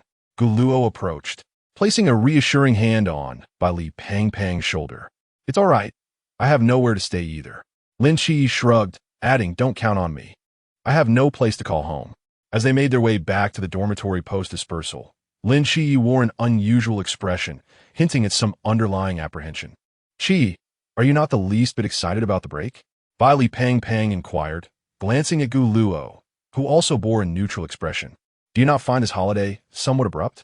Lin Qi furrowed his brow as he voiced his concerns. "It is indeed sudden, but there is no need for worry." "Qi, try not to overthink it. Just enjoy the time off," Gu Luo replied, intertwining his fingers and stretching his arms. "Come on, let us head back to the dorm and pack for home." Upon hearing this, Lin Qi felt his worries dissipate, replaced by an inexplicable sense of reassurance. "Perhaps I'm overthinking things." Returning to the dormitory, he unearthed his long-forgotten Peppa Pig suitcase, tidily organizing his belongings, while Bai Li Pang casually switched outfits, reasoning that he could always purchase new clothes later. The privilege of wealth allowed for such indulgences. As he made his bed, a pair of hip-hop sunglasses fell from the bed and landed at Gu Luo's feet. Instinctively, he crouched to retrieve them. The frames were adorned with gold, seemingly from a collaboration with a high-end brand. Observing Bai Li Pang admiring himself in the mirror, Gu Luo remarked, Pang, your sunglasses." Yet, the latter did not turn around, waving his hand dismissively before Gu Luo could finish. "Ah, Luo, I like them. They're yours now." For someone who could use a Rolex as a bed prop, a mere pair of sunglasses was inconsequential. Gu Luo quietly pocketed them after a moment of contemplation. As the new recruits finished packing their belongings and stood before the bus, waiting to board, Gu Luo inadvertently noticed a stack of black long cases beside the vehicle. Inside these cases lay the night watchman's essential weapon, the Starblade, which he personally had no need for given his possession of the king's treasure. Nonetheless, he decided to casually hoist one onto his back. Lin Xie did the same, while the other recruits, despite having some combat experience, were encountering such a specialized weapon for the first time, which naturally sparked a sense of excitement among them. Instructor Hong stood beside the bus, hands clasped behind his back, and declared sternly, during this leave, everyone is to carry the Starblade. However, it must not be used unless absolutely necessary. In the event of a special circumstance, retreat to less populated areas to avoid causing unnecessary panic. Yes, the recruits filed onto the bus in an orderly manner. Lin Xie used his mental energy to scan the long cases and noted that the hilts bore no names, indicating that they must be returned after the leave. This was of little concern, as he possessed a more powerful blade, a divine sword bestowed upon him. A slight smile crept onto his lips as he glanced at Gu Luo seated beside him. Typically, Gu Luo would lean back and fall asleep shortly after boarding any vehicle. Lin Xie withdrew his gaze as the bus slowly departed the training camp, and the others, save for Gu Luo, felt a palpable lightness, as if a burden had been lifted. Suddenly, a voice erupted within the bus. "I've broken through." "Me too.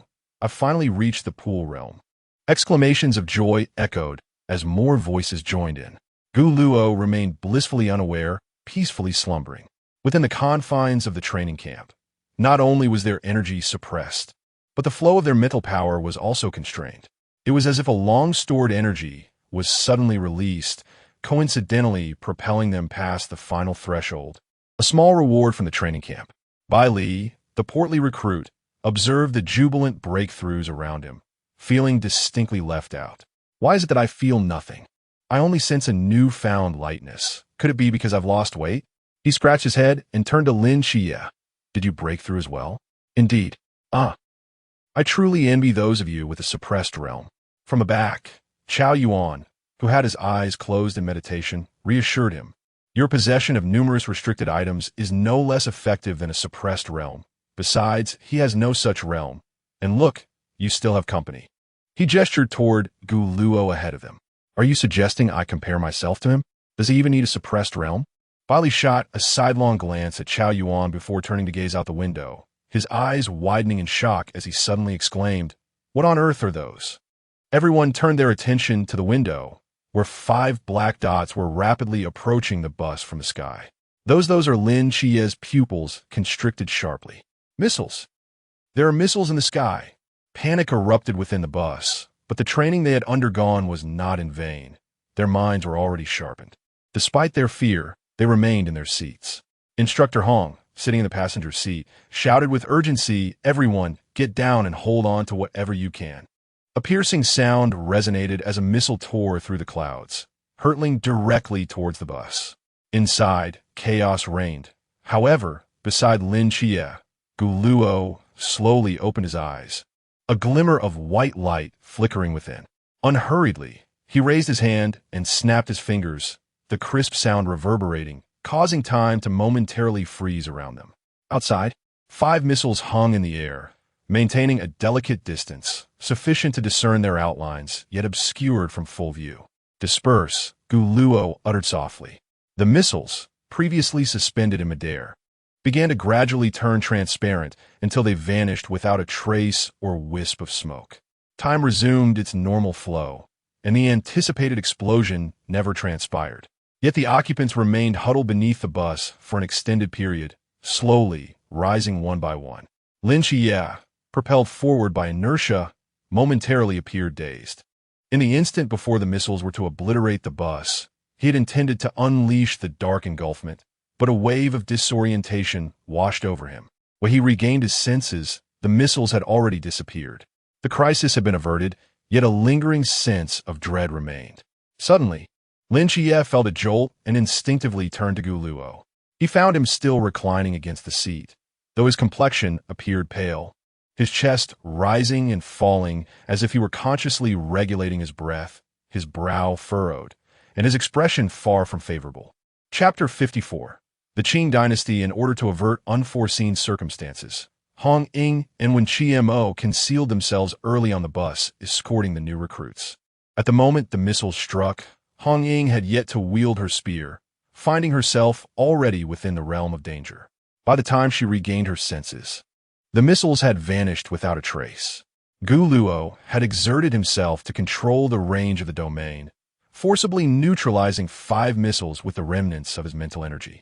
Feeling somewhat overextended, during his previous confrontation with Wang, even unleashing numerous blade auras with Durandal had not left him feeling this drained.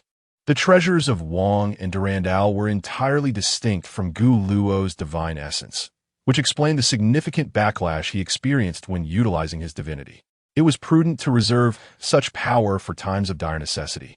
"Hong Ying, what brings you here?" Lin Chi was momentarily taken aback upon seeing Hong Ying emerge from the back of the bus.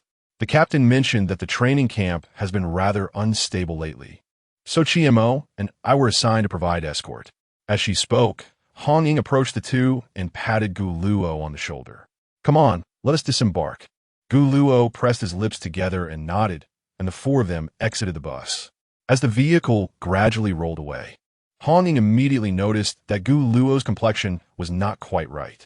"Xiao Luo, you look unwell," she said, concern etched on her face as she looked at him. Gu Luo furrowed his brow, waving his hand dismissively. I'm fine." Cough. Before he could finish, he coughed up a mouthful of blood, his legs buckling beneath him, and his vision darkened as he fainted. He felt something soft beneath him, and a warm sensation grazed his forehead. Gu Luo furrowed his brow and slowly opened his eyes. The familiar ceiling came into view, accompanied by a dull ache in his head. Lin Chi, seeing that he had awakened, moved his hand away and retrieved a cup of water from the table. Gu Luo waved his hand, turning to survey his surroundings. "How'd I end up at Hong Ying's house?" He had not finished speaking when he was forcefully pressed back down. "Just lie still. You nearly exhausted your mental energy." "It was Hong Ying and Chiemo who brought us back," Lin Chi said, placing the cup down and regarding Gu Luo with a more serious expression. "Have you forgotten something? We agreed on 3 rules. No matter what happens, your safety comes first. My physical resilience is not that poor, especially since I am." Gu Luo attempted to argue, but upon seeing Lin Chi's expression, he swallowed his words. How should one articulate it? The sensation of being cared for is truly wonderful. Oh, by the way, I told Instructor Hong that you saved everyone on the bus and that he plans to award you a medal.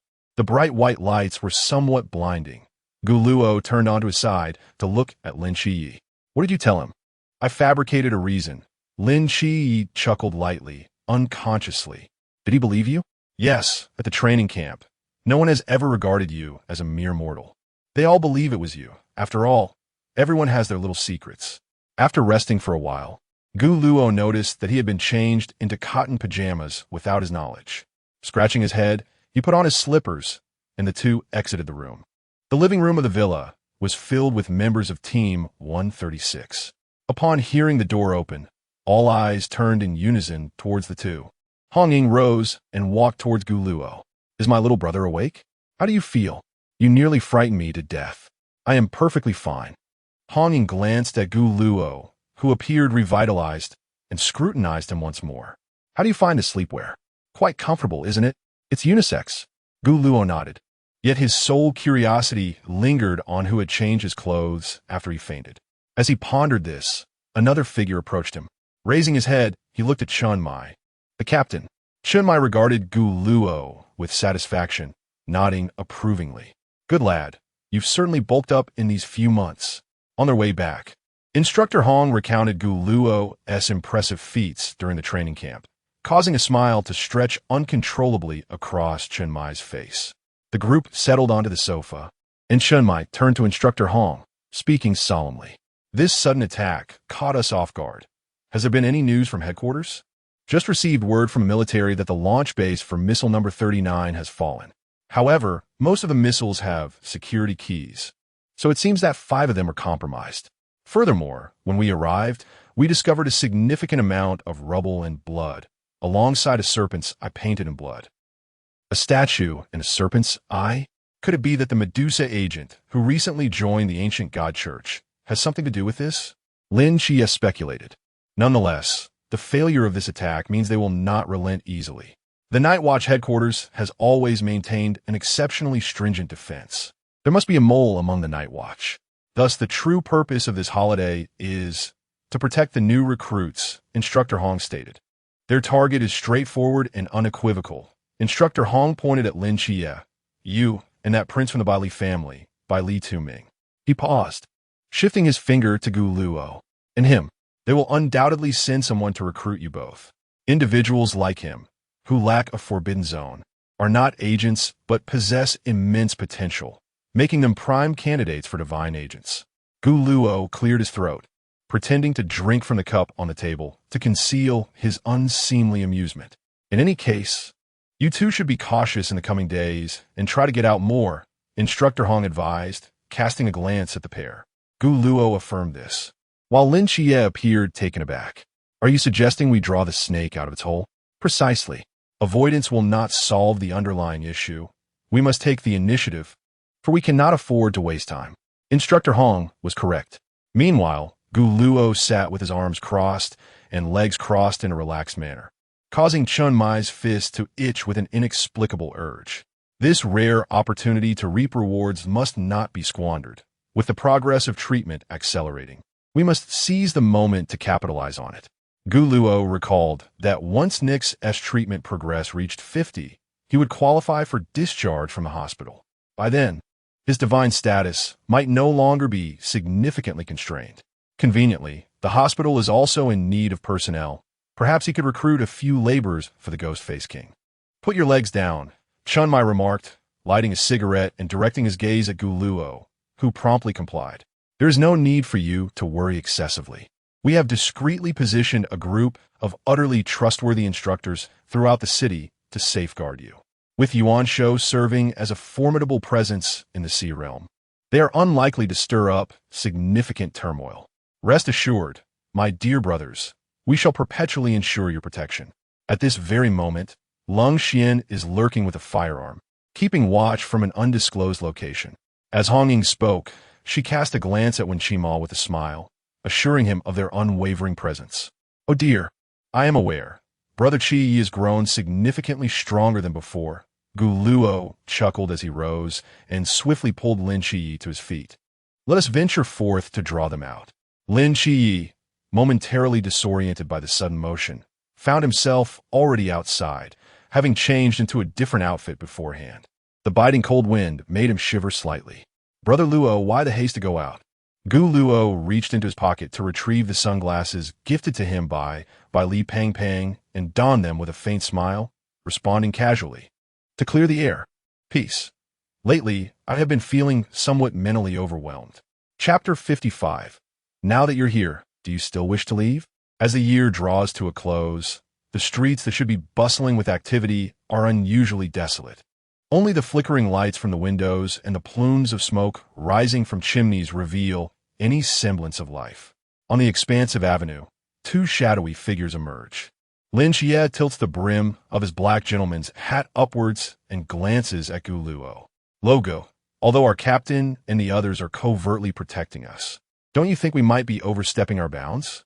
The ancient god sect has already stationed operatives throughout Songnan in a bid to capture a few individuals. However, in comparison to Lin Xie and Gu Luo, Li Pang Pang seems far more suitable to be the initial target."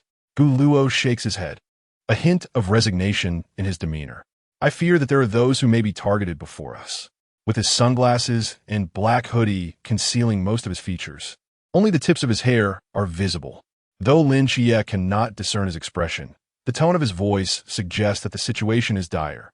After traversing a considerable distance, Gu Luo halts before a lavishly decorated 5-star hotel. "Kailansaji, 5-star hotel. Excuse me, could you tell me where room 9039 is?" Suddenly, a deafening explosion reverberates from the rooftop, cutting Gu Luo's words short. His expression shifts to one of surprise. Despite their haste, they have still not arrived in time.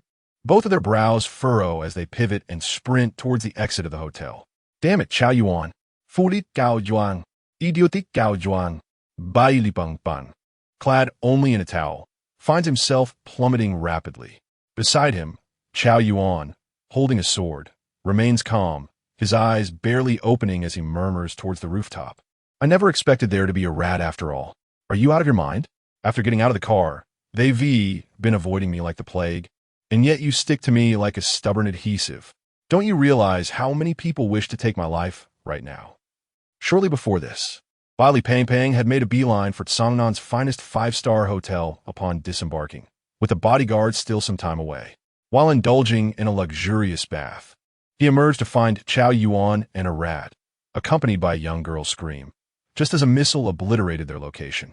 As they neared the ground, Li Pang Pang swiftly produced a golden ring, which erupted in a dazzling light, enveloping the two and gently lowering them to safety. Chao Yuan, still clutching his sword, turned to Li Pang Pang and inquired, "Where have you hidden the free space?" "Must you ask?" Chao Yuan gestured. "Weren't you just wrapped in a towel? Ask again, and I'll tear your mouth apart." Upon bursting through the hotel doors, they breathed a sigh of relief upon seeing the two unharmed. Suddenly, Gu Luo noticed a glimmer of golden light streaking across the sky, followed by a familiar barrier enveloping the city.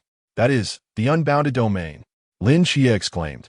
Recognizing it instantly, it mirrored the unbounded domain conjured by Zhao Kongcheng. Only the night watchmen possess such a signpost. The use of the unbounded domain signifies that the night watchmen are isolating space to prevent collateral damage to the surrounding populace, indicating that other night watchmen are involved in this operation. The pursuit of wealth can lead individuals to perilous extremes, as evidenced by the staggering sum of 800 million. A temptation sufficient to compel some to risk their very lives. Gu Luo, wearing an expression of knowing anticipation, remarked, "Since we are here, retreat is not an option."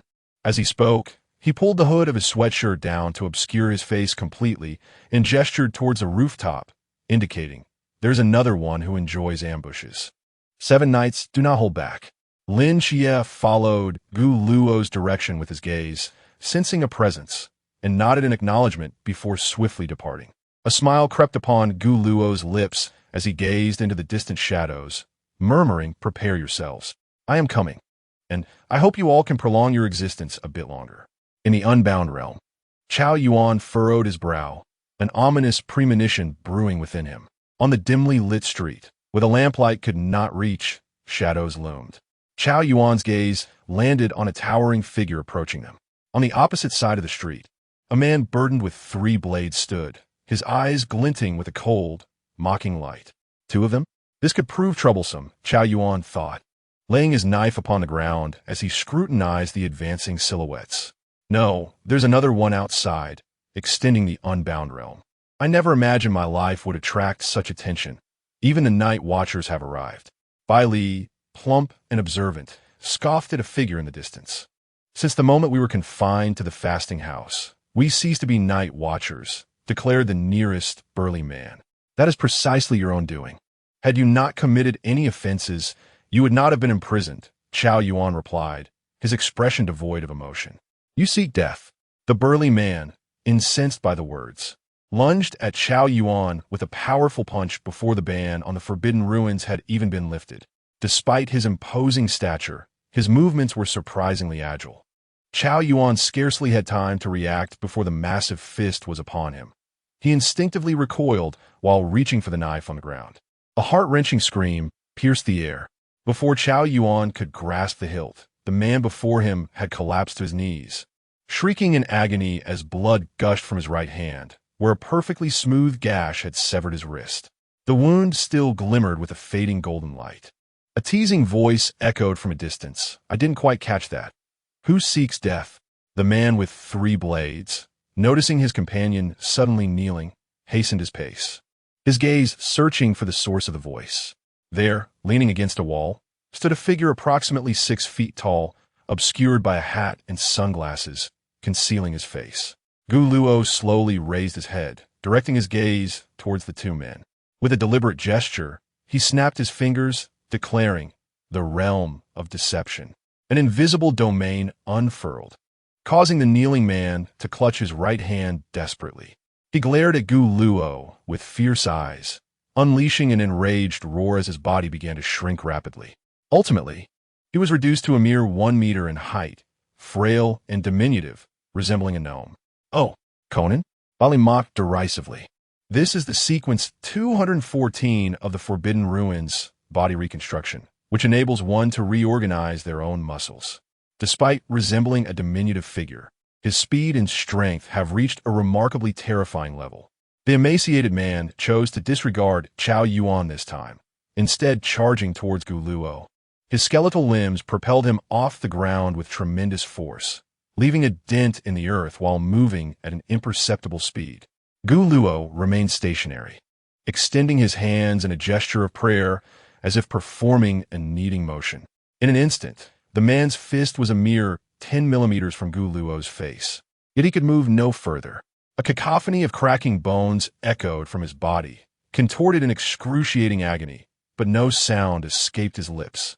As Gu Luo continued his motion, the man's form gradually twisted, ultimately reducing him to a ball the size of a fist. Strangely, not a single drop of blood was shed. Gu Luo ceased his actions, surveying the fleshy orb on the ground, and nodded, remarking, "You like to be small. This should suffice." Casually, he kicked it before glancing at the man nearby, who bore 3 daggers on his back, and with a faint smile, added, "You too can choose your size." Chapter 56. What? Are we not allowed to eat? Having witnessed the demise of his companion, without even grazing a single finger, the man burdened with 3 knives on his back finally grasped the gravity of the situation. The creature before him was no mere human. It wielded the power to kill without a trace. Instinctively, he took a few steps back, then turned and fled. A chilling voice echoed, "Did I permit your departure?" At the sound of those words, the man found himself frozen in place, not out of desire but due to an inability to move. His body, under some malevolent control, unsheathed the knife from his back and raised it against his own throat. With a sickening sound, his head rolled to the ground, and Gu Luo slowly lowered his hand, casting a fleeting glance at the lifeless form. The man's eyes remained wide open, never having caught a glimpse of his executioner before his untimely end.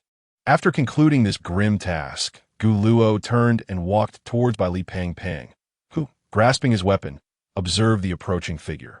Since the stranger had aided him, he presumed they must be allies. "Wow, brother, your skills are remarkable," Li Pang exclaimed with a grin as he approached Gu Luo. Thank you for saving me. If only I brought some, I would have gifted you a few Rolex watches. The cold white light of the street lamp illuminated Gu Luo as Li Pang drew nearer, struck by a sense of familiarity upon seeing the sunglasses. He was taken aback when Gu Luo removed his hat and shades, revealing a handsome face. It's me. Gu Luo responded with a harmless smile. Suddenly, a blood-curdling scream pierced the night. The three men turned their gazes toward the rooftop. The female archer, who had been lying in ambush, was now engulfed in an overwhelming darkness, blood spilling from her mouth as she wailed in agony. Lin Shiyi regarded the woman before him with a hint of disappointment, muttering to himself, Indeed, with my current mastery of the dark corruption, controlling a being of higher intelligence proves somewhat challenging. However, manipulating lesser creatures is a trivial matter. As he spoke, his gaze shifted downward, deducing from the earlier cries that Gu Luo had likely dealt with the two men below. Casting a glance at the woman, he summoned Durandal and swiftly ended her life with a single stroke. After eliminating her, he rose, leaping from the edge of the building, gracefully navigating the walls before landing firmly on the ground. Meanwhile, Cold Xian, positioned atop the building with a sniper rifle, witnessed the entire scene unfold. One could traverse rooftops and silently eliminate a former night watchman, while the other could effortlessly crush a person as if they were mere clay. These two were hardly human. Although Gu Luo had expended considerable mental energy this time, he relished the experience. This domain of lies served not only as a supplementary skill, but also possessed formidable lethality. As for the unfortunate souls, they were swiftly dispatched to Gu Luo's divine realm as laborers, and he found himself curious about the nature of their eventual encounter. Chi, over here, Gu Luo beckoned. Four individuals gathered together, as Lin Xie raised his gaze toward the sky. The barrier of the Wujia void had vanished. Yet the flames from the rooftop explosion still lingered without a trace of being extinguished. Following the conclusion of a fierce battle, Gu Luo inexplicably felt a sense of emptiness within him, as if something essential was missing. Although he did not experience hunger, the desire for sustenance still needed occasional gratification. I'm feeling a bit peckish. Shall we go grab something to eat? Lin Xie turned his head, his expression a mixture of astonishment. What had he just heard? Gu Luo had actually taken the initiative to suggest dining out. During their time at the training camp, his meals consisted solely of plain porridge. Had Lin Xie not forcefully shoved a chicken leg into his bowl, Gu Luo might have adopted a vegetarian lifestyle, well suited for a monk. However, both Chao Yuan and Li Pang regarded Gu Luo with similar expressions, causing him to feel somewhat embarrassed. What else with the looks? Are we not allowed to eat? Lin Xie brushed off the dust from his clothes and picked up the black box from the ground. I know a noodle shop that serves quite delicious fare. A bowl of shredded pork noodles. A bowl of large pork chop noodles. A bowl with all the toppings. Boss, another bowl with all the toppings, please, Lin Xie said. Sure thing. Gu Luo looked at Lin Xie with a face of disbelief. He hadn't even voiced his order yet, and Lin Xie had already placed it for him. Seemingly oblivious to Gu Luo's gaze, the group found a table by the window. It was already past 10 in the evening. Through the window, the neon lights of the noodle shop flickered, while next door, the 24-hour vending machine of an adult store glimmered, covered in dust, clearly neglected for quite some time. The warm, dim light within the shop cast a cozy glow upon the four of them. You chose to eat noodles at a place like this? Bai Lipeng, whispered. Careful not to let the boss overhear. Given our current circumstances, being able to eat out is already a blessing. As 2 bowls of noodles were served, nearly overflowing, Lin Xie inquired while rummaging through his wallet. How much do I owe? Let us see, 106 yuan in total, mainly because those 2 bowls are 42 each. The boss chuckled, scratching his head. Lin Xie paused in his search for money. He'll pay for himself. He pointed at Li Pang, who, after much back and forth, ultimately had Chao Yuan cover 50 of it, but Pang insisted on covering his meals and lodging for the next few days. As the three were engrossed in their noodles, the door to the shop swung open again. Boss, for bowls of clear broth noodles, Shun Qingzhu stated decisively. Oh, look who it is. What a coincidence. Li Pang exclaimed, noticing Shun Qingzhu and greeting her. The three turned to acknowledge her as well. Their relationships weren't particularly close, but after spending considerable time together, a bond of camaraderie had developed. Shun Qingzhu glanced at the noodles in their bowls, her gaze lingering momentarily on Pang Pang and Gu Luo's dishes. It was uncertain who swallowed hard, but the sound was distinctly audible. After contemplating the displayed prices, Shun Qingzhu called out to the boss, I'll have 3 bowls of shredded pork noodles and 1 bowl of clear broth. After finishing their meal, Shun Qingzhu retrieved his wallet, extracting several crumpled bills which he placed on the table before swiftly stowing the wallet away again. Lin Xie, merely using his mental acuity, discerned that Shin's wallet had long been devoid of funds, having already calculated the cost beforehand. Placing his chopsticks down with a clatter, Lin Xie spoke. Shun Qingzhu, I have a business proposition I wish to discuss with you. Business? What kind of business? Shun Qingzhu turned to face Lin Xie, genuinely aware of his empty wallet. If there were indeed a way to earn some money, he would be eager to converse. During the holiday, you could serve as a personal bodyguard for Bai Li Pang Pang for 4 days, and he would pay you a protective fee of 1,000 each day. What do you think? Lin Xie gestured towards Bai Li Pang Pang as he spoke. Shun Qingzhu paused momentarily, and after a thoughtful silence, he replied slowly, I can agree to that. However, he pointed to the 3 followers behind him. They cannot be included in this arrangement. Additionally, I require an advance payment for 1 day's wage. Deal. The wealthy Bai Li Pang Pang, accustomed to a life of privilege, had not brought any cash with him. So it was ultimately Chao Yuan who covered the 300.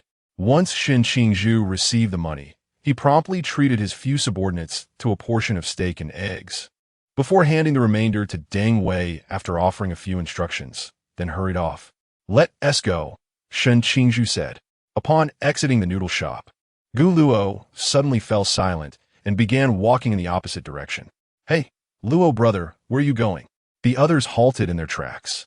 Gu Luo turned back, stating, I've had too much to eat and need to use the restroom. He shot Lin Xie a knowing glance. You all go ahead. Just send me your location when the time comes. I'll find you. All right, take care of yourself. Lin Xie nodded, and the group turned to leave. Watching their figures gradually fade into the distance, Gu Luo donned his sunglasses, pulled up his hoodie, and glanced at a small white mouse in the corner before vanishing into the night. Chapter 57. You need to pay the fare. Plot altered. A gentle breeze swept through, bringing with it a refreshing chill. Gu Luo felt something delicate fall upon his face and raised his hand to gently brush it away, discovering droplets of water on his fingertips. It was snowing. He looked up to find that, unbeknownst to him, snowflakes were cascading from the inky sky. Initially sparse, they eventually coated the streets and rooftops in a pristine layer of white. Gu Luo reached into his pocket and retrieved a peanut, squatting down to place it in front of a small mouse. Eat. The mouse promptly stuffed the peanut into its mouth and scampered away. The unlikely duo, a boy and a mouse, traversed the snowy night until the mouse halted before a sewer, emanating a foul stench. It turned its head as if beckoning Gu Luo, then leaped into the sewer. Must the environment for research be so wretched? Gu Luo frowned, unable to conceal his distaste, before lifting the iron cover of the sewer and leaping inside. The stench intensified. A youth clad in a white lab coat was meticulously examining a test tube, studying the serpent species of the Nantua snake demon, capable of manipulating artificial snake neurons to connect with other organisms, sharing vision while controlling movements. Regrettably, it could only be implanted within a mouse at present. And Xingyu set his tools aside and turned to Gu Luo. Are you willing to let me conduct an experiment? Let's get straight to the point, Gu Luo replied briskly. I require your blood. And Xingyu produced a small note. In exchange, I can provide you with crucial intelligence. There's no need for such complication. Gu Luo approached the laboratory table, which bore half a Nantua snake demon's head and various monstrous corpses. His gaze swept over the surface before he picked up a test tube. With a flicker of golden light at his fingertip, he drew blood into the tube until it was filled, hastily bandaging the wound. Intelligence, Gu Luo extended his hand, and Xingyu smiled slightly, placing the note into Gu Luo's palm before turning to retrace his steps. Out of the corner of his eye, he noticed the chessboard nearby, its situation precarious. Gu Luo leaned over the chessboard and picked up a bottle of Sprite, having intentionally left one for him before exiting the sewer. And Qingyu, completely oblivious to Gu Luo's subtle actions, held the test tube containing Gu Luo's blood, his eyes gleaming with a fervent obsession. During the previous operation involving the Nantua snake demon, he had set his sights on Gu Luo, intrigued by his calm demeanor in the face of the mysterious and his various characteristics displayed. Under the microscope, and Qingyu unexpectedly discovered that Gu Luo's blood cells were unusually active, as if they were continuously growing. If injected into the fish species, and Qingyu, consumed by anticipation, hastily retrieved a white mouse from its cage, extracting a portion of blood to inject into the creature. Mere seconds later, the injected mouse contorted in extreme agony, convulsing before falling silent. Disposing of its lifeless body carelessly, he proceeded to extract several more. After an indeterminate number of white mice had perished, finally, one survived after a brief bout of spasms. A peculiar excitement flickered in Qingyu's eyes. It worked. The iron grate of the sewer was pried open, and as Gu Luo emerged, he unfurled the note in his hand, casting a brief glance at the desolate street. The snow continued to accumulate, crunching underfoot with each step. He retrieved his phone to check the location information sent to him, sent several messages to Lin Qiyi, and then pocketed his phone, carelessly tearing the note into shreds and scattering it into the sky as he walked in another direction. Meanwhile, after settling the three individuals, Lin Qiyi sent a real-time location to Gu Luo. After waiting for a while without seeing him, he instead received a message from Gu Luo. Upon reading the message, Lin Qiyi's pupils constricted sharply, and he turned to sprint down another path, gliding through the city like a wraith. While he was uncertain of Gu Luo's exact whereabouts, his knowledge of Gu Luo kept him from asking too many questions. However, the sudden message sent alarm bells ringing in his mind. It was a terse warning. Someone is after your family. Return immediately. The message was succinct, clearly sent in a state of urgency. Could it be that the ancient cult had dispatched individuals who were beyond Gu Luo's capability to handle? Or perhaps Gu Luo had already fallen victim? Lin Qiyi dared not entertain such dark thoughts, his palms slick with sweat. Hold on, damn it, he shouted, activating his disguise evolution once more, swiftly leaping across the city rooftops with the aid of the walls. Regardless of who it was that dared to threaten his family, even Yama himself would be slain. Outside the low building, a black van sped along, carrying 8 individuals inside. The man in the driver's seat spoke up. Hey, besides that so-called Seraphim agent, who else are we targeting? Someone named Gu. What was it? Gu Luo, Scorpion 3 interjected. I hear he's just an ordinary person without anything to offer. I really don't understand why we would bother recruiting such a waste. We only need to follow Miss Snake Woman's orders. Once we capture him, we just hand him over for her to deal with, another voice chimed in. Scorpion 3's tone shifted, laced with displeasure. Since when did our Scorpion squad become the lapdogs of a woman? Watch your words. Once you choose to become a follower, you must adhere to the will of the ancient cult. TCH, living a life under someone else's roof, as if I care about being a follower. Scorpion 3 became increasingly agitated, slamming his fist against the car door. And what about that guy? He leaves us here, waiting while he frolics off somewhere. Suddenly, the driver slammed on the brakes. The ground, slick with snow, had begun to ice over. Despite Scorpion 1 pressing down hard on the brake, the vehicle continued to slide for a short distance before finally coming to a halt. Scorpion 3, who had been ranting in the passenger seat and had not fastened his seatbelt, lurched forward violently. Had it not been for his quick reflexes, he would have found himself bleeding from the nose. Damn it, do you even know how to drive? He shouted angrily at Scorpion 1, who, with an impassive expression, pointed ahead. Someone's there. As Siesan followed the direction indicated by his finger, he noticed a figure standing before the van, clad entirely in black, donning a hat and sunglasses with their heads slightly bowed. The front of the vehicle was merely inches away from him. Had he hesitated for even a moment longer, a collision would have been inevitable. After all, they were part of an organization, adhering strictly to their designated tasks.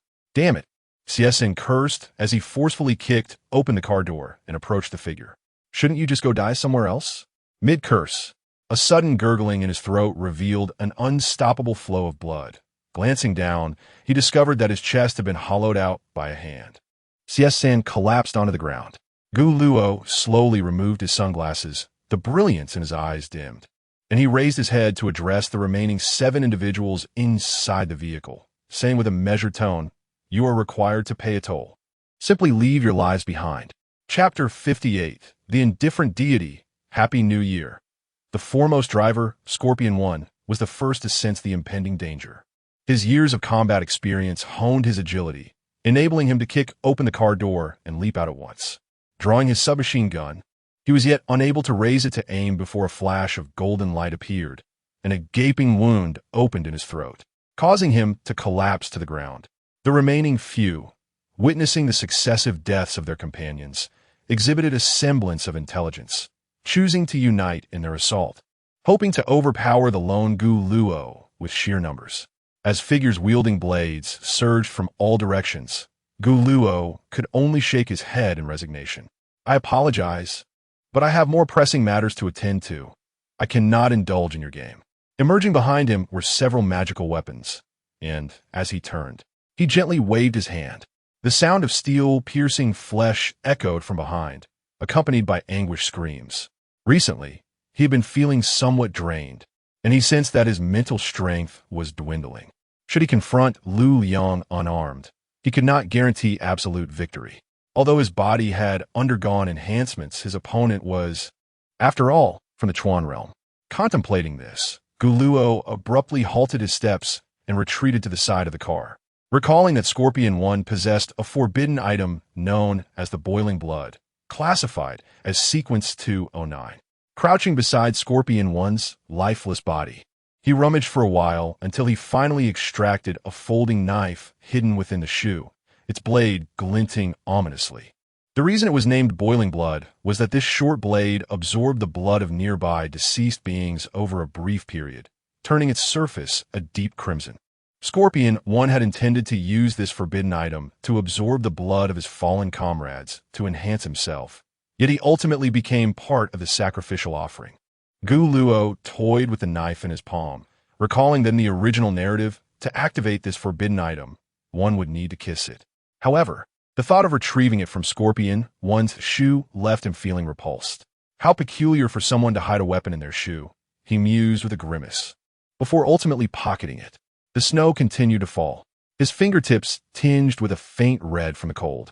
Gu Luo rose to his feet just as a sharp whoosh resonated from the sky, followed by a dazzling explosion of fireworks that drew his gaze. It was New Year's Eve, a time for families to gather in joy, yet some silently stood guard over the beauty of it all beneath the night sky. Lost in thought, the chilling touch of snowflakes on his face snapped him back to reality. He had no family, but there were those he felt compelled to protect. Though the deity was indifferent, he could perceive the fervent pulse within. Exhaling softly, Gu Luo vanished once more into the darkness. A group of fools. At such a time, do they truly believe they are worthy of being disciples of the Serpent Woman? From the shadows, a man furiously hurled his walkie-talkie into the snow. A bunch of useless wretches. They can't even manage a simple reconnaissance and report. Though he lashed out in anger, his voice was barely audible, meant only for his own ears. Lu Liang, a disciple of the Serpent Woman, the deity's agent, possessed the strength of the Chuan realm, yet was exceedingly cautious. It was through this prudence that he had ascended to the 16th seat of the ancient god church. Suddenly, he extinguished the remaining stub of his cigarette, and his gaze sharpened with vigilance as he turned to look into the distance. The sound of shoes crunching in the snow, though faint, was keenly perceived by him. Only when the figure in the shadows revealed its full form did the wary expression on his face soften slightly. "What brings you here?" Lu Liang inquired, somewhat taken aback. He had anticipated encountering that dual deity agent, but instead it was Gu Luo. The higher-ups had emphasized the necessity of winning him over. Lu Liang could comprehend Lin Xie's involvement, given that he was a dual deity agent. However, Gu Luo was merely an ordinary human, possessing slightly better physical attributes and combat talent. Nevertheless, the orders from above were paramount, and he had no choice but to comply. "Allow me to introduce myself. I am Lu Liang, a believer of Lady Serpent, the 16th seat of the ancient god church." With that, Lu Yang extracted a cigarette from his pocket and lit it, shedding any semblance of caution. I extend to you a sincere invitation to join the ancient God Church. You'll have the opportunity to become a divine agent and acquire supreme power. As Lu Yang spoke with increasing fervor, he approached Gu Luo with outstretched arms. Gulme, join us. The Night Watchers are nothing but trash. He had expected Gu Luo to readily acquiesce, yet the latter merely gazed at him calmly and replied nonchalantly, Aren't you dead yet? Lu Yang had thought he had been devoured by the little black monster, only to discover he was still alive. His arms, which had been wide open, froze momentarily before slowly lowering. When he spoke again, his tone had lost its persuasive edge. The Lord of Whispers is ever merciful. As long as you... Before he could finish, Gu Luo interjected, You keep mentioning Lady Serpent. Is she your mother? Lu Yang's patience evaporated. He had heard rumors of two newcomers among the Night Watchers, one of whom had a history of mental instability and a sharp tongue. It seemed he was indeed fortunate to encounter Gu Luo. It appears there is nothing more to discuss. A chilling, spectral flame enveloped Lu Yang, and immediately, thick, thorn-laden vines surged toward Gu Luo. However, a flash of golden light severed the vines entirely. Gu Luo now regretted not being more judicious with his energy. His mental reserves were nearly depleted, and he faced a disciple from the river realm. After dispelling the vines, a dagger lunged at him. He managed to evade it just in time, but a gash was still inflicted on his cheek, and the next moment a straight punch followed. This strike felt all too familiar to Gu Luo. Seizing the opportunity, he exerted force to hurl Lu Yang backward, only to be met with a mocking laugh. You've fallen into my trap. Ha ha ha, perish. In the instant Lu Yang was about to hit the ground, a sharp spike materialized in his hand, aimed directly at Gu Luo.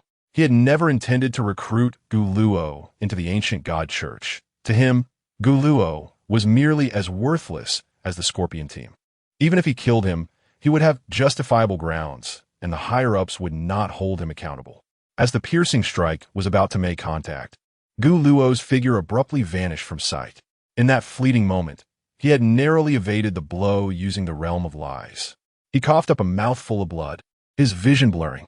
With the last remnants of his consciousness, he fought to remain upright. If he succumbed now, the next gravestone could very well be his own. Yang gazed at the air before him, momentarily taken aback, then let out a soft chuckle. Indeed, you possess some skill? With a smile, he approached Gu Luo. How formidable can you truly be? Yang, not in haste to eliminate Gu Luo, grasped his chin and patted his face. I not only survived, but when you meet your demise, I shall personally incinerate you. Before he could finish his words, a golden sword pierced through his chest. Yang, ever so cautious, had simply spoken too much. Blood trickled from the corners of Gu Luo's mouth, yet a smile spread across his face. Why the sudden silence? Do you not enjoy laughing? Yang, until his last breath, could not fathom that the most prudent version of himself succumbed to inaccurate information. Gu Luo forcefully pushed Yang's lifeless body away, removed his hat, and without a care for the snow beneath him, lay down, allowing the snowflakes to dance upon his face. An unprecedented sense of ease enveloped him as a spectral figure flashed across the rooftop, eventually landing gracefully on the ground.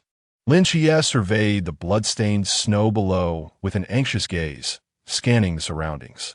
Ultimately, his eyes settled on two figures in the distance, and at that moment, his heart seemed to halt, compelling him to sprint towards the figures on the ground. The melting snow soaked his attire as Gu Luo contemplated rising when suddenly a weight pressed down upon him, forcing him back into the snowy embrace. Lin Xie held him tightly, dispelling the chill brought by the snow. So, those individuals were slain by you? Lin Xie inquired of Gu Luo. Yes. One might say it was fortuitous, as I happened upon them. At that moment, a phone rang, and upon seeing it was his aunt, Lin Xie hastily answered. Once the call concluded, Gu Luo stepped forward and playfully hooked his hand. How about you personally wish them a happy new year? Lin Xie hesitated for the briefest moment before shaking his head. Not just yet. I shall assist you. Gu Luo grasped his hand firmly and, utilizing his recently restored mental energy, briefly transformed Lin Xie's appearance with mass delusion. He then produced a stack of money, recently acquired from the Scorpion Squad. Go on. Inform them it is a gift from the Night Watchman. Lin Xie, uncertain of Gu Luo's intentions, remained silent, accepted the money, and proceeded towards the low-rise building. Gu Luo watched his departing figure, brushed off the snow from his attire, and turned to leave. From his pocket, he retrieved a bottle of Sprite, drank it hastily, and discarded it into a nearby trash bin. Just as he was about to pull his hat back down, a voice called from behind, Luoga. Gu Luo, startled, turned to reply, so soon. Before he could finish his sentence, warmth enveloped him. This embrace was not as tight. Yet Lin Xie did not rush to release him. Happy New Year. After a brief moment of hesitation, Gu Luo gently wrapped his arm around Lin Xie's back and whispered, Happy New Year. P.S. If I am late, then let me share some sweetness. Chapter 59. To drink or not to drink. Happy New Year too. The snow continued to diminish, and the sky appeared to be clearing. The sound of footsteps crunching through the snow captured the attention of the two individuals. Unbeknownst to them, a man wielding a sniper rifle had silently appeared behind them. Cold Shin tipped his hat slightly and spoke in a gentle tone, Let us go home. Lin Xie glanced back one last time at the low building. Through the window, he could see his aunt's not-so-tall figure gesturing with a uniquely designed, auspicious paper at the door of his room. Hey, Jean, hurry over and place this auspicious sticker on your brother's door. Since he is far from home, ordinary blessings will not suffice. This one is specially chosen for him. Got it, Mom. Yang Jin took the auspicious paper and affixed it to Lin Xie's room door. As he observed his aunt's hurried figure, a voice snapped him back to reality. Che, don't dawdle. Let us go, Gu Luo beckoned. A smile played on Lin Xie's lips, coming. Along the way, Cold Shin informed them that even if Gu Luo did not go, Lin Xie's family would remain unharmed. Each family of a night watchman had a special talisman named Wei Yang affixed to their door, resembling a transparent strip that could unfold into a small protective area. Should anyone attempt to breach Wei Yang, the inhabitants would be transported to another pre-designated safe zone, namely the basement of the Peace Affairs office, ensuring their safety. Walking ahead, Cold Shin suddenly remarked, By the way, Hong Ying and Xiao Nin have already prepared the ingredients. So we'll head straight to the office for the New Year's Eve dinner. The captain is cooking today. Ding dong, welcome. The door of the office swung open from within, revealing Hong Ying, who had been waiting for quite some time, her expression tinged with impatience. You two are finally back. I was about to go look for you. Warm light illuminated the faces of the group, and the aroma of various dishes wafted through the air, accompanied by sizzling sounds from the kitchen. When Chima lay on the sofa and lifted his head slightly, I can attest that Hong Ying has mentioned you at least 800 times already. She hastily ushered the three into the room and pulled Gu Luo aside to change clothes. The large round table in the office was already laden with an array of dishes. This year, Zhao Kongsheng had assisted Chun Mai in the kitchen. Chima, hurry and help serve the dishes. Zhao Kongsheng called out. When Chima sprang from the sofa, coming, Hong Ying had already found clothes for Gu Luo and quietly approached the dining table, reaching out to grasp a goose leg, only to have her hand intercepted by a pair of chopsticks. Wu Xiangnan interjected, Wait until everyone is here to eat. Hong Ying leaned on the table, resembling a despondent fish out of water, casting her gaze toward the bedroom door. Are they done changing yet? Shichiya. Be gentle. Gu Luo frowned, eyes slightly closed, his hand hovering in the air. Lin Xie paused momentarily, exasperatedly replying, You had to make a mess of yourself. Now you realize it hurts? Just endure a little longer. It will be over soon. After placing the final band-aid on Gu Luo's face and putting away the alcohol, Gu Luo touched his face, and in the next moment, he was back to his lively self. Knock, knock, knock. The door to the room was rapped upon. Zhao Kongsheng's voice echoed from outside, urging, Dinner is ready, you two rascals. The two emerged from the room just as Chun Mai stepped out of the kitchen, balancing several dishes in his hands. The kitchen had quieted down, and behind him, Si Xiaonan carried a stack of bowls and chopsticks. Everyone took their seats around the large round table, which boasted 8 occupied spots, adorned with 16 delectable dishes. In this new year, the 136 team welcomed 2 new members, while the old guard remained steadfast. Chun Mai rose, raising his wine glass under the dim light. causing the liquid within to appear murky. I, Chun Mai, as the captain of the 136th team, wish to express my gratitude on behalf of the countless souls of Songnan City. His gaze swept across all present. May each year henceforth still find us here. Not a soul missing. Happy New Year! With that, everyone rose from their seats, lifting their glasses high to clink and down their drinks in unison, exclaiming, Happy New Year! The crowd, filled with anticipation, eagerly reached for the coveted goose legs, while Lin Xie picked up his chopsticks, preparing to select a dish when his arm was intercepted. Zhao Kongsheng, with a teasing smile, remarked, Kid, after this year you'll be 18, right? Lin Xie paused, realizing that technically, he would only turn 18 after his birthday later this year. Nevertheless, he nodded, That is fine, let us toast. Zhao Kongsheng filled his glass and topped off Lin Xie's as well, who accepted without hesitation. May you soon become a general, celebrated for your achievements. Beside them, Gu Luo's bowl was overflowing as Chun Mai continued to serve him dishes. Hey, Captain, that's enough. Gu Luo attempted to decline, but Chun Mai's chopsticks did not relent. With a huff, he remarked, A young man like you should eat more. She has told me you hardly eat properly at the training camp. Don't you consider this place a home? Looking at the food in his bowl and glancing around, Gu Luo felt a warm surge within him. This was indeed his home. Outside, the sounds of fireworks and firecrackers erupted, and the snow finally ceased. Happy New Year! Come on, Brother Zhua, have a drink. Scattered across the table were several playing cards and a few cans of beer. Bailey Pang Pang handed a bottle to Shen Qingzhu. I don't drink while working. Shen Qingzhu shook his head. Today, both Chia and Brother Luo are absent. It's not as lively, and even that monk, Chao Yuan, is drinking. Why are you being so pretentious? Bailey Pang Pang pressed, How about this? If you drink, I'll increase your pay a bit. Initially intent on refusing, Shen Qingzhu changed his mind upon hearing this, promptly grabbing the bottle and downing it in one go. Now, that is more like it. Bailey Pang Pang chuckled, opening another can and passing one to Chao Yuan. The three lifted their drinks high, toasting within the confines of the small hotel room. Happy New Year!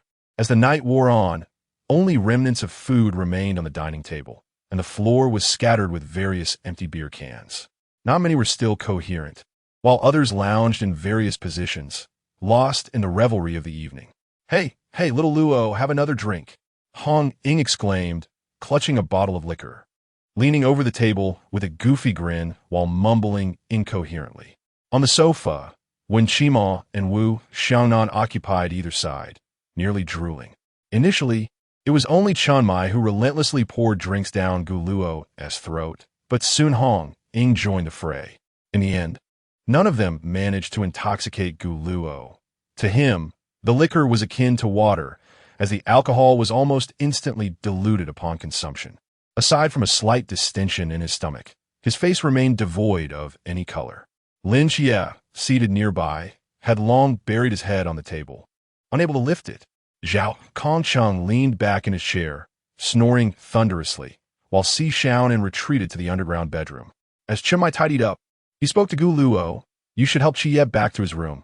You ought to rest as well. Gu Luo nodded in response, then glanced at Lin Xie, genuinely taken aback by his current state. With a sigh, he shook his head and draped Chie's arm over his shoulders. Alas, how can one drink so much when they cannot hold their liquor? Taking a few steps to the door, Gu Luo swung it open and guided Lin Xie to the bedside, gently laying him down. Just as he was about to turn and leave, he felt a sudden tug at his wrist. Before he could react, he was unexpectedly pulled backward, hitting his head against the bed frame with a thud. Before he could gather his thoughts, a weight descended upon him. Ah, damn it! Gu Luo winced, clutching his head in pain. Lin Xie, are you? He barely managed to utter the words before realizing that Lin Xie appeared to have already drifted into slumber, effortlessly dragging him down. Gu Luo withdrew his outstretched hand, resigning himself to the situation. Forget it. Chapter 60. Is the cult of the ancient gods really this disturbed? As dawn's light began to filter through the window, the sound of firecrackers continued to reverberate with an unrelenting rhythm. The room was warm and cozy. Gu Luo glanced at the person beside him, carefully covered him with a blanket, and quietly rose from the bed. Despite having not slept all night, he felt no fatigue. After rubbing his face to awaken his mind a bit more, he opened the door and stepped outside. The living room floor was strewn with various bottles and jars, accompanied by the sound of snoring. He casually grabbed a jacket and, just in case, slung a black box over his shoulder that sat by the door. After completing his preparations, Guluo gently opened the door and exited the office. On the street, Guluo toyed with a folding knife, tossing it up before catching it deftly in his hand. I believe I came down this very path. Suddenly, he froze, his gaze fixated on the knife. A new thought surged within him. Since this object could absorb the blood of the deceased around it, with a bit of meticulous modification, it should also be able to collect the souls of the dead, achieving the same effect as a soul-collecting pouch. If this were feasible, possessing the souls in his hands would mean they would not be subject to the control of the heavenly court.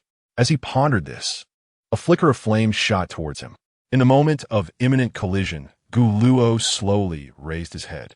The instant his eyes gleamed with a bright light, the fireball inexplicably vanished into thin air. He tucked the folding knife into his pocket and coldly remarked, "Is my head truly worth more than the young master of the Bailey family?" As his words echoed, 3 figures appeared before him.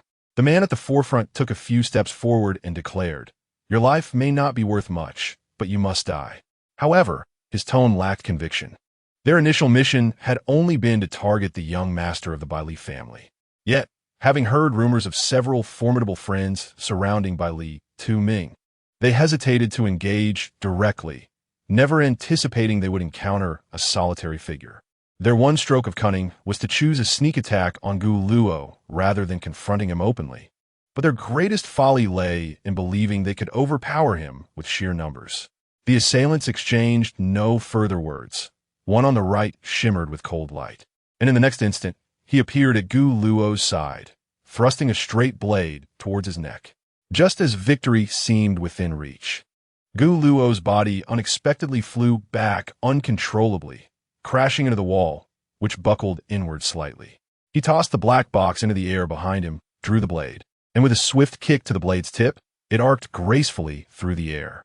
As it descended, he flipped and forcefully kicked the hilt. The blade plunged deeply into the body of the man against the wall, pinning him there, thus abruptly ending a life from Chuanjing. Next, Guluo stated flatly. The central man's pupils quivered as he stepped backward, a massive fireball beginning to coalesce in his hand. Observing Guluo approach unperturbed, a wicked smile crept across his lips. In the next moment, his figure vanished. The man halted, breath hitching, scanning his surroundings warily. Suddenly, he felt a tap on his shoulder and turned sharply, only to be greeted by Guluo's smiling face. "Hello." With a playful smile, Guluo swiftly delivered a kick to the man's head, warm blood splattering onto her face as her gaze gradually shifted to the last individual. "It's your turn." The door was abruptly flung open, and Lin Xia, disregarding the wine bottles scattered on the floor, rushed to the entrance. Chen Mai peered out from the kitchen, his expression unfazed. "Are you heading out?" Lin Xia casually responded before pulling open the door and dashing outside. Shortly after his departure, Wu Xiangnan and Wen Qima, who had been sprawled on the sofa in a deep slumber, opened their eyes, devoid of any drowsiness. As he had anticipated, the peaceful days did not last long. He only vaguely recalled drinking too much the previous night, being assisted to bed in a daze, and the subsequent events remained a blur. Awakening in the early morning with a splitting headache, he searched fruitlessly for Guluo's presence, even making a trip to the psychiatric hospital. Recently, the realm of mundane existence had sensed a fierce battle erupting nearby. The snow surrounding the city had yet to melt, rendering the ground somewhat slippery. Nevertheless, his pace remained unimpeded as he navigated through several alleys, guided by his instinct. Eventually, after traversing a strange and secluded path, Lin Xia came to a halt. The area was eerily quiet, the rustling of leaves in the wind distinctly audible. The aged tree trunks had inexplicably transformed, each bearing serpent-like eyes, not only on the branches and leaves, but also emerging on the walls, appearing sinister and elongated. The myriad of eyes, varying in size, densely surrounded him, prompting Lin Xie to instinctively unleash his mental strength, drawing a straight blade from the black box. The serpent eyes continued to proliferate around him, inducing a slight discomfort of claustrophobia. Gradually, the street morphed into a realm dominated by these serpent eyes. Suddenly, a figure emerged from the crosswalk, revealing itself to be a woman. Her movements were alluring, with cascading black curls resting on her shoulders. She delicately lifted her hair, which danced in the wind like a serpent. Each step she took was accompanied by a sinuous twist of her slender waist, a smirk gracing her lips, revealing sharp fangs. Turning her gaze towards Lin Xie, her eyes sparkled with intrigue. The rumored dual deity's agent truly lived up to her reputation. Not only intimidating in name, but also strikingly handsome. The serpent woman's eyes roamed over Lin Xie, her smile widening as she extended her hand towards him, exclaiming, "Welcome to my divine realm. By the decree of the illustrious Lord, Whispers, I sincerely invite you, Lin Xie, to join the ancient god society." Lin Xie responded coolly, not lifting his gaze to meet hers. "Did you come specifically to kill me?" If he was not mistaken, she was the newly inducted Medusa agent of the ancient god society, codenamed Serpent Woman, the same individual who had previously launched a missile attack on the base. Kill you?" The serpent woman pondered, feigning deep contemplation. "Rather than recruitment, I revel in the thrill of snuffing out a genius in their cradle. However, I've changed my mind. Such a handsome face would be a pity to ruin." As her gaze continued to scrutinize Lin Xie, her peripheral vision scanned the surroundings, noting a missing presence. She gently twirled a strand of hair with her fingers, feigning a look of confusion, despite the fact that the objective stated above was two. "Are all the members of the ancient god church as peculiar as you?" A voice emerged, followed by several golden artifacts piercing towards the serpent woman's location. Just as they were about to strike, her figure suddenly vanished without a trace.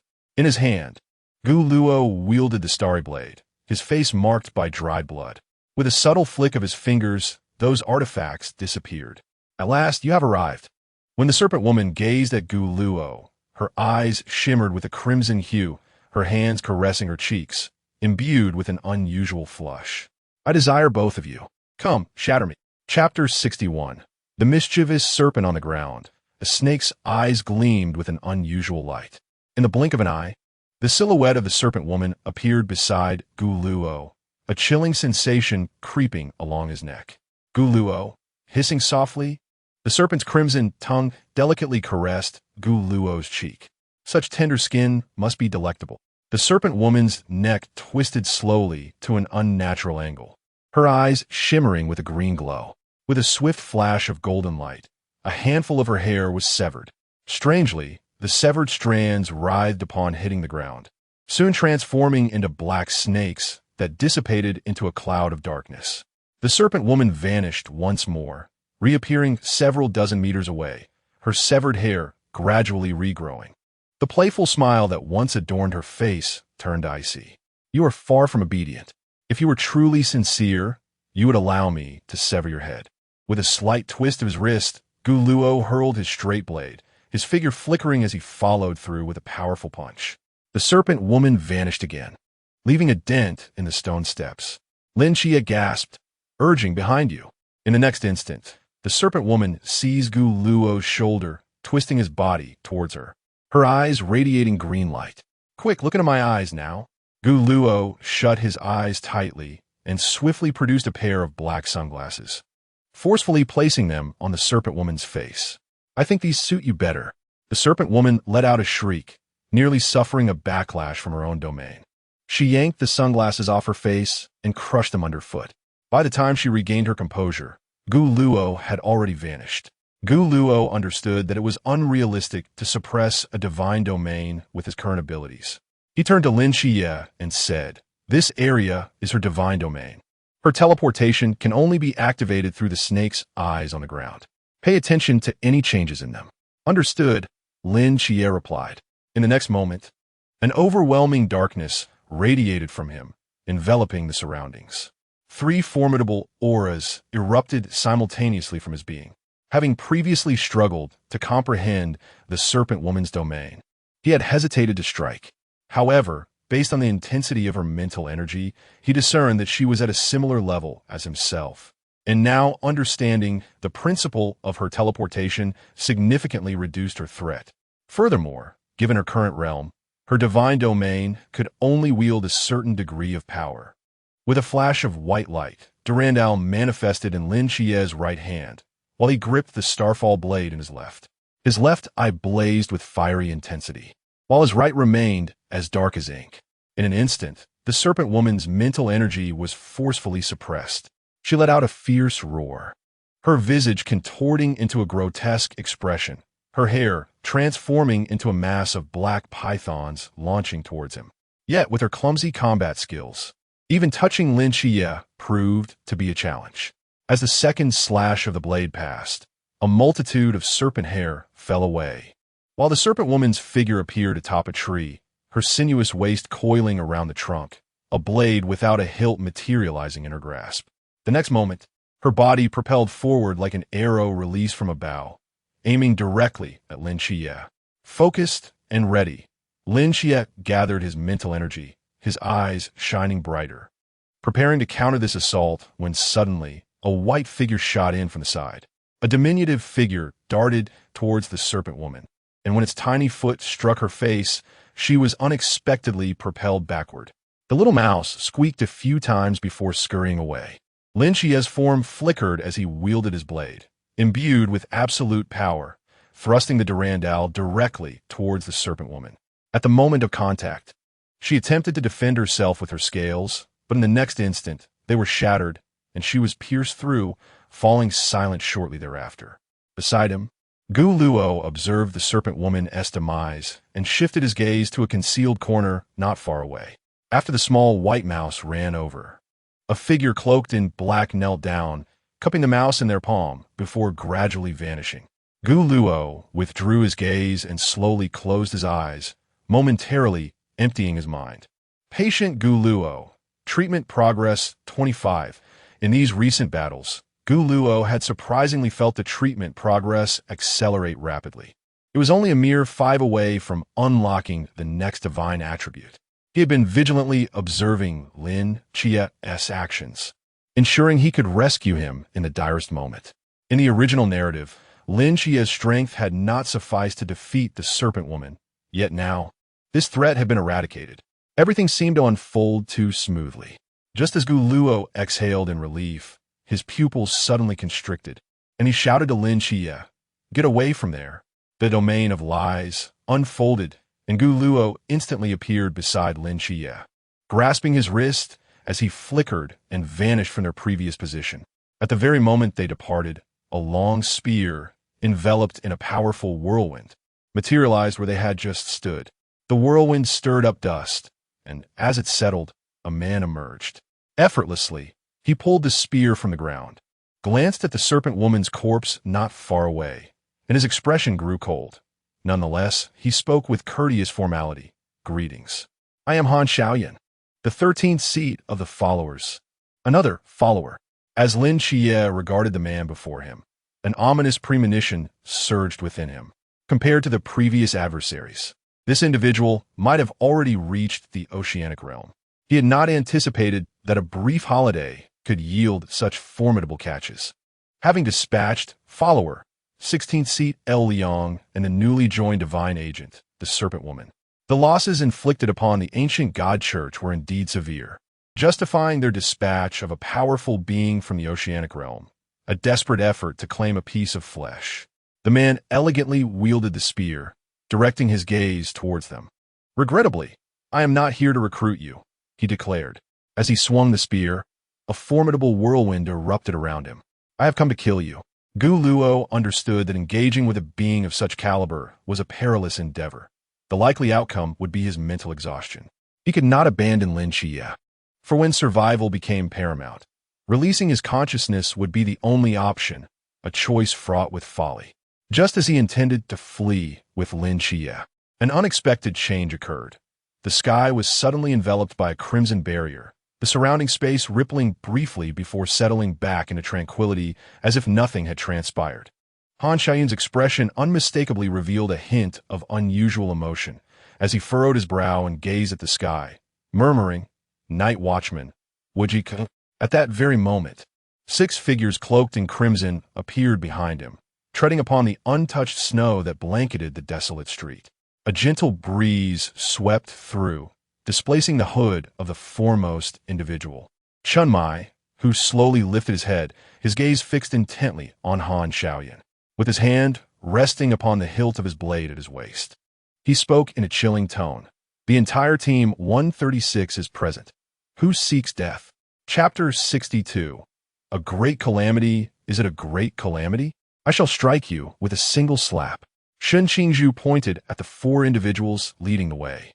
Indeed, with those 3 bodyguards present, we are assured of our safety, Bai Li Pangpang declared, adopting the demeanor of a young aristocrat.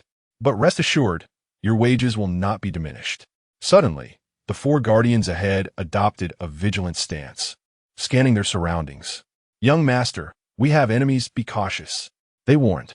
No sooner had the words left their lips than a surge of dark energy surged forth, carrying with it the weight of the sea realm, hurtling towards them. The Fire Guardian unleashed a burst of flames, while the Water Guardian activated a dual elemental barrier that detonated upon colliding with the dark energy, leaving the Earth Guardian to shield by Li Pangpang as the other 2 guardians charged in a particular direction. Boom! A tremendous explosion resonated as the Earth Guardian conjured a protective barrier around the trio, swiftly joining the fray. In midair, a figure wreathed in flames and another riding the winds appeared. Just as a fire tornado was about to engulf the figure, a flash of dark energy erupted, forcefully slamming the 4 guardians to the ground. "Were you not confident that your bodyguards would ensure our safety? Why do I sense a hint of peril?" The 3 huddled behind the wall, with Chao Yuan clutching his sword tightly. Bai Li Pangpang quickly covered Chao Yuan's mouth. "Cursed tongue, can you not restrain your words? If they falter, we are all doomed." Observing the gradual defeat of the guardians, Shen Qingzhu pondered for a moment and suggested, "How about, you settle my wages for the past 2 days?" The man, cloaked in dark energy, advanced step by step toward the 3 injured guardians, poised to deliver a final blow. Suddenly, he halted, slowly turning around. There, unbeknownst to them, stood a middle-aged man clad in military attire, exuding a formidable aura, his visage conveying authority without anger. Yuan Gang regarded the man with a calm expression, harboring an imperceptible fury beneath his composed exterior. The man scoffed, completely disregarding the 3 fallen guardians, and turned to face Yuan Gang, a triumphant expression adorning his face. "I have finally awaited your arrival. Since you are here, do not think of leaving. That dual divine agent and the other lad are likely doomed." A smirk of disdain curled at the corners of Yuan Gang's mouth as a powerful aura of the sea realm erupted from him. His gaze at the man laced with contempt. "What makes you believe that I alone can bring death to this city?" With that, he turned to the 3 behind him, declaring, "Observe closely. This is a rare opportunity for practical combat training." The Night Watchman squad of Sanan City, Han Xiaoyan's eyes swept over the crowd, revealing no flicker of emotion. "A mere Night Watchman squad from a 3rd-tier city poses no threat to me." Hong Ying removed her hood and, spotting the 2 in the distance, waved cheerfully, "Hey, brothers, your sister is here to rescue you." Guiluo gazed at Han Xiaoyan, who stood in confrontation with Chun Mai and the others, unable to respond to Hong Ying. Silently, he tightened his grip on Lin Chie's wrist, murmuring a few words before he suddenly appeared among the group. "Little Luo is impressive. He can teleport now," Hong Ying quipped, even in such dire circumstances. Han Xiaoyan observed this scene with his eyes still cold and indifferent. After a moment of silence, he declared, "You are no match for me. I only require those 2. There is no need for unnecessary sacrifices." "I recognize you," Chumai interjected suddenly. "You are Han Xiaoyan, the former captain of the Gusu City Night Watch team." Han Xiaoyan remained silent, tacitly acknowledging the statement. However, what puzzled Chunmai was why Han Xiaoyan, once a captain of the Night Watch, would choose to ally with the ancient God Church. Former comrades had now become adversaries, drawing blades against one another. After a brief pause, Chunmai urged, "Turn back. After all, you were once a Night Watchman and swore to protect this city." At this, Han Xiaoyan scoffed, as if he had heard the greatest joke. "Turn back? Perhaps one day When you witness your teammates falling one by one before your eyes, you will understand my choice. Besides, there is no turning back for me now. Captain, why waste words with him? A good beating will make him comply. Hong Ying exclaimed, tossing the black box into the air, catching a long spear with a steady hand. Its tip ignited with a brilliant crimson flame. Without hesitation, Lung Xian reached for his waist, and with a flash of silver, he effortlessly hoisted a massive grenade launcher onto his shoulder, aiming it at Han Xiaoyan before pulling the trigger, sending a grenade flying, trailing white smoke. Han Xiaoyan leaned slightly, and with a sweep of his long spear, a gust of wind surged forth, dispersing the grenade and the wind and snow from the rooftop. The sound of a tremendous explosion echoing. In the next moment, a red spear surged towards Han Xiaoyan's face. Just as it was about to strike, he swung his spear again, aiming for Hong Ying's waist. At the instant of the impending blow, Hong Ying's visage morphed in Han Xiaoyan's eyes into that of another woman. In an instant, Han Xiaoyan lost his composure. When Qima entwined his fingers, his eyes glinting with an eerie light as he fixed his gaze on Han Xiaoyan atop the building. Qingqing Han Xiaoyan, being a being of the sea realm, quickly regained clarity, and his overwhelming mental force suppressed the illusion. The moment he came to his senses, his body became immobilized. Geluo seized the opportunity, employing the domain of lies to forcibly suppress Han Xiaoyan, as countless golden artifacts appeared above Han Xiaoyan's head. Fall, he commanded, akin to a volley of arrows released in unison. The metallic clinking resonated endlessly. After a relentless barrage, Geluo slumped to the ground, exhausted. Gazing at the collapsed rooftop, a fierce wind suddenly swept through, scattering the dust, and Han Xiaoyan's figure emerged in midair, his spear slightly raised. In the snow, inexplicable whirlwinds began to rise, stirring the ground, obscuring the sky. The eye of the storm in Han Xiaoyan's hand continually coalesced, drawing in debris, trees, and various structures within a 10-mile radius. The tornado swept everything away. Had it not been for the boundless void, the vicinity would have undoubtedly been reduced to ruins. Upon witnessing this scene, Lin Xia suddenly recognized the insignificance of his own power. Is this truly the perilous, forbidden realm of the oceanic domain? It is rather terrifying. As he pondered, he noticed a figure not retreating, but rather advancing against the fierce gale. Geluo, have you lost your mind? Lin Xia shouted, attempting to move forward, but finding it exceedingly difficult. Come back at once. Yet, Geluo appeared oblivious to his pleas, determinedly pressing closer to the eye of the storm. With great effort, he extended his arms and then forcefully brought his hands together, causing the immense eye of the storm to burst apart. As the brilliance in his eyes dimmed, Geluo exhaled in relief. Although the tempest was indeed a catastrophe of the oceanic domain, it fundamentally relied on air. While he could not obliterate Han Xiaoyan's forbidden domain in a single strike, depleting the air within this realm was certainly achievable. Observing the destruction of his eye of the storm, Han Xiaoyan displayed no trace of anger. Instead, there was a hint of liberation.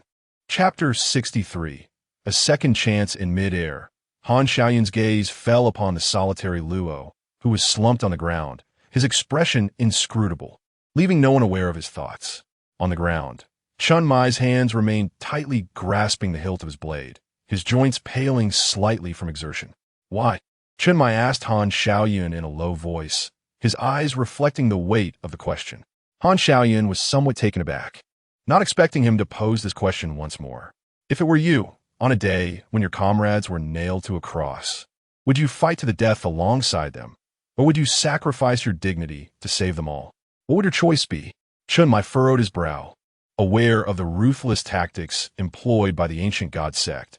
Yet he had not anticipated such extreme measures to coerce someone into signing a contract.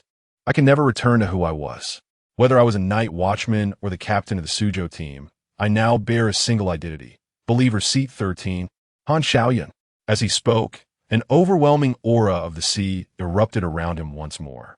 Witnessing this, Chun Mai inhaled deeply. I understand now.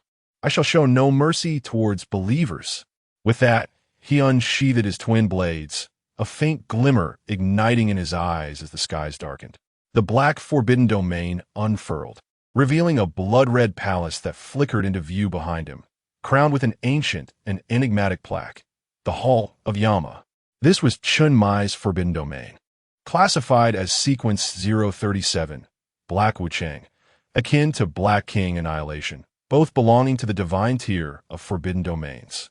Black Wuchang was undoubtedly among the most formidable forbidden domains in all of the Great Xia. A chilling presence, laden with the weight of death, enveloped the gathered crowd, causing them to shiver. A faint white light emanated from their sides, momentarily warding off the cold and sand, as if a protective layer had formed, bringing warmth and clarity to their vision.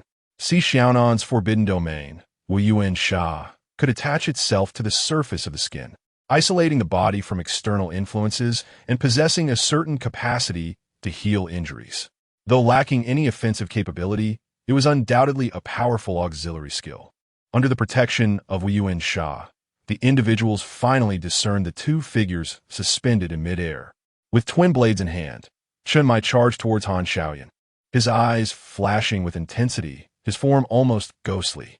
Han Xiaoyan swung his long spear, yet he could not impede Chun Mai's advance in the slightest. Whoosh! A cold glimmer swept past, and Chun Mai's blade found its mark, carving a grotesque wound across Han Xiaoyan's back, a shadowy light surging quietly into his body. Blood dripped slowly from the blade as Chun Mai turned to face Han Xiaoyan. With a sudden cough, Han Xiaoyan spat out a mouthful of blood. Yet a faint smile graced his lips. The strength within him ebbed away rapidly, followed by an inexplicable fatigue. He gazed at his hands, which were visibly withering and aging before his very eyes. The uncertain blade, it could sever flesh, cut through the young soul, and even extinguish one's lifespan. Cough, cough. With every utterance, more blood escaped his lips. In mere moments, Han Xiaoyan's hair turned completely white, his body hunched, presenting the image of an old man. Perhaps today, I truly shall perish here. Suddenly, the barrier of the boundless void vanished from the sky, and Shun Qingzhu, the plump Bailey, and Chao Yuan followed closely behind Yuan Gang. Meanwhile, Lin Xie rushed to assist Gu Luo, returning to the side of Hong Ying and the others. Yuan Gang, enveloped in golden light, squinted at Han Xiaoyan suspended in midair. In the next moment, he clenched his right fist, instantaneously appearing above Han Xiaoyan. His fist adorned with golden patterns, descending with tremendous force. Boom! The ground erupted with a deafening sound as Han Xiaoyan crashed into the earth, creating a deep crater, rocks flying and smoke billowing. Yuan Gang's fists moved with such speed that they became mere blurs, like shooting stars striking Han Xiaoyan, causing the ground to tremble until the entire street nearly collapsed before he finally ceased his assault. Without a doubt, Han Xiaoyan would spend his next life in the Requiem Hall. Upon hearing this statement, a flicker of fear surfaced in his eyes, once filled with a singular desire for death. Struggling, he raised a trembling finger, pointing towards Chun Mai and the others not far away, his gaze pleading, lips moving as if he wished to speak. Suddenly, a blade pierced through his heart. At last, he achieved his long-desired death. Yuan Gang's pupils constricted as he glared at Chun Mai, eyes filled with fury. What are you doing? He no longer poses a threat and should be judged by the Requiem Hall. On what grounds do you slay him? Chun Mai regarded Han Xiaoyan's lifeless body and replied, simply because he sought to kill my teammate. He paused briefly before turning away, viewing this act as a personal liberation. Han Xiaoyan's death marked yet another loss of a core power for the ancient god sect. After everyone had departed, Gu Luo retrieved the small folding knife he had possessed earlier, which gleamed with a silvery hue under the moonlight. Are you not returning? Gu Luo glanced back at Lin Xie, who remained rooted in place. Lin Xie gently shook his head. I will wait for you. Regardless of your decision, I will keep your secret. Gu Luo stared into his eyes for a few seconds before nodding, turning back towards Han Xiaoyan's body. He drew the small folding knife and pressed it softly to his lips, whispering, "Return to your soul." As his words faded, a pale yellow light emerged from Han Xiaoyan's corpse, absorbed by the forbidden artifact known as blood boiling. Once all was complete, Gu Luo held the folding knife in his palm, retracting it into the confines of the asylum. He was also a pitiable soul, Gu Luo murmured. closing his eyes and shaking his head. Brother Luo, is there truly such a thing as the return of the soul? Lin Chia inquired from behind him. I do not know, Guler replied, and continued, I wish to try if possible. I desire to save everyone. Come eat more. Once we reach the training camp, such delicacies will be scarce. Hong Ying spoke while serving dishes to Lin Chia and Guler. Wow, Chia. Captain Chen's cooking is simply more delectable than that of the chef hired at my home. Bai Li, with his cheeks stuffed, exclaimed. The 4-day holiday passed swiftly. Gazing back upon the river of time, the days spent in the training camp seemed to fly by as well. In the blink of an eye, only half a year remained for several of them before they would return as true night watchers. In the end, Lin Xie, Bai Li Guler, and others gathered once more at Hong Ying's villa for a hearty meal. After indulging, they boarded the bus heading to the training camp. As the vehicle moved slowly, the darkness outside deepened, providing the perfect opportunity for a brief slumber. Guler gently closed his eyes, emptying his mind, and found himself in a mental asylum. Chapter 64. The deceiver, the sound of stones being moved echoed around him, and an ethereal sensation coursed through his body. Had he not perished? Could this be hell? Such were Han Xiaoyun's initial thoughts. However, upon opening his eyes, he was utterly astonished by the sight before him. Figures of both genders, their garments soiled, were laboriously stacking bricks as if engaged in the construction of something. Not far away, an exceedingly grotesque creature loomed, presumably the warden of this peculiar realm. Most strikingly, all the figures were clad in maid outfits. Awake? How do you find this place? A voice emanated from behind him, prompting Han Xiaoyun to whirl around. He beheld a figure that struck an inexplicable chord of familiarity within him, particularly highlighted by the striking contrast of black and white hair. Gu Luo approached Han Xiaoyun with measured steps. It hasn't been long, and you've already forgotten me? Gu Luo remarked, noticing Han Xiaoyun's silence. A subtle smile crept upon his lips. Welcome to my domain. I am the one you seek, Gu Luo. Surely you haven't truly forgotten me? As those words fell from his lips, Gu Luo observed a flicker of recognition in Han Xiaoyun's gaze. You, am I not dead? I offer you a chance to live anew, a chance for redemption. Sensing Han Xiaoyun's skepticism, Gu Luo continued, should you still be intent on seeking death? I can accommodate that as well. Han Xiaoyun could scarcely fathom that the figure he pursued had an identity beyond the mortal realm, a deity, no less. He could hardly believe in the possibility of resurrection. Yet, at this moment, he found himself persuaded. According to the original narrative, Han Xiaoyun had been compelled to sign a contract of servitude to save his comrades, thus becoming a pawn of the ancient god sect. Now, although the circumstances remained shrouded in mystery, the prospect of being granted a second chance was undeniably authentic. Han Xiaoyun inhaled deeply. What do you require of me? Gu Luo surveyed the surroundings, noting how the once desolate ruins had begun to take on a discernible shape, though they increasingly resembled a temple. With a casual gesture, he instructed, go, get to work. The sharp, piercing sound of a familiar whistle rang out. Gu Luo and Lin Chia opened their eyes, swiftly donning their military uniforms, as Gu Luo leaped down from the upper bunk. Bai Li, still bleary-eyed, rubbed his orbs and squinted, teetering on the brink of slumber once more. Gu Luo seized the blanket and abruptly pulled it away from Bai Li. As Bai Li finally stirred to life, the two friends flung open the dormitory door and rushed towards the playground. In less than 3 minutes, the field was nearly filled with their comrades. Bai Li, panting heavily, turned to Gu Luo and said, Brother Luo, may I propose a matter? Perhaps next time we could employ a different method. It's quite difficult for you to rise otherwise. This time, the stage hosted several instructors, not just Instructor Hong. Nearly all instructors were present. Lin Xie cast a glance at the instructors on stage and lowered his voice to speak to Gu Luo. Have you noticed that 3 instructors seem to be absent? Gu Luo, upon hearing this, also surveyed the stage and confirmed the absence of 3 instructors. However, it had been previously mentioned that a traitor lurked within the training camp, which led to the recent attack. It was likely that the consequences were dire. Yuan Gang stood at the forefront of all the instructors, his expression as stern as ever, adorned with several medals on his chest. The other instructors bore 1 or 2 medals each, but Yuan Gang had a full 3. The morning training is canceled, Yuan Gang announced to the crowd below, I have gathered you here for one purpose, to present commendations. Gu Luo felt an inexplicable tension arise within him. It was originally Lin Xie who saved everyone on the bus, but due to his interference, it seemed that only Lin Xie knew the full details of the incident. Nevertheless, he thought to himself that losing a medal would not cost him dearly, and with that thought, the pressure dissipated instantly. Yuan Gang proceeded to introduce the types of medals and then removed a deep blue medal, stating, Lin Xie, for your assistance in the elimination of the Snake Woman from the Ancient God Society during this operation, and for fighting alongside Team 136 to eliminate the 13th seed, Han Xiaoyan. I hereby award you the Star Medal. Gu Luo took the lead in applauding, which was soon followed by an eruption of applause from the crowd. Lin Xie felt someone give him a gentle push, and upon realizing, he quickly made his way to the martial arts platform. Yuan Gang accepted a small black box from a nearby instructor, retrieved a deep blue medal, and pinned it to Lin Xie's chest. The applause thundered around them.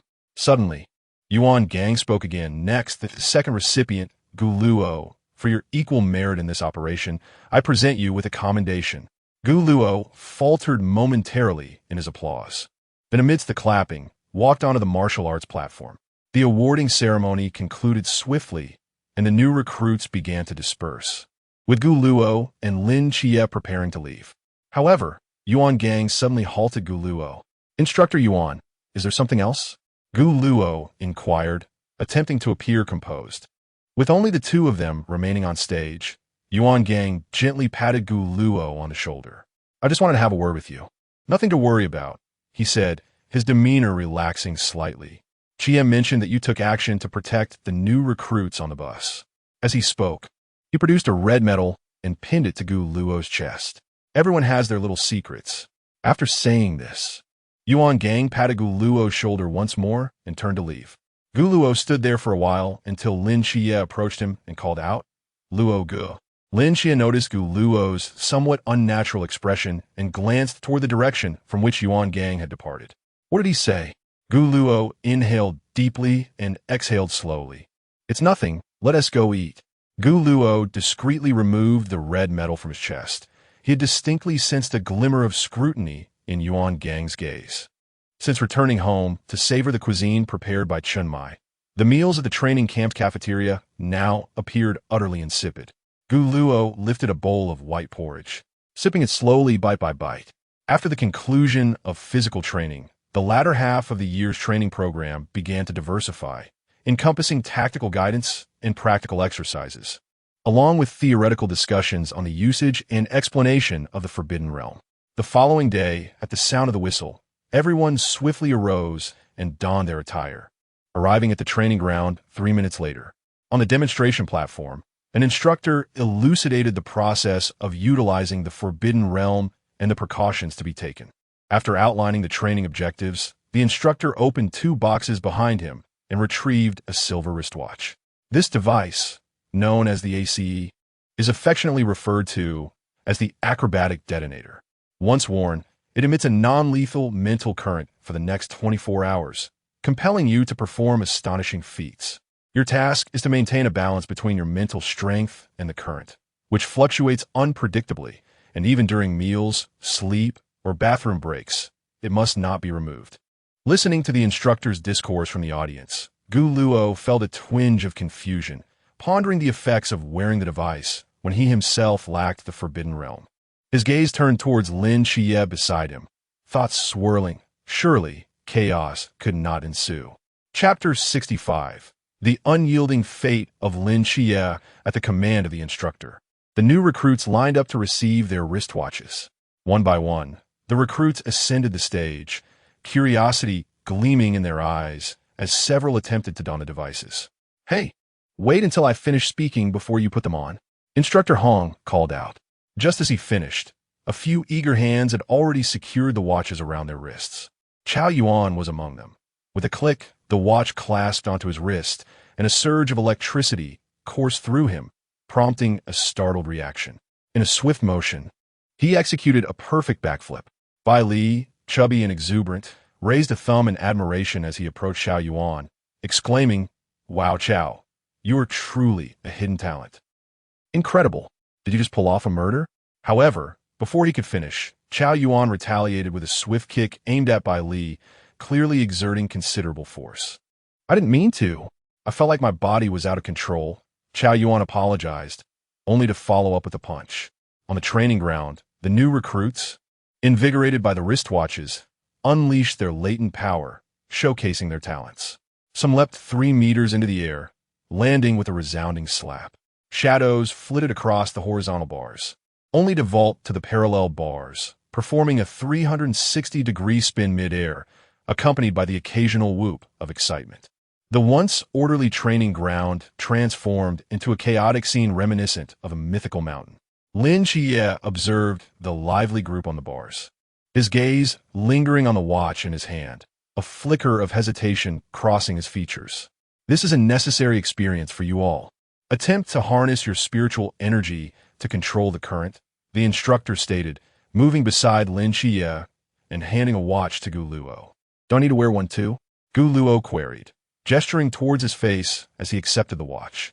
This device primarily served to train their mastery over spiritual energy, thereby enhancing their control over the constraints of the void in both time and space. Yet, he belonged to the divine realm. Paradoxically, he also identified as an ordinary individual. After a moment of contemplation, Gu Luo resolved to first observe Bai Li. Like him, lacked the void's constraints. Chao Yuan, wearing an innocent expression, looked at Bai Li. I truly can't control it. You can wear it too. Bai Li scoffed, disbelief evident on his face. Come on, with my physique, just jumping up is impressive enough. He then strapped the watch onto his wrist, and in the blink of an eye, a surge of electricity enveloped him. His hefty body soared into the air, executing an inverted position. Astonishingly, he found the strength to lift his hands off the ground, performing a 720-degree spin followed by a complex Thomas turn, and then initiated a backflip. At this rate, he would surely slim down. Gu Luo swallowed hard, recalling his earlier assertion that chubby individuals are potential stocks. Indeed, their potential was being unleashed. Perhaps we should rename it from ACE to weight loss. It's far more effective than a treadmill. As Gu Luo amusedly observed, Lin Xie, after a moment's hesitation, finally donned a wristwatch. The instant it clasped shut, a current surged through him, causing his muscles to involuntarily contract. As Chao Yuan remarked, one cannot exert absolute control. Lin Xie felt his legs yearning for movement, eager to leap. With a sudden surge of strength, he propelled his legs forward, determined to assert his dominance over this body. A gust of wind swept by, transforming what was originally a backflip into a precise sidekick aimed squarely at Gu Luo's face. Gu Luo, quick to react, swiftly sidestepped, his expression one of bewilderment as he looked at Lin Xie. Logo, please listen to my defense. I truly did not intend for this to happen. You've been wanting to do this all along. Haven't you? Gu Luo retorted, donning his wristwatch. He had learned to be clever. The moment he put it on, he infused it with mental energy to control the electrical current. Observing that Lin Xie had ceased his assault, Gu Luo let out a slow breath of relief. Suddenly, a voice called out from behind, "Get out of the way!" Turning around, Gu Luo saw Bai Li, plump and tumbling through the air, hurtling towards them. With an exclamation of surprise, Gu Luo sidestepped while grabbing Bai Li's ankle, bringing him to a halt with a slight pull, wiping non-existent sweat from his brow. Gu Luo was about to reach out to assist Bai Li when Lin Xie suddenly shouted, "Lo Gu, quick, move aside!" Huh? Gu Luo turned, only to be met with an expression of profound agony, nearly collapsing to the ground. Lin Xie hurriedly adjusted his mental energy, regaining stability. He stepped forward to support Gu Luo, feeling a mix of embarrassment and concern as he asked, "Are you all right?" Gu Luo, one hand pressed against his lower body, attempted to maintain a semblance of normalcy in his expression, replying, "Perfectly fine. But could you keep your distance?" He glanced around to ensure no one had witnessed the earlier incident, then slowly made his way towards an open space, slightly hunched over. Most individuals in the training ground were still engaged in their somersaults, with only a few, like Gu Luo, Lin Xie, and Chao Yuan, having grasped the technique after just a few attempts. The instructor observed from above, watching the chaotic display below, his lips twitching uncontrollably. In the cafeteria, some recruits, still struggling to master the technique, gingerly attempted to use their chopsticks, taking ages to bring food to their mouths. Others, after finally managing to pick up a morsel, would cast aside their chopsticks and start flipping in place. Here, Lo Gu, eat more. Lin Xie placed a chicken leg from his bowl in front of Gu Luo. Turning his head, he noticed Bai Li staring at his food without eating. Aren't you hungry? I am hungry, but I fear I cannot control myself. Bai Li swallowed hard, glancing at Gu Luo beside him. Lo Xiong, why aren't you eating? Previously, no matter the circumstances, Gu Luo would at least sip some porridge. Lin Xie offering him a chicken leg would usually coax him into taking a few bites. However, today, Gu Luo hadn't touched his food at all. His complexion appeared somewhat pale, and his hands remained tucked underneath the table. I'm not hungry, Gu Luo replied flatly. Lin Xie scratched his head, feeling somewhat at a loss, for that kick had truly been unintentional. His mental energy had inadvertently surged, leading to a loss of control. Bai Li Pang gazed at the two individuals before him. One was obstinately refusing to eat, while the other anxiously scratched his head. Once again, a rumble emanated from his stomach, prompting him to swallow hard several times. After a prolonged internal struggle, he took a deep breath and swiftly grasped a piece of meat, bringing it to his mouth. Fortunately, this time his wristwatch did not act up, and Bai Li Pang successfully savored his first bite of food, with the experience of his initial triumph. He swallowed the morsel and reached out once more for a second piece. However, just as his hand crossed the edge of the table, a surge of electricity coursed through him. Meanwhile, Gu Luo, under Lin Xie's persistent persuasion, was preparing to lift the bowl of kanji before him. Suddenly, whoosh! Bai Li Pang executed a backflip, splattering both the bowl and its contents all over Gu Luo's face. Chapter 66. Could he truly be a genius? The meal was rather unenjoyable. Afterward, Lin Xie sought out Yuan Gang. Ever since the chaotic battle concluded, he had yearned for an opportunity to inquire about the events surrounding Chun Mai and Wu Xiangnan. Since joining the Night Watch, he realized that not only was he in the dark, but the other members of Team 136 also knew little about the two. On one hand, he wished to dispel his own doubts. On the other, he hoped to see if he could be of assistance. Yuan Gang did not withhold information and shared what he knew with Lin Xie. To his astonishment, he learned that his captain and another individual, Xiaoping Ge, the current team leader in Shangjing, shared a concealed identity. Chun Mai was known as the Black Wu Chang, Heavenly Reaper, 037, while Xiaoping Ge was the White Wu Chang, Heavenly Reaper, 038. Together, they were referred to as the Black and White Wu Chang of Shangjing. Moreover, Wu Xiangnan had once been a member of the special team known as Blue Rain. During a pursuit of the Yamada no Orochi, he had strayed into a fog, and, as a result, the Blue Rain team was obliterated. Wu Xiangnan had perished several times before eventually returning to Daxia. There was also the terrifying forbidden item known as the Shiva's Grudge, which had instigated a divine war a decade ago.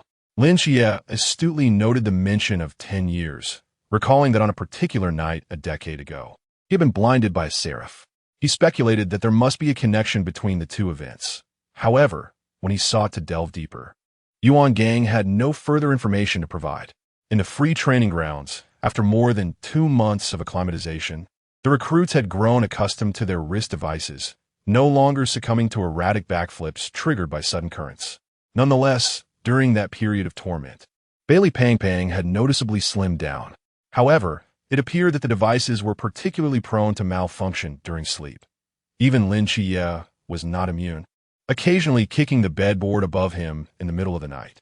This relentless disturbance nearly drove Gu Luo to the brink of neurosis, as one could hardly rest peacefully, ever vigilant against the threat of being kicked awake.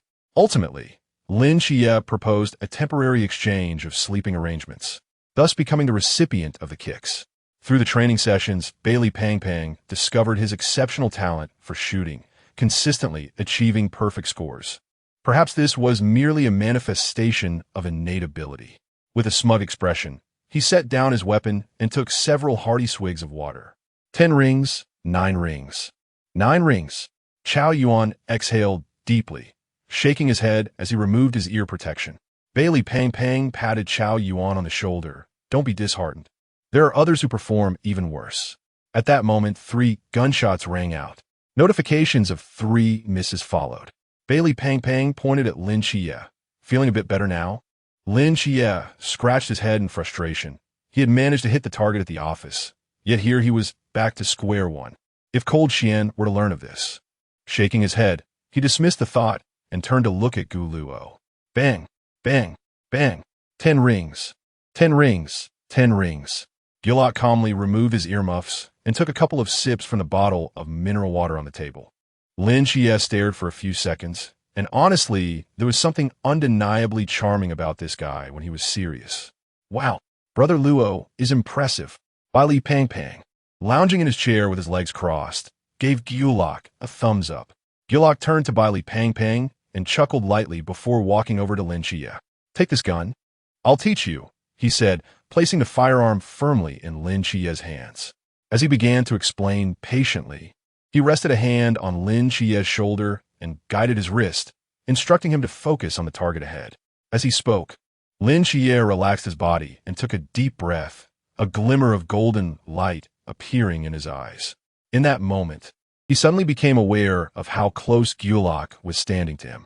Their bodies were almost touching, causing Lin Xie to instinctively glance sideways at the target center. Focus on the bullseye, Gillock instructed. Bang, bang, bang, ding, ding, ding. The notification chimed, and as Gillock released Lin Xie's hand, he exhaled slowly, relieved.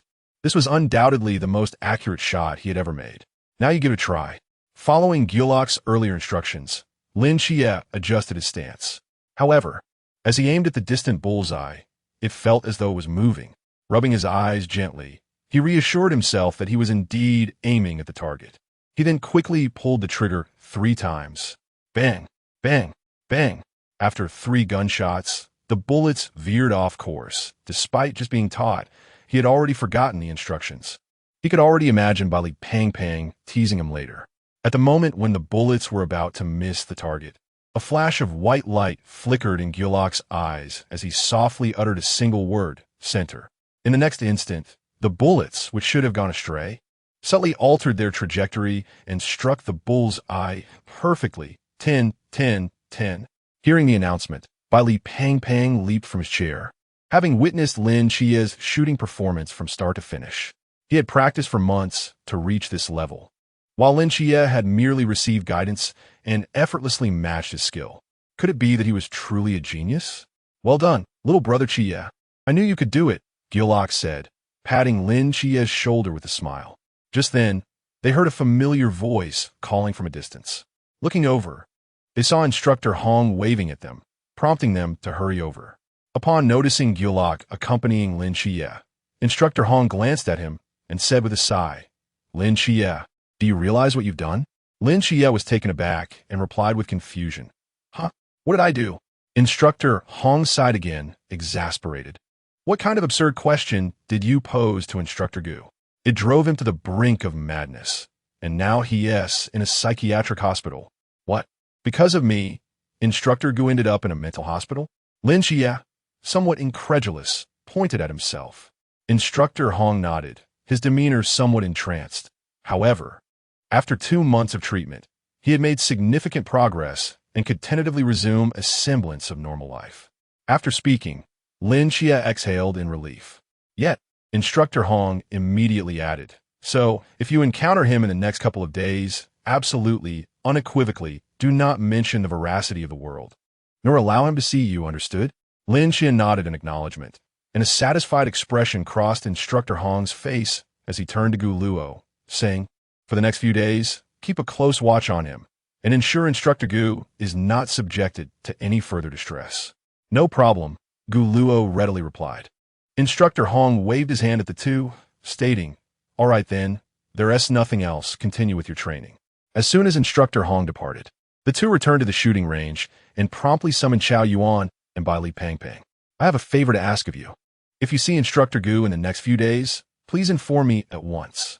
Lin Xie spoke earnestly, and Gu Luo nodded in agreement, yes. This is of utmost importance. P.S. On a note that might pique everyone's interest, The decision of who takes the lead and who follows lies in your hands. Chapter 67. Relapse at the entrance of the training camp. A figure clad in black civilian attire stealthily approached the gate, warily surveying the surroundings as if fearing discovery. Instructor Gu presented his officer's identification to the guard at the entrance, who briefly glanced at it before opening the gate. Nonetheless, Instructor Gu, still feeling uneasy, inquired, "Are they truly not around?" "Rest assured, those new recruits have all gone for their meals. However, old Gu, you seem to have aged considerably in the 2 months we've not seen each other," the guard replied. With a sigh, Instructor Gu waved his hand dismissively, choosing not to dwell on it. He then hurried through the gate towards the instructor dormitory. Just a few steps in, a voice suddenly called out to him, "Instructor Gu, long time no see." Gu Luo leaned against the wall with arms crossed, greeting him casually. For a fleeting moment, Instructor Gu paused. But the voice did not resemble Lin Chie's. Turning around, he found Gu Luo smiling benignly at him, appearing entirely harmless. In the instructor dormitory building, Gu Luo sat cross-legged on the bed, propping his chin on his elbows, and looked at Instructor Gu. "So, can hypnosis also treat mental illnesses?" he asked directly. Instructor Gu recognized that his condition had no direct connection to Gu Luo. Rather than making a fuss to catch him, Gu Luo opted to stake out at the entrance, intending only to inquire about the treatment method and relay it directly to Lin Chie. Ahem, it can be supplemented with certain medications. Hypnosis serves merely as an auxiliary treatment. Instructor Gu explained patiently. However, for multiple personality disorders, this method may not be applicable, as forced hypnosis can render their psyche even more unstable. "Speak slowly," Gu Luo said, pulling out a small notebook and diligently jotting down notes. Instructor Gu was taken aback by his seriousness, a stark contrast to his usual demeanor during class. "Well, that's about it." The doctor also advised to pay attention to rest and to minimize anxiety. Instructor Gu concluded. Gu Luo closed his notebook with one hand and said, "Thank you, Instructor." However, about the question raised by Chie, his expression shifted slightly, and his tone hesitated. "I have some insights that I wonder if you'd like to hear." Upon hearing this, Instructor Gu's pupils constricted, his voice tinged with urgency. "Speak quickly. I believe Chie's assertions hold merit. There certainly exist higher dimensional beings beyond our comprehension. They might be even more powerful than deities. Do you believe that a city, long destroyed for decades, could, under certain peculiar conditions, revive and bring its inhabitants back to life?" Instructor Gu, captivated, felt his breath quicken as Gu Luo continued. "Lies hold power. When you deceive the divine, fool everyone, even yourself, a brand new world is born. I shall call a miracle." Instructor Gu's pupils fluctuated as he exclaimed, "I've gained enlightenment." Gu Luo. Bang! In the command room, Yuan Gang slammed his hand on the table, and none of the surrounding instructors dared to utter a word, all maintaining a consistent distance from the desk. "I truly didn't say anything to him." "You didn't say anything? How could Instructor Gu fall ill then?" Yuan Gang spoke as he seized the teacup on the table and took a vigorous gulp, only to spit out the tea leaves with a disdainful paw. "A professor from Tsinghua University, driven to the brink of insanity by the relentless pressure from the two of you." The news of Instructor Gu's return to the camp was known by few, save for Gu Luo, and it was only when the vehicle from the psychiatric hospital arrived that the new recruits learned of Instructor Gu's latest episode. He had been mumbling incessantly about the world being a fade, that everything was but an illusion. The situation seemed even more dire than before, and the last and only person to have seen Instructor Gu was none other than Gu Luo. Yuan Gang returned to his chair, pinching his brow. It was clear that no theoretical lessons could be conducted now. Without raising his head, he waved dismissively at the two, signaling them to leave. As they exited the command room, Lin Chie felt a bit dazed. He had just been enjoying a meal when suddenly the instructor summoned him. Shortly thereafter, he learned of Instructor Gu's affliction, and he had numerous questions he yearned to ask the instructor. Ever since Merlin had left the hospital, it had been a ceaseless tumult. He rambled on about the world being fake, insisting it resembled some whimsical fantasy realm, and then, in a fit, would transform into a pink starfish, exclaiming, "SpongeBob. Let's catch jellyfish together." Today is a splendid day to play with Squidward. These bizarre names were utterly foreign to Lin Xie. Could such a thing be conjured by a sane mind? One must not forget that Merlin was hardly a normal individual. In any case, during this period, no matter how Lin Xie administered medication to Merlin, the progress remained stagnant. He had hoped to glean some insights from Instructor Gu, but now that avenue was completely blocked. Why the long face? Gu Luo inquired, noticing Lin Xie's lack of focus. He didn't even scold you just now. By the way, I have something to show you, Gu Luo said, retrieving a small notebook from his pocket and handing it to Lin Xie. Lin Xie accepted it with surprise, opening it to find densely packed, crooked handwriting. Barely legible. I obtained this from Instructor Gu. It should be quite effective for treating mental illness. Lin Xie perused it briefly, feeling an inexplicable sense of familiarity, having spent time in a psychiatric hospital himself. Closing the notebook, he glanced at Gu Luo again, almost forgetting that this fellow was also afflicted with mental issues. If it could cure schizophrenia, perhaps it could also be employed to treat delusions. In the psychiatric hospital, a giant jellyfish danced gracefully, while SpongeBob exclaimed, "Let us catch jellyfish together." I have a new idea. I've decided to stop using my brain entirely. It's too exhausting. Madness. Madness. Stop right there. A pink starfish frolicked about energetically, while Ife chased after it with all his might. Nearby, Ni Kusi watched from his wheelchair, a benevolent smile gracing his face. Grandchildren, take it slow and watch your safety.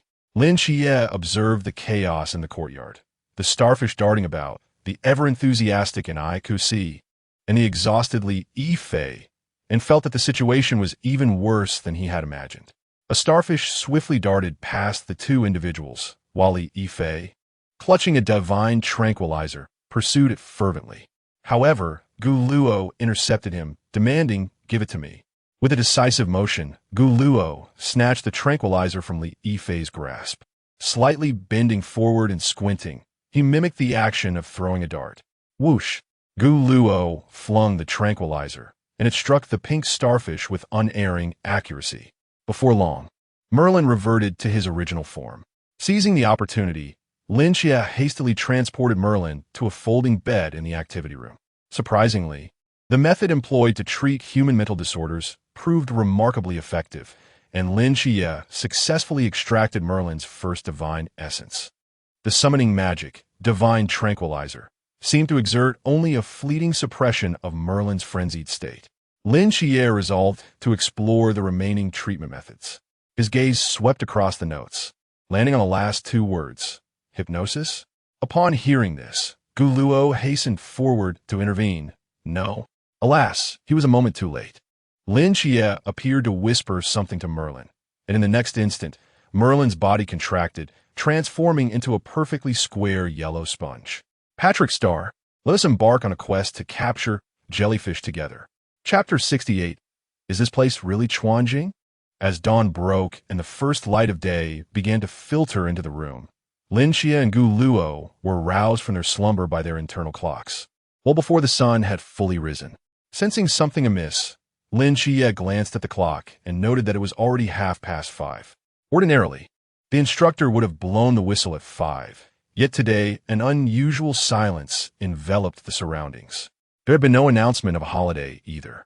Quickly donning their clothes, Gu Luo deliberately made a considerable noise as he descended from his bed, but his roommate, Bai Li Pang Pang, remained in a deep sleep, merely turning over. If memory served, today marked the commencement of their trials, and the reason for Bai Li Pang Pang's slumber must be attributed to that mischievous little spider child. Stepping out of their dormitory, the two were struck by the eerie quiet of the corridor. Lin Xie soon recognized that something was off, even without the whistle. It was peculiar for no one to be present at this hour. "Xie, go check on Xiao Yuan's dormitory," Gu Luo suggested as he veered off in another direction. "I'll see how Shen Qingzhu and the others are faring." "All right." As the dormitory door swung open, Shen Qingzhu's voice echoed from within, "Wake up, or I'll spill the beans about your peeping on the female soldiers." Regardless of Shen Qingzhu's relentless efforts, the occupants of the bed, including Deng Wei and others, remained unresponsive. Hearing the door open, Shen Qingzhu turned to Gu Luo. I think I just heard something rather alarming." Ahem, are they truly unresponsive? Shun Qingzhu shook his head, visibly frustrated. What about Lin Xie and that fatso? Lin Xie is awake, but Li Pang Pang is still in dreamland. As they conversed, a cacophony of voices drifted from the corridor, indicating that a portion of the new recruits had begun to awaken. The two promptly exited the dormitory. Gu Luo glanced at Lin Xie and the Chao Yuan behind him. After engaging in a brief discussion with several others, he discovered that the majority were entrapped in a state of somnolence. If I'm not mistaken, this must be a trial orchestrated by the instructors, Lin Xie deduced. Seeing that Deng Wei and the others remained oblivious, Shun Qingzhu, already anxious, erupted, "Damn it, this is clearly a game at our expense." Unable to contain his anger, he added, "If anything happens to Deng Wei and the rest, I will hold those instructors accountable." That shouldn't be the case. It appears they are experiencing some form of mental assault, rendering them unable to awaken. This must be part of the instructor's trial, Lin Xie remarked, gesturing towards the surveillance camera at the end of the corridor. Gu Luo nodded in agreement, placing a hand on Lin Xie's shoulder. "Staying here is futile. We should venture out and investigate. This trial operates on a scoring system, which will ultimately contribute to our overall grades. Sitting idly in the dormitory won't increase our scores." As they approached the stairwell, just as Shun Qingzhu was about to descend, an epiphany struck him. He suddenly turned around, pointing a finger at the surveillance camera at the end of the corridor, and exclaimed, "You scoundrels!" Meanwhile, at the command center outside the training camp, all the instructors watching the camera, without exception, were met with Shun Qingzhu's bold display. Instructor Hong sighed helplessly, picking up a pen to silently inscribe a -1 beside Shun Qingzhu's name. A temperament marked by volatility, impatience, and impulsiveness warranted such a deduction, he mused. His gaze then fell upon the names of Gu Luo and Lin Xie, who were performing commendably, demonstrating organizational skills and maintaining composure in the face of unexpected challenges. A smile graced his lips as he thought this. Is it truly wise to place the three enigmatic beings from Chuanjing in the training camp? Instructor Han couldn't help but inquire, worried about the potential for casualties like last time. Instructor Hong maintained an air of tranquility, assuring, "Rest assured. This is akin to the initial combat training wherein recruits face off against simulations. It is an essential exercise. These three entities have been shackled and can be controlled from afar. Moreover, a grand spectacle awaits them." A smile flickered across his face as he spoke. "This training will undoubtedly prove immensely beneficial. This should suffice for realism," he thought. On the roof of the cafeteria, a gigantic white spider was sprawled across the ceiling, its two crimson eyes blinking. Below, a grotesque fake corpse lay ensnared in white webs, its abdomen sliced open and devoid of entrails.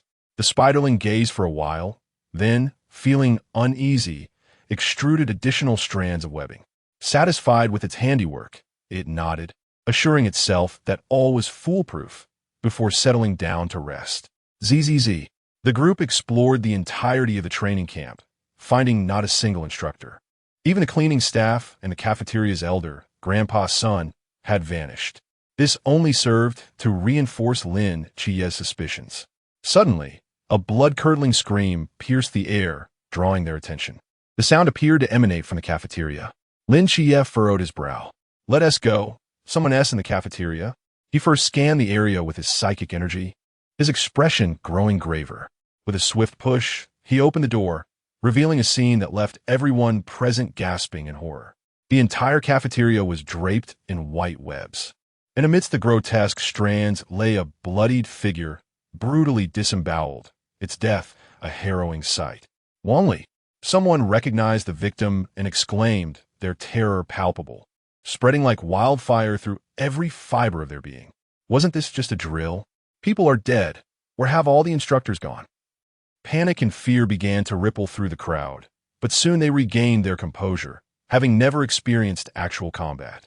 The threat posed by the mysterious beings was likely less than a mere half of a demon, and witnessing such slaughter was understandably frightening. Even Lin Xie's face betrayed a flicker of alarm. Gu Luo felt somewhat out of place and quickly endeavored to feign fear. "Wow, how terrifying. Is this what you referred to as the grand spectacle?" Remarkable, Instructor Han remarked, admiring the surveillance footage. Instructor Hong displayed a subtle smirk. For each year, he dedicated considerable effort to prepare for this training camp, with even more challenges awaiting them in the future.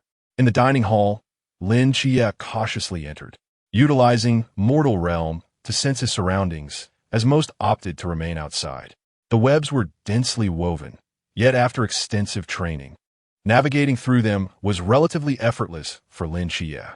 Suddenly, his mental acuity detected something amiss. He abruptly looked up at the ceiling, where a large grayish-white spider clung, seemingly oblivious to their presence, its eyes closed as if in slumber. Almost concurrently, a burst of blue light emanated from both his neck and pocket, activating Azure Guardian. But what was in his pocket? Gingerly reaching inside, he retrieved a simple talisman embedded with a blue crystal, a gift from Gu Luo shortly after their first meeting, known as Eye of Wisdom. At that moment, the small crystal in the center emitted a faint blue glow, indicating its energy was waning until the light dimmed. And Eye of Wisdom gradually dissipated. Could this spider launch a mental assault? It seemed the sleepiness plaguing the new recruits in the dormitory was tied to this creature. Lin Chia swiftly raised his head, activating Dark Erosion, and hurled his straight blade with force. The blade soared towards the ceiling, striking the spider's side without disturbing a single thread of its web. Simultaneously, the giant spider abruptly opened its eyes, the crimson orbs glinting with an eerie light. Lin Chia instinctively took a step back, sensing that this arachnid was indeed a creature of the Chuanjing realm. Be cautious. Lin Chia gripped his star blade tightly, ready to strike should the spider dare to attack. Just as tension filled the air, the grayish-white spider made a sudden turn, its massive form darting through the window in a swift escape. Is this thing from Chuanjing? The others were left in confusion, while only Gu Luo appeared contemplative. Spiders typically preferred to conceal themselves in corners. P.S. Happy weekend. Time for a well-deserved lie-in. Chapter 69. The Spider Child Chase. A voice called out from the ranks, prompting several new recruits to dash after the fleeing spider. Lin Chia, clutching the starlight blade, was poised to follow suit when a sudden hesitation gripped him. The training camp should harbor more than one mysterious entity from the Chuan realm, and the dormitory occupants remained ensnared in their dreams. What if this was a deliberate ruse? With this thought, Lin Chia swiftly summoned the remaining participants. Let us devise a plan. Gulu's gaze lingered briefly on the group before he discreetly turned away from the cafeteria. He recalled that among the various Chuan realm mysteries set for this training, the most susceptible and timid was undoubtedly the Spider Child, whose true form resembled that of a mere child of 10. His sole source of amusement had been sleeping, yet he had been forcibly recruited by the instructors for labor. Oddly, he found himself rather fond of the little boy. Nevertheless, the creature was still destined to perish in this training session. Since death was inevitable, it would be more merciful to allow it to die comfortably, perhaps even transporting it to the divine realm to assist Li Yifei. With this resolution, Gulu quickened his pace towards a nearby warehouse. In the command room, several instructors observed the retreating spider child with furrowed brows. Why is the spider child so cowardly? After all, it is from the Chuan realm, yet it flees at the first sight of danger. Instructor Hong sighed in exasperation. There are still two more in the dormitory. Those two will certainly be more challenging to handle than this one. However, Gulu's unilateral departure from the team is not a commendable act, one remarked. The other instructors nodded in agreement, acknowledging that regardless of individual strength, acting alone could bring irreparable harm to the team and was grossly irresponsible for one's own safety. As one instructor began to jot down a negative mark next to Gulu's name, he was abruptly halted by Instructor Hong. We should not be so hasty in our judgments. Let us observe for a while longer. In the warehouse, in a dimly lit corner, the white spider scuttled quickly into the shadows. A flash of white light enveloped it, and the enormous spider form transformed into that of a young boy, with silvery hair, crimson eyes, and spider-like markings on his face. He huddled in the corner. He had been peacefully sleeping in his web, only to awaken here, ensnared and fitted with peculiar devices. As a mere spider, he had never harmed anyone. He simply wove his webs and nibbled on wild fruits when hunger struck. His red eyes brimmed with a sense of grievance, as if tears were poised to spill at any moment. What should I do? That knife-throwing man is terrifying. Thankfully, he missed. I merely sought a safe place to sleep. What have I done to deserve this? The spider child scanned his surroundings before retreating further into the corner. No, I cannot flee. The instructors warned that if I dared to run, they would roast me for dinner. But my flesh is hardly delectable. All right. They mentioned that if I could manage the minds of those sleeping and find a place to hide, I would be safe. Resolutely, he set about his task. The spider child relocated to a more concealed spot, weaving a modest bed from silk, and gradually ascended to it, subsequently finding a comfortable position. Soon, his crimson eyes emitted an eerie glow, accompanied by a surge of mental energy, as within his vision, strands of silk interwove to form an expansive net suspended in the air of the training camp. The net's ends extended into delicate threads, connecting to the dormitories above the heads of each new recruit. This intricate web was visible only to him, ensnaring the souls of the recruits who failed to awaken before 6 o'clock, casting them into a prolonged slumber. Thus, they should be unable to find me for the time being, and my task would be deemed accomplished. He chuckled softly, stretching languidly. Just as he was about to succumb to sweet dreams, a voice resonated nearby. I have found you. Gu Luo stood at a distance, observing the young boy. The moment Spider Child heard the voice, all drowsiness vanished. His crimson eyes darted wildly around, and his voice trembled. Who is there? Please. Come out. Don't scare me. Such cowardice. It's no wonder you were captured to toil. Gu Luo approached, unable to suppress a chuckle at the sight of the boy. I wasn't slacking off. Spider Child clutched his head, fearing it was the instructors who had discovered his laziness and were coming to reprimand him. Hey, open your eyes and look at me. Do I appear fearsome? Gu Luo gently squatted down, tenderly stroking the boy's white hair, then surveyed the surroundings. The warehouse was dilapidated, with damp corners, and he had anticipated this would be the boy's hiding place. Feeling the gentle touch, Spider Child's trembling body stilled, slowly releasing his grip on his head, and cautiously raised his gaze to meet Gu Luo's. The latter smiled warmly, speaking softly, "Be good. Return those souls to their rightful places, and I shall take you to a wonderful place." Spider Child blinked his red eyes, feeling an inexplicable warmth. It was the first time someone had treated him with such kindness. So we will guard here, while you, Shun Qingzhu, return to the dormitory to prevent any theft, Lin Chia stated. With the strategy confirmed, the group rose to leave the cafeteria, only to realize someone was missing. Luoge? Luoye? Lin Chia called out loudly, but there was no response. Gu Luo. Still, silence enveloped them. Damn it, where is he? Lin Chia frowned, perplexed by the sudden absence. With that guy's strength, he is among the most formidable of us. He must have detected the spider's movements and gone to pursue it. Shen Qingzhu remarked to Lin Chia. Proceed as per the established strategy. You all head to the dormitory, and I will search for Gu Luo. Lin Chia declared as he stepped out of the cafeteria. I'll accompany you. Chao Yuan quickly followed Lin Chia. As the threads of silk were rapidly retracted, the grand net above the training camp gradually faded away, and the souls of the new recruits adhered to it returned to their bodies. Soon, they would awaken. The Spider Child spoke, glancing at Gu Luo with newfound courage. Tentatively, he asked, the good place you mentioned. Where is it? Will I be disturbed while I sleep? Gu Luo withdrew his hand from the child's hair, surveying the surroundings for any surveillance. I keep my promises when the time comes. You may sleep as long as you wish. Upon hearing this, a spark of excitement ignited in the Spider Child's eyes. Really? Can we go now? Gu Luo nodded, moving forward a short distance before gently enveloping the Spider Child in his arms, a faint luminescence shimmering in his gaze. He whispered softly, exhaustion. A barely perceptible glow seeped into the Spider Child's body, causing his internal organs to rapidly deteriorate, almost instantaneously. It was painless, and the boy's eyes slowly fluttered shut, his hands that had clung to Gu Luo's neck gradually falling limp. At that moment, the warehouse door was suddenly kicked open, and Lin Chia quickly spotted the figure in the corner, his brow furrowing as he shouted, Gu Luo, Chapter 70 Crash. The warmth of the body in Gu Luo's arms gradually faded away.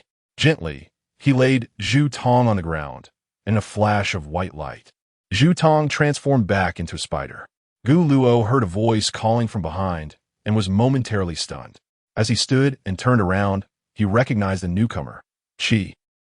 Before he could finish, he suddenly felt someone wrap their arms around his waist, forcing him to stumble forward. Before he could register the warmth, he was quickly released. Why did you act alone? Do you not understand? Do you not realize that someone has died? Lin Shiye's gaze swept over Gu Luo, and his furrowed brow relaxed slightly. Gu Luo's lips moved, aware of the situation regarding the corpse in the cafeteria. But he knew this was part of what the instructor wanted them to experience. He intended to say that it was merely a training exercise and not to make a fuss over it, especially considering his own strength. However, the words caught in his throat, and he feigned shock, exclaiming, "Died? Someone has died?" His mouth slightly agape. He feigned disbelief, asking, "Didn't they say it was just a training exercise?" Lin Shi appeared to release a pent-up breath, his voice steadied with calmness. "I don't know, but do not act alone again, understand?" Observing Lin Shiye's expression, Gu Luo dared not jest further and nodded. "I understand." Glancing over, Gu Luo noticed a silhouette facing away at the entrance of the warehouse. Earlier, Lin Shiyi had coordinated with Chao Yuan, allowing him to enter while keeping watch at the door to prevent an ambush. In the dormitory by Li Pang turned over in bed, opened his eyes, and glanced at the Rolex beside him, his eyes widening in shock. Damn it, it's already past 6. Why hasn't the whistle blown? He scrambled out of bed, hastily dressed, and carelessly folded the blanket, rushing out of the dormitory without even washing his face. As soon as he stepped outside, he froze in place, surveying the corridor. It appeared that most of the dormitory's occupants were waking up at the same time. What on earth was happening? In his haste, he hadn't noticed the other 2 people in the dorm. Turning around, he saw that the 2 beds were indeed empty. Had he been sold out? Li Pang felt momentarily bewildered. Turning, he spotted a familiar face. Shun Xu had just returned from the cafeteria, looking equally perplexed. Li Pang hurriedly approached and asked, "Bro, what is going on? Why hasn't the instructor blown the whistle?" Shun Xu recounted the events and checked all the dorms before leaving the building. In the warehouse, Lin Shi glanced at the white spider lying motionless on the ground, clearly deceased for some time. What struck him as odd was how excessively clean the surroundings were, devoid of any signs of struggle. He had witnessed Gu Luo's methods before. Walking past Gu Luo, Lin Shi raised the star blade in his hand and delivered another strike to the spider on the ground, ensuring there was no doubt before turning back to say, "There are still several mysterious creatures hidden in the 3 dormitory buildings, though the exact number remains unclear. Understanding your intent, let us proceed without delay." Gu Luo scratched his head and said, "Let us go." Lin Shi nodded, turning towards the warehouse entrance. Observing his retreating figure, Gu Luo couldn't shake the feeling that something was amiss. Suddenly, he sensed an odd sense of being managed, especially by someone who incessantly referred to him as brother. It was indeed perplexing how this lad had become so accustomed to it. Perhaps he might as well call him brother too, Gu Luo mused. Just then, the person ahead turned back, calling out, "Luo Gu, hurry up, they're coming." At the entrance, Chao Yuan noticed the 2 emerging and casually closed the warehouse door as the trio headed towards the dormitory building. The female dormitory, from the outside, appeared unremarkable, yet there was an unsettling silence within. Given that Bai Li and his companions were awake, it was improbable that the female dormitory would remain entirely quiet. Lin Shi approached, raised his hand to touch the glass, his brow furrowing slightly. He then drew the star blade from behind and struck the glass several times. Yet it remained unyielding, without a single crack. He had sensed something was amiss. His spiritual energy could not penetrate the presence of this dormitory building. He attempted to push the door, but it resisted stubbornly. A space-type forbidden domain, Gu Luo interjected suddenly. 7 Knight, step aside. Upon hearing this, Lin Shiyi obediently moved to the side. Gu Luo approached the entrance of the dormitory, uncertain if his current strength would suffice to briefly suppress a mysterious forbidden domain from the Chuan realm. Instead of pushing the door, he, like Lin Shiyi, placed his hand gently upon it and murmured in a voice only he could hear, "Domain of lies." An invisible realm unfurled, enveloping the dormitory door. A smile crept upon Gu Luo's lips as he exerted a slight force, and the previously immovable door yielded effortlessly. "Let us go." The group swiftly entered the dormitory, and the door closed quietly behind them. They surveyed their surroundings. Typically, dormitory staircases are located further inside, yet upon their entrance, a staircase appeared immediately to one side. Was the structure of the female dormitory so uniquely designed? The men felt somewhat awkward to explore further and proceeded up the staircase. As they ascended halfway, a sudden, piercing scream echoed, startling them and prompting them to hasten their pace towards the upper levels.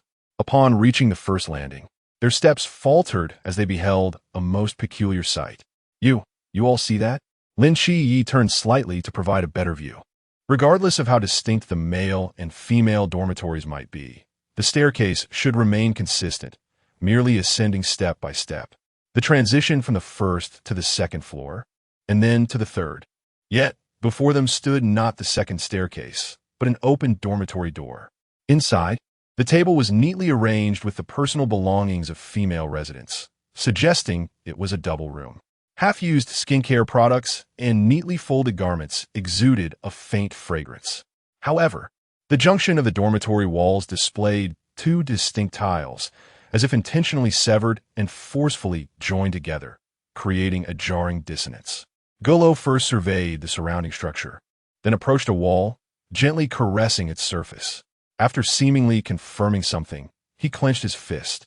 In the next moment, he raised his hand and struck the wall with considerable force.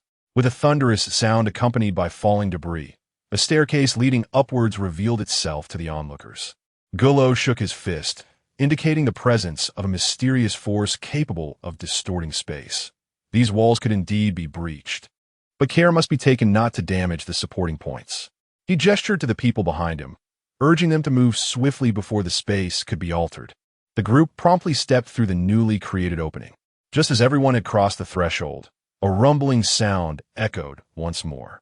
Gullo turned to see that the wall which had been broken through had been replaced. The staircase ahead had transformed into one, leading downwards, separating the group into different spaces. A closer examination of the changing patterns of the walls would reveal that the entire dormitory resembled a constantly shifting three-dimensional Rubik's Cube. The path was obstructed once again. Yet Gullo merely smiled with indifference, rubbed his shoulders, and continued toward another wall, thinking to himself, "Block the way? I shall demolish it all. Let us see how you intend to seal it." Chapter 71. Xiaoya, with a thunderous crash, Gu Luo relentlessly shattered several walls, his strength continually escalating. Yet, his breath remained only slightly quickened. As the walls crumbled, the two swiftly crossed through, only to glance back and witness, as anticipated, a transformation in their surroundings. They found themselves completely segregated, each trapped in disparate realms. This was precisely the scenario Lin Chia dreaded most. A mere spatial shift could have been manageable.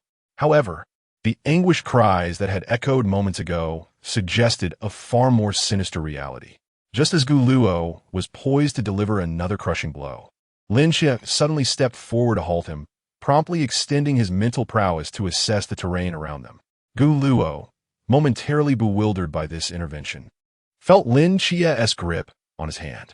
With his back turned, Lin Chia instructed, "From now on, follow my lead to avoid becoming separated. Do not stray too far from me." After gesturing towards a wall, he added, "With my intellect guiding us, you need only to exert your strength." "Understood," Gu Luo replied, launching a powerful punch. After demolishing several more barriers, they arrived at a dormitory. In the corner sat two figures, one clutching a knife, the other seemingly observing something intently. "Chao Yuan?" Lin Chia exclaimed, surprised. "How did you escape from space?" Upon hearing the voice, Chao Yuan turned to them. Gu Luo discreetly released his grip and shifted his gaze to the other boy, Li Xiaowang, whose forbidden realm could corrode walls, facilitating their escape alongside Chao Yuan.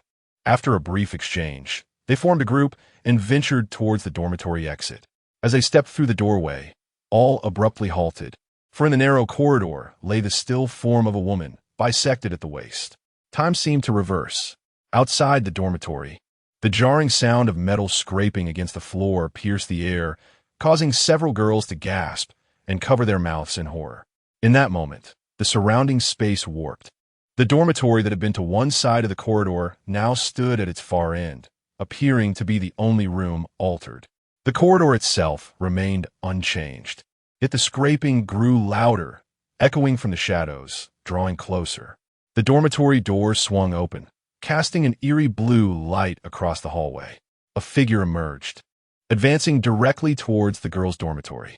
As its features became discernible, their pupils dilated in shock. It was a creature that defied human form, wielding a decapitating blade. Its skin an obsidian hue, yet it bore no head.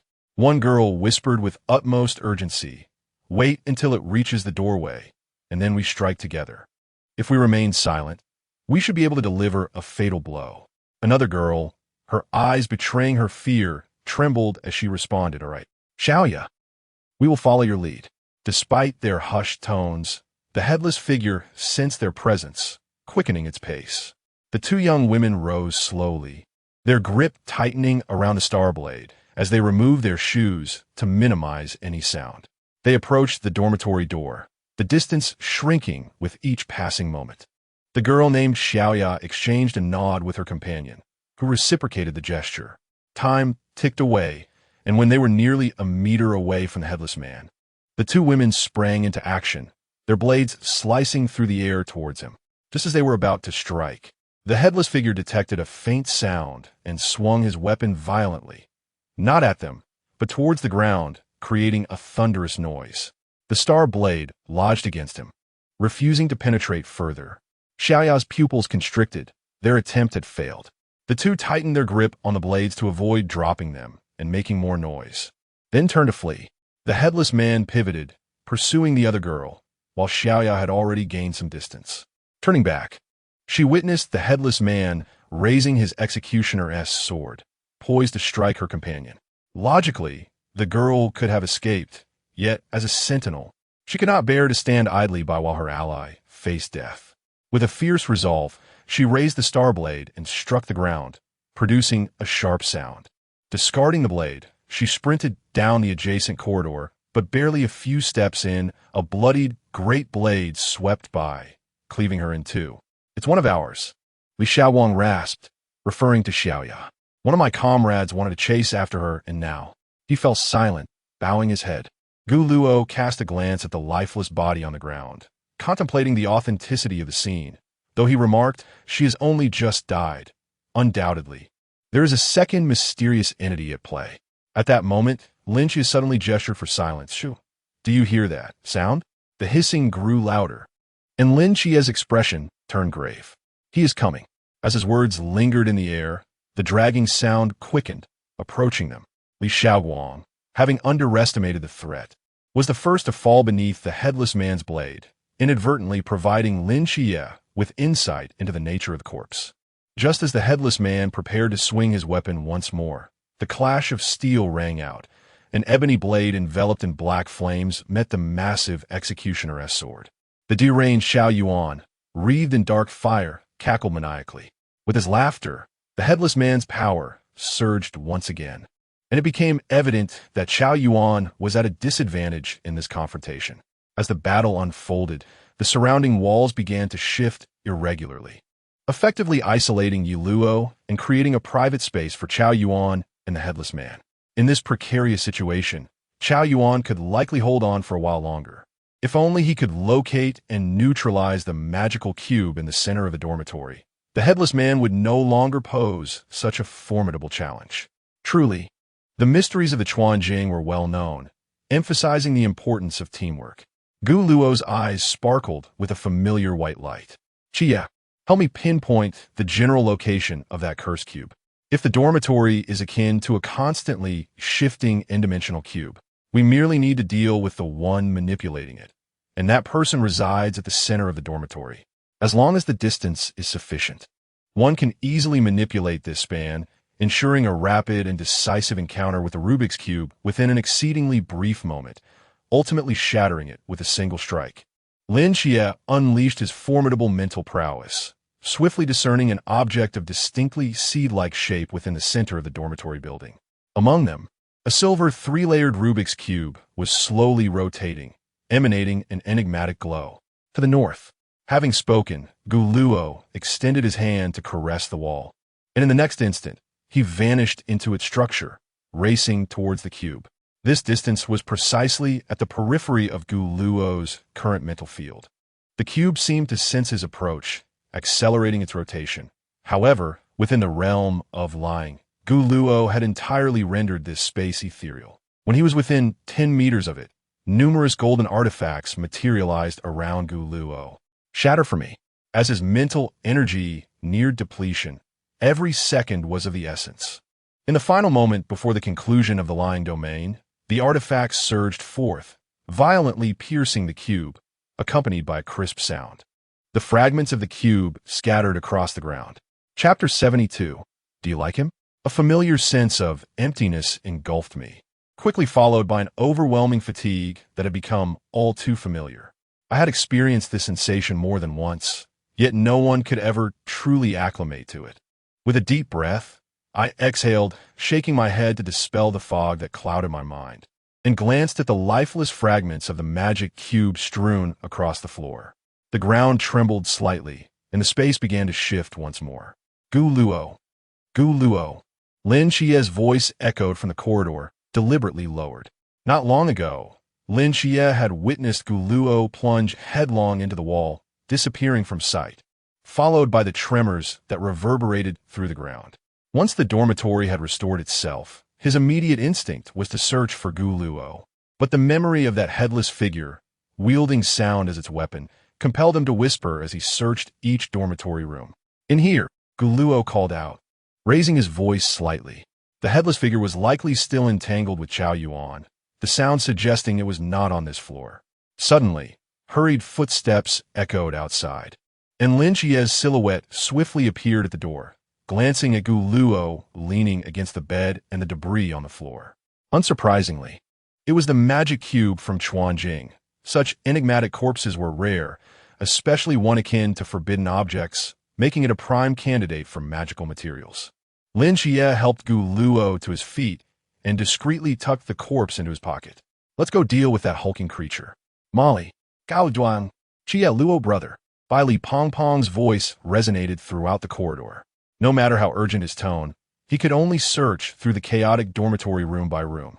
Suddenly, the ground trembled beneath his feet, and the previously convoluted dormitory restored its original state. Not far down the corridor, a few female soldiers appeared, their faces reflecting a mix of confusion. One of them, sporting a red ponytail, caught Bai Li Pongpong's attention immediately. Molly, he exclaimed excitedly, rushing towards her. Molly's eyes widened slightly, and she quickened her pace towards him.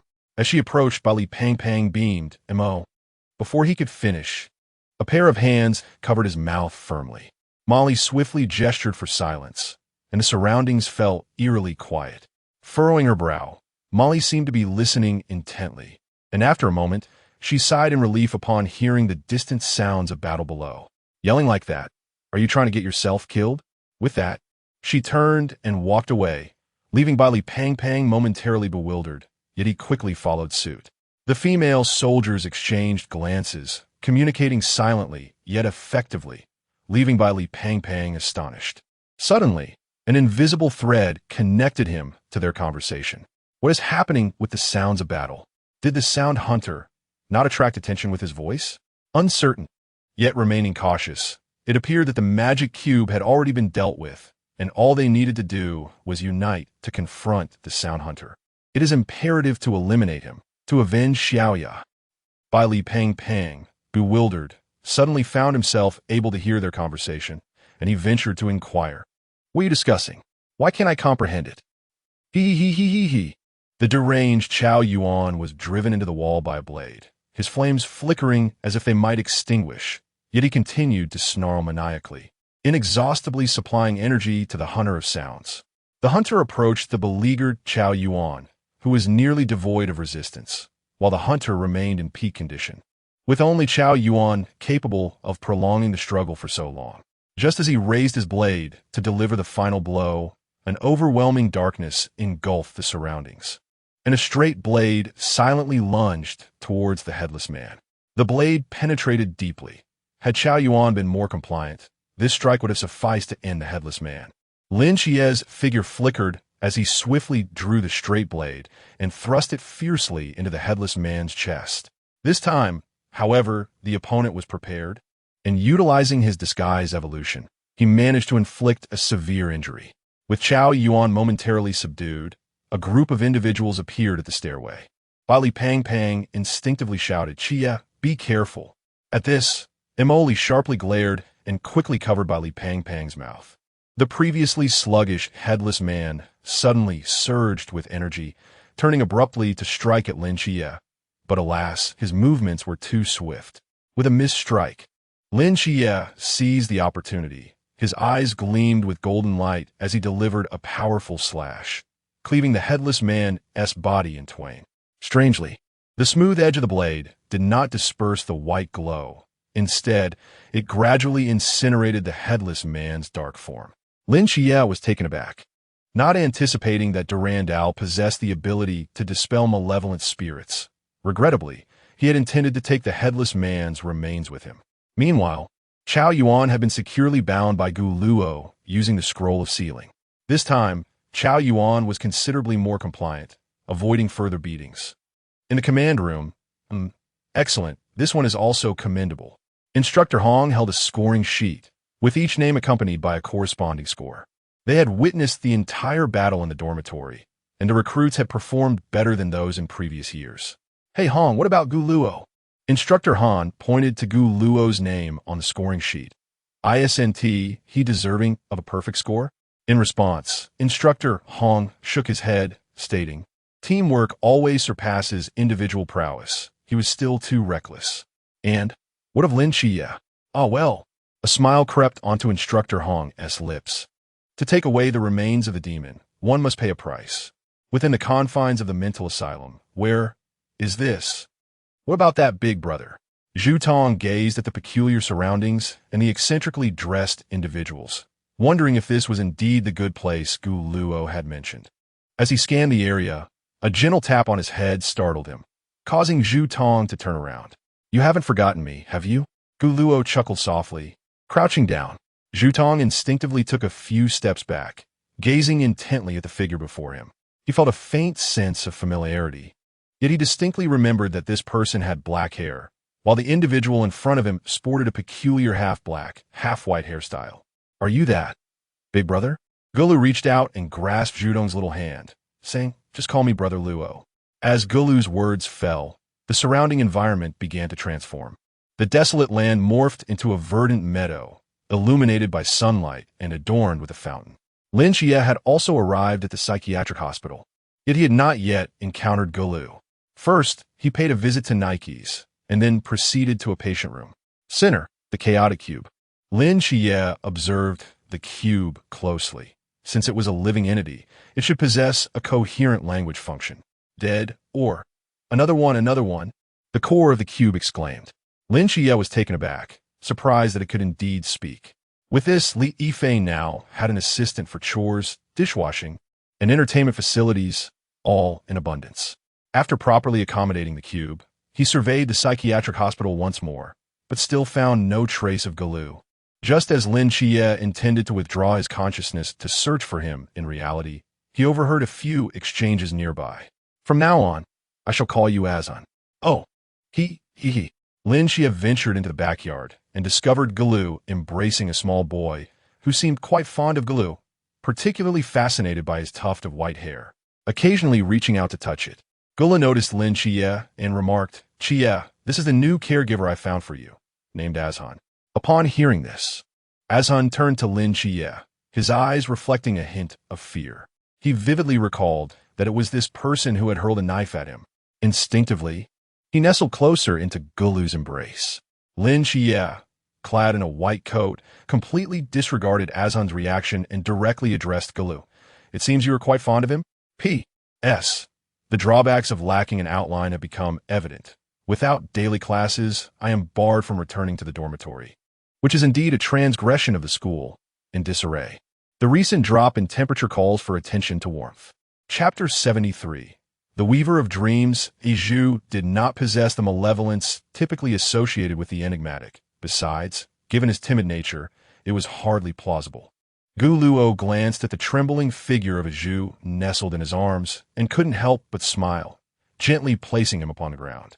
Jie, you are the director. The remainder is your responsibility.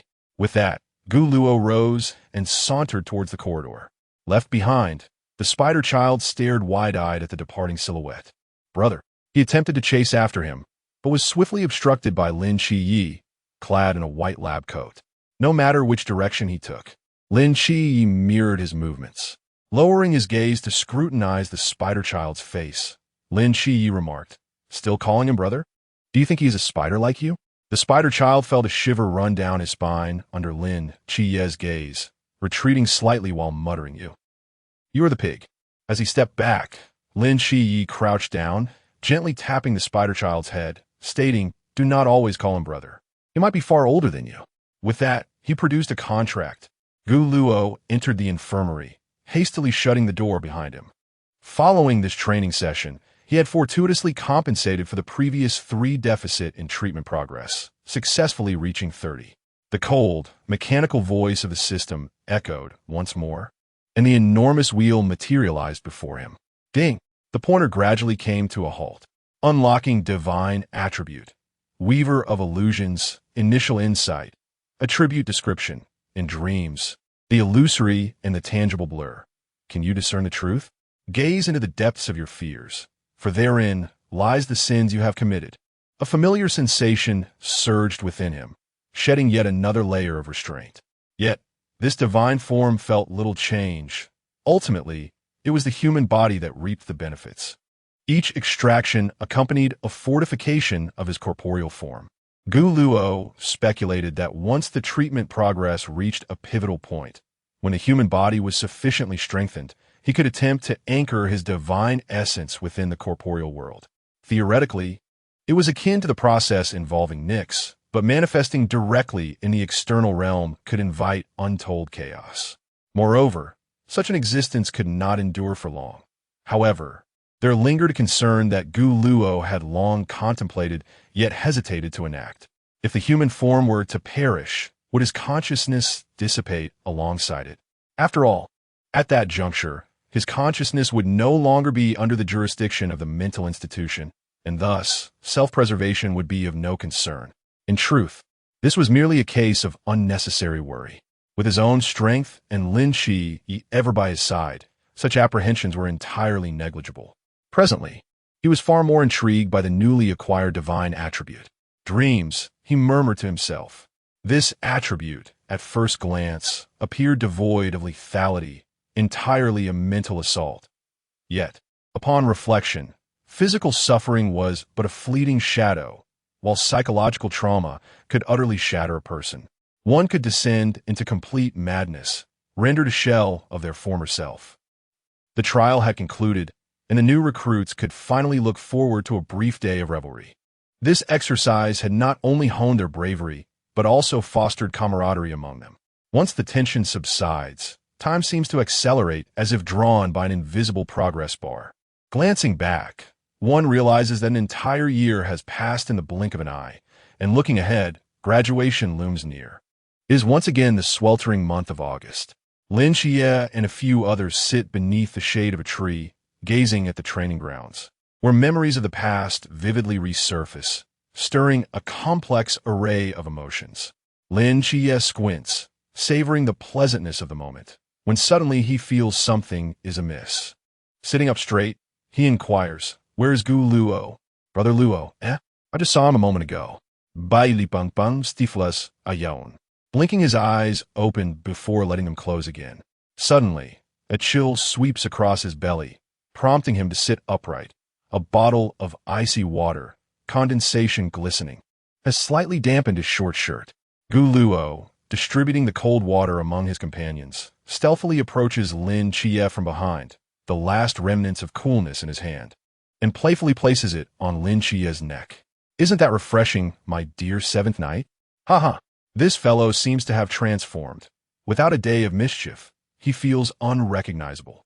Lin Xie has grown accustomed to it, merely retracting his neck slightly and shifting to create space for Gu Luo. Chao Yuan unscrews the bottle cap and takes a sip, remarking, "It seems the rankings will be released this afternoon, followed by the allocation of each person's assignments. Seventh night, you're certainly heading to the capital." Bali Pang Pang chimes in, "Hee, I reckon Brother Luo is in a similar boat." As the group engages in casual conversation, a message arrives on by Li Pongpong's phone.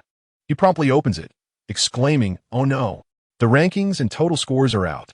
How's my total score only 74 and my rank 184? With a sigh, he reflects on his performance in drills and shooting, which he believed to be commendable, and feels the ranking does not reflect his true abilities. "My total is 92, ranking third, which aligns with my expectations." Li Pang Pang sets aside his disappointment, leaning over to Lin Xie and Gu Luo. "Lin Xie, you're second with 96 points. And Gu Luo, you're first with 97. Wow, you two are just a point apart." Li Pang Pang strokes his chin, pondering the shooting TB. "Where did you both lose points?" Gu Luo achieved perfect scores in combat skills and shooting, with the only possible deduction occurring during drills. As for Lin Xie, had it not been for Gu Luo, his shooting score could have been a mere 0. As afternoon approached, the clear skies of the morning transformed into an ominous blanket of clouds. Gu Luo stood on the balcony, gazing at the heavens with a furrowed brow. This impending rain felt unusual, man-made floods, calamity born from human error. He muttered to himself, "This time, surely no one will perish." The weather forecast didn't indicate any rain, Li Pang Pang observed from his bed, glancing out the window before returning his gaze. Well, rain would at least bring some coolness. Suddenly, a resounding whistle pierced the air from outside. Li Pang Pang quickly rolled out of bed, hastily donned his shoes, and the three hurried to the training grounds. Instructor Hong stood on the marshal platform, surveying the orderly ranks of individuals below, and, after counting heads, he produced a document. "I have summoned you here primarily to announce your respective orders. Shen Qingzhu has been reassigned to Team 006 in Shanjing City. Molly is transferred to Team 017 in Gusi City. Chao Yuan is now part of Team 007 in Huaihai City. Bailey Tumming is reassigned to Team 010 in Guangshan City. Lin Xie is moved to Team 136 in Songnan City. Gu Luo is also transferred to Team 136 in Songnan City." The announcement concluded, leaving the audience in a profound silence, with expressions of surprise etched upon their faces. This outcome was entirely unexpected. Both Lin Xie and Gu Luo, renowned for their exceptional achievements and prowess, were significant pillars within the training camp, yet the higher-ups had opted to send them back to Songnan City. Amidst the murmurs of speculation, one individual boldly raised their hand and declared, "I refuse to accept this. P.S. Who truly invented campus running? I shall head to the kitchen to fetch some money for them. I must prepare some drafts for Saturday. Alas, I was unable to keep up today." Chapter 74. The Grim Reaper Retreats, Survivors Shall Live. Instructor Hong surveyed the crowd, and amidst it, Shen Qingzhu raised her hand, gazing intently at the stage. As if fearing the instructor had not heard her, she raised her voice, declaring, "Report. I refuse to accept this. Speak." Lin Xie and Gu Luo. Their rankings are among the top, yet they have not been assigned to the special team, and now they are sent to Songnan. Moreover, my ranking is 4th. If they cannot go to the capital, what grounds do I have to go? Instructor Hong inhaled deeply and fixed his stern gaze upon Shen Qingzhu, admonishing her, "Shen Qingzhu, you must understand your position. You are no longer a newcomer. You are a soldier now." With that, his eyes swept across all present. "As soldiers, we are bound to obey the orders of our superiors unconditionally. This transfer was not orchestrated by me. In fact, when I learned of this news, I was even more incensed and wished to advocate for them. We have witnessed Lin Xie and Gu Luo's performances and capabilities. They should not be confined, for there remains a deeper potential yet to be unearthed. However, the sole tenet of a soldier is to obey orders without question. Do you understand?" "Understood," they responded in unison. "Dismissed." But, the heavy raindrops fell upon Gu Luo, followed by a third drop. The ground turned muddy, and the air was tinged with a faint, earthy scent. The new recruits hurried towards the dormitory, leaving only a few on the playground. Lin Xie observed Gu Luo, who stood still, his gaze fixed in one direction. Luo Gu, the rain is getting heavier. Let's head back. At his words, Gu Luo withdrew his gaze, glanced at those around him, and spoke in a low voice. Do you not sense the ground trembling? Outside the training camp, military green tents lined the entrance, their bright headlights illuminating the rain-soaked camp. The doors swung open violently, revealing two figures, their coats soaked within moments. Instructor Hong produced a military whistle, the sharp sound piercing the air. Within 3 minutes, all new recruits and instructors had assembled, their expressions clouded with confusion, clearly unaware of the unfolding situation. Yuan Gang quickly accounted for everyone, his demeanor grave as he nearly roared. 10 minutes ago, a massive landslide occurred near Jinan Mountain, devastating the surrounding villages. This is an emergency. Numerous rescue teams are en route to Jinan Mountain, but due to the distance, they will require time to arrive. We are the closest training camp to Jinan Mountain. Although your training has concluded, it is precisely for this reason that you have become true soldiers. Soldiers of the Great Xia. Wherever we are needed, we shall go. Yuan Gang took a deep breath and pointed towards the green tents in the rain. Everyone, board the vehicles. We are heading to the disaster site. The vehicle sped along the muddy road, the torrential rain drumming on the tent with a cacophony of sounds. There was no sign of the downpour abating. Inside the vehicle, the new recruits clutched the handrails tightly, the rainwater seeping through the tent and dampening their collars. At the forefront, Instructor Hong retrieved a cloth bag, pulling out black coats one by one to distribute among them. Now, I shall assign the teams, he declared, marking a spot on a map. Lin Xie, Gu Luo, Bai Li Tuming, Shun Qingzhu. You four are Team 1 for rescue operations, with Lin Xie as your leader. During the rescue, do not disperse. Under no circumstances should you act alone. Do you understand? Instructeur on retraité, casting a cautionary glance at Gu Luo. Following this, he read out the personnel list for the remaining 7 teams and subsequently distributed the star blade to everyone. Instructor, are we not going to provide disaster relief? Why are we armed? A recruit inquired. The forest is vast. Should we encounter any dangers, we must be able to protect ourselves. Though this training camp was close to Jinan Mountain, reaching the first village would still take around an hour, hampered further by the muddy terrain. Lin Xie cast a sidelong glance at Gu Luo, who was peacefully resting with his eyes closed, seemingly unaffected by the vehicle's jolting movements, arms crossed, leaning against the railing in tranquility. This calamity was orchestrated by the ancient divine church, likely having learned from the events of New Year's Eve, as they had dispatched a being from the sea realm and 4 from the river realm, with even the whispering avatar joining the fray. It was bound to be a fierce battle. Gu Luo needed to maintain his mental fortitude and swiftly gather enough resources to achieve a healing progress of at least 50%. However, facing 4 formidable beings from the river realm posed a significant risk. What if Lin Xie could not withstand it? Suddenly, a thought occurred to him, bringing to mind an old acquaintance. Clearing his mind, he entered his divine realm. The little black servants were diligently hauling bricks, and Gu Luo surveyed the surroundings before striding toward a familiar figure. Living under oppression and facing further exploitation and death, what a wretched existence. Han Xiaoyan grumbled as he lifted a brick, only to feel a sudden tap on his shoulder that nearly caused him to drop it. He turned sharply to find Gu Luo beaming at him. Your chance for revenge has arrived.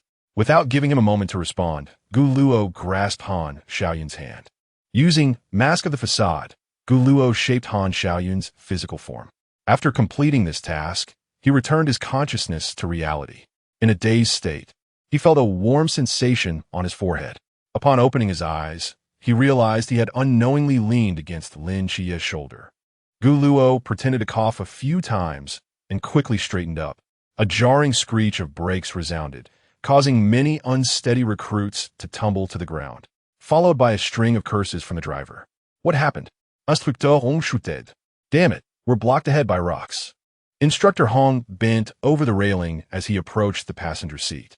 Due to the mudslide, a landslide had occurred, and several large boulders were perfectly positioned to obstruct their path. In such dire circumstances, wasting even a second signifies the extinguishing of a human life. Instructor Hong resolutely shouted to the crowd, "Everyone, get out of the vehicle!" As the mountains trembled, a torrent of mud and debris, comprising colossal boulders, splintered trees, and earth, engulfed the streets, obliterating the entire village. The cacophony of weeping, cries for help, and the thunderous roar of the landslide intertwined to create a desperate symphony, where notes carried away hope, leaving only despair, until the cries and pleas gradually faded into silence. A man, covered in mud and clad in tattered garments, stumbled forward, his legs bleeding profusely, washed incessantly by the rain. It seemed he was oblivious to the pain. "Mother!" he screamed, heart-wrenchingly. "Father!" Xiaofeng. After searching for what felt like an eternity, he halted before a collapsed house, and in the next moment, his gaze turned blank as he knelt on the ground. Frantically digging through the rubble, his fingertips bleeding, yet he did not relent. "No, it cannot be." The man's expression shifted from numbness to utter despair, culminating in a wail. Suddenly, a figure clad in a black coat grasped the man's arm from behind, forcibly dragging him away. "Comrade, the landslide may erupt again at any moment. We must leave." "No, my parents are still inside. My daughter is still inside." The man struggled, helplessly watching his family being buried beneath the ruins, until a thunderous horn blared, piercing lights cut through the rain, illuminating the devastated ground. Without waiting for the vehicle to come to a complete stop, a figure draped in a black coat leaped swiftly from the green canopy, followed by a multitude of military trucks, with numerous figures in black coats rushing towards them. Yuan Gang stepped into a puddle, leading the others swiftly towards the wreckage, his eyes reflecting a myriad of complex emotions. Drawing a deep breath, he bellowed, "The soldiers of the great Xia are here. Death itself shall retreat. The survivors shall live." Chapter 75, Sweet Dreams. "Hurry, save them." Yuan Gang's voice rang out with urgency as he gestured with fervor. Not far away, a makeshift tent had been erected. An officer hurried to Yuan Gang's side, reporting, "Sir, the electronic satellite tracking device is fully operational, and all rescue teams are ready for communication." Yuan Gang nodded briefly and swiftly made his way toward the tent. "All rescue teams, report on the situation." Rescue Team 5 has arrived and commenced operations. Rescue Team 6 has arrived and commenced operations. Rescue Team 1 has yet to arrive. As Yuan Gang listened to the reports, he lowered his gaze to the map on the table. With satellite positioning in place, everyone's location was accurately displayed. He stepped outside the tent, observing that the rain showed no signs of abating. If this continued, a mudslide could easily ensue, compounded by the unexpected earthquake. This disaster was indeed most peculiar. In a moment of contemplation, Yuan Gang suddenly sensed an unusual stillness outside. Even the sound of raindrops striking the tent seemed to have vanished. Realizing something was amiss, he stepped out of the tent, only to find the rain had not ceased, but hung suspended in midair. In the distance, a man clad in a tailcoat approached with a light and graceful stride. His attire bore no trace of rain, and a purple kite brooch adorned his chest. With a smile that danced on the edge of mockery, he exuded elegance in every gesture. Upon seeing Yuan Gang, the man slightly turned his body, placing one hand to his side, bowing slightly while maintaining a polite smile, and said, "The cult of the ancient gods, Whisper, is delighted to see you again, Lord Yuan Gang." The man radiated an air of aristocracy, every motion resembling a carefully choreographed performance, veiling a palpable insincerity. "Whisper." Yuan Gang's expression darkened significantly. "I was just pondering how such calamities could occur simultaneously. The seismic activity in Sangnan, Jinan Mountain, and the city center varies so greatly. It appears that all of this is the nightmare you have orchestrated." "Ah, Lord Yuan, you are indeed astute," Whisper responded with a subtle smirk. "I have come here specifically to entertain you." Yuan Gong scoffed coldly. "Last New Year's Eve operation cost you 2 generals, all for those 2 boys. Was it truly worth it to send you, an elder, into the fray?" Whisper's smile widened, his tone light as he replied, "Whether it was worth it is inconsequential. What matters is the value of talent. I simply wish to invite them as guests." To meddle with my troops, you must first consider whether you possess the capability. You seek to delay me, allowing those followers from the river region to execute your plans? Whisper did not respond immediately. Instead, he began to applaud, his smile growing ever more radiant. How astute of you, Lord Yuan. But alas, you have overlooked a crucial detail. The Night Watch Team 136 has been ordered to secure the city, hence, no one can disturb us. Let them enjoy themselves. However, deploying the coastal forces against a band of fresh recruits seems rather excessive. Maintaining his air of sophistication, Whisper continued to advance toward Yuan Gang. Shall we reminisce about old times? Yuan Gang felt a tightening in his heart. He had not anticipated that even the upper echelons had been infiltrated by spies. The precise number of sea-bound believers involved in this operation remained uncertain, complicating matters further. Come on, Commander Yuan. Yi revealed an expression of exhilaration as he extended his hand toward Yuan Gang. Enter my nightmare. The rain cascaded from the heavens, drenching the valley and turning the already muddy path into a quagmire. A number of figures darted through the downpour. The icy rain bit into their skin, yet a black coat provided some solace. Gu Luo led the charge, recalling the mountain trails he had traversed during training in Jinan Mountain. While the foliage was dense and the rain relentless, it would be a challenge for ordinary people to even walk normally, but Gu Luo remained unperturbed. This latest enhancement to his physique had significantly boosted his perceptual acuity. Even in the rain, his vision remained sharp. He surged ahead, his eyes gleaming with a white light, enveloping the group in a domain of illusion that rendered the surrounding trees inconsequential, while the ground beneath them became smooth and dry, allowing them to advance in a swift, straight line. Suddenly, a thunderclap tore through the sky, as if a rift had been rent, illuminating the mountain path. Accompanied by a resounding roar, tremors echoed from one side of the valley. Lin Xie was the first to sense the disturbance. He turned to the others and shouted, "To the left!" Falling rocks. A massive boulder tumbled down, casting a shadow over their heads. "Be careful! Quickly, take cover!" Lin Xie bellowed, his eyes gleaming with determination as he attempted to alter the trajectory of the boulder through sheer force. Before he could act, Gu Luo's figure darted ahead. He pressed his hands against the boulder with fervor. "Go first," Gu Luo commanded. Once everyone had passed, he delivered a powerful punch to the boulder, which shattered on impact. Taking a deep breath, he turned and resumed the chase. After an indeterminate duration of running, the surroundings gradually brightened, revealing a series of collapsed structures. Emerging from the valley, the group paused momentarily, confronted by a scene reminiscent of a hellish landscape, where humanity seemed to be but mere ants before the might of nature. A few figures knelt in the debris, desperately digging through the ruins. Instructor Hong clenched his fist tightly, and without catching his breath, he charged forward, declaring, "The Dachau military is here. Death shall retreat, and the living shall survive." Gu Luo, Lin Xie, and several others immediately joined the rescue efforts. In a bid to save as many lives as possible, Gu Luo once again employed the domain of illusion to lighten the rubble, rendering the stones weightless and hastening the rescue operation. Soon, one after another, survivors were extracted from the debris. "Are we done rescuing everyone?" Baili Pantou Gaspat, leaning against a wall.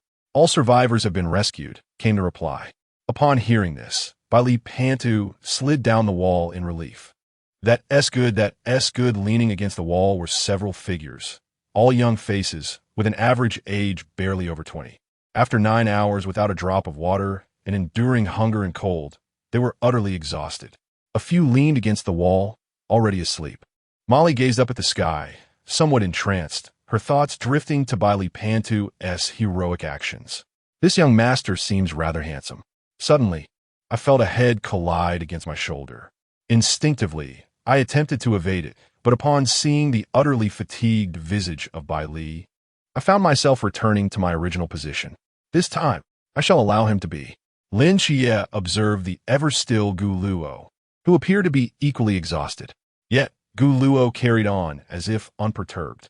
Lin Xie stepped forward and said, "Brother Luo, you ought to rest for a while." Gu Luo shook his head, his gaze drifting towards the nearby green canopy, where a row of individuals lay. Compared to the original tale, They had managed to rescue 5 more lives this time. Turning back to meet Lin Xie's eyes, a faint lavender hue flickered in Gu Luo's gaze as he murmured, "Sleep now, and may you have sweet dreams." Lin Xie was momentarily taken aback. As soon as the words left Gu Luo's lips, his eyelids grew heavy. Gu Luo embraced him gently, laying him against the wall, then rose to raise his hand, sending a few streams of purple light into the bodies of Shun Qingzhu and the others. Having completed this task, Gu Luo entered the tent, glanced at the victims sprawled on the ground, and with a swift motion produced a folding knife, bringing it to his lips for a gentle kiss. May their souls find peace. Chapter 76. A friend from afar shall not be ignored. Gu Luo carefully stowed away the folding knife and glanced at the 2 elderly corpses on the ground. Just as he intended to cover them with a white cloth, a sudden sound of footsteps echoed from outside the tent. A youthful voice, accompanied by a girl's call, resonated, "Yaya, it's raining heavily outside, come back quickly." The voice struck a chord of familiarity within Gu Luo. It belonged to Wen Yuqing, who possessed the healing powers of the Forbidden Ruins. At that moment, a small girl dashed into the tent, bearing minor scrapes and crying out incessantly, "Where's Grandma? I want Grandpa and Grandma." Gu Luo's hands faltered as he gently draped the white cloth over the old man's neck area and approached the little girl. "Big brother, have you seen my Grandpa and Grandma?" The girl looked up at him with wide, innocent eyes. Gu Luo crouched down before Yaya, offering a soft smile as he pointed towards the 2 figures, lowering his voice, "Grandpa and Grandma are sleeping. Be a good girl and let them rest for a while. All right?" The tent flaps were lifted again, revealing Wen Yuqing, her face etched with concern. Upon seeing Gu Luo, she visibly relaxed. Yaya woke up earlier and has been searching for her grandparents. Once Yaya was calmed, Wen Yuqing stepped forward and gently lifted the little girl into her arms. "Yaya, let's take a nap for a bit, shall we?" As she spoke, she used the powers of the Forbidden Ruins to treat Yaya's injuries. The girl's eyelids grew heavy, and she soon drifted off to sleep. "Thank you." Wen Yuqing offered a faint smile to Gu Luo, but as she glanced down at the sleeping child, a shadow of sorrow crossed her features. "This child is so unfortunate, Sai." "It's all right," Gu Luo replied softly before stepping out of the tent. He spotted Instructor Hong pacing restlessly in the rain, occasionally raising a walkie-talkie. Gu Luo frowned slightly and approached him. "Instructor Hong, is something amiss?" Instructor Hong halted, his expression turning vigilant as he scanned the surroundings. "The chief has gone missing. I suspect this natural disaster holds unknown variables." Recently, they had suddenly lost contact with Yuan Gang, as if he had vanished from the face of the earth. Even satellites failed to locate him. The atmosphere thickened with an impending sense of crisis, and Gu Luo's unease intensified. The previous New Year's Eve operation had been similar. Yet the sea-bound envoy from the ancient god sect had not managed to delay Yuan Gang for long. Now, with the chief missing for such an extended period, it was likely that his situation was dire. There was only one possibility. This time, the enemy was not something even Chief Yuan could easily handle. It was clear that the natural disaster was orchestrated by the ancient god sect, a group so deranged they would resort to anything to seize control. Instructor Hong grew increasingly convinced of his suspicions, resolutely determined that his men must not be harmed. "Gu Luo, I hereby appoint you as the vice captain of Team 1. Relay the order. All personnel on high alert." "Understood." Gu Luo turned and dashed back to the place where the others had been resting. Lin Xie was already awake, standing with his gaze fixed on the darkened sky, where several bats were circling above. "Have you been awake for long?" Gu Luo inquired as he approached. Hearing the commotion, Lin Xie withdrew his gaze and nodded at Gu Luo before turning his attention back to the sky, his expression turning grave. How could there be 3 individuals? And all from a Chuanjing? Lin Xie mused to himself. Among the night watchers, those with Chuanjing strength would never act without a superior's command. Just moments ago, Lin Xie's mental prowess had distinctly detected 3 Chuanjing figures within the valley, and one with an overwhelming mental force, beyond estimation. If not at the peak of Chuanjing, then certainly in the Haijing realm. He turned to inform Gu Luo, who, upon hearing, displayed no visible change in expression, instead revealing a hint of a smile. In the original narrative, Shun Qingzhu, having acted on his own to seek out Yaya's parents in the mountains, had encountered an ambush that led to Li Jia's demise, leaving him severely injured as well. This time, due to the dreamscape he had woven, Shun Qingzhu slept soundly, blissfully unaware of the content of his dreams, a smile lingering on his face. Gu Luo's dreamcraft could conjure the deepest fears of the heart. Thus, a beautiful dream would naturally lead one to their most cherished desires. He recalled Shun Qingzhu mentioning that at the tender age of 4, he had developed a fondness for the older sister next door. It seemed he had been granted his dream. However, upon reflection, Gu Luo felt a twinge of curiosity about what Lin Chia might be dreaming of. Surely it involved a reunion with his aunt and Ajin. Lohe? He queried. Well then, shall we proceed to provide assistance? Gu Luo replied. Lin Xie instantly grasped Gu Luo's implication, moving toward the wall to retrieve the star blade, casting a gaze into the shadowy forest. Understanding Gu Luo's sentiment, he thought, a friend from afar must be welcomed, even if it requires a fight. As the rain began to subside, tranquility enveloped the jungle, punctuated only by the occasional drip of water into puddles. A branch snapped underfoot, producing a sharp crack. A man wearing a duckbill cap scanned the forest before crouching down to scoop a small handful of soil, bringing it to his nose for a sniff. Standing upright, he revealed a sly smile. Maintaining a straight path through the deep mountains required a certain skill, but it also saved him considerable effort. He turned back to the two companions trailing behind him and declared, "It's just ahead." His name was Zhuang Qi. Originally a hunter who had inadvertently awakened to the forbidden ruins, later recruited into the ancient god church. As his words fell, Zhuang Qi seemed to sense something, abruptly halting in his tracks, extending a hand to the two behind him. Wait! He approached a tree, where a small patch of bark bore a few lines of tiny writing. Driven by curiosity, he crouched to pry the bark loose. Suddenly, a sharp snap rang out, and Zhuang Qi's pupils constricted as he shouted, "Not good! Damn it, there's a trap!" A violent explosion erupted beneath him, sending him hurtling backward, crashing violently against a tree. Had it not been for the resilience of his Chuanjing physique, he might have perished in the blast. The two companions behind him, maintaining a safe distance, rushed forward to assess his injuries, finding his right hand bloodied and mangled. Damn it, who buried landmines in this remote wilderness? Zhuang Qi, in a state of dishevelment, was helped to his feet by a man wielding a massive axe. The man remarked, "The only visitors have been those little brats. Once I've severed their heads, I shall bury them one by one." Zhuang Qi grimaced, clearly in distress, when a sudden burst of laughter erupted around him. Ha ha ha! Isn't this delightful?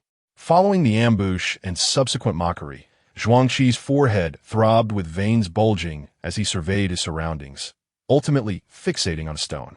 Gu Luo laughed uproariously, taking a moment to compose himself before crossing his legs and scrutinizing the others. "You're courting death," Zhuang Qi bellowed, shattering his hunting knife into fragments that swiftly hurtled toward Gu Luo. Wiping tears of laughter from the corners of his eyes, Gu Luo remained unfazed by the flying shards. Just as Zhuang Qi was poised to strangle him, the fragments abruptly halted a meter away from Gu Luo, unable to advance further. No need to rush. Gu Luo waved his hand, nullifying the field of lies. The shards reassembled into the hunting knife and returned to Zhuang Qi's grasp. "I want to fight you," Gu Luo declared just as Lin Xie arrived, slightly breathless and casting a resigned glance at Gu Luo. "Let him entertain you," Gu Luo suggested, giving Lin Xie a gentle pat on the arm. "Xie, go bite him." Chapter 77. I am the night watchman of the great Xia. Zhuang Qi's fists crackled ominously as he contemplated the two individuals before him. If memory served him correctly, these were the primary targets of this operation, the agent of the Seraphim and an ordinary man named Gu Luo. Yet, despite his blade having flown towards Gu Luo, it was inexplicably intercepted midair. The audacity of the adversary to jest in such a dire moment suggested that he had orchestrated the landmines as well. These two were certainly no ordinary foes. Suppressing the fury that churned within him, Zhuang Qi turned to the two companions behind him, cautioning, "These individuals are formidable. We must exercise utmost vigilance." The burly man, burdened with a colossal axe, scoffed derisively. These two youngsters appear rather tender. I shall sever their heads and display them as trophies. With that, he unsheathed his massive axe and swung it with ferocity, unleashing an invisible blade that cleaved through the air. Gu Luo raised a hand slowly, uttering softly, "Translocate." In the next instant, the ground and trees bore the grotesque scars of the axe's path. Yet the two figures had vanished from their original position. The hulking man trembled, scanning his surroundings with heightened alertness. "Behind you!" shouted the silver-clad man. Before the man could react, a sharp pain erupted in his back. Gritting his teeth against the agony, he swung the axe wildly at Lin Xie, who stood behind him. "Huh, tough skin," Lin Xie exclaimed in astonishment, realizing that despite the enhancements from Disguise Evolution and Starry Night Dancer, he had failed to sever the man's bones. Had he known, he would have held nothing back. "Xie, play with them a little longer," Gu Luo said, perched on another stone, idly toying with a folding knife, seemingly disinterested in intervening. He merely felt the steady increase in his healing progress, a sensation that was quite pleasurable. Suddenly, a series of crisp chimes resonated from their surroundings, and a man entirely shrouded in silver materialized to Gu Luo's right, forming a pincer maneuver. "I shall kill you first," the silver-clad man growled, his hands transforming into razor-sharp blades, lunging directly at Gu Luo. Unbeknownst to him, Zhuangqi had already appeared behind Gu Luo, shouting "Die." The clash of blades echoed in the air as the silver man's pupils dilated in shock. Before him stood a man wielding a trident, his long hair billowing in the wind. "You are." Han Xiaoyan shot him a sidelong glance, twisting his wrist to send the man flying, then brandished his trident once more, summoning a violent gust that ensnared Zhuangqi's blade, hurling it backward. Zhuangqi scarcely comprehended his sudden appearance, hastily retracting his weapon and narrowly evading the tempest, his expression mirroring that of sheer astonishment. You are Han," with a calm flick of his trident. Han Xiaoyan spoke coldly. "I am Han Xiaoyan, the night watchman of the great Xia, here to claim the life of the ancient god sect. And no, it's impossible. You should be dead," Zhuangqi stammered, feeling his legs tremble. Yet he quickly tightened his grip on the hunting knife, his gaze rekindling with murderous intent. The higher-ups had declared that Han Xiaoyan had perished in the last operation. How could a dead man possibly return to life? "Do not kill him. I still have use for him," Gu Luo instructed Han Xiaoyan. "Understood." No wonder. The murmurs specifically sought to recruit him, even to the extent of contemplating his demise as a last resort. An ordinary person, yet his worth surpasses that of a divine emissary. Zhuangqi sensed the aura emanating from Han Xiaoyan, unmistakably that of the sea realm, implying that this youth possessed the ability to resurrect the deceased, an act reserved for deities alone. The thought of eliminating such a prodigy filled him with a frenzied excitement. He would have no regrets even in death. With this thought, a wild gleam appeared on Zhuangqi's face as he lunged towards Han Xiaoyan, wielding his hunting knife. Just as they were about to clash, he abruptly hurled the knife and swiftly sidestepped, feigning a false move. The hunting knife swiftly disassembled, propelling him towards Gu Luo, who extended his hand as the knife reformed in his grasp. Zhuangqi's expression twisted with savagery as he thrust the blade forward. At that moment, a golden sword blade surged towards him. Zhuangqi had no time to evade. He hastily raised his hunting knife to block it. In that fleeting instant, a searing pain pierced his chest, accompanied by the faint sound of cracking bones. With a violent cough, he spat out a mouthful of blood, his body soaring backward like a kite with its string severed, crashing into a tree, feeling as though his bones were shattering. In the next second, his throat was gripped tightly by someone, Gu Luo, who, despite applying a modicum of restraint, pinned him against the tree with a smile. Kneeling slightly, he asked, "I have a question for you. Answer correctly, and I shall grant you a swift death. Where is that sea realm believer?" Judging by his strength and stance, Zhuangqi appeared to be the leader among the three. Gu Luo inquired patiently, his grip on Zhuangqi's throat unwavering. "Cough. I." Zhuangqi stuttered, and Gu Luo, realizing something, offered an apologetic smile. "My apologies." With that, he loosened his grip slightly. "Now speak. Where is he?" After a prolonged silence filled with indecision, Gu Luo's patience began to wane. Ah, so you prefer the hard way, do you? In the next moment, a flash of purple light ignited in Gu Luo's eyes as he tightened his grip on Zhuang Qi's throat once more. Look into my eyes. The purple hue enveloped Zhuang Qi's gaze, and his expression gradually shifted from agony to terror. Ah! A piercing scream echoed through the forest. He had lost his sanity. Fortunately, in the final moments of his unraveling reason, he divulged the location of Ma Tianyi, the sole Sea Realm individual. Gu Luo was somewhat taken aback. Did the ancient god church lack memory? After the last encounter, he had expected them to dispatch a few stronger believers. Yet they merely sent a handful of River Realm members, who were so easily dispatched. Glancing at the deranged Zhuang Qi, who was now violently ramming into a tree, he thought that with a River Realm physique, it would take some time for him to die this way. Before his end, he would confront the darkest fears within himself. Returning to his original position, Gu Luo found that Han Xiaoyan had already dealt with the silver-haired man, and the healing progress was still on the rise, indicating that Lin Chie's battle had not yet concluded. However, it was unwise to allow Han Xiaoyan to engage directly, so he withdrew a folding knife and retracted him. "You little rascal, dare you face me in a fair fight?" The burly man wielded his massive axe with great force, yet Lin Chie's agility rendered him untouchable, resulting in numerous wounds inflicted upon the assailant instead. Despite Chuanjing's formidable physique, he was not invincible. Blood gushed forth from his injuries, and his complexion grew increasingly pale. If this continued, he would succumb to his injuries. It seemed that the adversary was not intent on killing him outright. "Chia, do not prolong this. Eliminate him," Gu Luo's voice urged. The man, having lost considerable blood, was now far too weak to mount any resistance, and his heart was pierced by a blade, leading to the demise of 3 Chuanjing warriors. Gu Luo waved a hand at Lin Chia, signaling his departure down the mountain.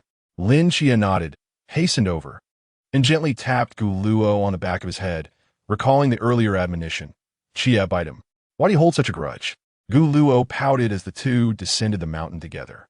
Halfway down, they suddenly sensed something amiss. The ground beneath them was trembling. Chapter 78. The Earth Dragon Turns.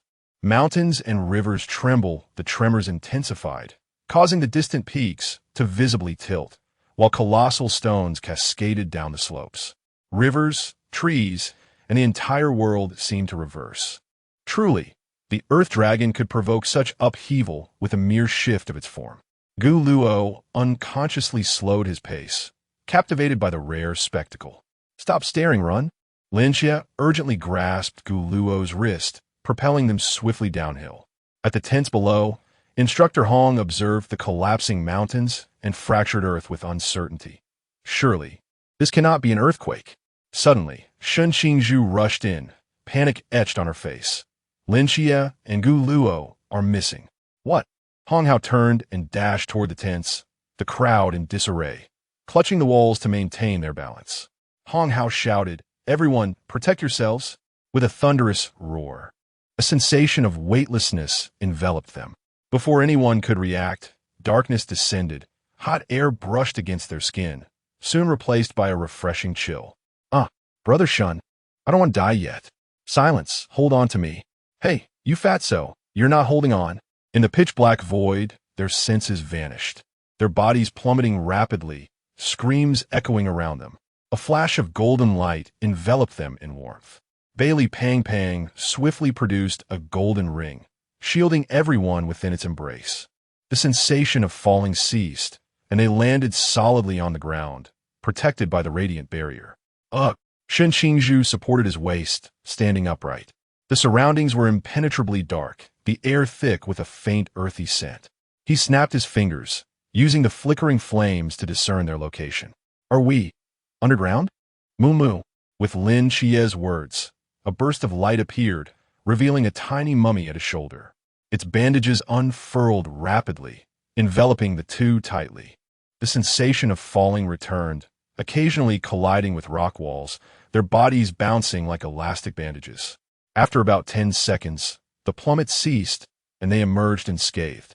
The mummy shrank swiftly and Gu Luo felt a strong wave of dizziness, though it was not painful.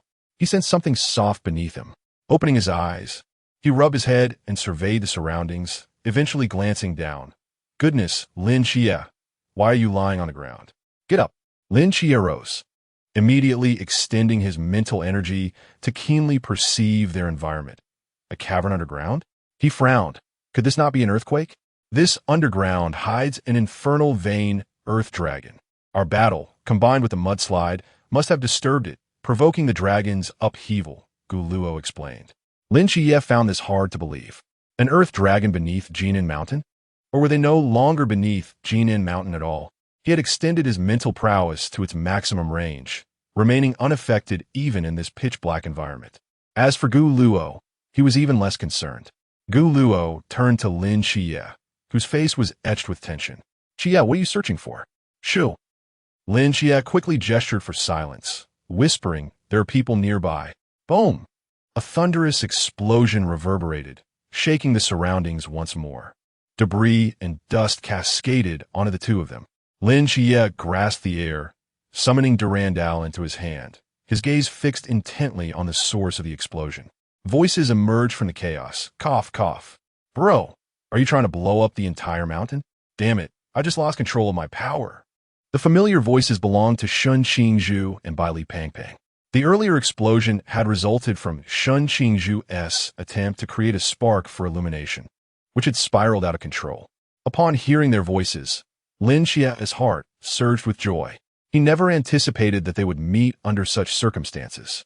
He beckoned Gu Luo, and the two hurried toward the newly created opening. Bai Li Pangpang Grusha Yo Wang Diguli. Using its golden glow to barely discern his surroundings. I wonder how Xie and Brother Luo are faring. I hope they don't encounter any danger. If only you could keep your mouth shut, they will surely be fine. Several of Shun Qingzhu's subordinates trailed closely behind him. Suddenly, Deng Wei shouted over there. There's someone. Where? Shun Qingzhu immediately turned, ready to snap his fingers. Bro, Pang Pang. Shun Qingzhu heard the sound and slightly furrowed his brow. Is that Lin Xie and the others? Pang Pang, let us go, it's them.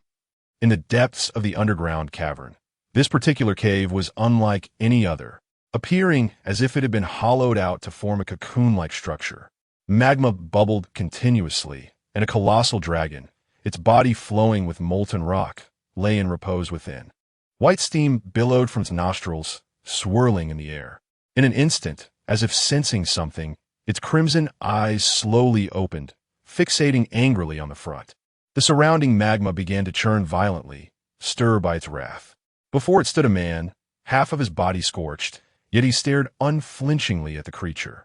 This man, Ma Tianyi, was the only Sea Realm believer involved in this operation. Upon discovering the Earth Dragon, he had promptly informed Murmur. Such a level of mystery made even him hesitant to act recklessly. If he could just stall until Murmur arrived, subduing the Earth Fire Dragon would elevate the ancient God Church with another formidable disaster warrior, and he would undoubtedly receive his due reward. Forget about any so-called agents and prodigies.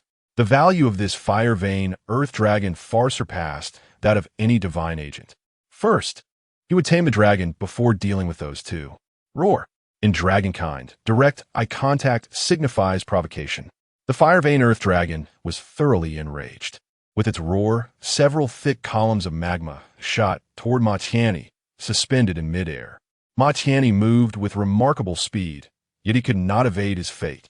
His already scorched right arm lost all sensation after the strike. A wretched cry escaped his lips as he struggled to maintain his balance. The pallor of his face twisted further with excitement. Truly, a natural disaster level of mystery. Ha ha ha. Boom, boom, boom. Yuan Gang unleashed a flurry of powerful punches, each one detonating like a mountain collapsing. At the summit, EU stood calmly, his tailcoat immaculate. Yuan Gang, already covered in scars, clenched his fists, shimmering with golden waves, and once more lunged at EU. Boom!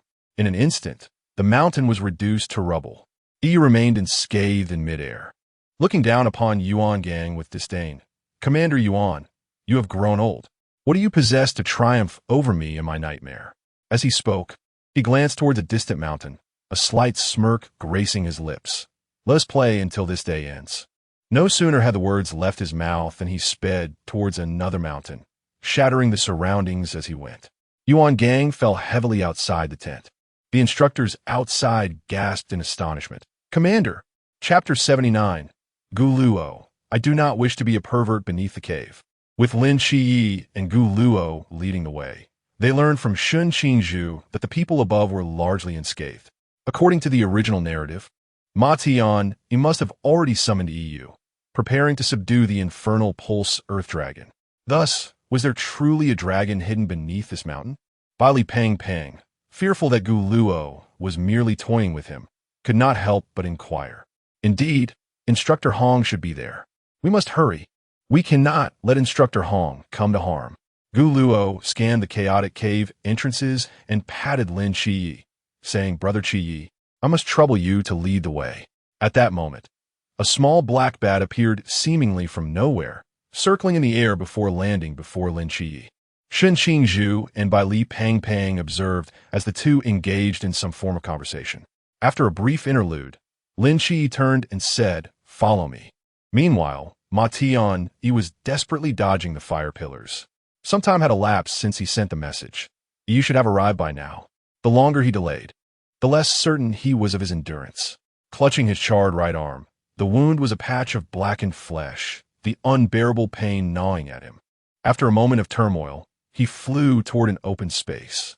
Damn it! Why hasn't Lord EU arrived yet? Could he be encountering some trouble? Just as despair began to engulf him, a figure gracefully traversed the rocky ceiling overhead, hovering in the air as they surveyed the infernal pulse earth dragon. EU's lips curled into a slight smile, revealing a sense of satisfaction, before turning his gaze toward Ma Tian below. His attire, mostly burned away, and his hair singed, EU merely waved his hand, and Ma Tianyi's injuries began to visibly heal, his clothing rejuvenating as well. Well done. Upon our return, you shall be richly rewarded. Thank you, Lord EU. Ma Tian, he could hardly contain his excitement. The earth dragon seemed to sense something, roaring once more. EU furrowed his brow, taking a step back instead of immediately attempting to tame the dragon. Instead, he flew toward Ma Tian, positioning himself beside him. Ma Tian, puzzled, ventured to ask, my lord, what is your intention? EU chuckled lightly, before proceeding. It is prudent to eliminate the rat lurking in the shadows. With that, a ghostly luminescence enveloped him as he raised his hand. In the next instant, several dark iron chains shot forth from his fingertips, hurtling toward a massive stone. A shriek erupted from behind the stone, and EU manipulated the chains to drag the figure forth, revealing none other than Hong Hao. At that moment, Hong Hao was tightly bound by a black iron chain, the other end embedded in his shoulder, his expression one of immense agony. Is this all the Night Watcher-S instructor is capable of? EU remarked with a hint of derision, then turned to Ma Tian and commanded, Now, you shall kill him. Ma Tian stood momentarily stunned. He had been oblivious to the presence of another behind the stone all this time, yet he quickly regained his composure. The brutal act of taking a life was not his style. He reveled instead in the suffering of his victims before their demise. He pondered how long a person with a body like that of a river's could survive in molten lava. Approaching Ono, he was about to grasp the other's throat when a sudden explosion drew his attention, and he turned sharply. Bang! A solid kick from Gu Luo landed squarely on his face, sending Ma Tianyi's body hurtling backwards, landing precisely in the lava. When he managed to crawl out, he had reverted to his previous disheveled state, bloodied and missing several teeth. Spitting out a few of his teeth, he attempted to clamber out of the molten rock when shadow loomed above him, and a massive dragon claw descended. The Sea Realm powerhouse, Ma Tianyi, met his end. Lin Jie hurriedly moved to support Hong Hao, entrusting him to Bai Li Pang behind him, and instructed the others, Here it's just me and Luo Ge. First, take Instructor Hong to safety. Fear not. None shall escape. EU directed his gaze towards those on the ground, advancing directly before the flame dragon, Become my disciple. As EU's voice drifted low, his eyes emitted a ghostly glow. Just as he prepared to seize the soul of the flame earth dragon, a sharp claw struck towards him. EU furrowed his brow and swiftly dodged, confusion clouding his gaze. His contract was a soul binding, one that could not be broken. After all, this flame earth dragon was merely a creature of mystery, and he was a deity.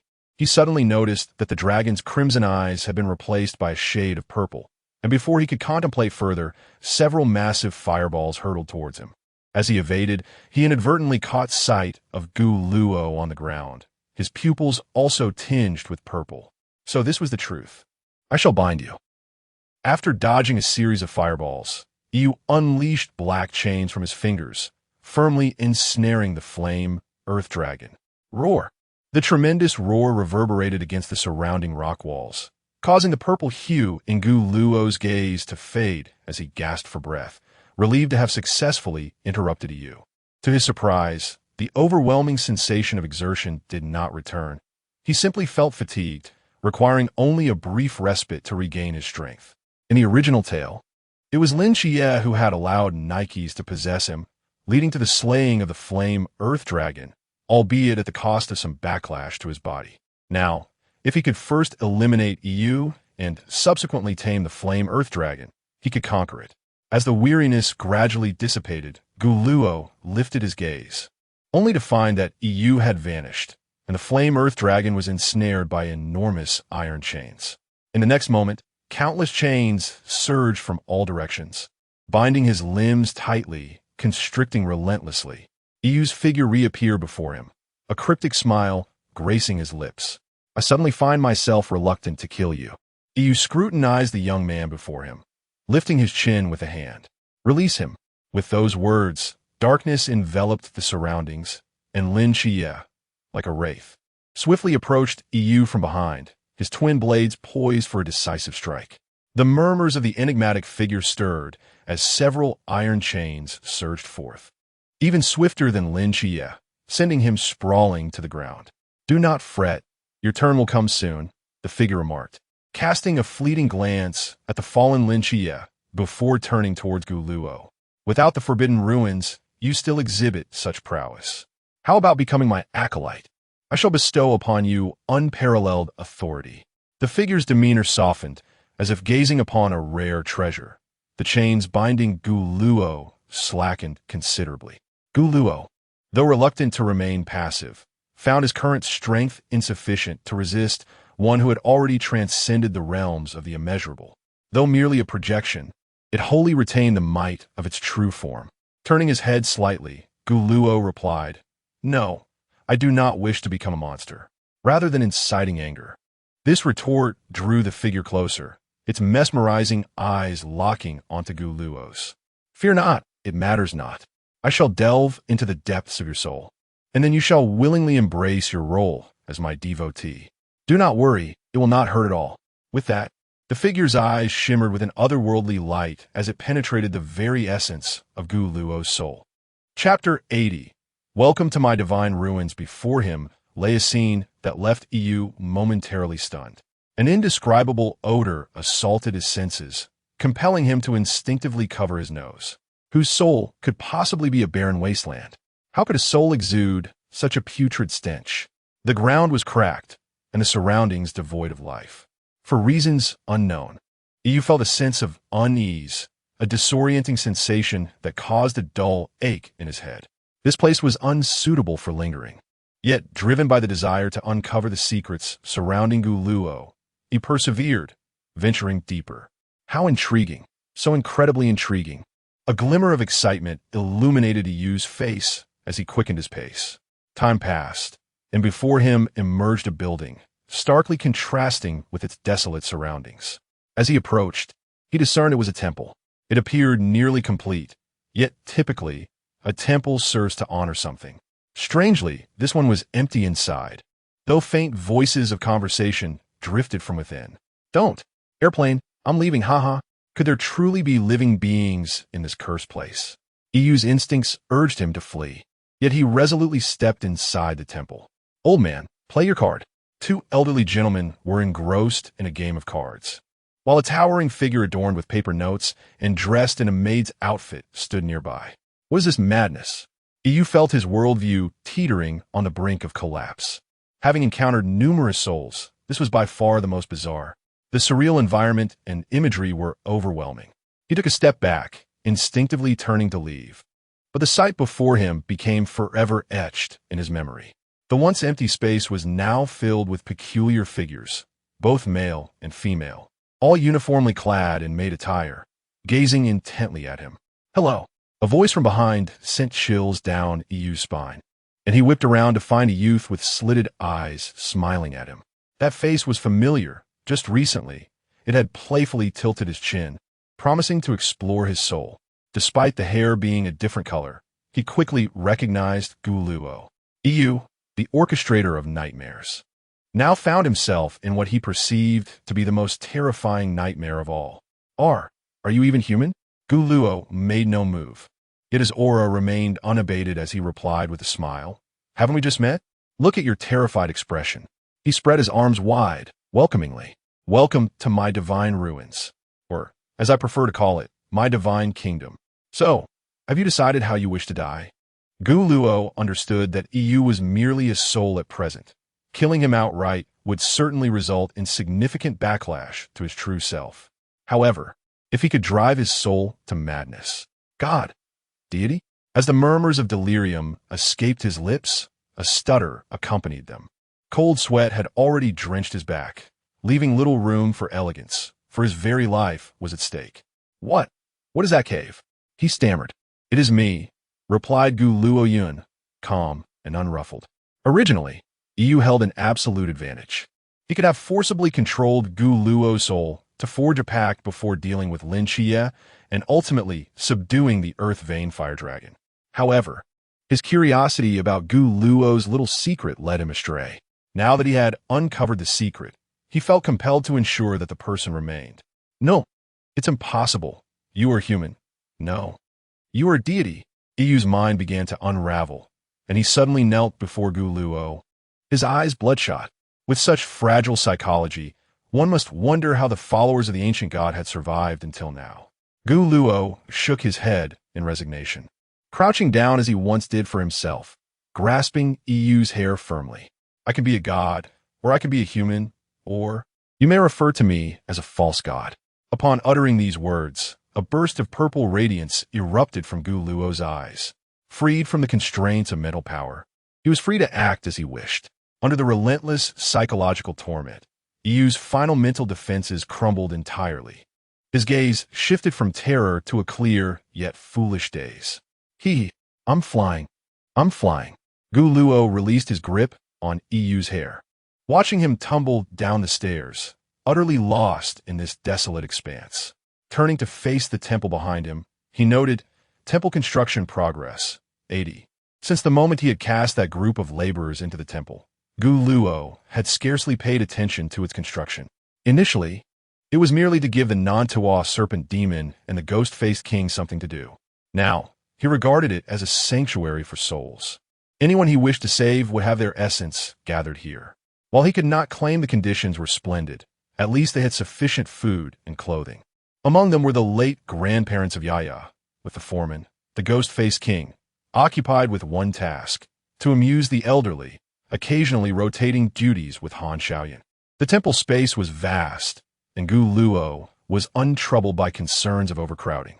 After dealing with Iyu, he remembered the Earth Vein Fire Dragon awaiting him outside, and in the next moment, he withdrew his consciousness.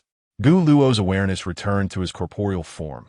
Groggily, he opened his eyes and faintly perceived the sound of sobbing. What had become of Iyu? "I must avenge Brother Luo." Li Pang wiped away a tear.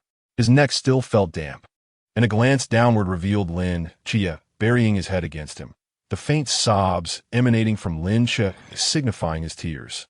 For a moment, Gu Luo was uncertain if this was the right time to awaken.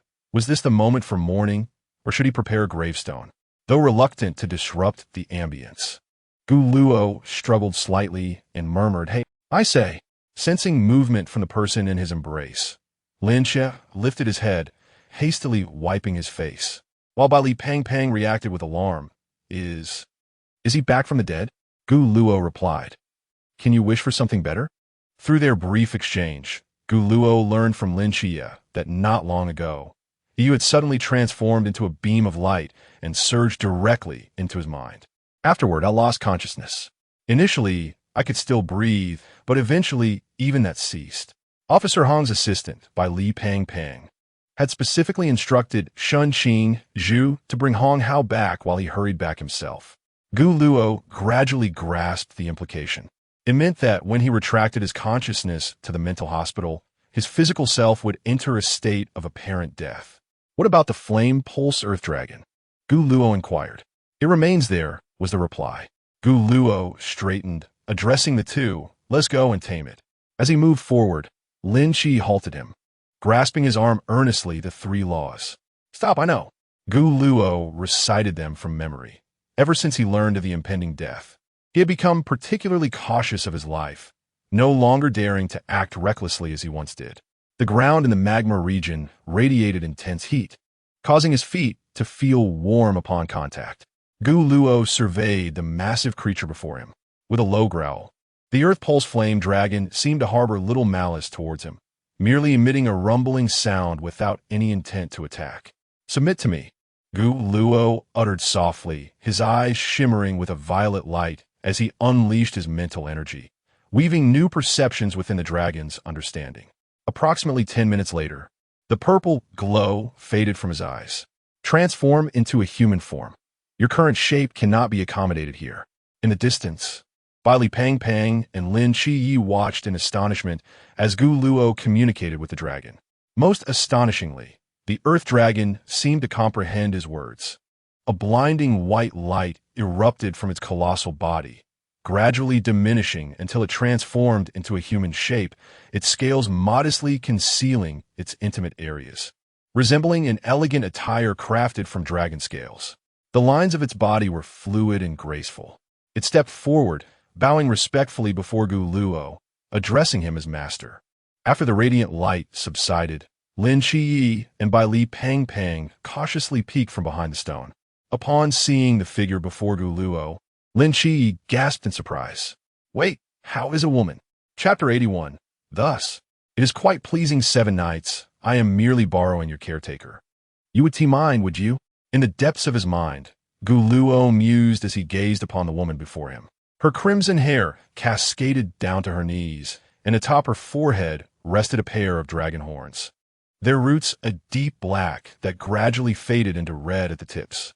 Her eyes sparkled with a vivid crimson hue, her skin porcelain white, and her lips a striking red. She embodied the essence of a regal lady, the underground monarch, the flame dragon, who now stood respectfully before Gu Luo, addressing him as master. Rise, please, Gu Luo beckoned, his gaze unwaveringly fixed on her visage. It was not that he was lecherous, rather, her scales were an intrinsic part of her being, rendering her entirely unclad. Yet, the question remained, where could he procure clothing for her? After a moment's contemplation, Gu Luo produced the blood boiling and thought it best to let her remain within the temple for the time being, rather than risk complications by taking her out in such a state. A hint of confusion flickered in the eyes of the earth dragon as Gu Luo gently kissed the folding knife in his hand, uttering the words, "Return to your soul." As his voice faded, the woman before him transformed into a wisp of red light, merging with the blade in his grasp. Standing at a distance, Li Pang Pang found it difficult to believe his eyes, while only Lin Qi comprehended that this was merely a fundamental maneuver of Gu Luo. Gu Luo sheathed the knife and turned to the two, saying, Pang Pang, everything you have witnessed today must remain a secret. Meanwhile, on the ground, Commander Yuan, your injuries require further treatment. When Yuqing urged, attempting to restrain Yuan Gang. Following his battle with the murmuring entity, although Yuan Gang was gravely wounded, most of his injuries were superficial. Thanks to his innate resilience, after some time, he had sufficiently recovered. Upon awakening, his first inquiry was about Gu Luo and Lin Qi, and upon learning that they had yet to return, he insisted on rising to search for them. Disregarding his own condition, suddenly, a commotion erupted outside the tent. They're back. Instructor Hong has returned. Upon hearing this, Yuan Gang dashed out of the tent, only to find Shun Qingzhu assisting the injured Hong Hao.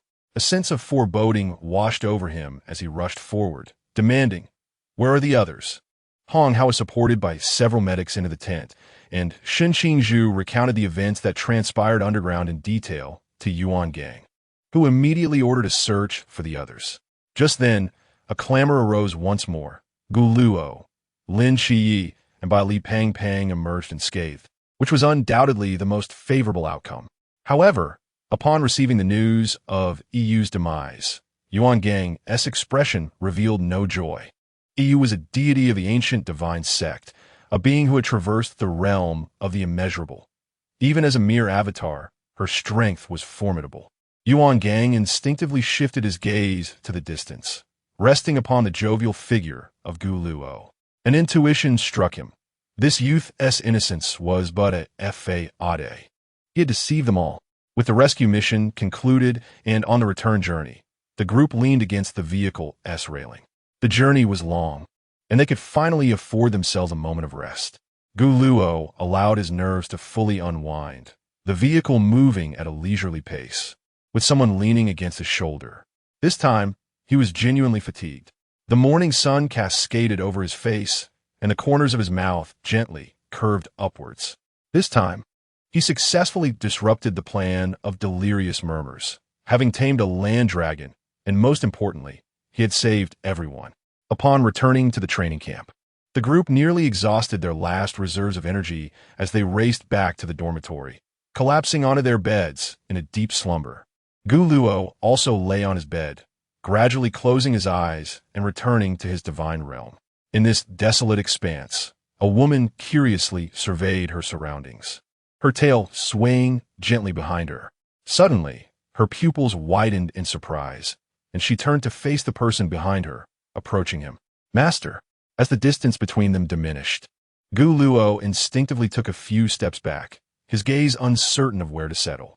Did she not realize she was entirely unclothed? Upon reflection, it made sense, for her intellect lacked that of a human. Gu Luo extended his hand, signaling her to halt her advance.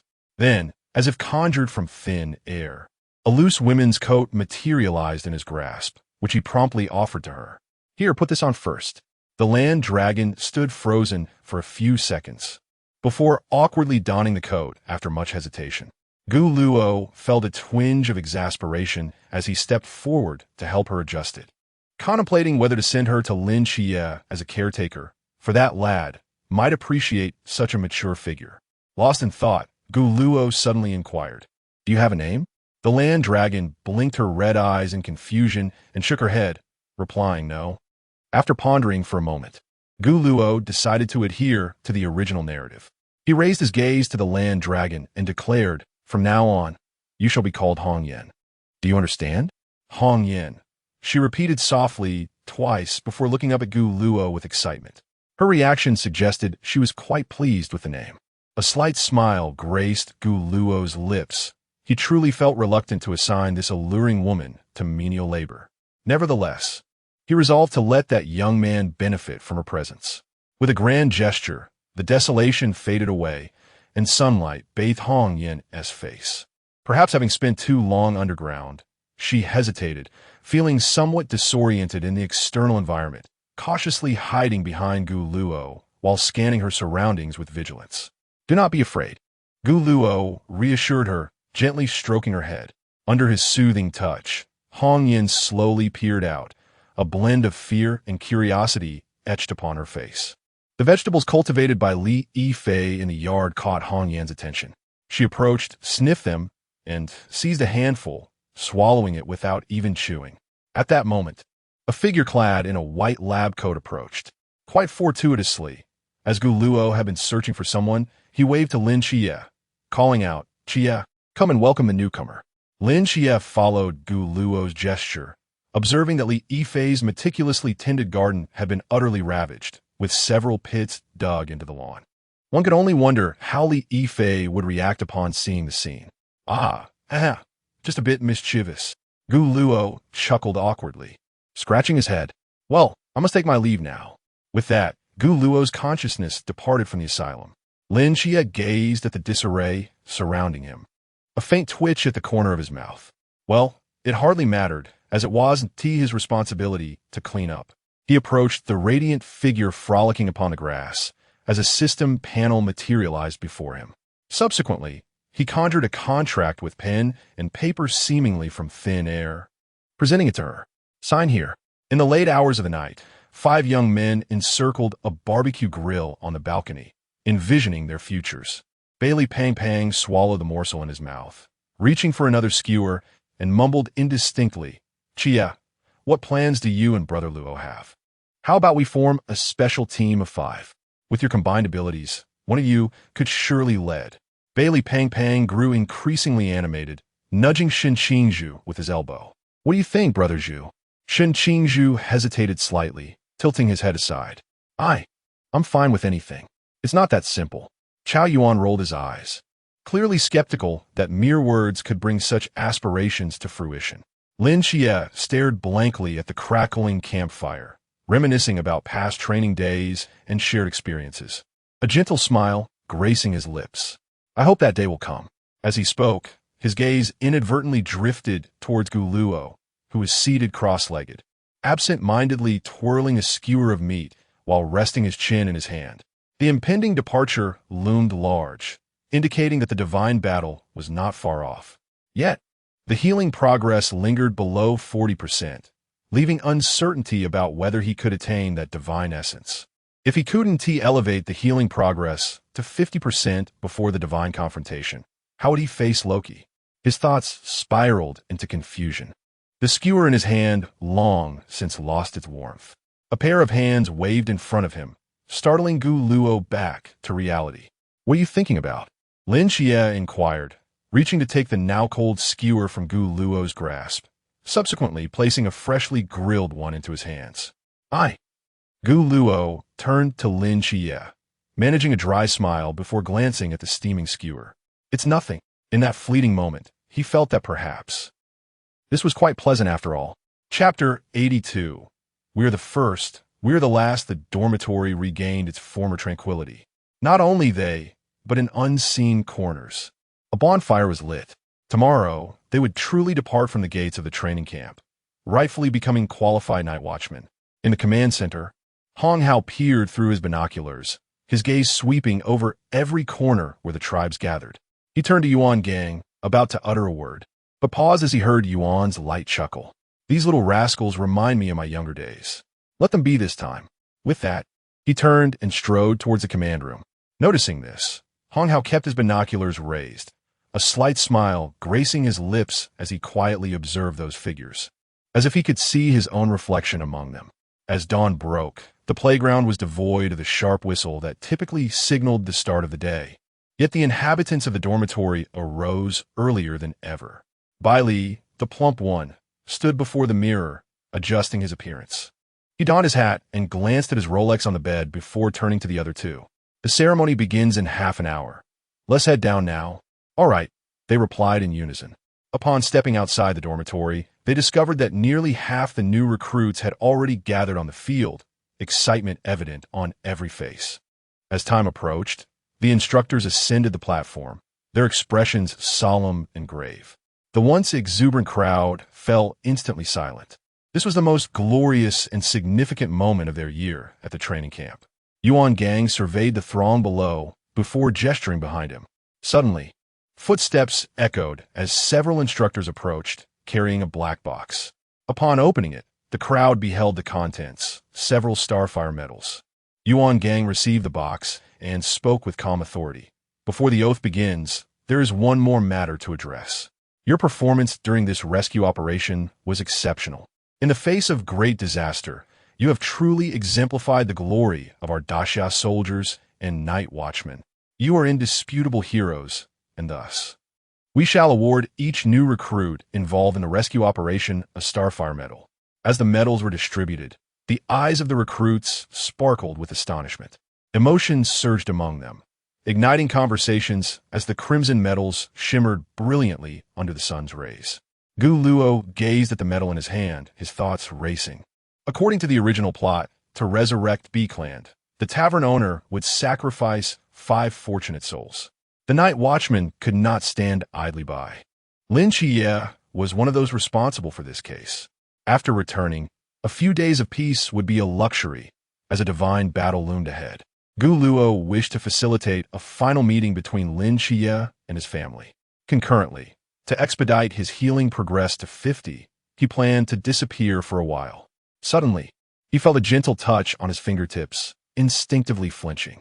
He looked up to meet Lin Xie's concerned gaze. "Brother Luo, what are you thinking about?"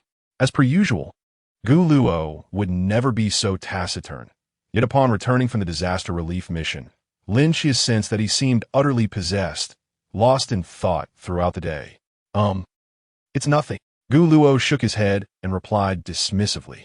Ultimately, he chose to withhold the truth about Songnan from Lin Xie for the time being.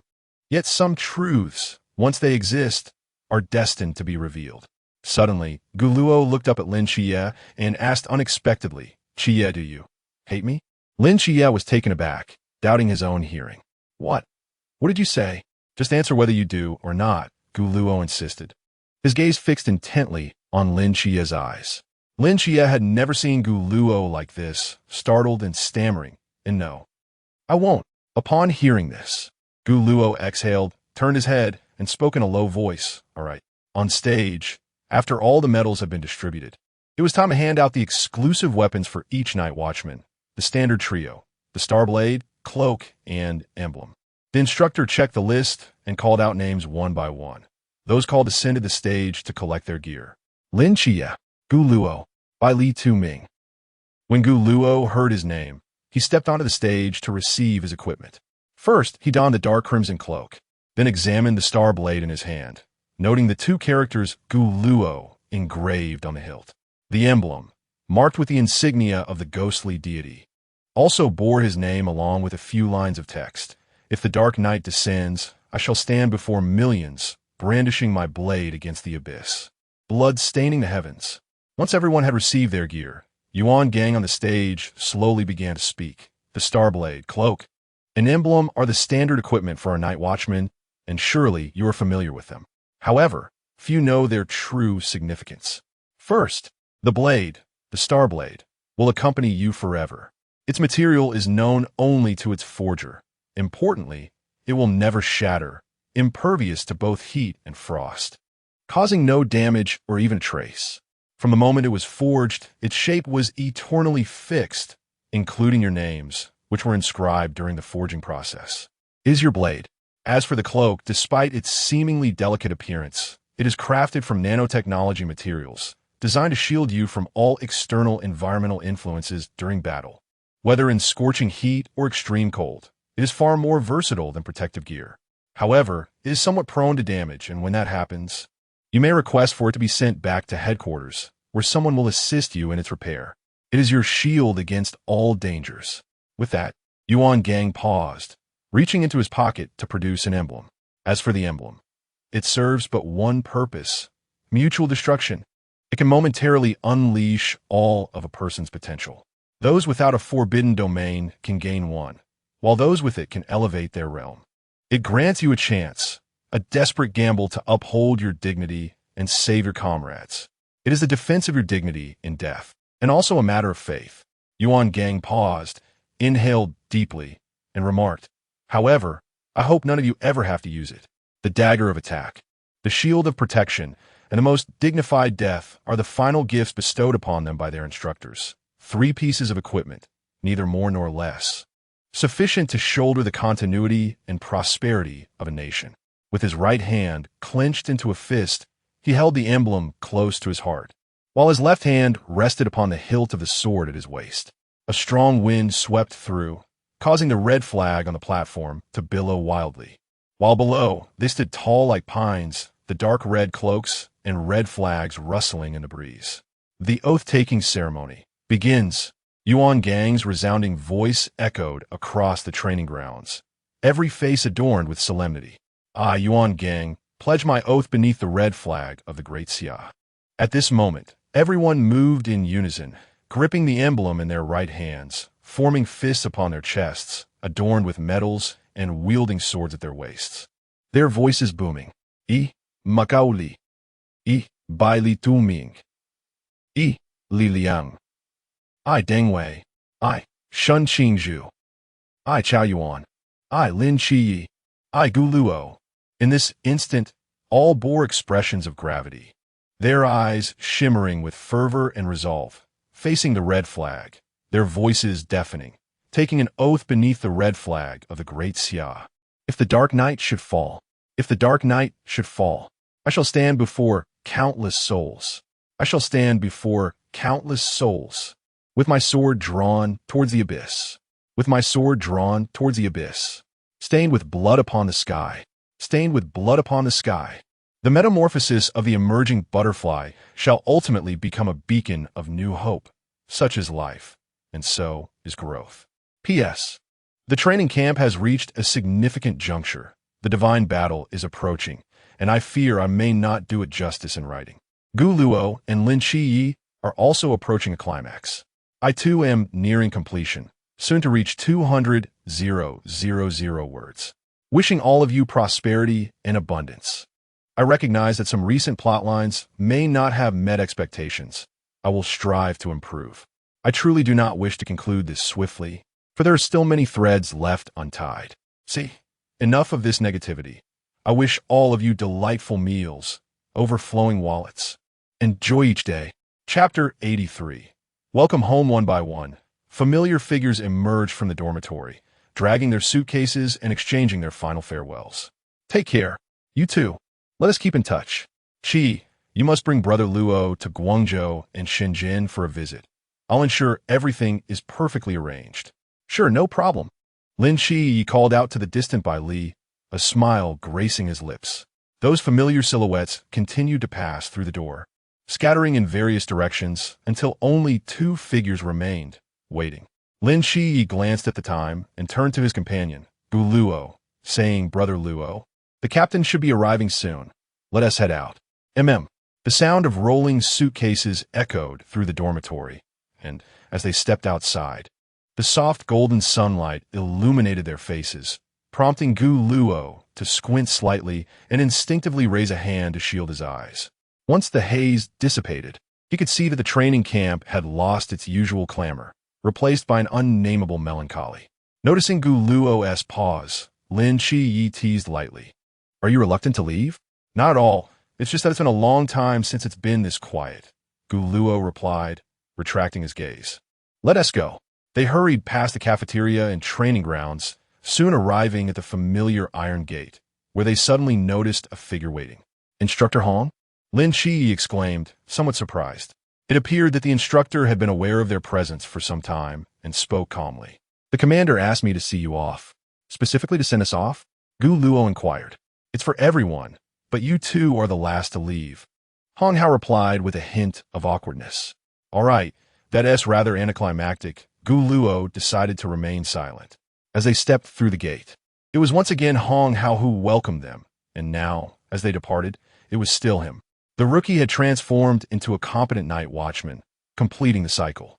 Walking along the dirt path leading out of the military encampment, the two engaged in light conversation, inadvertently broaching the topic of night watchmen visiting family. Strictly speaking, it was absolutely forbidden for night watchmen to visit family unaccompanied. Yet not everyone could endure the anguish of prolonged separation from loved ones, being so near, yet feeling the farthest distance. Consequently, some night watchmen never had the chance to see their family one last time before their demise. What the captain finds out. Won't there be repercussions? Lin Qi pondered. Don't worry. Didn't we do the same last time, and no one discovered it? Gu Luo countered. That was different, because you were there. Lin Qi remained unconvinced about Gu Luo's approach, yet he felt a flicker of doubt within himself. He genuinely yearned to return and see his aunt Anna Jean, to share a meal and recount the events of the past year. If given the opportunity, he would also like his aunt Anna Jean to meet Gu Luo, for in his heart, Gu Luo had long ceased to be a mere deity. He had become family. Observing Lin Qiyi's hesitant demeanor, Gu Luo clicked his tongue and pulled him into an embrace, whispering in his ear, just use the pretext of patrolling to take a quick glance. Fear not, I shall accompany you. He emphasized the word quickly with particular intent. So, just a quick look? Precisely. After dragging their suitcase a little further, the two suddenly spotted a familiar black van parked on the side of the road. A woman, sporting a ponytail and dressed in a red tracksuit, leaned against the vehicle while wearing sunglasses. She lowered her shades slightly and excitedly waved at them. "Hey boys, over here. Redding," they exclaimed in unison. Redding hurried over, wrapping her arms around both of their necks in a warm embrace. "I missed you two so much." After releasing them, she playfully tousled their hair and walked to the van, calling out, "Old Zhao, hurry up and grab the luggage." The van door swung open, and Zhao Kongcheng descended with an exasperated expression, tossing a suitcase onto the vehicle with one hand each. Meanwhile, Red Ink continued her lively conversation with the two. Suddenly, her tone faltered, revealing a conflicted expression. "What's wrong, Redding?" Lin Xie inquired, noticing her abrupt shift from joviality to concern, fearing something had occurred. Never mind, old Zhao, you tell them." With that, Redding abruptly pressed the accelerator, causing the three inside the vehicle to lurch backward, gripping the handrails tightly. "It's nothing serious. The captain mentioned that you two didn't achieve favorable rankings at the training camp, but don't dwell on it. A ranking is merely a number. It doesn't define anything." Zhao Kongqing's pallor deepened as he clutched the handrail and rolled up the window. Both Lin Xie and Gu Luo, having been reassigned at Songnan, believed it was due to their subpar performance. However, when Gu Luo relayed the actual rankings to Redding and Zhao Kongcheng, they were instantly enveloped in confusion. As for the reasons, Gu Luo merely brushed it off. Redding laughed heartily. "Then I can rest easy. To celebrate your return tonight, the captain will personally cook for you two, especially the captain, who has been counting down the days since last month, almost like a monk chanting scriptures. But he has finally brought you back. By the way," Redding seemed to remember something and pressed the accelerator again. "Initially, we planned to have everyone come to welcome you, but there's a suspicious case over in the East City that requires Xiao Nan and the others to handle. The captain and Xiang Nan are also meeting with a very important figure, so I brought old Zhao along." "An important figure? Who is it?" "A pinnacle of humanity. Quite astonishing, isn't it?" Lin Xie was taken aback, wondering why such a remarkable individual would appear. Was something amiss in Songnan? "Who is it?" "Riding in a carriage. It should be the esteemed Confucius himself."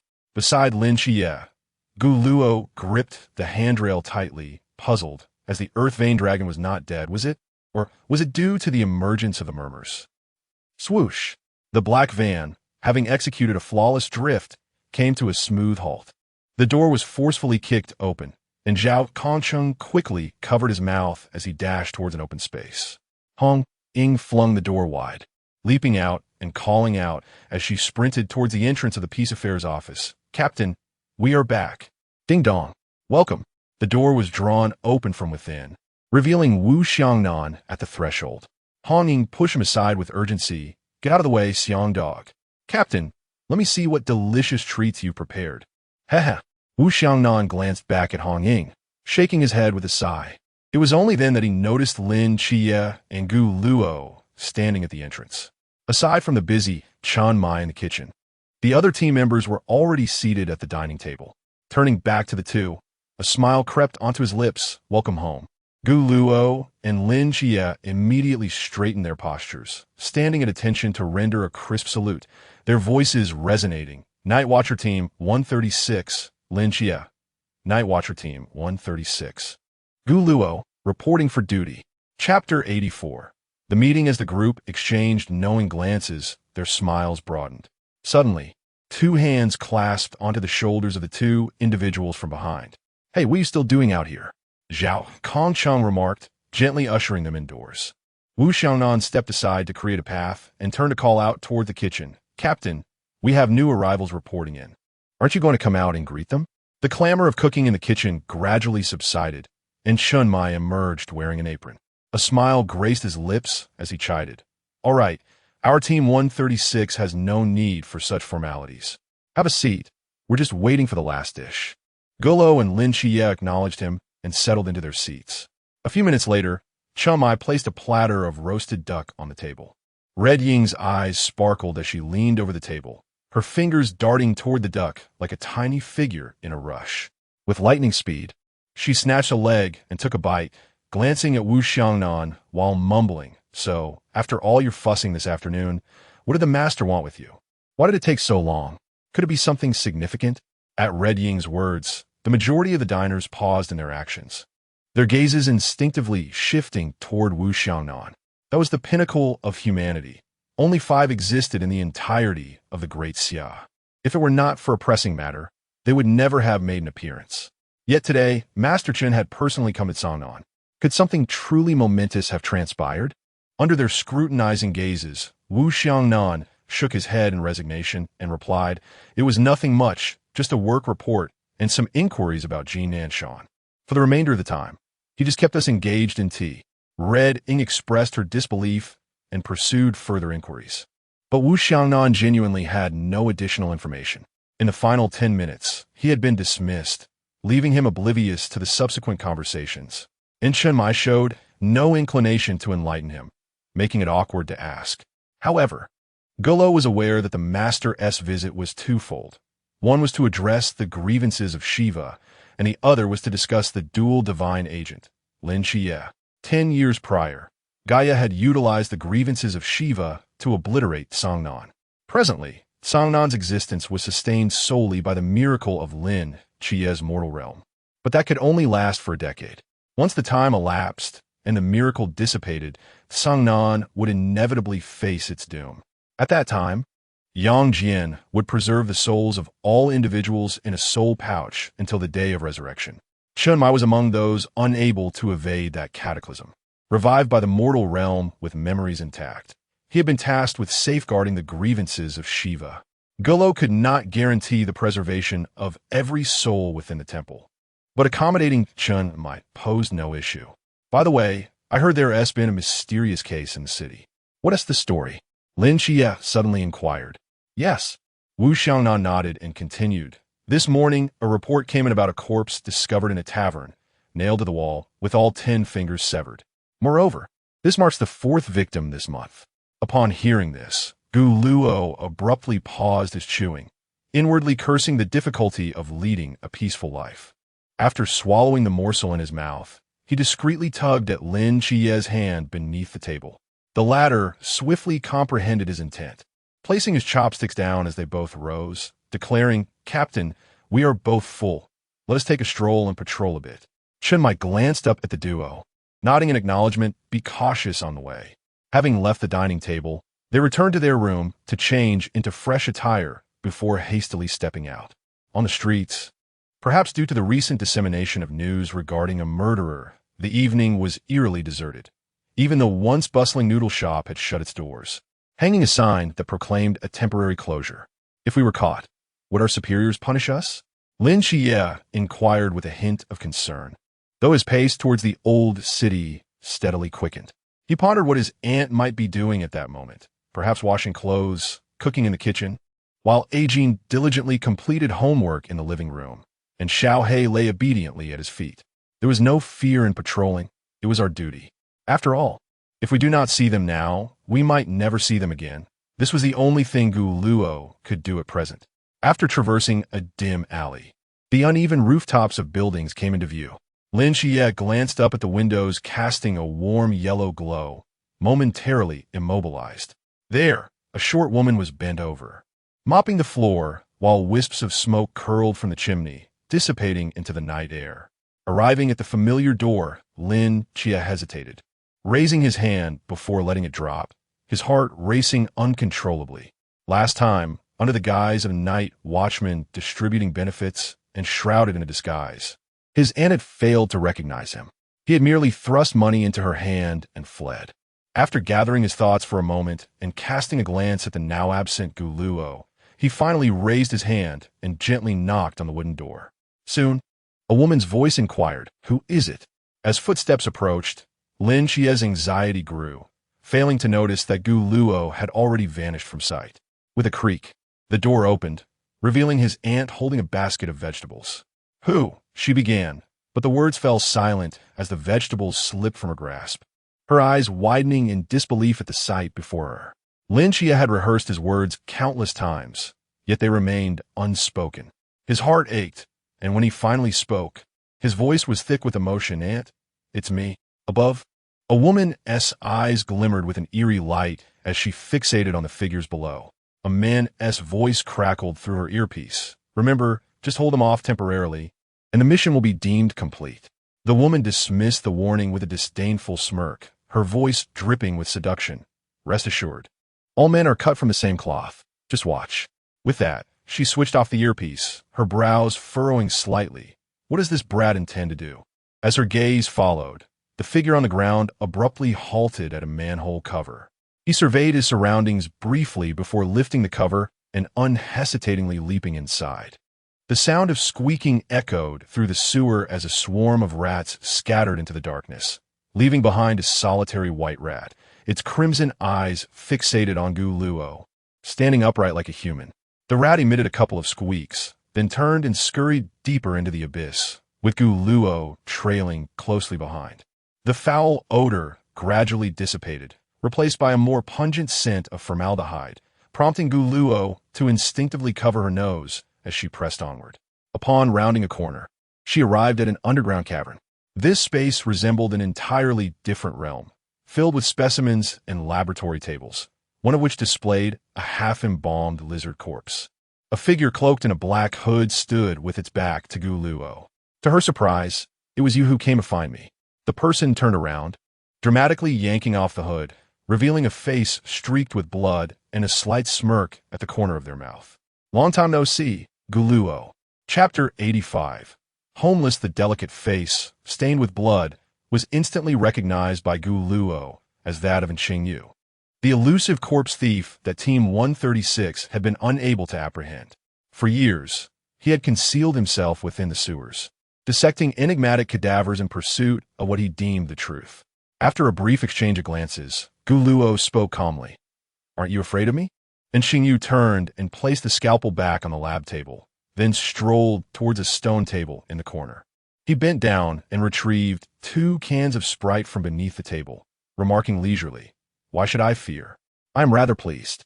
With a crisp pop, he opened one can, the effervescence bubbling forth as he mirrored the action with the second can, setting it across the table.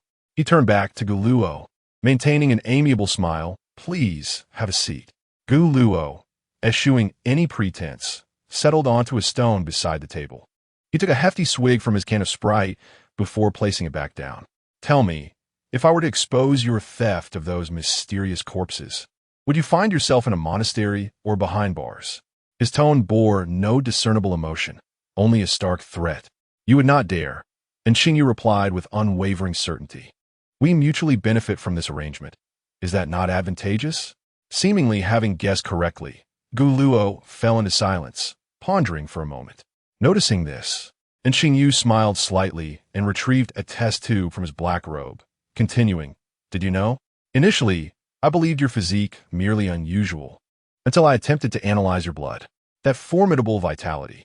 As he spoke, and Xingyu's lips involuntarily curled upward, excitement dancing in his eyes. Would you permit me to dissect you just once? If I were to perish, it would not happen today. Gu Luo finished the remaining half can of Sprite without a hint of concern for Xingyu's disappointed expression. Help me find someone. Find someone? Do the night watchers require a fugitive to assist in locating someone? Gu Luo nodded and clarified, not as a night watcher, but in my personal capacity. I am unable to appear myself. My role is merely to eliminate. Calculating the time, Gu Luo realized that only one final sacrifice remained before the resurrection of that creature. But he intended to preemptively eliminate this threat, as the tavern owner's life still held purpose. You must have heard about the recent murders. And Xingyu nodded. Indeed, I was planning to steal the corpses for further study. Let us collaborate. I will assist you in obtaining the corpses, and in return, you shall help me find this individual. Afterwards, I shall gift you a complete, mysterious corpse. What do you say? And Xingyu's expression momentarily reflected astonishment. Have you betrayed us? I have stated that we both stand to gain. The proposition was notably generous for Xingyu. In truth, with his abilities, stealthily infiltrating the hospital to procure a few corpses would not pose a challenge. However, with Gu Luo's assistance, the entire operation would proceed seamlessly, and he would acquire an additional complete mysterious corpse, a most fortuitous arrangement indeed. As for Gu Luo, he lacks the commendable quality of altruism. Since the other party has accepted his gift, There is no need for any circumlocution in future matters. One can simply speak directly. Ultimately, Gu Luo is merely recycling what is deemed worthless. When Xingyu dissects the Ten Cuts ghost child and acquires the forbidden abyss of the clones, his power will undoubtedly surge, creating yet another debt of gratitude. In this calculation, he suffers no loss. The two exchange smiles, each calculating their own benefits, and Xingyu extended his hand, and Gu Luo gently clasped it in return, both affirming in unison deal. Meanwhile, on the other side, Lin Xie, constrained by his identity as a night watchman, could not linger home for long. He felt content simply to enjoy a meal prepared by his aunt and share a few casual words.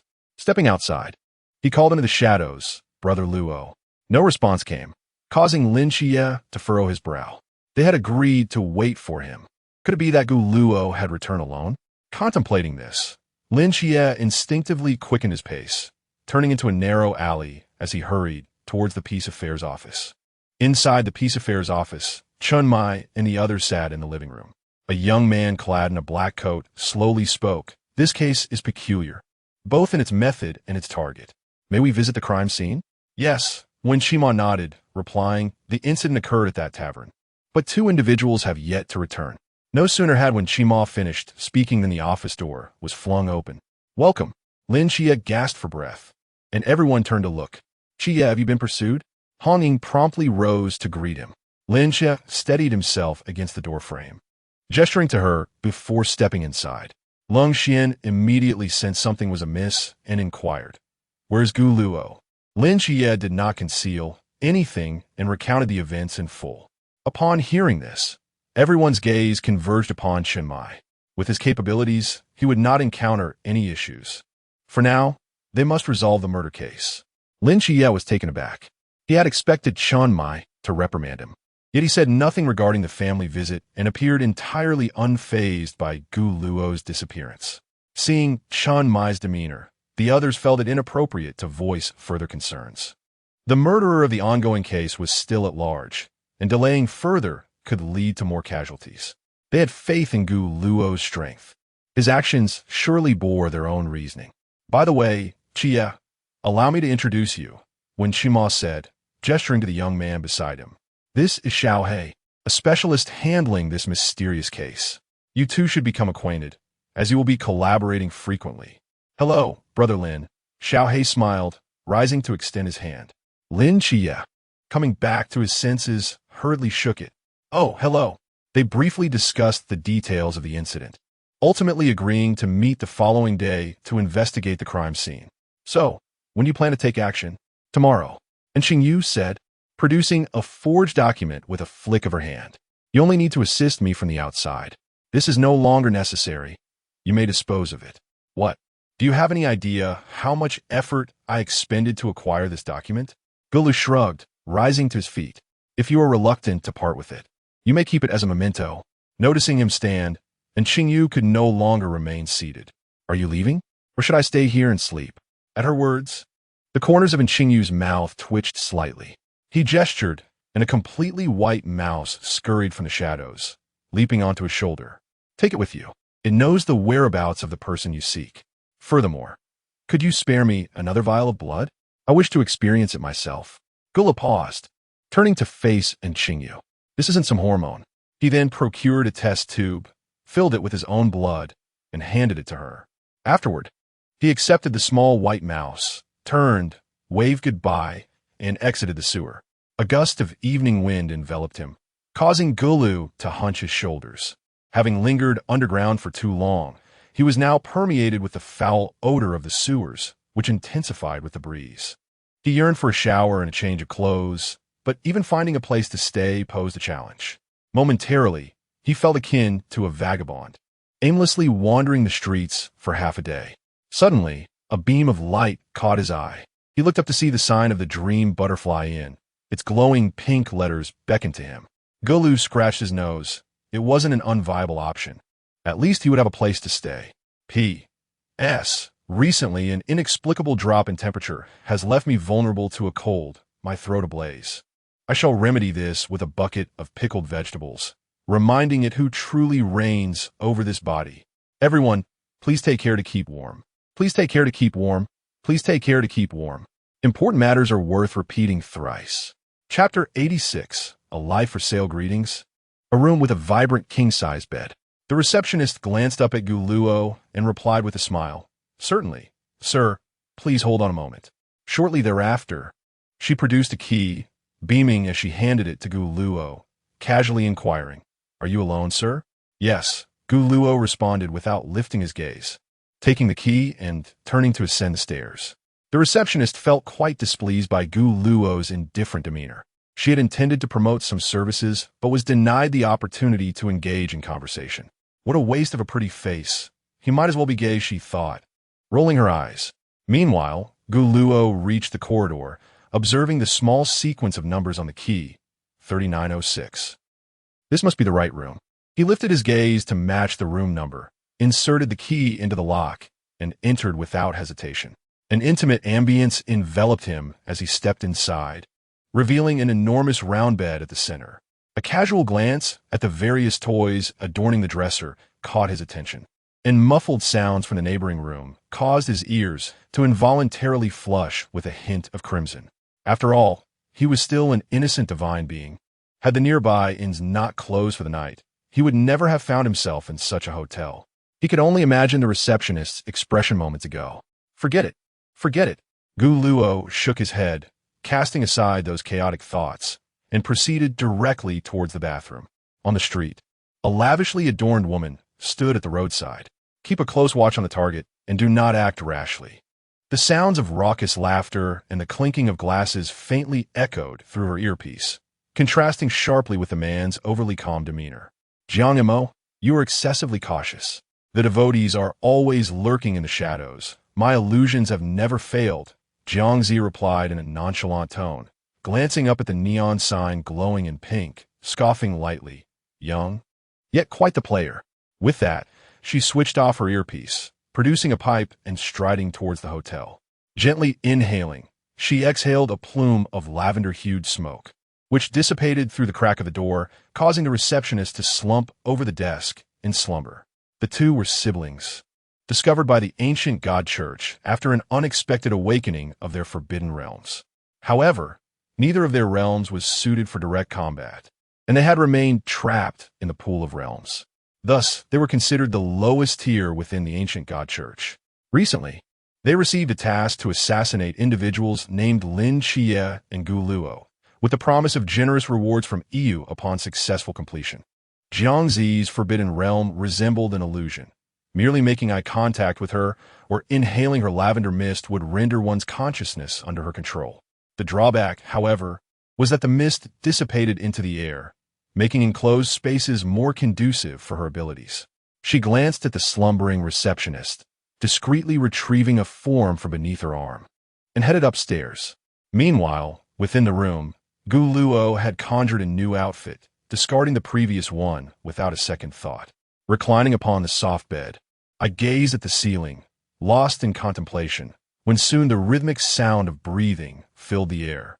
The doorknob turned quietly, allowing a faint purple mist to seep into the room, before the door was gently closed once more. A few minutes later, Jiangzi twisted the doorknob and swaggered in.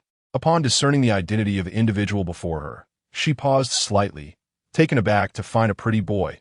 How unfortunate, she mused. A hint of regret flickered across Jiangzi's face, only to be replaced by a fierce resolve as she produced a small knife, thrusting it mercilessly towards Guluo's heart. In the instant the blade was about to meet flesh, the person beneath her suddenly opened their eyes and seized Jiangzi's wrist with an iron grip, the force compelling the dagger to slip from her grasp and clatter to the floor. Pain etched itself upon Jiangzi's visage, while Guluo regarded her with an expression of indifference. Sister, do you have halitosis? Your breath has changed color, he remarked, ignoring the agony radiating from her wrist. Jiangzi repositioned her left hand, redirecting the smoking pipe's tip towards Guluo's throat, her body losing all support. With a frigid glare, Guluo exerted his strength once more, casting Jiangzi aside, her attempt to strike missing entirely while maintaining a prudent distance. As he pressed forward again, a sound reminiscent of cracking bones echoed through the air. Now, tell me where your accomplices are." A shriek reverberated through the room, and in the next moment, Jiang Zi's eyes erupted with a purple luminescence as she glared at Gu Luo, who met her gaze without flinching. Two streams of blood tears flowed from her eyes until a pale violet hue enveloped her gaze, restoring her composure. Observing her finally settle, Gu Luo commanded, "Speak." At the forgetting emotion bar, Jiang Mo glanced at the time and activated his earpiece, reporting, "Provide real-time status of the target." When his sister Jiang Zi failed to respond, a wave of anxiety surged within him. He looked up at the corpulent man at the bar, muttering to himself, "With 10 demon children present, there should be no issues." Upon exiting the bar, he lowered his hat's brim further and leapt with grace onto the rooftop. Attempting once more to contact Jiang Zi, yet silence persisted. Narrowing his eyes, he surveyed the surroundings, and in the next moment, his expression hardened as he vanished once more into the night. After leaving the inn, Gu Luo had followed the information provided by Jiang Zi directly to this bar, learning from her that the bar's owner was present, and his brother Jiang Mo was tasked with the perpetual protection of the owner. For now, the Watchers had not cast suspicion upon him. However, given Jiang Mo's character and meticulous nature, he remained ever near the bar's proprietor, thus sparing Gu Luo the need to enlist in Qing Yu's assistance in locating him. Not only had he delivered himself to the doorstep, but he had also brought along 2 others. Gu Luo stifled a yawn, pausing in his tracks. "Must I invite you out?" As the words left his lips, several blades of wind surged forth from the void, to which Gu Luo responded with a disdainful snort, activating the domain of deceit, instantly dissipating the oncoming wind blades. A man's silhouette silently descended not far away. He waved his fists and feet into the air, conjuring gusts of wind that instantly transformed into sharp blades aimed at Gu Luo. Could this truly be considered a forbidden realm? The wind blades failed to inflict even a scratch on Gu Luo. Cold sweat beaded on Jiang Mo's forehead. Wasn't it said that the believers would come to his aid? Were they? He retreated a few steps, initially intending to gauge Gu Luo's strength from a distance, only to find that his wind blades were effortlessly neutralized without so much as a gesture from his opponent. In his heart, a grim realization began to dawn. Jiang Zi had likely met with misfortune, and the believers had never appeared. The ancient god cult had merely sent them to their doom. Jiang Mo turned to flee, but found his feet seemingly anchored to the ground, immovable, until Gu Luo hollowed out his chest, thus concluding the lives of the siblings in a hurried manner. Casting a glance at the lifeless body on the ground, Gu Luo knelt down and grasped Jiang Mo's icy hand. Before long, Gu Luo's appearance morphed into that of Jiang Mo, an exact replica. The corpse was swiftly erased, ensuring no trace remained, and Gu Luo proceeded directly toward the tavern. Chapter 87. Is this it? Merely standing before the crevice of the door, Gu Luo already detected the acrid scent mingled with smoke and alcohol. As the tavern door swung open, the rotund man behind the bar gently polished a glass. Yet his peripheral vision swiftly discerned the identity of the visitor. Upon recognizing Jiang Mo, his demeanor visibly softened. "How'd it go?" Jiang Mo replied coolly as he approached the bar. The stout man, upon hearing his response, smiled broadly and turned to fetch a bottle of red wine from the shelf, pouring it into the freshly cleaned glass before handing it to Jiang Mo. The latter took a light sip and inquired, "When will we act?" Inside the bar, chaotic figures swayed under the neon lights. The hour was late, and dawn would break in just a few hours. Yet the relentless rhythm of the tavern showed no sign of abating. The 2 men were unconcerned about their conversation being overheard. A glimmer of excitement crossed the stout man's face. Tomorrow. Once I eliminate the final offering aboard the plane, the great Lord Belcrand shall return to this world. At that moment, all shall become his puppets." Jiang Mo noted the man's palpable fervor when mentioning Belcrand. His eyes betrayed an uncontainable devotion. According to the tavern owner's original plan, the final sacrificial ritual was to take place around 3:30 a.m. the following morning. However, to fully resurrect that abomination, 100 lives would be required as offerings. To this end, the owner intended to exploit an airplane incident to achieve the final sacrifice while also exacting revenge on the Watchers. After all, slaying any being of Pool realm or above would significantly restore Belcran's energy. Jiang Imo nodded and asked, "Where is it now?" The stout man gazed out the door, his eyes falling upon another tavern. Yet it stood deserted, devoid of light, as it had recently been the site of a death. As the first crime scene, it remained unsealed, resembling a tavern closed for business. The most perilous places often serve as the safest havens. The tavern owner had concealed Belcrand within a secret chamber of the establishment. When Jiang Imo expressed his desire to see it, the owner revealed a hint of wariness. After all, he had no dealings with the ancient god cult and had no reason to place his trust entirely in Jiang Imo. However, upon learning that Jiang Imo too was a devotee of Belcrand, his demeanor shifted, and he promptly led Jiang Imo away from the bar. Within the dimly lit tavern, remnants of dried blood could still be faintly discerned upon the floor, yet the stout man appeared oblivious, stepping over the stains with ease. In an environment devoid of visibility, he seemed wholly unaffected. Upon entering a particular room, the tavern owner lightly stomped his foot, causing a hidden passage to emerge beneath the floorboards. Before long, the tunnel brightened, and Jiang Imo finally beheld the scene before him. Upon a stone pedestal lay a softly glowing stone, which upon closer inspection appeared to encase something within. The tavern owner gingerly picked up the tiny object, mere the size of a fingernail, cradling it with both hands, his eyes gleaming with excitement. This was the illustrious Lord Belcrand. Let me see. Before the owner could react, Jiang Imo snatched the small stone, scrutinizing it closely. This little creature is Belcrand? The tavern owner was taken aback and lunged forward to reclaim it, but Jiang Imo sidestepped effortlessly. A smile played at the corners of Jiang Mo's lips as he exerted force. A crisp, shattering sound resonated through the air, and Belcrand was swiftly extinguished in its cradle. In the next moment, a strange youth materialized before the tavern owner. Guluo shook the viscous substance from his palm and remarked, "Not particularly impressive. It crumbles with a mere squeeze." Suddenly, Ghost Cut 10, wielding a short blade, lunged at Guluo. "Get lost." A sharp crack echoed as Ghost Cut 10 was sent crashing into the wall by a swift blow.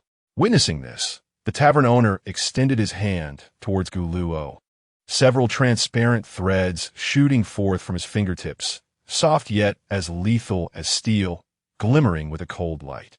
The eerie threads. Guluo raised his hand, summoning several treasures that severed the sinister threads. After executing this maneuver, a white glow reappeared in his eyes, and in the blink of an eye, the tavern owner's corpulent form was lifted and slammed against the wall with great force. "Who are you?" At the moment of Belcrand's demise, the binding it held over the tavern owner dissipated. As clarity returned to his gaze and he recognized the disparity in power, fear engulfed him. Under his terrified stare, Guluo advanced step by step. During the earlier skirmish, Guluo had sent Ghost Cut 10 flying, inadvertently extinguishing the sole source of light. The tavern owner could barely discern the figure before him, only the faint white glow emanating from those eyes in the darkness, suddenly replaced by a purple hue in one pupil. "From this moment forth, you shall obey me. I am your master." Guluo's words, though softly spoken, resonated in the man's ears. As their gazes met, the tavern owner's expression shifted from clarity to a vacant stupor. After completing this, Guluo recalled the Ghost Cut 10 he had sent flying. Its combat prowess was not to be underestimated, yet its intelligence was woefully low, even contemplating a frontal ambush.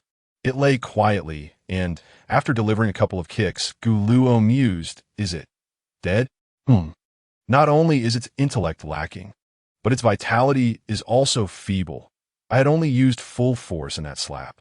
He casually hoisted the corpse of Ghost Cut 10 over his shoulder and made his way toward the exit of the underground passage. As he passed by the tavern owner, who remained in a daze, Guluo turned his head and said, "Go, continue with what you must do." Upon exiting the tavern, a faint light of dawn began to streak across the horizon. Guluo surveyed his surroundings and retrieved a small white mouse from his pocket, placing it on the ground. "Lead the way." The mouse squeaked a couple of times before scurrying off in a particular direction, with Gu Luo close behind. Ultimately, the mouse paused at a sewer opening and deftly slipped through the crevice. Luo frowned. Although this was not his first experience, he felt he would never grow accustomed to this peculiar mode of entry.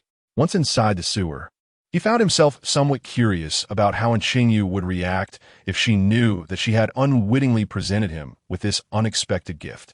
Chapter 88. The homicide with a sharp prick, the needle punctured the flesh, and Qingyu furrowed his brow slightly. As he pressed the plunger to release the blood from the syringe, an indescribable pain began to radiate from his right arm. This sensation then spread to his shoulder, his chest, and gradually enveloped his entire being, as though his skin were being torn apart inch by inch. The duration of this torment was indeterminate, and Qingyu found himself on his knees, gasping for breath, uncertain of how he had endured such suffering. Yet this feeling was undeniably exquisite. His gaze betrayed no sign of agony, but rather a profound exhilaration. He had previously dissected numerous enigmatic entities and analyzed their blood, merging it with his own. And Qingyu's physical prowess had evolved beyond his former self. Yet during the amalgamation of the Guluo blood, his body initially experienced a raw, unadulterated pain, followed by an unprecedented sense of euphoria. Suddenly, he turned his head, and, as anticipated, a figure clad in a black hooded sweatshirt stood not far away. A corpse slung over his shoulder, fixated on him. Surprisingly, it seemed not only his physical capabilities had been enhanced, but his perceptions had sharpened as well. Guluo casually discarded the corpse of the 10 cuts demon child onto the ground, expressing mild astonishment. "You noticed me earlier than I expected. I was hoping to give you a surprise." A fleeting look of disappointment crossed his face. "It appears you are progressing smoothly." Without engaging in further conversation, Guluo approached Qingyu and extended his hand. The latter hesitated, uncertain of the gesture's intent. "What does this mean?"